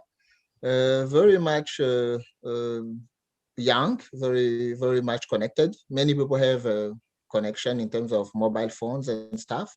So in terms of tools to use blockchain, they do have the tools. the venues or places to use that, it's still limited to Bitcoin because there are no direct exchange like Binance or other ones they have access to. But one of the option again I was telling Manfo is that myself I plan on doing to make it more accessible through an app where they could actually buy it, because the whole point is to know your customer and can basically have a team know them. So once the DEXs are established in those countries, they will be able to acquire them and be more aware of how to use the cryptocurrencies. Yep. Is that proposal the AfroPay one, so I can get the link over there? Yes, AfroPay was one of their secondary ones. Their main one is Cardano. Oh shoot, For the developers. Yeah, it's UpDev. Yes. There you go. UpDev, yeah. All right, so I'll put that one over. AfroPay link, putting that over in the chat so people can go over there and check that out. Mm-hmm. I just want to jump in here and ask you an interesting question, John C. And it's strange that we've been having all these crazy meetings, and I've never found my time to ask you. But how did you come across blockchain? I know we all have like interesting histories, stories. I mean, here on how we came into this thing. So I really want to hear, the way I joined the blockchain, or the way I started getting interested in blockchain, I was looking into facilitating money transfer. A friend of mine was asking me to move some funds, basically because we have businesses in Africa and here in North America. He thought maybe I can help him basically pay something locally and he can get money back. I have given that services a few times, and then I was looking at it and why can't I just automate this? Okay, why can't somebody else also help me? Because I know some other friends who have those channels. And then I was looking into moving money, and then something like XRP came up. I think XRP was some cryptocurrency which banks or some Western Union were trying to use, and I think even MoneyGram was into XRP. That's where I kind of learned about cryptocurrencies. Yep. So and then I looked at it deeper, and then I found that yes, something like Cardano can not only help move funds, but it can actually solve something much bigger, because we have businesses in Africa for which there's no documentation on the shares. The stakeholders are not actually, they are known among themselves, but they would like to get other people to know them and to know how their businesses are doing. So once we publish those on the blockchain, you could have like a decentralized stock exchange where people actually show what they're doing and pay dividends through the same blockchain. And you can have some kind of trustless investment in Africa, which is actually missing. Many people who are entrepreneurs in Africa, they say, I want people to invest in my company. I'm expanding like crazy, but I don't know how to get the fund to even expand, even though the customers are here, the demand, I'm not even able to meet the demand. If I could get funds, I could meet this demand, and something like blockchain can certainly solve it. Yeah, actually, I still think that it's even late. I think something should have already been happening. Yes, that's like Glenn and Hai were on here earlier from Empower, and they had brought up that, how to, if you want to create a retirement account, the technology is not there to do it, right? And so it has some synergies with what you're describing here, where you're building this financial system that is more efficient, and when you try to transfer money, you're not running into all these barriers. Like there are no barriers here where I'm at. I can almost feel for you when you run into problems trying to move money and paying remittance when going across borders. For me, I can put it on my cell phone and click a button, and the payment goes through in a matter of 5 seconds. But there's still a lot more work to be done. It's a lot harder to do in Africa. And I remember talking with John O'Connor. I did a podcast with him. He's over in the capital of Ethiopia. He works for IOG, and he simply tried to carry a about $35 to $40 worth of cash in his backpack, went through the airport and security saw it, and he spent the day in jail because he did not know he was breaking the law. And they said, no, you're not allowed to take that much money out of the country physically. You're not allowed to physically carry it out of the country like that. And so he did some jail time over it. And I was like, wow, amazing stories. And it brings things home for people to hear it from you directly, what you're dealing with there. But the good thing is you're in the right place. You got Project Catalyst. You've got Mindflow backing you up. You've got a brother who's an MP. So it looks like the stars are starting to align, and it just takes people doing the hard work and getting their hands dirty and getting the work done. And that's the road we're on now. And Virginia's here. Welcome, Virginia. Hello, everyone. Hi, Virginia. Hi, Virginia. I have no hair. I love it. Nice. Virginia, you look beautiful. Oh, you were so kind. How is everyone? Good. We're good. We're good. Good to see You you. you look like a beautiful alien, Like we need to put you into Cardano bits. I love it. I love it. Well, may I tell the story? So I told my husband that once the donors, once it gets to 20,000 ADA, I will shave my head. And he said to me, get ready. And I said, okay. So. Love it. Didn't know it was going to happen so quickly, huh? Right? I thought you had a few days. Well, at least the hair will grow back. At least you didn't make a bet to get a tattoo or something like that, or did you do that? Like, when you get to 30,000, we're going to go get Daedalus or Uroi tattoos or something like that. Well, that could be for the next funding round. When it gets to 30,000, which I'm not going to do. Well, I may do. I never had a middle name, so I said I will have XYZ as my legal middle name, so I'm in trouble as well.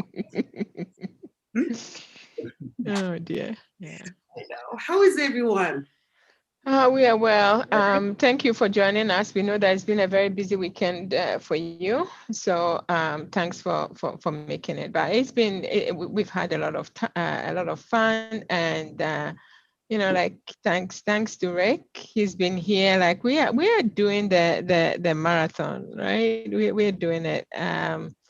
So yeah, it's right now. It's Megan and Mindflow is hosting. And we were hearing from Jean-T and the DRC guys, but you will have a chance to watch this whole thing. It's just been amazing. I'm just sitting here right now. My session is over more or less, but I'm still sitting here and enjoying it and listening and watching, right?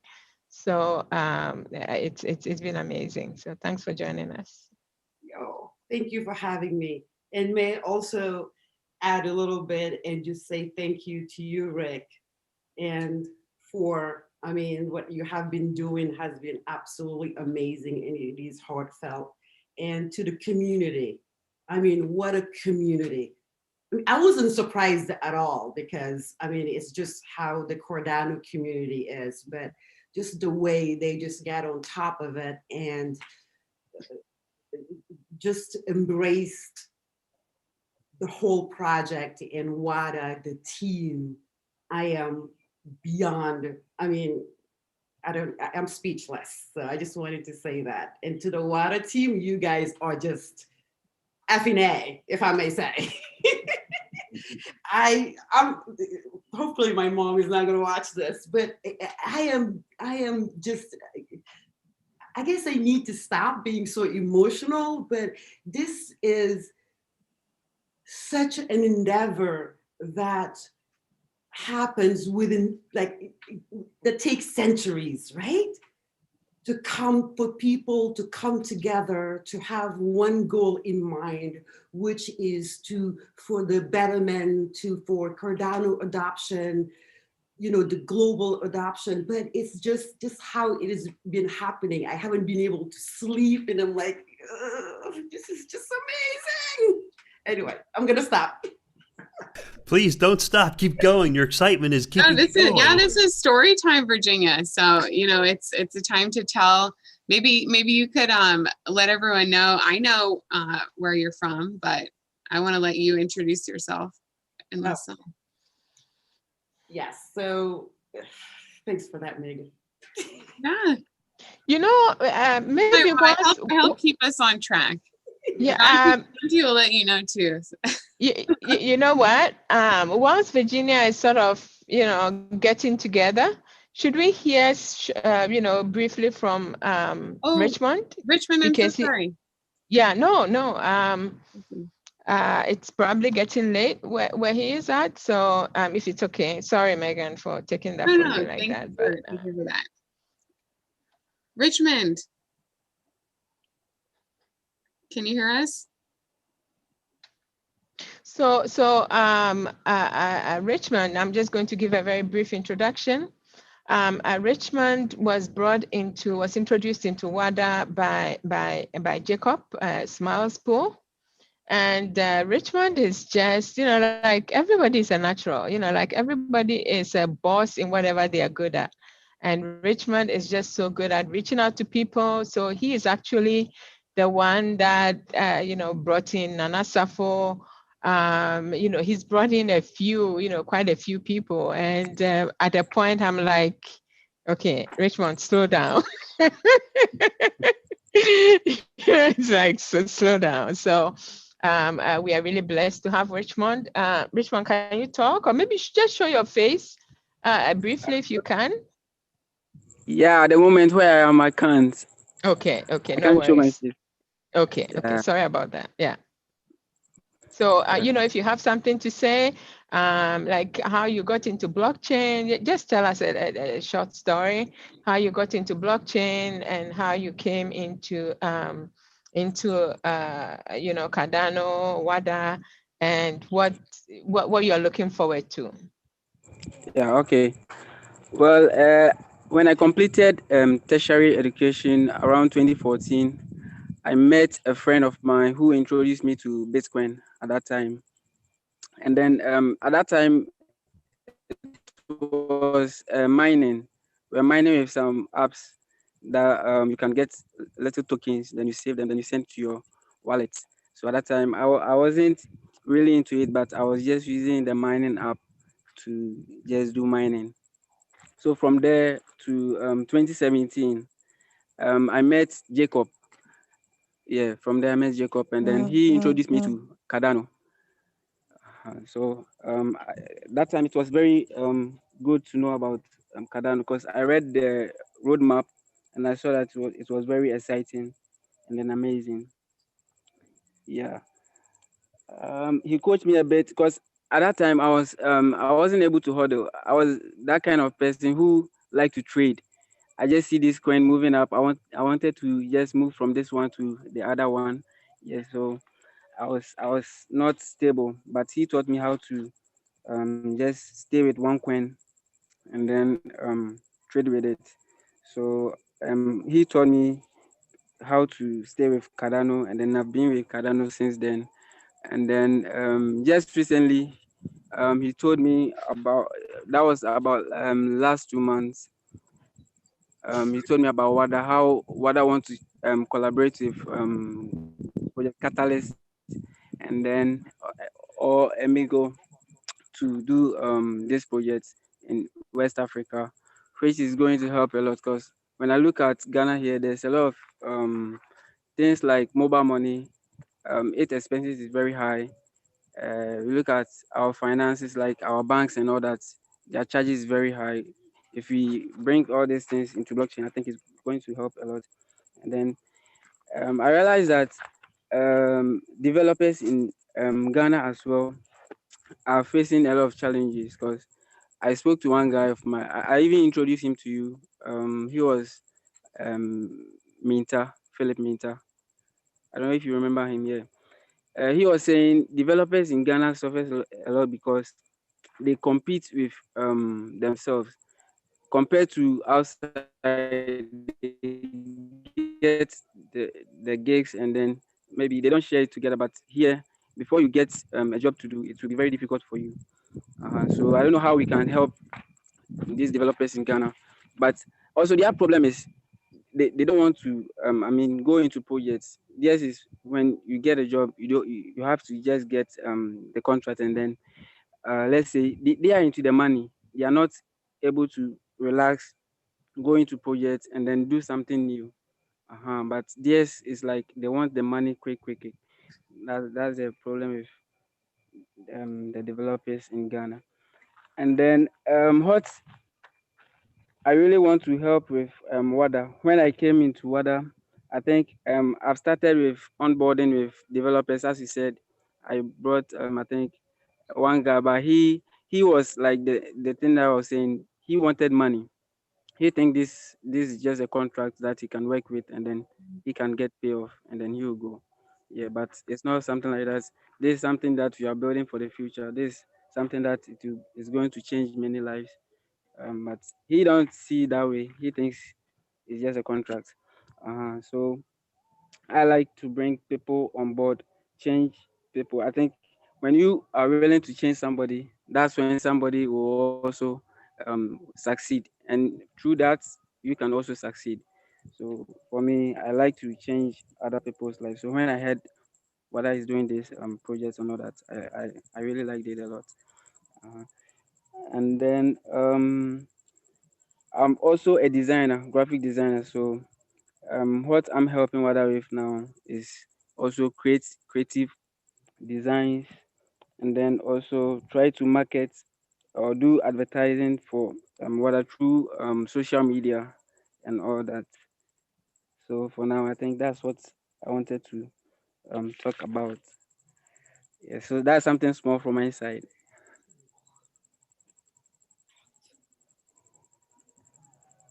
Thank you, Richmond, for all of your work. Every bit counts. Yeah, thank you too. Thank What you. do you think developers need the most? Are you aware of that? What do you think they need the most in Ghana to keep moving forward? Well, the let me see, the technical, they have ideas, but practically they are not good. When they go to school, what they do is mostly they learn theory, but practically they don't get the tools that they need. And then most of the lecturers, when they come, unless you are willing to learn on your own, maybe get some course online, and then you learn to achieve your goals. But if not that, you cannot move forward. So I think they learning technically will help them a lot. But for the theory, most of the times it don't work for them. It don't work for them. Do you know what's most helpful? Is it earlier another gentleman was on and he said having practicals and doing practicals. Does distance learning, having like an online teacher streaming over the internet in real time where you can ask questions and work on projects, does that help? Is that something developers need in Ghana as well?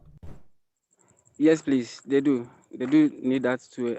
As because at the end of the day, you are going to get projects that you can work on to also show what you've really done with the project that you did. I don't know whether you get. I don't know whether you get it, but when you are learning distance, it's also like doing it right here in Ghana. I don't know whether you understand, but at the end of the day, you can do the practicals and then send what you've done, and then you can. Yeah, I think that's it. Yep. I understand what you mean. Yeah. Thank you for that information. And there's one last thing I was going to ask. It's kind of more for Megan. Is this a separate proposal? I should put the link over in the chat from the other three. Is it the Devs for Awareness event, West Africa? I don't think we have. Oh, go ahead, Mercy. Yeah, no. What I was going to say is that Richmond is sort of part of the sort of WADA membership push. So we're looking to him, with his skills to push the membership on the ground. So there isn't a separate proposal per se for Richmond.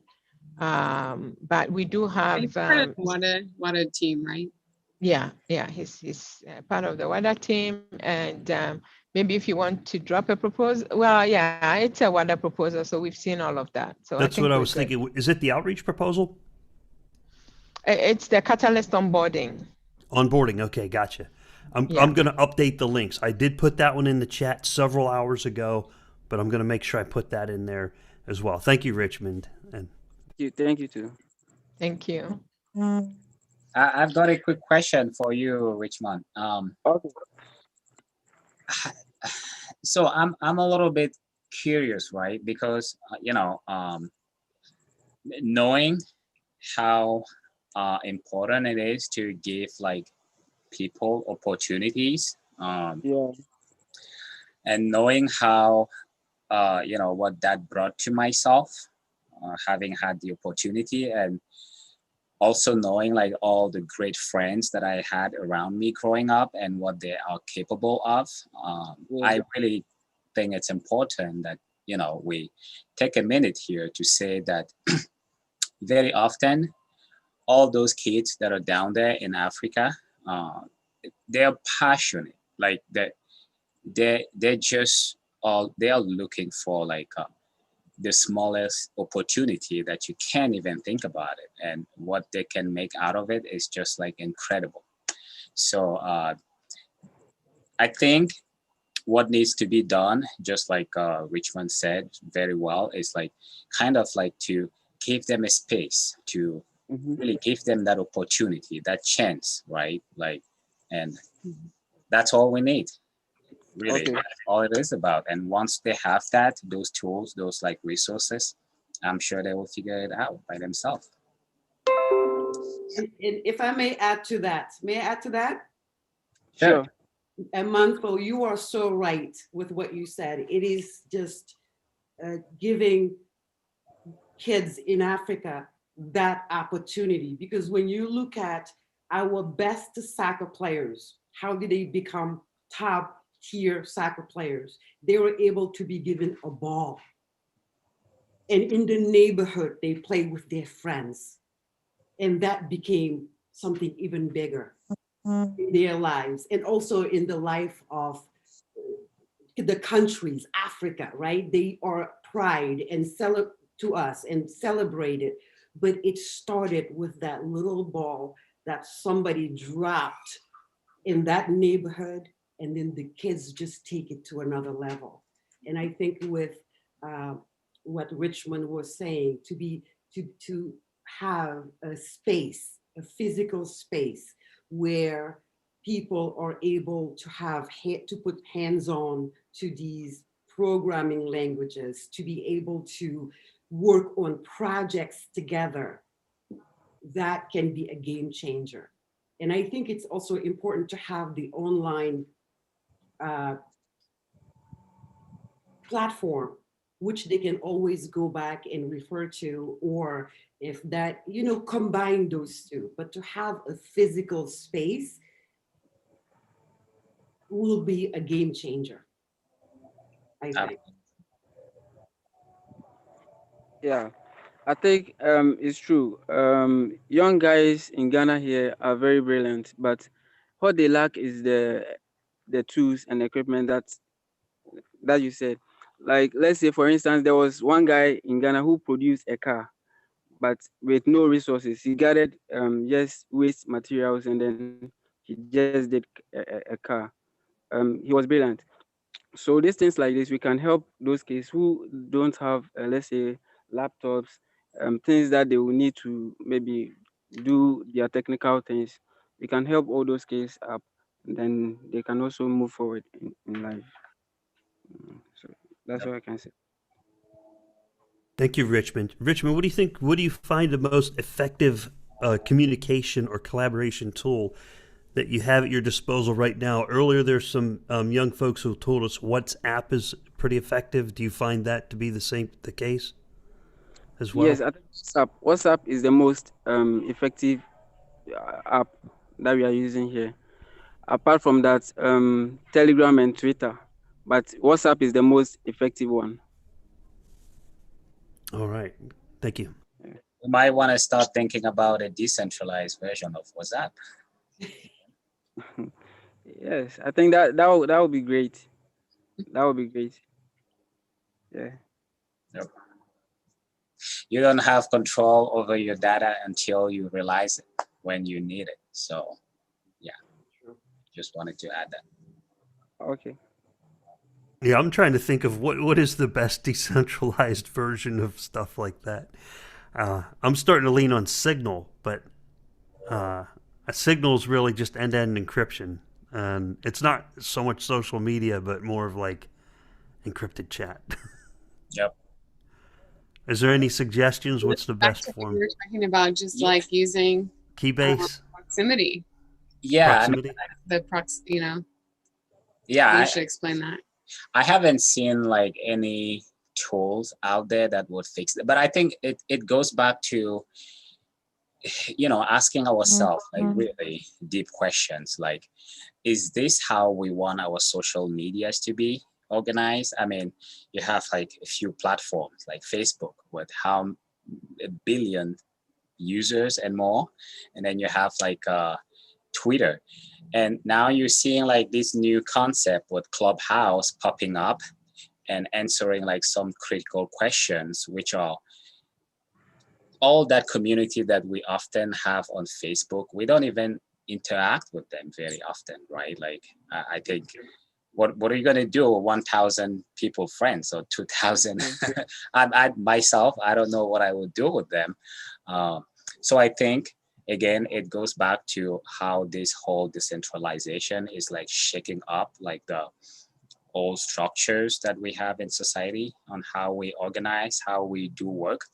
And I'm really interested into how this will look down the road, because I think big platforms like Facebook and Twitter, they're kind of gonna start like what's the right word here? Like splitting, and people are gonna find like small space where they, you know, share their ideas, just like we're doing here, right? Like we don't necessarily need Facebook. If we had like our own Clubhouse, we could just like create a little room and have a meaningful conversation. So that's where I see things going, but I haven't seen, or I don't know of any solution out there that, you know, does that so far. But I'm really interested into it. Yeah.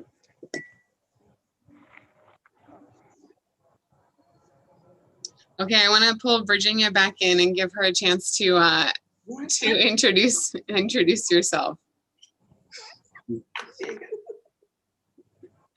Megan's yeah, she popped in, right? You know, we were talking with Gentil, and I was like, here's our other French-speaking friend.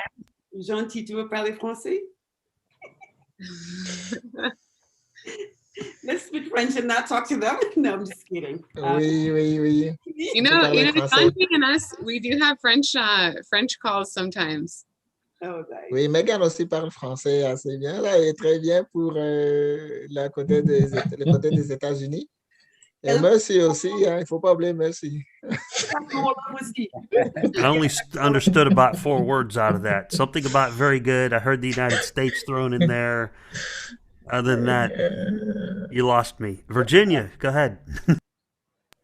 So yes, I am. Yes, Virginia. Well, I was born and raised in Senegal, West Africa. I was one of those kids who hated to do home chores, liked to play with the ball.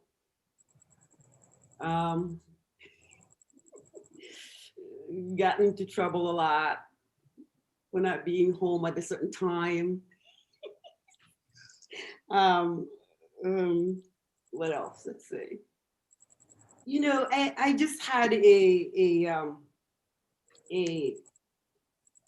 average world growing up in Senegal with my grandmother, whom I miss dearly. My mother, it was mostly the women were kind of in charge. And we were given wings. We were never told that you can't do something. I played sports all my life, soccer, played handball, played volleyball, and then at one point in my life, I had to choose which one to move forward with. So I chose volleyball. Um, I joined the national team and went to the Olympics. School was not my thing, but I had to do it. That's something that you just have to do in the family. When I finished school, I kind of fought my mother because in my family, we were used to, you finish high school, you go to France for college. So here's me saying, oh no, it's not gonna happen. I'm going to America. And my mother is looking at me like, who do you know there? Where is America? Why are you talking about America? I said, that's where I want to be. So it took me about, it took us a few months where it was really difficult. Thank God for my grandmother who said, you know what? You just got to let her go. She always has a place, a home to come back to. Let her go. So I came, and you know, I've been here for a while now. I'm in real estate. You know, you want to build it, you want to flip it, you want to buy it, you want to rent it, you want to sell it. That's what I do. I like to annoy my husband. It's just a given. How did you get introduced to Wada?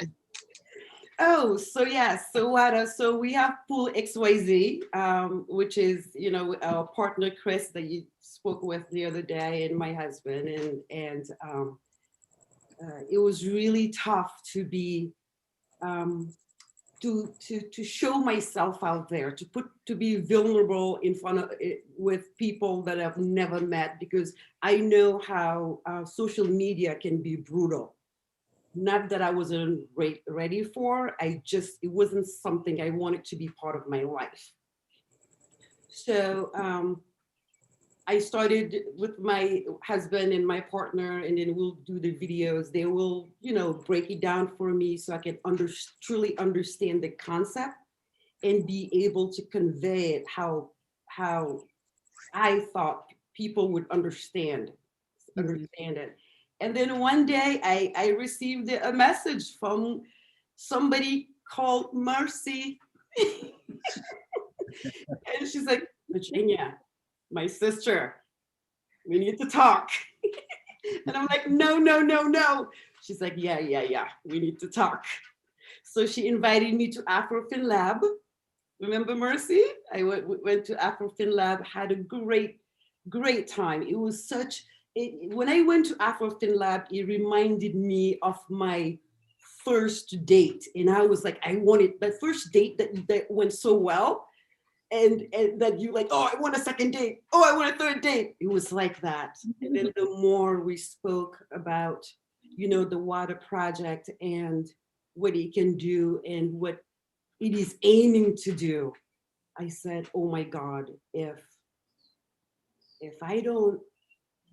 I'm not part of this, I will let my grandmother down. Because so far, my life in America has been about me, right? It has been about me. What do I need to do to get what I want to get? It has not gone further than, you know, I do volunteer in many charities, and one of them that is so dear to me is the Cancer Society of Washington, D.C. I am they have one part where it is the road to recovery, where you go pick up an underprivileged person to take them to the hospital for the chemo. And when they get in the car and it's okay. So yes, so yes, that's how I met Mercy. That's how I met Mercy, and of course all of you. And I also needed to be very honest as far as what I could give, right? Because I definitely do 1,000,000%. Like I put my heart into it. So I could not say, I'm going to do 100% this and that. Because one of the other things that I added to my life was to, although I've been in real estate for so long, I decided to go for my master's degree program in real estate development, right? And it was also another, part of a chore that I committed to that, of course, I am going to seek it through. And yeah, so that's, and I'm a loose cannon and I need to go to charm school. Let's see. I just love life. You're amazing. You're amazing, Virginia. I just love, like there's one thing that I mean, amongst the numerous things that Virginia do. So we're sort of preparing for this program, and as we all know, things have moved very fast, right? From we didn't get funding, and then it's like, oh yeah, maybe we should do a Twitter campaign to, oh yeah, we're on Rick's show. Oh yeah, like everything has been so fast. So we were preparing for this marathon, and like always at the back of my mind, just because of there's so many frustrations that we have when we include, the team from Africa, from Ghana especially, like internet is breaking, and it's like, oh my gosh, like it's not a good experience for anybody. So I sort of, I'm like, that time will come, we will fix this internet issue, and then they can be part of some of these meetings and these calls. And then Virginia sent me early in the morning, like she's going to work, and she sent me, she said, you got to get the Ghana team on. I'm like, yes, mom. So like there are so many things like that, right? That she's so, like she's so perceptive. She just like goes right to the core of what it is. And like I just so much appreciate that about her. As we may know, she's one of the Wada advisors, and she's an amazing advisor. On top of that, like we set the West Africa Decentralized Alliance, our Twitter page, just I think it was September of last year. So, not long. I think this week, if we haven't hit it already, we are about to hit 1,000 followers. And a lot of that is like Virginia gave us that kickstart. And Rick, thank you. This has also given us quite a lot of followers. So it's all part of, disseminating the information, and we feel so blessed and so happy. So thank you, my sister from another mother. And and I think I will hand it back to Megan and Mark. I'm sure they want to hear more from Jonty.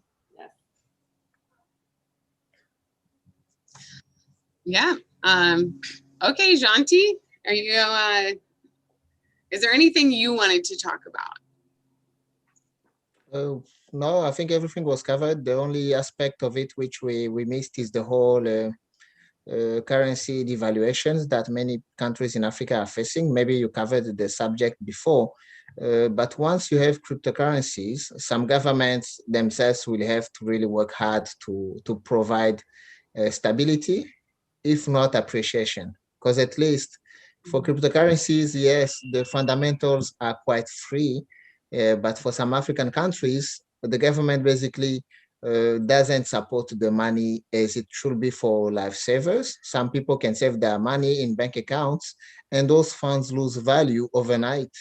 And sometimes even some countries do not have like the same security we have in some other northern countries, developed countries, where funds are insured and funds are actually accessible when needed. So cryptocurrencies in general are there to solve problems that are just waiting to be solved. The technology is coming to people who are actually waiting for it. They had been waiting for it, and it just happens that we are seeing it being almost available for everybody. So we'll do our share. As I was telling Mercy when I joined, I say, well, I think I can basically help you at least to reach a few people who can use the services, be it students, be it farmers, be it other partners who have in business. We have users that are going to use the services, and we are going to at least try and give feedback and be like an echo chamber when a service is provided. We're going to see how we appreciate it and give like reviews and something like that. Yeah, Janti, I just want to touch back up on one of the things you said that maybe we could kind of get into for people looking that don't understand the African context, et cetera. But the whole idea of, the banking system that we're trying to solve, and like, I don't know specifically about DRC. We'll speak to, Cameroon, and then allow everyone to share if they had similar experiences. But first of all, not very common for people to have bank accounts locally. And second of all, when you sometimes do go to take out your funds, they might not be there. Not that they kind of have stolen your money, but that there's no cash available right now. Or something. And the same thing even for the remittance platforms. If you send money, they locally might not have any left for the day. So you have to wait. And so many intermediaries. You can even send somebody $10 before it reaches him. It has passed through 3 or 4 people, and everybody is asking for $1. So by the time you get your money, it's like 4 or 5 out of the 10. And also sometimes you're just in a very remote area where you have to walk before you even get to a place where you have somebody who has, out of $10, they only have 3 to give you. And that 3 will be signed off for the 10, because that's the only person who actually can give you liquidity. And they're going to tell you, you know what, I only have $3 and cannot pass this transaction, come back tomorrow. Well, you are going to say, you know what, 3 today is better than 10 tomorrow. I might as well take the 3. And then you're done, like in somehow you've been served, but you have also been exploited. And with cryptocurrencies, in our case, funding in Africa is such that we give out loans, microcredits. We give loans like a 3% a month. On an annual basis, it's like 36%. We're not doing it because we want to do it. We're only giving it because our competitors or even our funders themselves are used to that environment. But once there are cryptocurrencies and the financial institutions are kind of put hit on them, those rates are going to fall quickly. We're going to make them fall for ourselves, because once we know they're falling elsewhere, we can just say that we're just following a trend which is catching upon us. And people want convenience, because once you have your mobile app and you can actually pay, you don't need that cash. You got $3, you don't need to withdraw them. You can just keep your $10 as it is. You consume it at your rate when you want to, and not when somebody wants you to consume it. So I think it's something which is going to be saving a lot of money for poor people. First of all, them, because they're the ones who are paying those commissions. If I need a loan, well, I will get a better rate than 36%, because remember, I'm the one who gives out the loan, right? So it's something very, very unfortunate. Yeah. And Janti, can you speak a little bit to, you mentioned this a couple of times, being down there and having to transfer money from, let's say, country A in Africa to country B. It's actually harder and more expensive than to transfer money from America or Europe to Africa. Can you explain a little bit? Can you develop on that? Yeah, because basically when you transfer, there are basically hubs. When you have these countries that are connected politically, and when they're connected politically, they're also connected financially. So for example, you have the whole Central African region. If you want to transfer funds, most likely those intermediary banks will go through France, they'll go through Belgium, and they'll go through the US. So sending some money from Congo to Nigeria may go through London. It may go through Belgium, it may go through the US before reaching you. And the whole conversion of money, you can actually use $1 from Congo By the time it gets to the US, it has gone through euros, it has gone through some other currency, some Italian currency, euros, and then it comes back to the US, having paid commission and fees. There is also another aspect of sending that money. You know, like when you're in Africa, a capitalist will usually look at where capital is scarce, and they will tend to go and give money where it's needed, where it can actually work. But in Africa, there is some kind of barrier to funding Africa.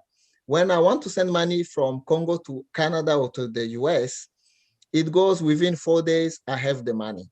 Even if it's 10,000, even if it's 500. But when you want to send money from the US to Congo or the US, Canada to Congo, even if you send 500, you will have to sign like maybe 4 documents, talk to some other guy.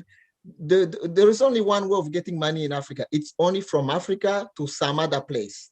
But when money goes to Africa, if it's not through those political channels, a country giving aid or some other money, which is like in a suitcase, I believe, you cannot just send money from the US to Congo if you don't go through those money sending businesses. Once you want to wire money from US to China, it takes like maybe a day. But when you want to wire money from Canada to Congo, no, most of the time it's going to bounce back and come back to you after having been chopped off a fee. But again, you'll have to answer as to why you are sending that money. So there is this idea that in Africa, there is some kind of risk, some kind of premium you have to pay to go to Africa or to give something to Africa. It's controlled. I would say it's more politically than anything. There is really no big, I know there are some money laundering issues and some drug trafficking in Africa, any place there could be, but it's more of the lack of information. Those little poor people you're sending the money to, they're unknown because they're just unknown. They're undocumented, but it doesn't mean they're like traffickers or some bad guys are doing anything. They're basically getting only little fees for schools or for drugs, but because they are not seen by the system, it's like a computer, you know, like this movie Terminator. If Terminator doesn't look at you and recognize you, it's going to shoot at you. If you are green, you're okay. If you are red, the computer shoots at you, right? So that's how the financial system works for Africa. We're mostly red. I would say. Even ourselves, we are mostly red. We only manage to go through because we have multiple identities. You can have different passports and you can access different services from one country and not from the other. But everybody should be green. Yeah.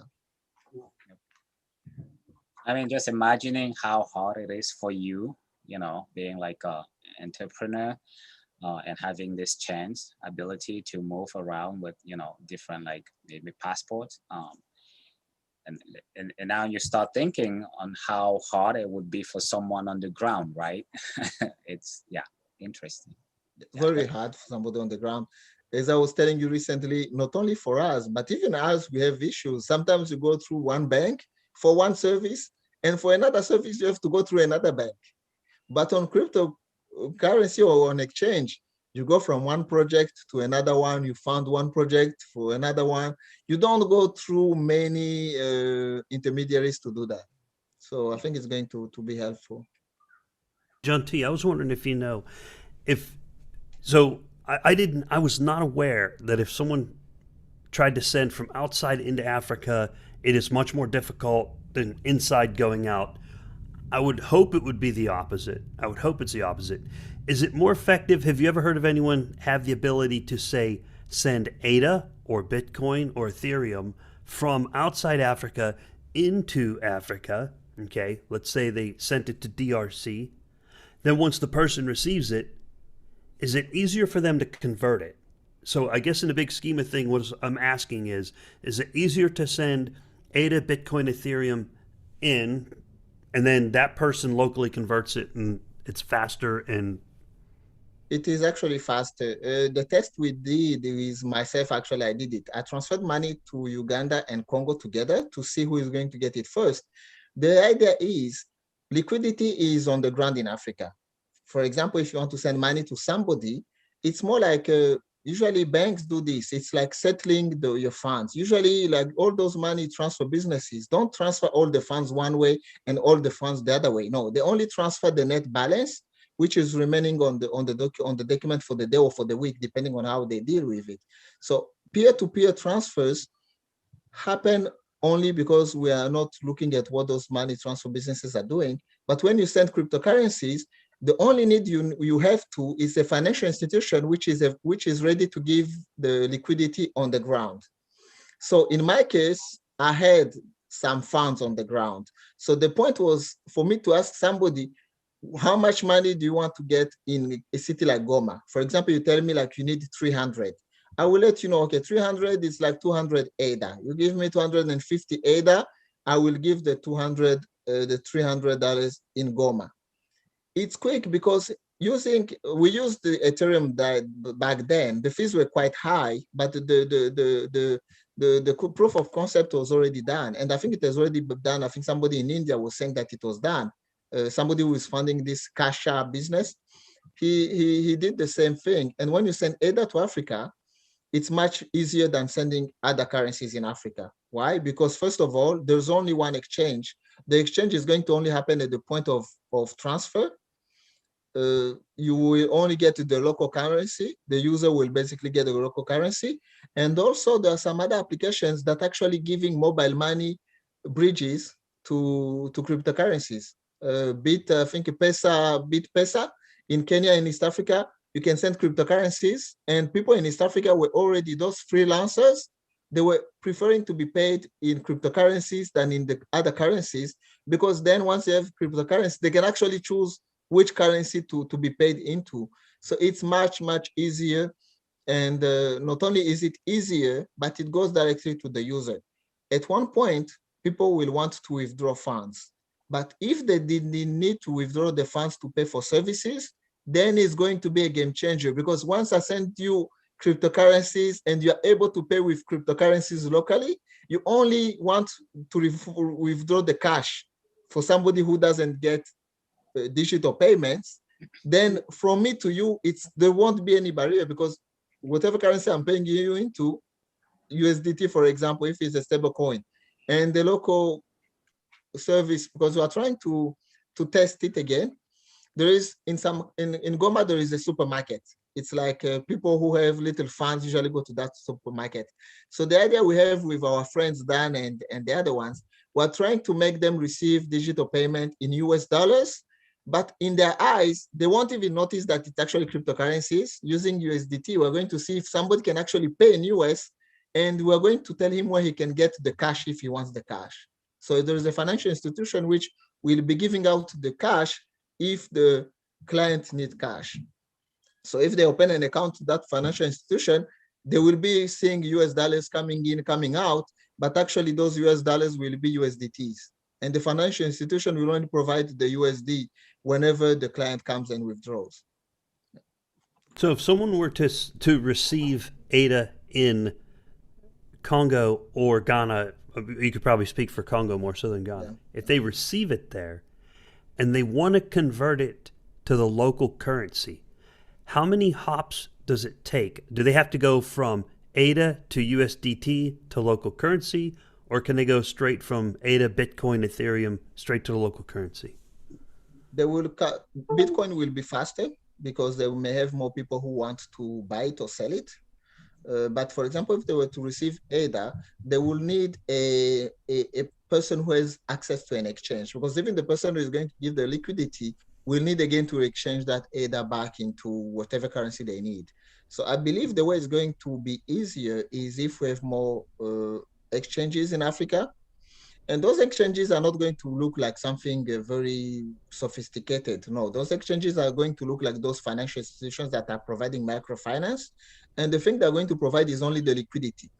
It's like an MOU. You're going to basically, from a country or from a place where they're sending that money, they're going to say, we send you ADA, and we're going to give you at the rate where you need it when you want to exchange it. Once those financial institutions adopt cryptocurrencies, then there won't be any other barrier. That will be the only one step. They're going to receive the cryptocurrency and provide liquidity in the form that the client wants, and they're going to be paid at the agreed rate, which I think once it's a matter of just getting, it's innovation. I think once financial institution starts doing it, there won't be a way to stop it. Because remember, all those traders that go with, in Congo, we use the US dollars, by the way.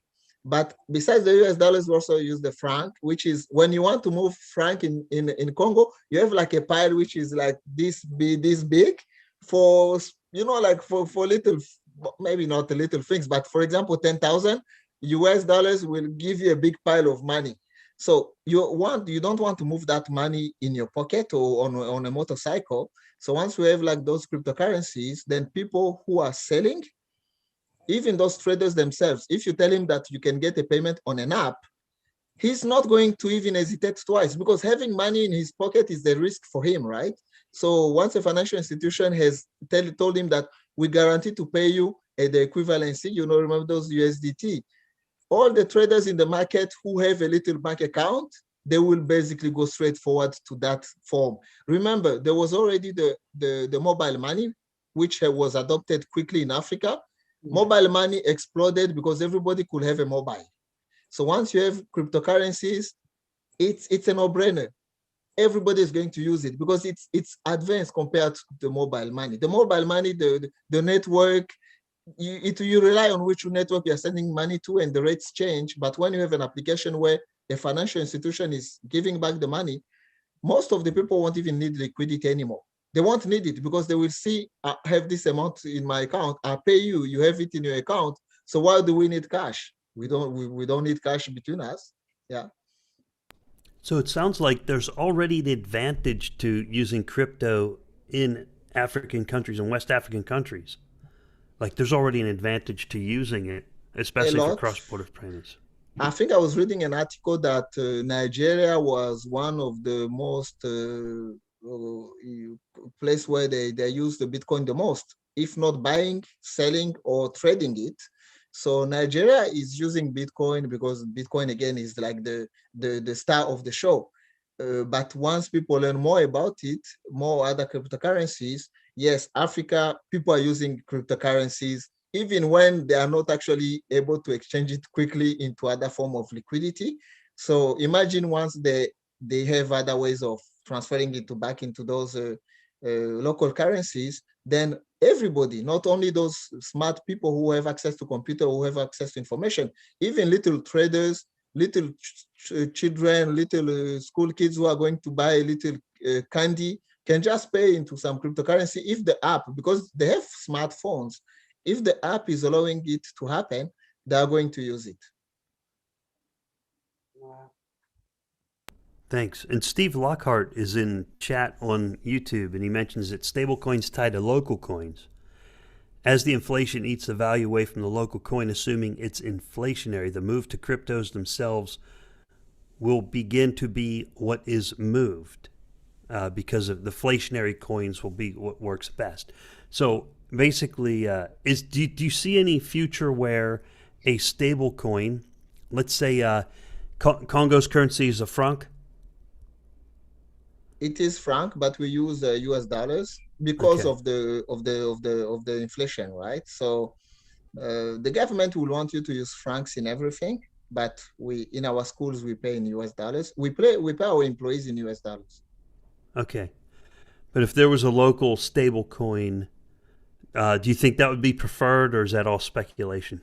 I will say the stable coin which will be chosen, I would believe people are going to adopt the easiest that there is. Mobile money, I would say it's like the mirror of what local stablecoin is, because people, when they use mobile money, you can send money in US dollars equivalency.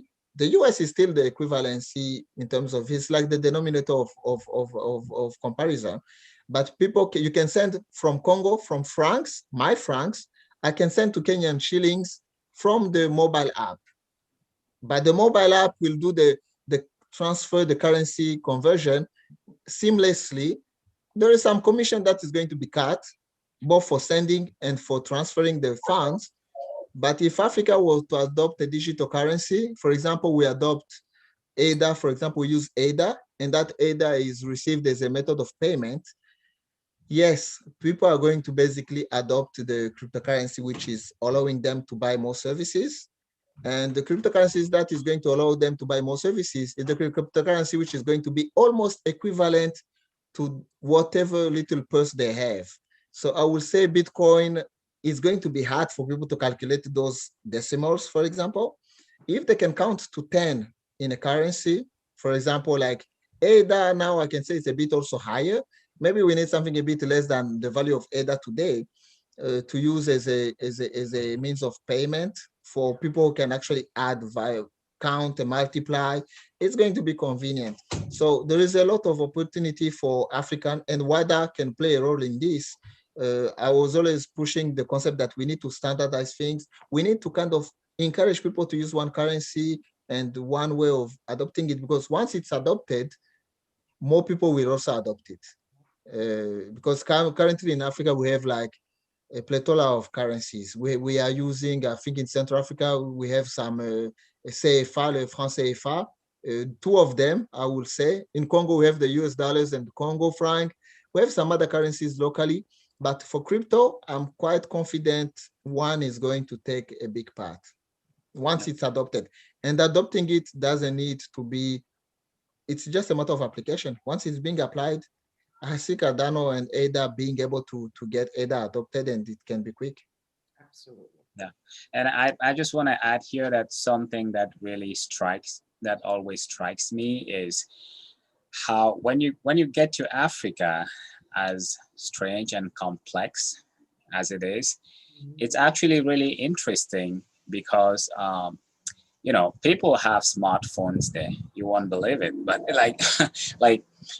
like you go into cities and you see these young people, they have 2-3 smartphones, and the idea of digital money to some extent, I mean, we can talk about like the Bitcoin like scam and all of that, but the idea of digital money, I think people are really comfortable with it, using this mobile money or orange money. So yeah, that's one aspect. But the other aspect as well that we need to highlight here is Africa actually, you know, embrace technology very quick. Yes. Like in the Western world, we are not using like mobile phones really for like digital money. We're still using like our banks and all of that. But the concept of digital money, like mobile money on phones, it's actually very well established in Africa. And I think if we remove the barriers, oh my goodness, I think it's just gonna explode in a good way. Yeah. I second that, Mindflow. I agree, totally agree. Because the concept of mobile money is, to me, I was like, whoa. And like you said, wherever you go, everyone has this smartphone. You know, like, and they have the latest ones. And I'm like, how did it? But you know what? They find ways, Africans find ways of understanding concepts and being part of what is going on.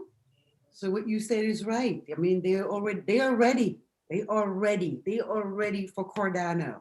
And once Wada and you know, alliances and association, once everybody comes together, Cardano can be the game changer, the gateway for financial the changes in Africa, because it's all about those applications that once one person knows it, it becomes wildfire, because we are more of a word of mouth, right? I do it, my sister will do it, my neighbor will, it's like that. So yes, Africa, we ready, Cardano. Ada. Virginia, let me just ask you, do you have experience transferring any cryptocurrencies to Senegal or anywhere else in Africa? Well, for me, the only ones that I have done are just for family, but they have not, it's more of them to keep it for long term. However, I'm not sure if, for example, in Senegal, once somebody receives ADA, that they're able to converted into the CFA that we use in Senegal. I'm not sure. But what I ask them is just don't touch it, leave it there. Let's wait. But I also want to touch on what you said earlier, Megan, with sometimes when you go to the bank and there are no funds, You know, in many ways, the Western world is kind of like that, because I can have $100,000 in my conventional bank account, but they tell me how much I can use per day, right? Right. So it's like they just, I mean, not they, let me not make enemies with banks. Let me stop. Yes, I actually, not only can they tell you how much you're going to use per day, but they can even tell you to whom you're going to send the money to. I remember buying even cryptocurrencies. I remember I was going to buy cryptocurrencies from one account, and then the manager, I think, of the account called me, and they said, okay, so we're not allowing people to buy cryptocurrencies. And I was like, from why? Like, this is just like a service I'm acquiring. So some banks are not allowing to buy cryptocurrencies as well. So once they have your money, they can manage on where you spend it as well. Yeah. Insane. Mercy, I'm curious about Ghana, or if you've tried transferring anything. No, I haven't been successful in converting my family. So I still have ways to go. So it's always been just normal, so sending, Canadian dollars, and they receive it in the local currency, which is the Ghana cedis. But what has changed significantly, and totally agree with what John T. and Virginia was saying, is everybody has a phone. And it's just minutes, and then it's there. The only thing is that that, at first it was Western Union. You had to go to the, to the place, to the shop or somewhere to do it. Location. Exactly. And then it got better in terms of you could do it online, but the online charges were really high. And I always like to do the online. So it was like, this is painful. And then, it transitioned to the what do you call it? To the phone, whereby it's like, I'm on my phone, boom, boom, and it's done. But it's still the fees, because whereas with Western Union, you could actually see them charging you like the 11, 15%. Yeah. This other one, they will say no fees, but you know that they are giving a lesser amount in foreign exchange to your people back home. So it's interesting. So I need to do a lot of work, like today, and hearing that Megan and Mindflow, they're going back and just looking at Irajua and looking at Nanasafu and listening to Richmond, and I'm like, I need to go. Like the plan was actually to go this year, and then, pandemic and, all the things with that. So we'll get there. I'm sure that once I get there and I'm like, you people have to get onto this, this boat, I'm sure that they will do it. But no, I have not been successful. I can tell you how you can kind of like convert some of the family members. Just get them off. Get them off of what? No more sending money. We should just cut them off. And cut them off, and they will sit and they will, two days later they will tell you, oh, so I know this and that about Cardano, about the blockchain. I'm like, I need to know more. Yeah, all of a sudden they will know stuff, right? And basically, for me, I will give you a word of encouragement. People to join the cryptocurrencies, I think it's going to be much easier than people think. You know why a shopkeeper will be a service provider for Western Union?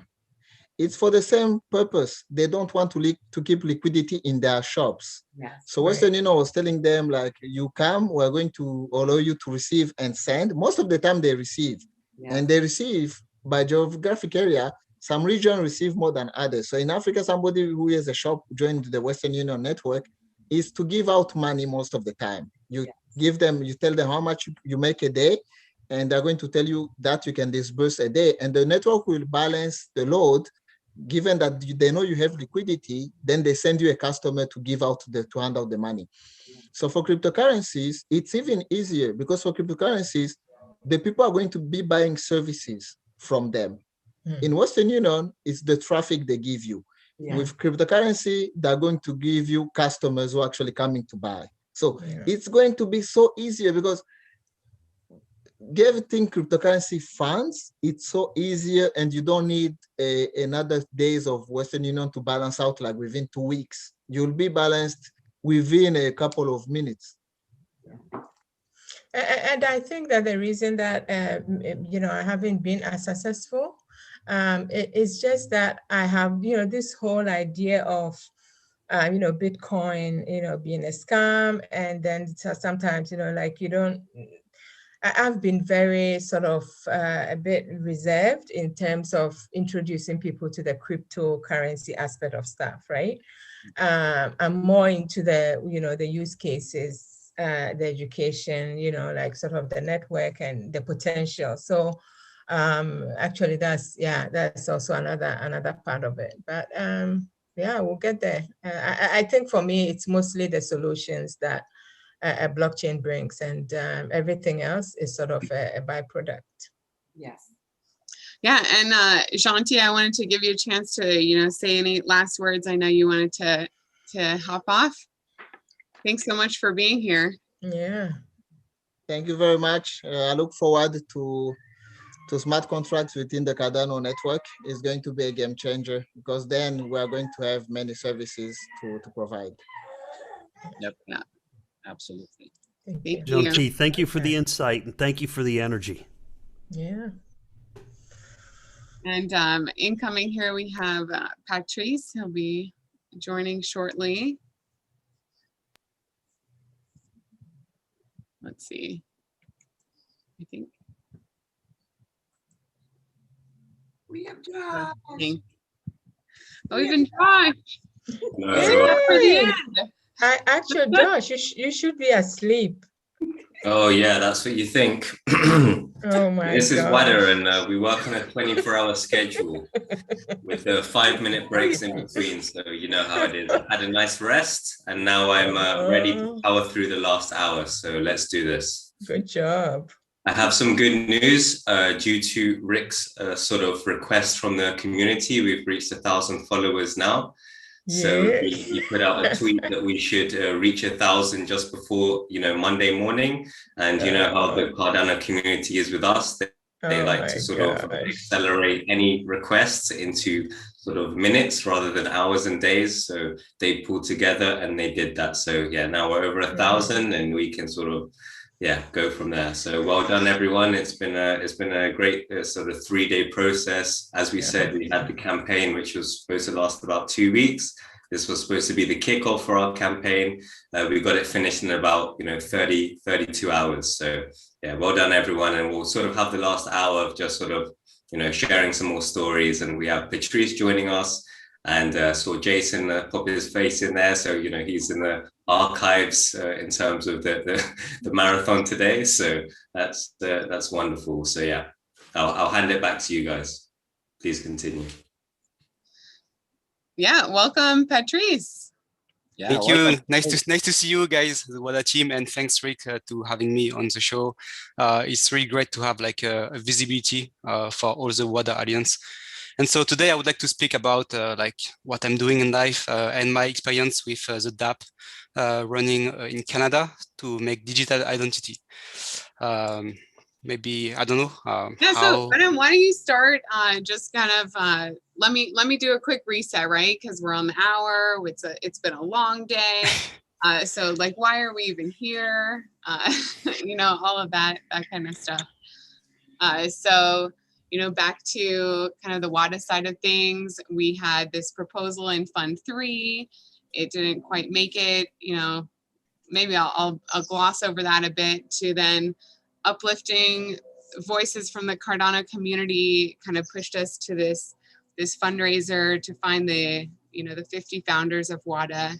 And we reached our goal in an unexpectedly quick amount of time, but we had booked this live streaming to kind of encourage that, to show people what we're doing, and kind of get them on board. So instead, we're kind of making this more about a thank you to all of our founders, and to give everyone a chance to see what Wada is all about, get some of the personal stories, some of the technical stories, and share it here in a way for everyone to see. Great. So yeah, right now, let's hear from you, Patrice. Give a little introduction. Where are you from? And maybe how you even got into, when did you find out about cryptocurrency or blockchain? Yeah, sure. Yeah, and sorry, if you don't mind, Patrice, just tell us your connection to Africa as well. We got to know you through Virginia, and she's always been excited about you and Vanessa. So just like we're trying to do the connections. Sure, right? yeah, sure. So, Sorry, yeah. she couldn't come today during this meeting. So let me introduce myself first. And so I was born in France. I did my education here. I lived there most of my time here until my 30 years old. And I moved to Canada recently because I wanted to see something different, right? And so back in France, I used to live with different type of people, like many from Asian, from European, from Africans, from Arabic people with different religions, right? And this is what opened up my mind. And also I used to travel a lot.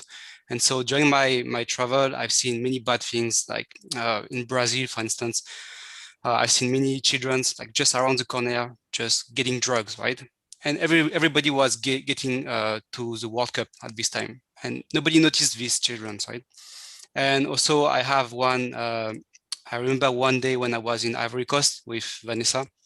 So I've seen children's, like, they just said something that just marked me for life. They said, oh, do you remember like few weeks ago when there was a war and we saw some bodies on the streets? And I was, okay, wow. So like I come from a different world, right? And so, yes, just go back to how I came into blockchain. So back in 2017, I was like, I came here for the money, right? I wanted to buy Bitcoin and I wanted to be rich. And then there was a crash, right? Like everybody remember this one. And until recently with COVID-19, everything has changed, right? So central banks are printing money like it's crazy, right? And people are still getting, still have to pay taxes. Like, why do I have to pay tax if you print money, right?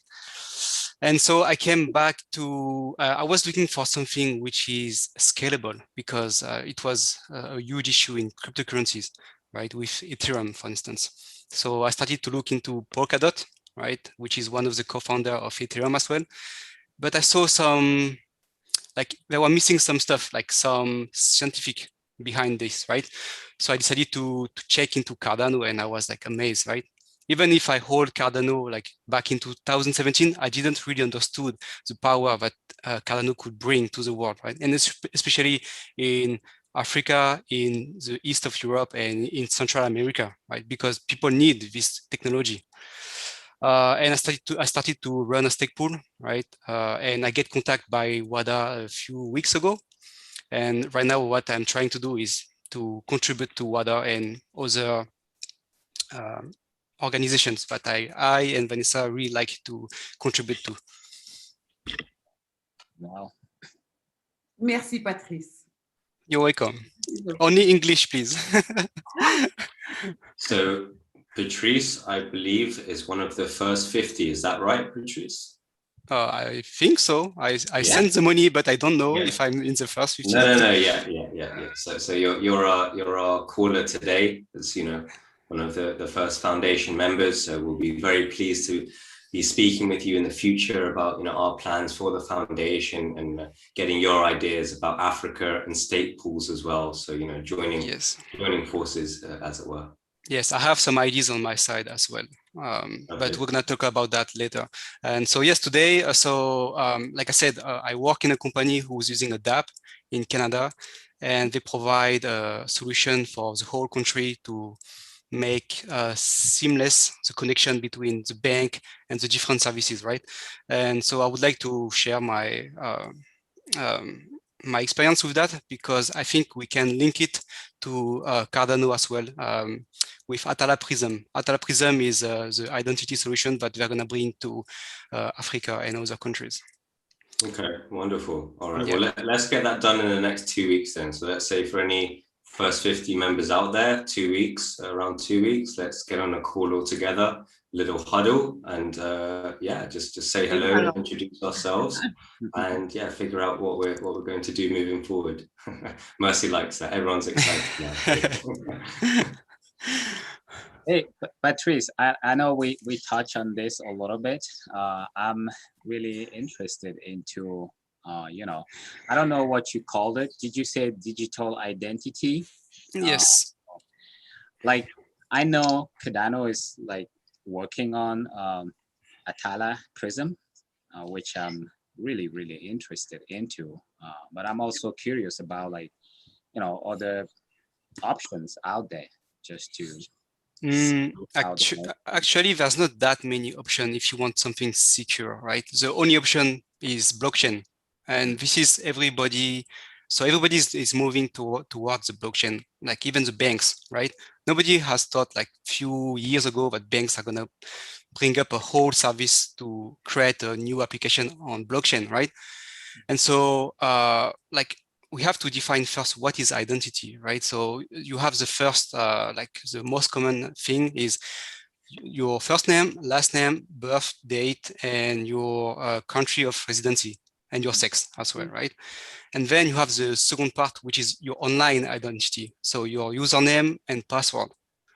And so both of these identities has issues, right? So the first one is, let's say for the real life identity. Okay, let's say you are going to a bar, right? And the bartender is asking you to show your identity, your ID, right? The only thing he wants to have actually is your age, but you are under 21, let's say. But by showing him your identity card, you're showing your first name, last name, maybe your address, and too many informations, right? Second thing, let's say I want to book a room into a hotel, right? I'm gonna go to the desk. I'm gonna show my credit card because I paid with this one. But what everybody are not aware of is that they have camera, and the camera is working 24/7, and they basically register every single credit card of any customers, right? So this is what I call oversharing your informations, right? And so if I get back to the next online identity, we're talking about username and password, right? So if I'm asking you, Mindflow, how many username and password do you actually have on the internet right now? You don't even know, right? And so this is gonna bring to issues where like Facebook get hacked, right? Like last week they get 500 million of customers who get hacked in the database. Or for instance, a Ledger, right? So the Ledger get their database hacked a few months ago, and basically every single name and addresses get hacked and publicly published on the internet. So we realized, like in Canada, that we wanted to have only one single identity for many services to reduce the risk, right? And so what the banks decided a few years ago, they said, okay, we want to create a single network of trusted parties. So only banks are going to be into this network, right? And we call it a permission blockchain, which is different from permissionless blockchain like Ethereum or Cardano. And so this network is like a consensus of banks and allows customers to authenticate to the bank and then to access to different services behind.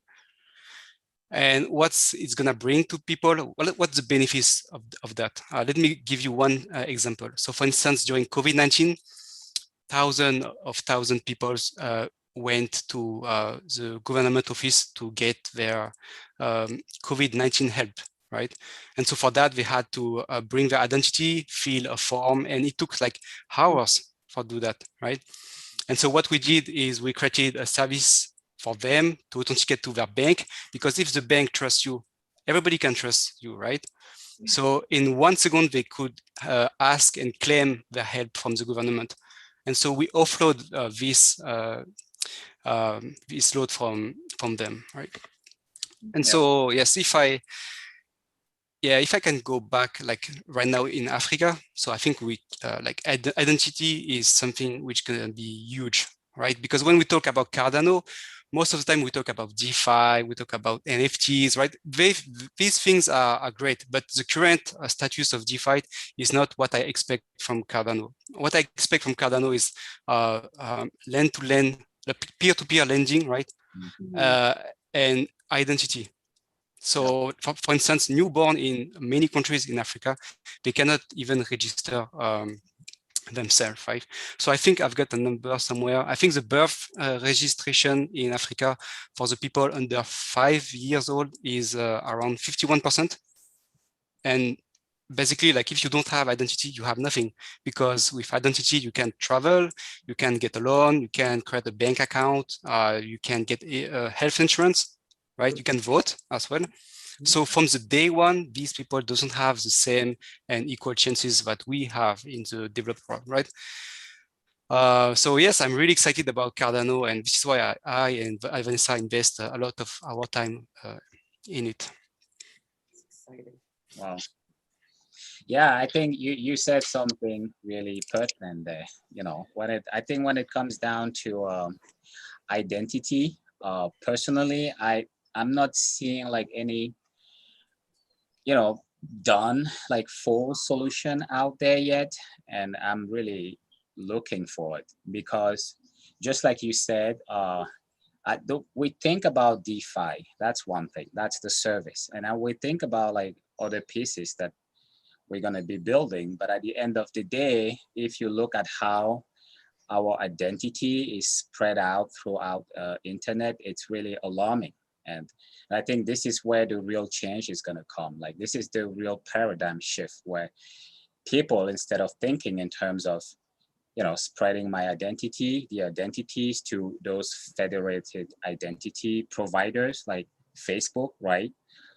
They're gonna have to think about carrying that identity with them, like making yes, and this sharing a little pieces, you know, as needed.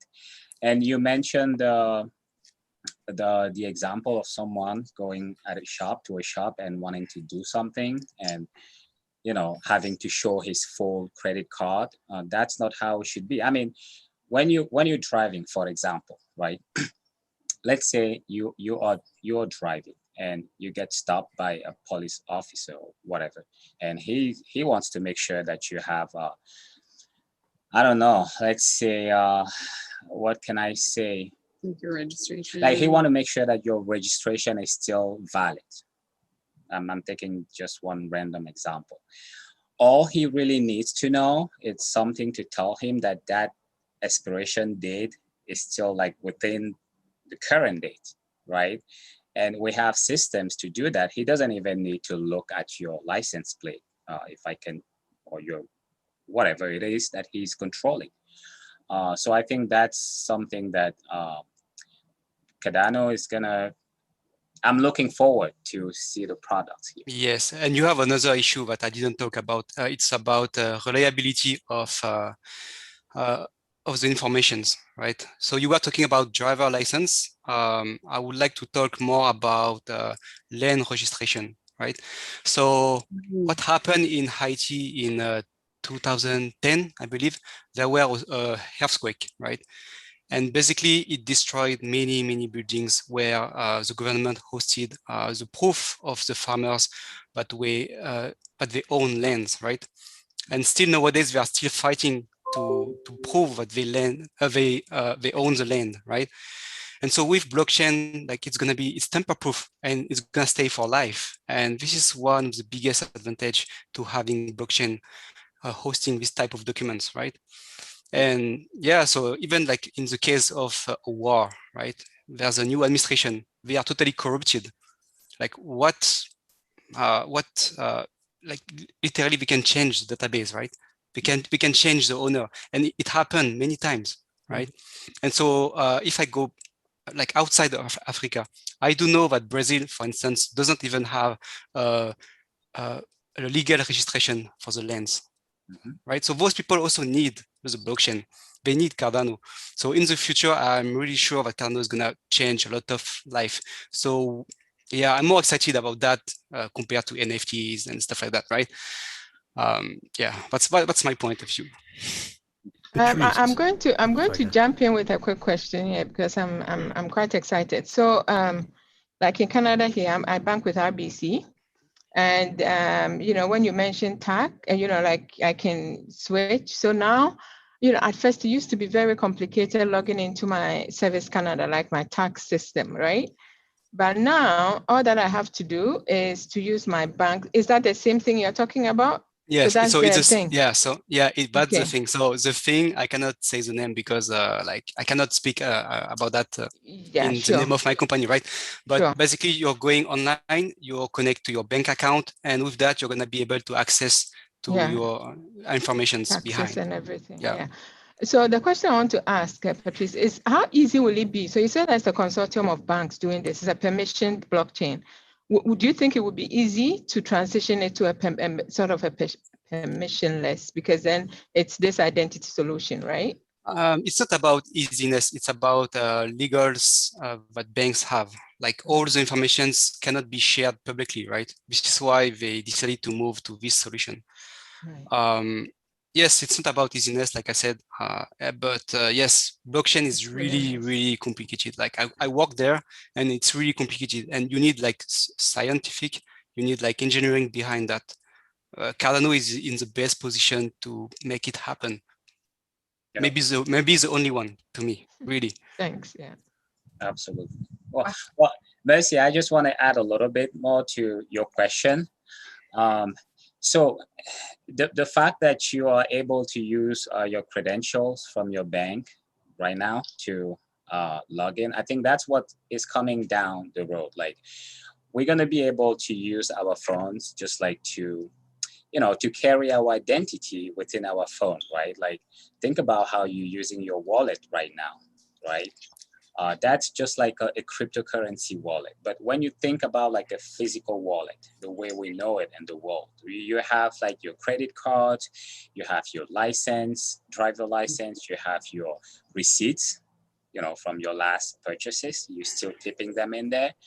So I think this is what some people out there in Canada, it's actually open source. They came up with some solutions. I don't know if you are aware of them, Patrice, but I think it's what's the project called? But I'm reading a book right now, which is, you know, talking about that, and it's pretty deep about like the change that this could bring. I mean, think about it. Getting your phone and with your identity, whether that's public key or private key, sitting there on your phone, and you just like logging into apps without having like to provide like a password and all of that. And yeah, this is a huge paradigm shift that not a lot of people are really talking about it. And I really want to see more. Not too many people are talking about it because they are not really aware about what will happen, right? We are moving to a future where everything is going to be decentralized. So we went to internet, then we moved to the blockchain, right? And then we're going to move very, very soon to financial decentralization. Yep. Banks are going to be old school for real. Like, how can you explain that if I want to move $5,000 from here, Canada, to Africa, I'm going to need to pay $150 as fees? No, I can send like either like in a few seconds with a minimum fees. What about that? Absolutely. That will definitely be.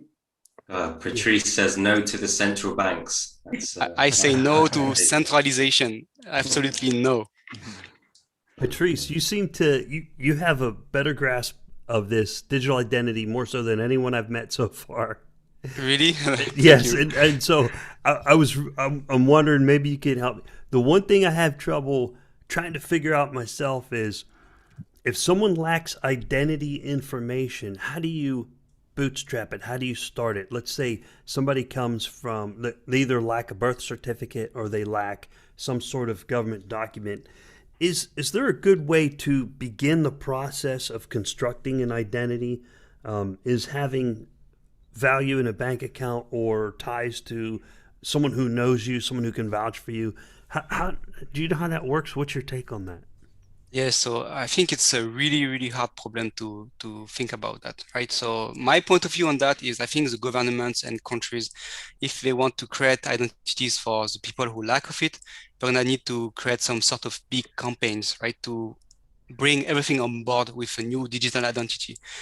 And I think from the beginning, I think they're gonna need to have like some kind of people who know them, or maybe some mobile account, because I do know that in Africa, like almost everybody has a mobile account, right? So I think the first step would be for the government to talk directly to the phone provider and make some kind of relationship between them, between their number and between their physical mobile.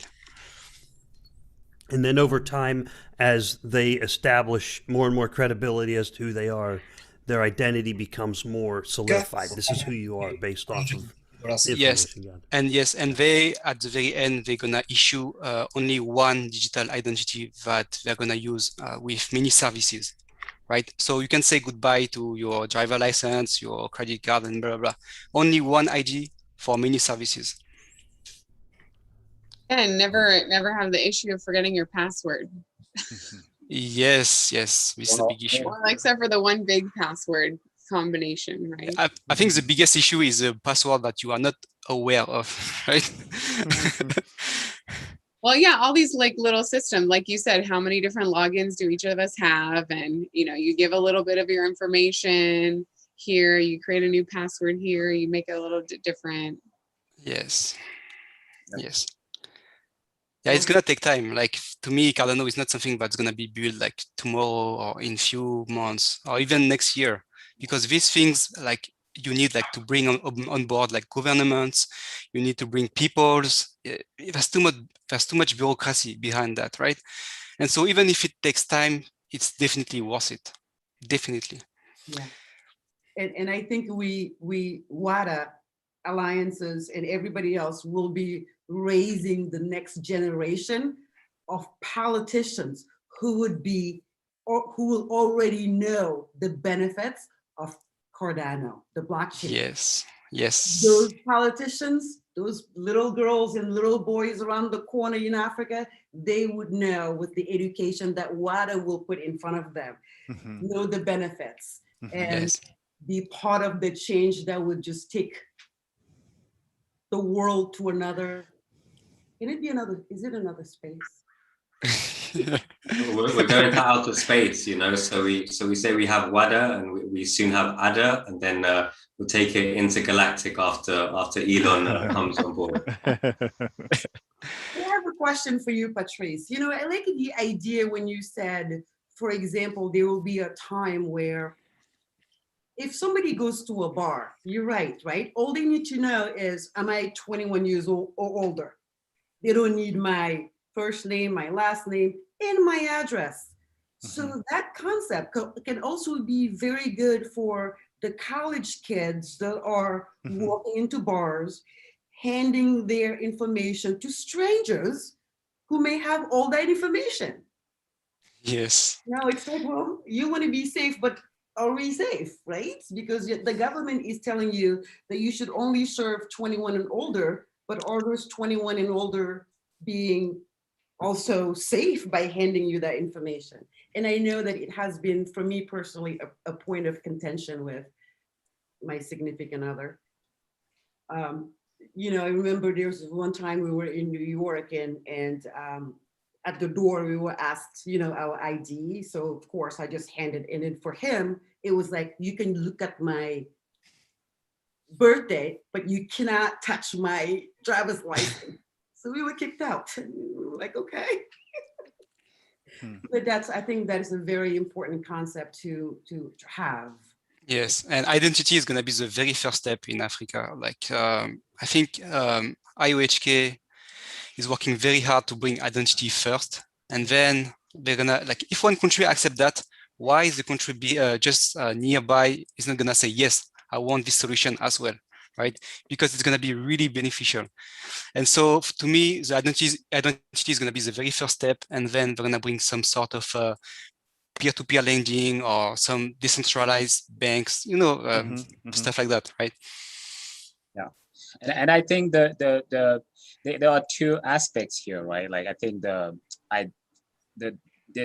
decentralized identity or digital identity, whatever it's called now, is really powerful because you just highlighted something about like peer-to-peer, lending, which is great, because what digital identity does, I think, is just using basic principle about like cryptography that we're already using in blockchain and bringing that at the local level on the, our devices, and keeping like those private keys or public keys that represent your relationship with other parties within your phone.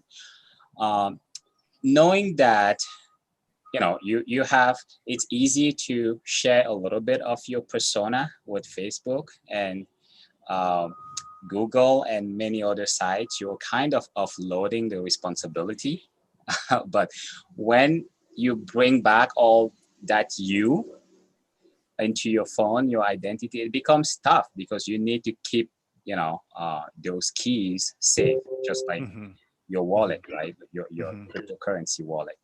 And I think one area that I'm really looking at this point is how do you manage keys? Because this is not just, if you're talking about like a decentralized identity, meaning that you could have those keys on your phone and then send them off to your laptop at home or synchronize with whatever, so that it becomes a little bit like complicated. I mean, if people put hands on this, they will probably have access to all of your, information. So do you know of any solution out there? What do you have something to No, say? honestly, I was thinking about this issue. Like, to me, I'm really concerned about the security about that. Like, if I get everything into my phone, like you said, like, so someone can like steal it from me, right? And get my identity. So I don't know. I know that IOHK is working on some sort of KYC around this, but I'm not sure if it's gonna solve the issue, right? So I don't know. I'll jump in there. Oh. Well, I just wanted a quick follow-up question in general, like there's another component of your identity that's proving that it's your identity, right? So going back to the bar example, if you do have it on your phone and you show it, what's to say that's your phone anyways? So I wonder if that kind of touches on, this other component. Yeah. I mean, there's so much there, especially with biometrics as well. But there's a specific application on top of the Ethereum blockchain. It's called NuCypher, and I found out about NuCypher like this was probably right after kind of everything went up 2017, right around that time period. I was actually attempting to contract with a company in Europe who was doing consulting on cryptocurrency projects. And NuCypher was one of the projects that I evaluated. And basically the problem that they've solved, if they've solved the problem. I haven't looked at them. They have a full functioning protocol. They went through the same process that all the other protocols have gone through right now. I haven't really checked in with them quite a bit lately, but the problem that they had solved was the problem of moving private keys. You know what I mean? So it's a very I mean, you can go to the site. It's NuCypher. I'm not sure, but it's NuCypher, and I think they may have. I think they're probably the pioneering company in the blockchain space that has spent the last couple of years thinking through that problem and how to manage these private keys well. So and then I know all of us here, we're all what Cardano has created is just amazing. I mean, just the process, the pace, making sure that everything, reasoning from first principles, just all of it has been really good. But I think that there's a much bigger thing that's happening here. You know what I mean? And it really is allowing us to have more individual flexibility and because like your money is in a sense a vote for things that you love, right? Or things that you like. You use your money to pay for things that you love and you like, you know, and the same type of thing is going to make its way into the crypto space, because if you're buying something in Japan, you're not going to use the dollar. Probably you're going to use the native currency, you know. So there's always going to be this you know, kind of different marketplaces and ecosystems that come up around protocols, and they're already solving that problem with trying to get all of the, well, getting protocol Cardano as well, getting protocols interconnectivity and getting them connected together. So I think that, you know, because when I think about solutions, I love what Cardano is doing, and like I always think of them as like my kind of base protocol. You know, like if I wanted to try to build something, I would want to build it, you know, on Cardano, and at the same time I recognize that there are a lot of very mature projects out there, and as these ecosystems start to work with each other, a lot of these identities that we're talking about, or these solutions that we're talking about right now, they really are in the works, you know, and people have put a lot of work into, you know, thinking about these problems, and wherever we can kind of bring that in, even if it's just the principles behind another protocol, I think that's going to be very valuable. Yep.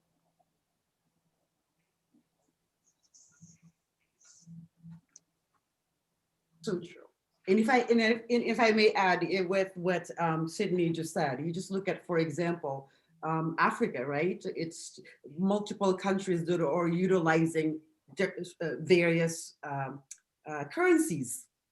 So just there, for example, you know, like we spoke with John Teal earlier, and then he was telling us how in one country there are two different currencies that are being utilized.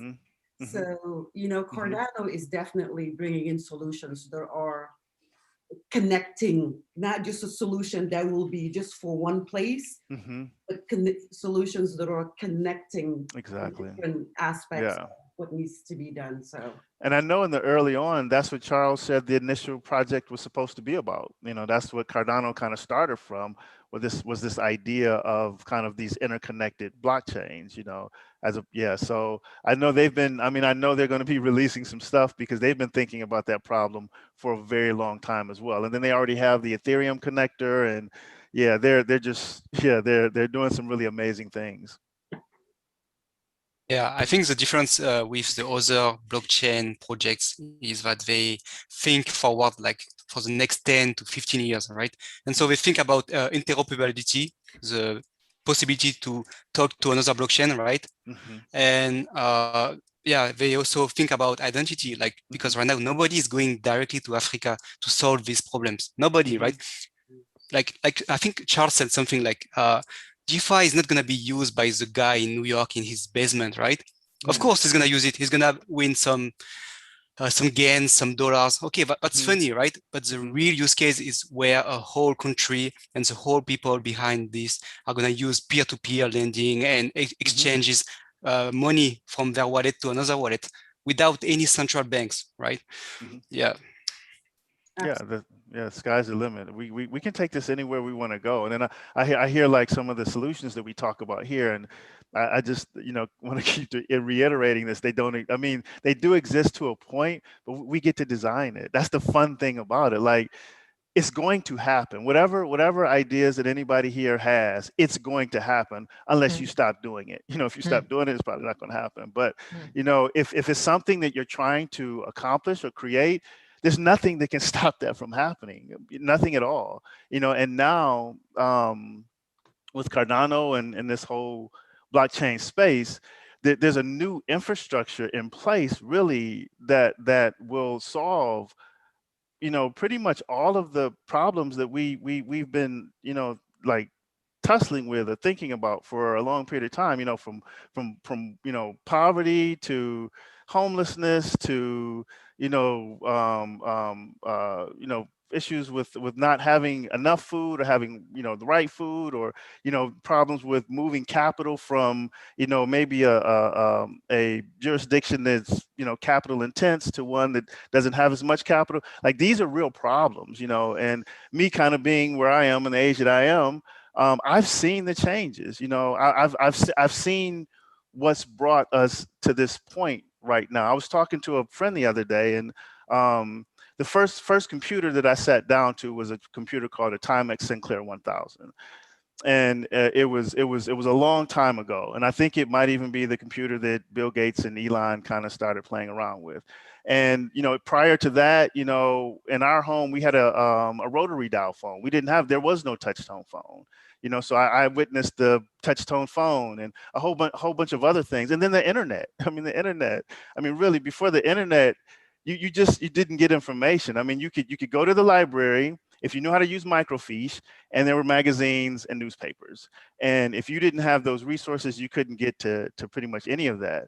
And then the internet came, and it just like unlocked information. And then social media came, and it unlocked being able to socialize with each other. And then now we have blockchain.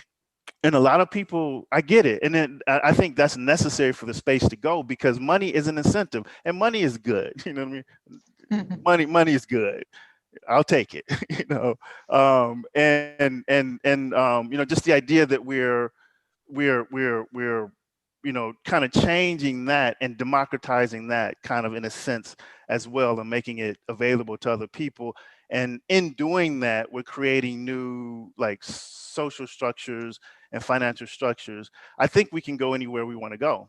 I do. I think it's just about, and I say this a lot too, to me, it's really just about creative ideas. It's because there's no limits now. We can do whatever our little minds can think of, and we can get all the way to the other side of the planet with knowledge, with value, with resources, and just kind of, yeah.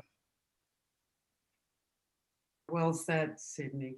Sydney, you're dating yourself. Sinclair 1000, are you kidding me? I'm serious, man. That's the first one that I sat down to. I'll never remember. It was a basic program. He's as old as me, if he knows about that.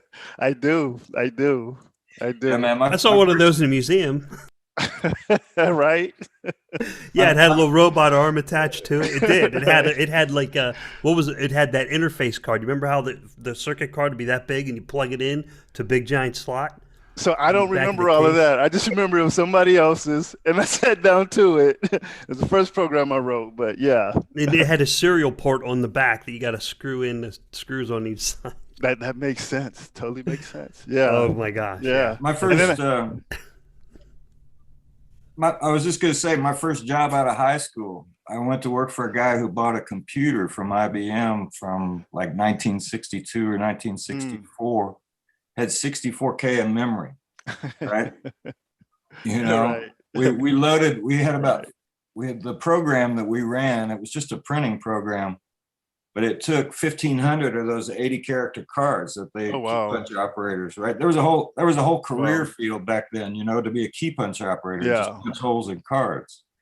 And you'd have to feed that card reader, they'd tear up, then you'd have to get a replacement. And it was a serious work. It was real work. Yeah. And then where we are today is amazing. Nobody could have predicted that we would be doing what we're doing now, but we're here. We're here. We're not waiting for it. We are here right now. Only thing that's happening is the standards are being, the kind of the roadway is being laid. There's going to be some standards that need to come in place, but we can do some amazing things with the technology now. And I go back to it. I think it's really just about how do we liberate creativity? Because even the two youngsters from Ghana talking about the males coming in and having this idea of scamming people or whatever. I know what that is. I live in areas where people scam people, and you gotta be on top of it or you get scammed. But what I came to understand is I think a lot of people think that it's money, and it's money and resources, and it is money and resources, but it's something a little bit deeper than that. And there's an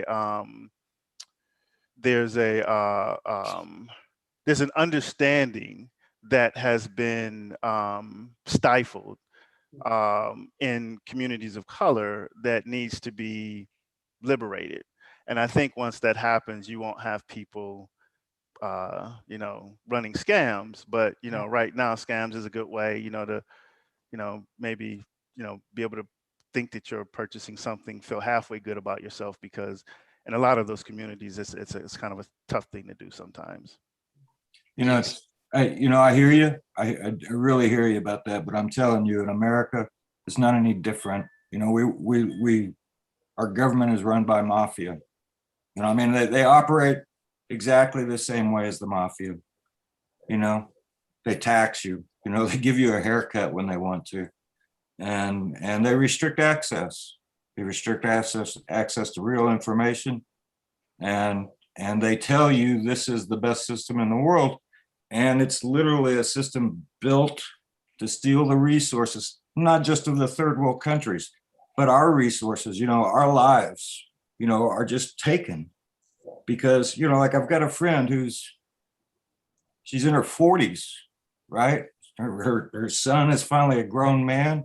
She's learned how to stop the repetition of bad relationships, and she's ready to set up her life. And she is slaving away to become equitable in the system. And I feel so bad for her, right? Because it's the best shot that she's got. Yeah. She gave me a couple $100 back in September to buy Ada with, and that's the only thing she's really got. Right? She's going through this system of building her credit history. Right? So she has to go in debt over and over and over. And if she's a good girl, she gets to go in debt with a really big number. Right? And that's just screwing her. Yeah. Yeah. And like on the other side of that, I sell life insurance and annuities. And this is something that I've been helping people understand. That's true. That's very true that that's an issue. And at the same time, there are instruments that are beneficial. You know what I mean? I'm learning that from myself, you know, in the world that I'm in, and then also for you know, the people in the community that I grew up in. And there's a bunch of them that work hard and they broke. You know what I mean? There's some of them that don't work at all and they broke. You know, there's some that work really hard and they got a lot of money, and there's some that really don't do much at all and they got a lot of money. You know, so it's like it runs the gamut. You know, it's like everybody there. What I'm learning, I don't know, it's weird, but I just think that, you know, we can, you know, we just gotta have a vision for the future. You know what I mean? The past is like what it is, and like as far as like for me, the way that I think about it, and as I was listening to you guys talk, so the government that's coming, we get to shape. You know what I mean? Because they're coming from our generation. You know, and we get to have some influence on that somewhere. And yeah, I just think it's a good time. It just feels it feels like it's a good time to for everybody to kind of bring their ideas out, for I think certain types of information to come out of the shadows, and for people to realize that I don't know, I guess there's a better way to do it. And I think that we're there yet. I think on a you know, with the technology that we have available to us, not only with that, but also with, you know, even where we are socially. I think social media has been kind of nasty. You know, you can jump on there, you can get cursed out or whatever, or whatnot. And then at the same time, it's connected us in ways that we've never been connected before. Because otherwise, I mean, gosh, I don't know where everybody is, but I don't think any of you are in the Detroit metro area where I am right now. And we get to jump on here and have this great conversation. So yeah, I just kind of keep my glass probably a little bit, is it half full? Probably a little bit more than half full, but but just just keeping a positive attitude on things. Everyone watching Sydney's brilliance. Sydney is such a brilliant guy, you know, like he's been in Bitcoin forever, and he can pull all the concepts together. So that's amazing. Thank you, Mercy. I really appreciate that. That means a lot. He's an advisor. He's a Wada advisor. So I was gonna say, by the way, I do catch all of your silliness. I catch the little jokes. Yeah, we all do.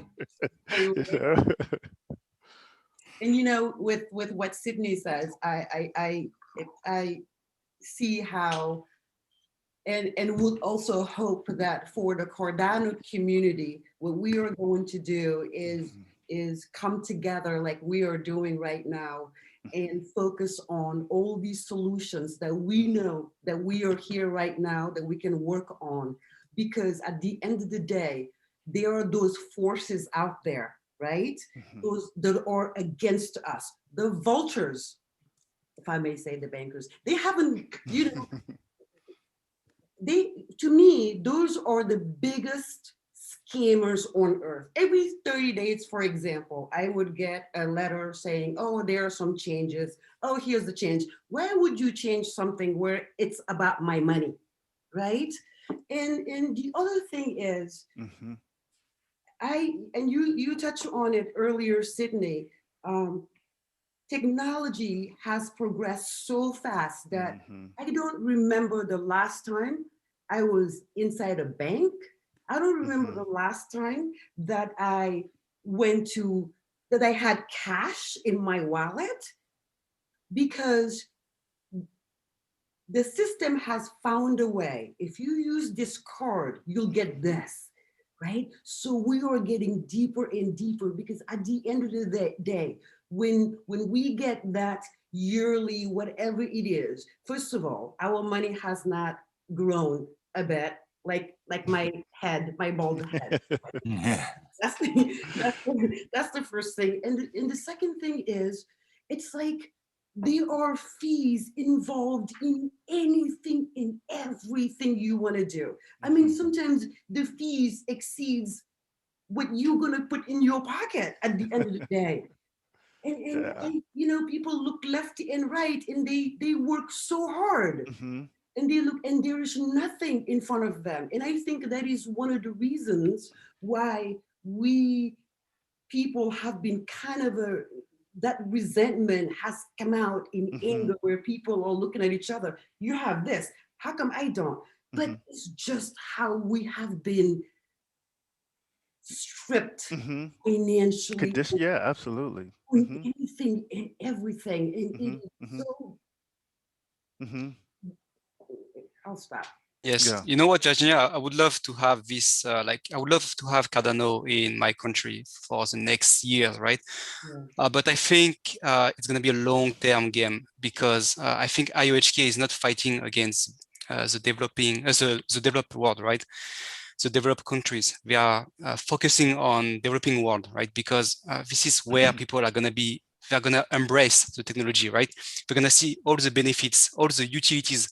Like, for instance, Bitcoin is, okay, it's great, right? It was the first step into blockchain, but Bitcoin is dumb. Like, you cannot have some logic, some contracts behind that, right? Or some identity.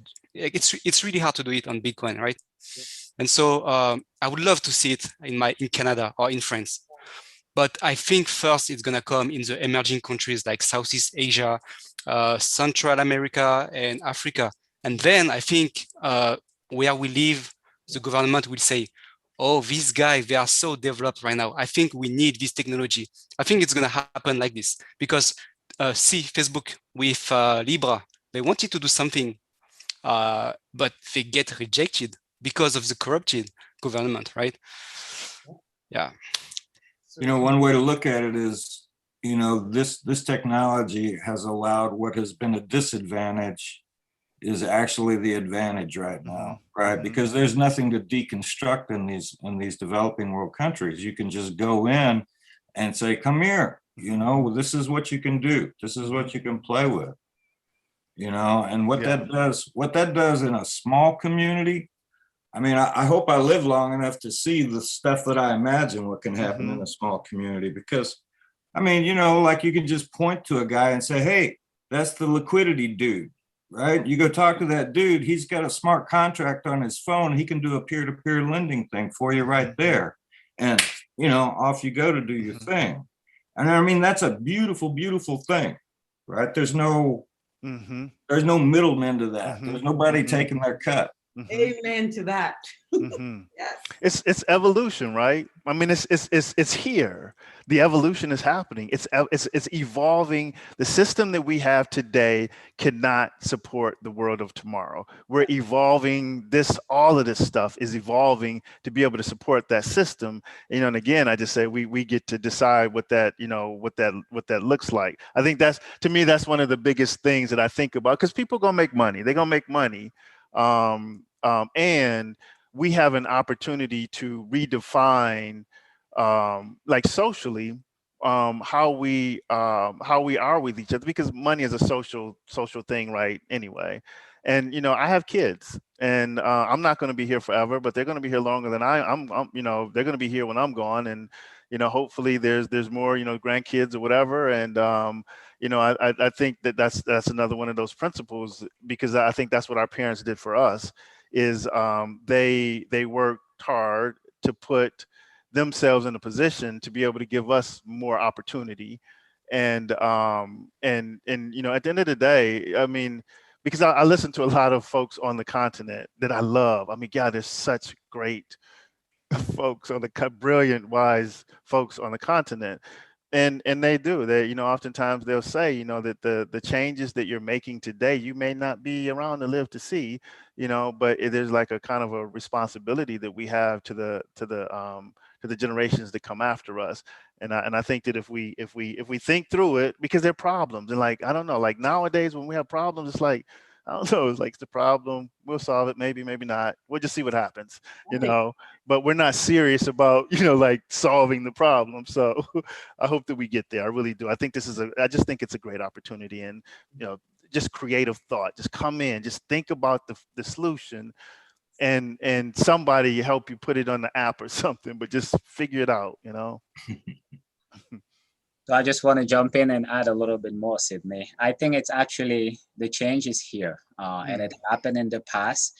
When you look back at what happened with, home phones in Africa, Africa never really took on with home phones. So they just skipped the whole thing, right?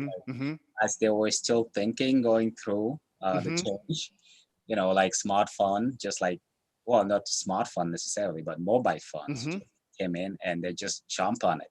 So that's pretty cool. I'm hoping the same thing is kind of going to happen with blockchain.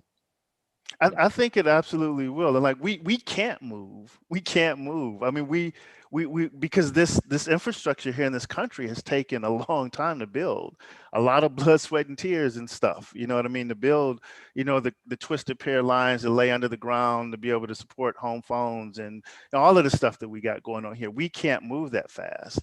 We can't adopt the technology the way that another place that doesn't have all of this old legacy infrastructure in place can adopt that technology.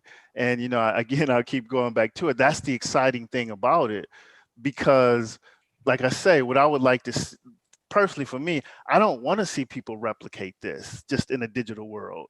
I want to see people think through. I want to see people come up with, different stuff. Like, I mean, there's a couple of protocols out there. Golem is one protocol. Golem is like ridiculous. I mean, they take your CPU power, they wire it in parallel. You can make your CPU available to this network, and by making your CPU available to this network, they pay you in tokens. That's a brilliant idea, and like, those types of things that are just kind of a little bit, maybe off the beaten path a little bit, where people can, kind of think of some creative ways to get things done. Yeah, wonderful. Well, I think we could, easily go for another 12 hours, but we have a hard stop, on the hour. So I would like to have this opportunity maybe for everyone to share something, what they thought about the day so far, and, thank the viewers that are still with us. So yeah, Mercy, do you wanna kick it off? Okay, so I'm the one that I have lots of things to say during meetings, but right now I have absolutely nothing to say. All that I want to say right now is thank you, everyone. Like, thank you. Yeah. I want to say thank you all. It's crazy that y'all let me take part in it. I appreciate it so much. You know, I mean, you know, it's so nice to get to know Sydney and Patrice and, you know, and Jonty was like, man, that dude is eloquent. I mean, that's beautiful. And Virginia, I mean, it's the second time I've seen you go off and I like it. You know, I like to see you do that, you know. You know, and some of the new people, you know, like Glenn and Hai. I mean, boy, that's exciting stuff. I mean, that's big time cool stuff. And I just hope everybody gets along, you know, we could just build this shit out together. I mean, because I think it's going to be beautiful. I know there's a lot of other people, you know, like James and Gimbal Labs. I mean, I've been sitting in on their meetings, you know, these guys are not kidding around. I mean, they, you know, I wish they could have been here when Patrice was talking about decentralized identity, man, because they are working on it, and I didn't even know they were working on it until all of a sudden, you know, it was like trying to catch a curveball. I was like, whoa, well, this is what you're really talking about. I thought they were talking about event ticketing, but they're talking about DIDs, you know, and I mean, and you know, it's crazy. I mean, because it just gets your mind going in so many directions, you know, and I'm so excited. I'm glad I'm alone out here in the woods with my girl and these dogs and cats, because I'd just be like, you know, I'd be bugging people if I was in the city, you know. But thank you. That's what we have Zoom for. I'll go. Great. May I go? Yeah. Sure. I from the bottom of my heart, I just want to say thank you to the community. Well, Rick, you're part of the community. Thank you, Rick. I love Rick. Wada, I just want to say, I don't know why you decided to pick Virginia, but she's always going to be in, no matter what, where, how. It is very nice to, you know, just sit here and have this conversation. And it's all about, you know, I'm not a technologist, but I believe in humanity. Humanity is my heart, is my goal, is to see anybody and everybody out there. We don't need to be multimillionaires. All we need is just to give one another the opportunity. And it's up to us people, whatever we want to do with that opportunity. So to anybody in Africa who's listening to us, we just want to let you know that there are thousands, if not millions of people that are rooting for Africa, that are standing up for Africa, with Africa. Don't be afraid to join us. Don't be afraid to call upon us. We want to walk this walk with you. Right? It's not about race, because first of all, there's only one race, right? It's about moving the world forward, a better world. Let's forget about this archaic method that has left many people behind and talk about this alternative, because once you taste it, I promise you, you will not regret it. So stand up. Do your due diligence. We need your support. If you are listening, you are in Africa, we need your support, right? We want you, we want to hear your voice. We want to know what you need, because we are here talking to people, everyday people, average people that are living their lives. They have their bills to pay, they have work to do, but our heart is in Cardano, the blockchain, the technology, the powerful, I'm not going to curse, tool that is going to change the world, its benefits, its solutions. And we don't want to be the same system that will build something and tell you you have to use it. No, we want to talk to you. We want to work with you. We want to walk the path with you. So to Africa, stand up, talk to us. Rick is here, Mercy's here, my little brother Josh is here. Very well said. Thank you for that, Virginia. Sydney, did you have any final words? Yeah, I'm just, this has been an amazing event that you guys have put on. I've been to a lot of different YouTube videos and streams and stuff. This is probably the most amazing one that I've been to, because it's not just about the cool technology, but the humanness that came out of this event. Just even hearing people on the ground in different places express their problems, their excitement about what the technology is going to be able to do in order to move them forward regarding their problems. I haven't been to anything like that. So this has been really amazing. And then also I want to, for folks that come by and check this out later, for me, it's important to say this, but when talking about the continent of Africa, we are talking about Africa and the diaspora, because the same way, in a sense, that folks might not have access, like, on the continent and other places in the diaspora, those who are descendants of slaves, it's an interesting experience, you know what I mean? And it's been a hard time, and people are still kind of in darkness around it. So in the same way, there's this need to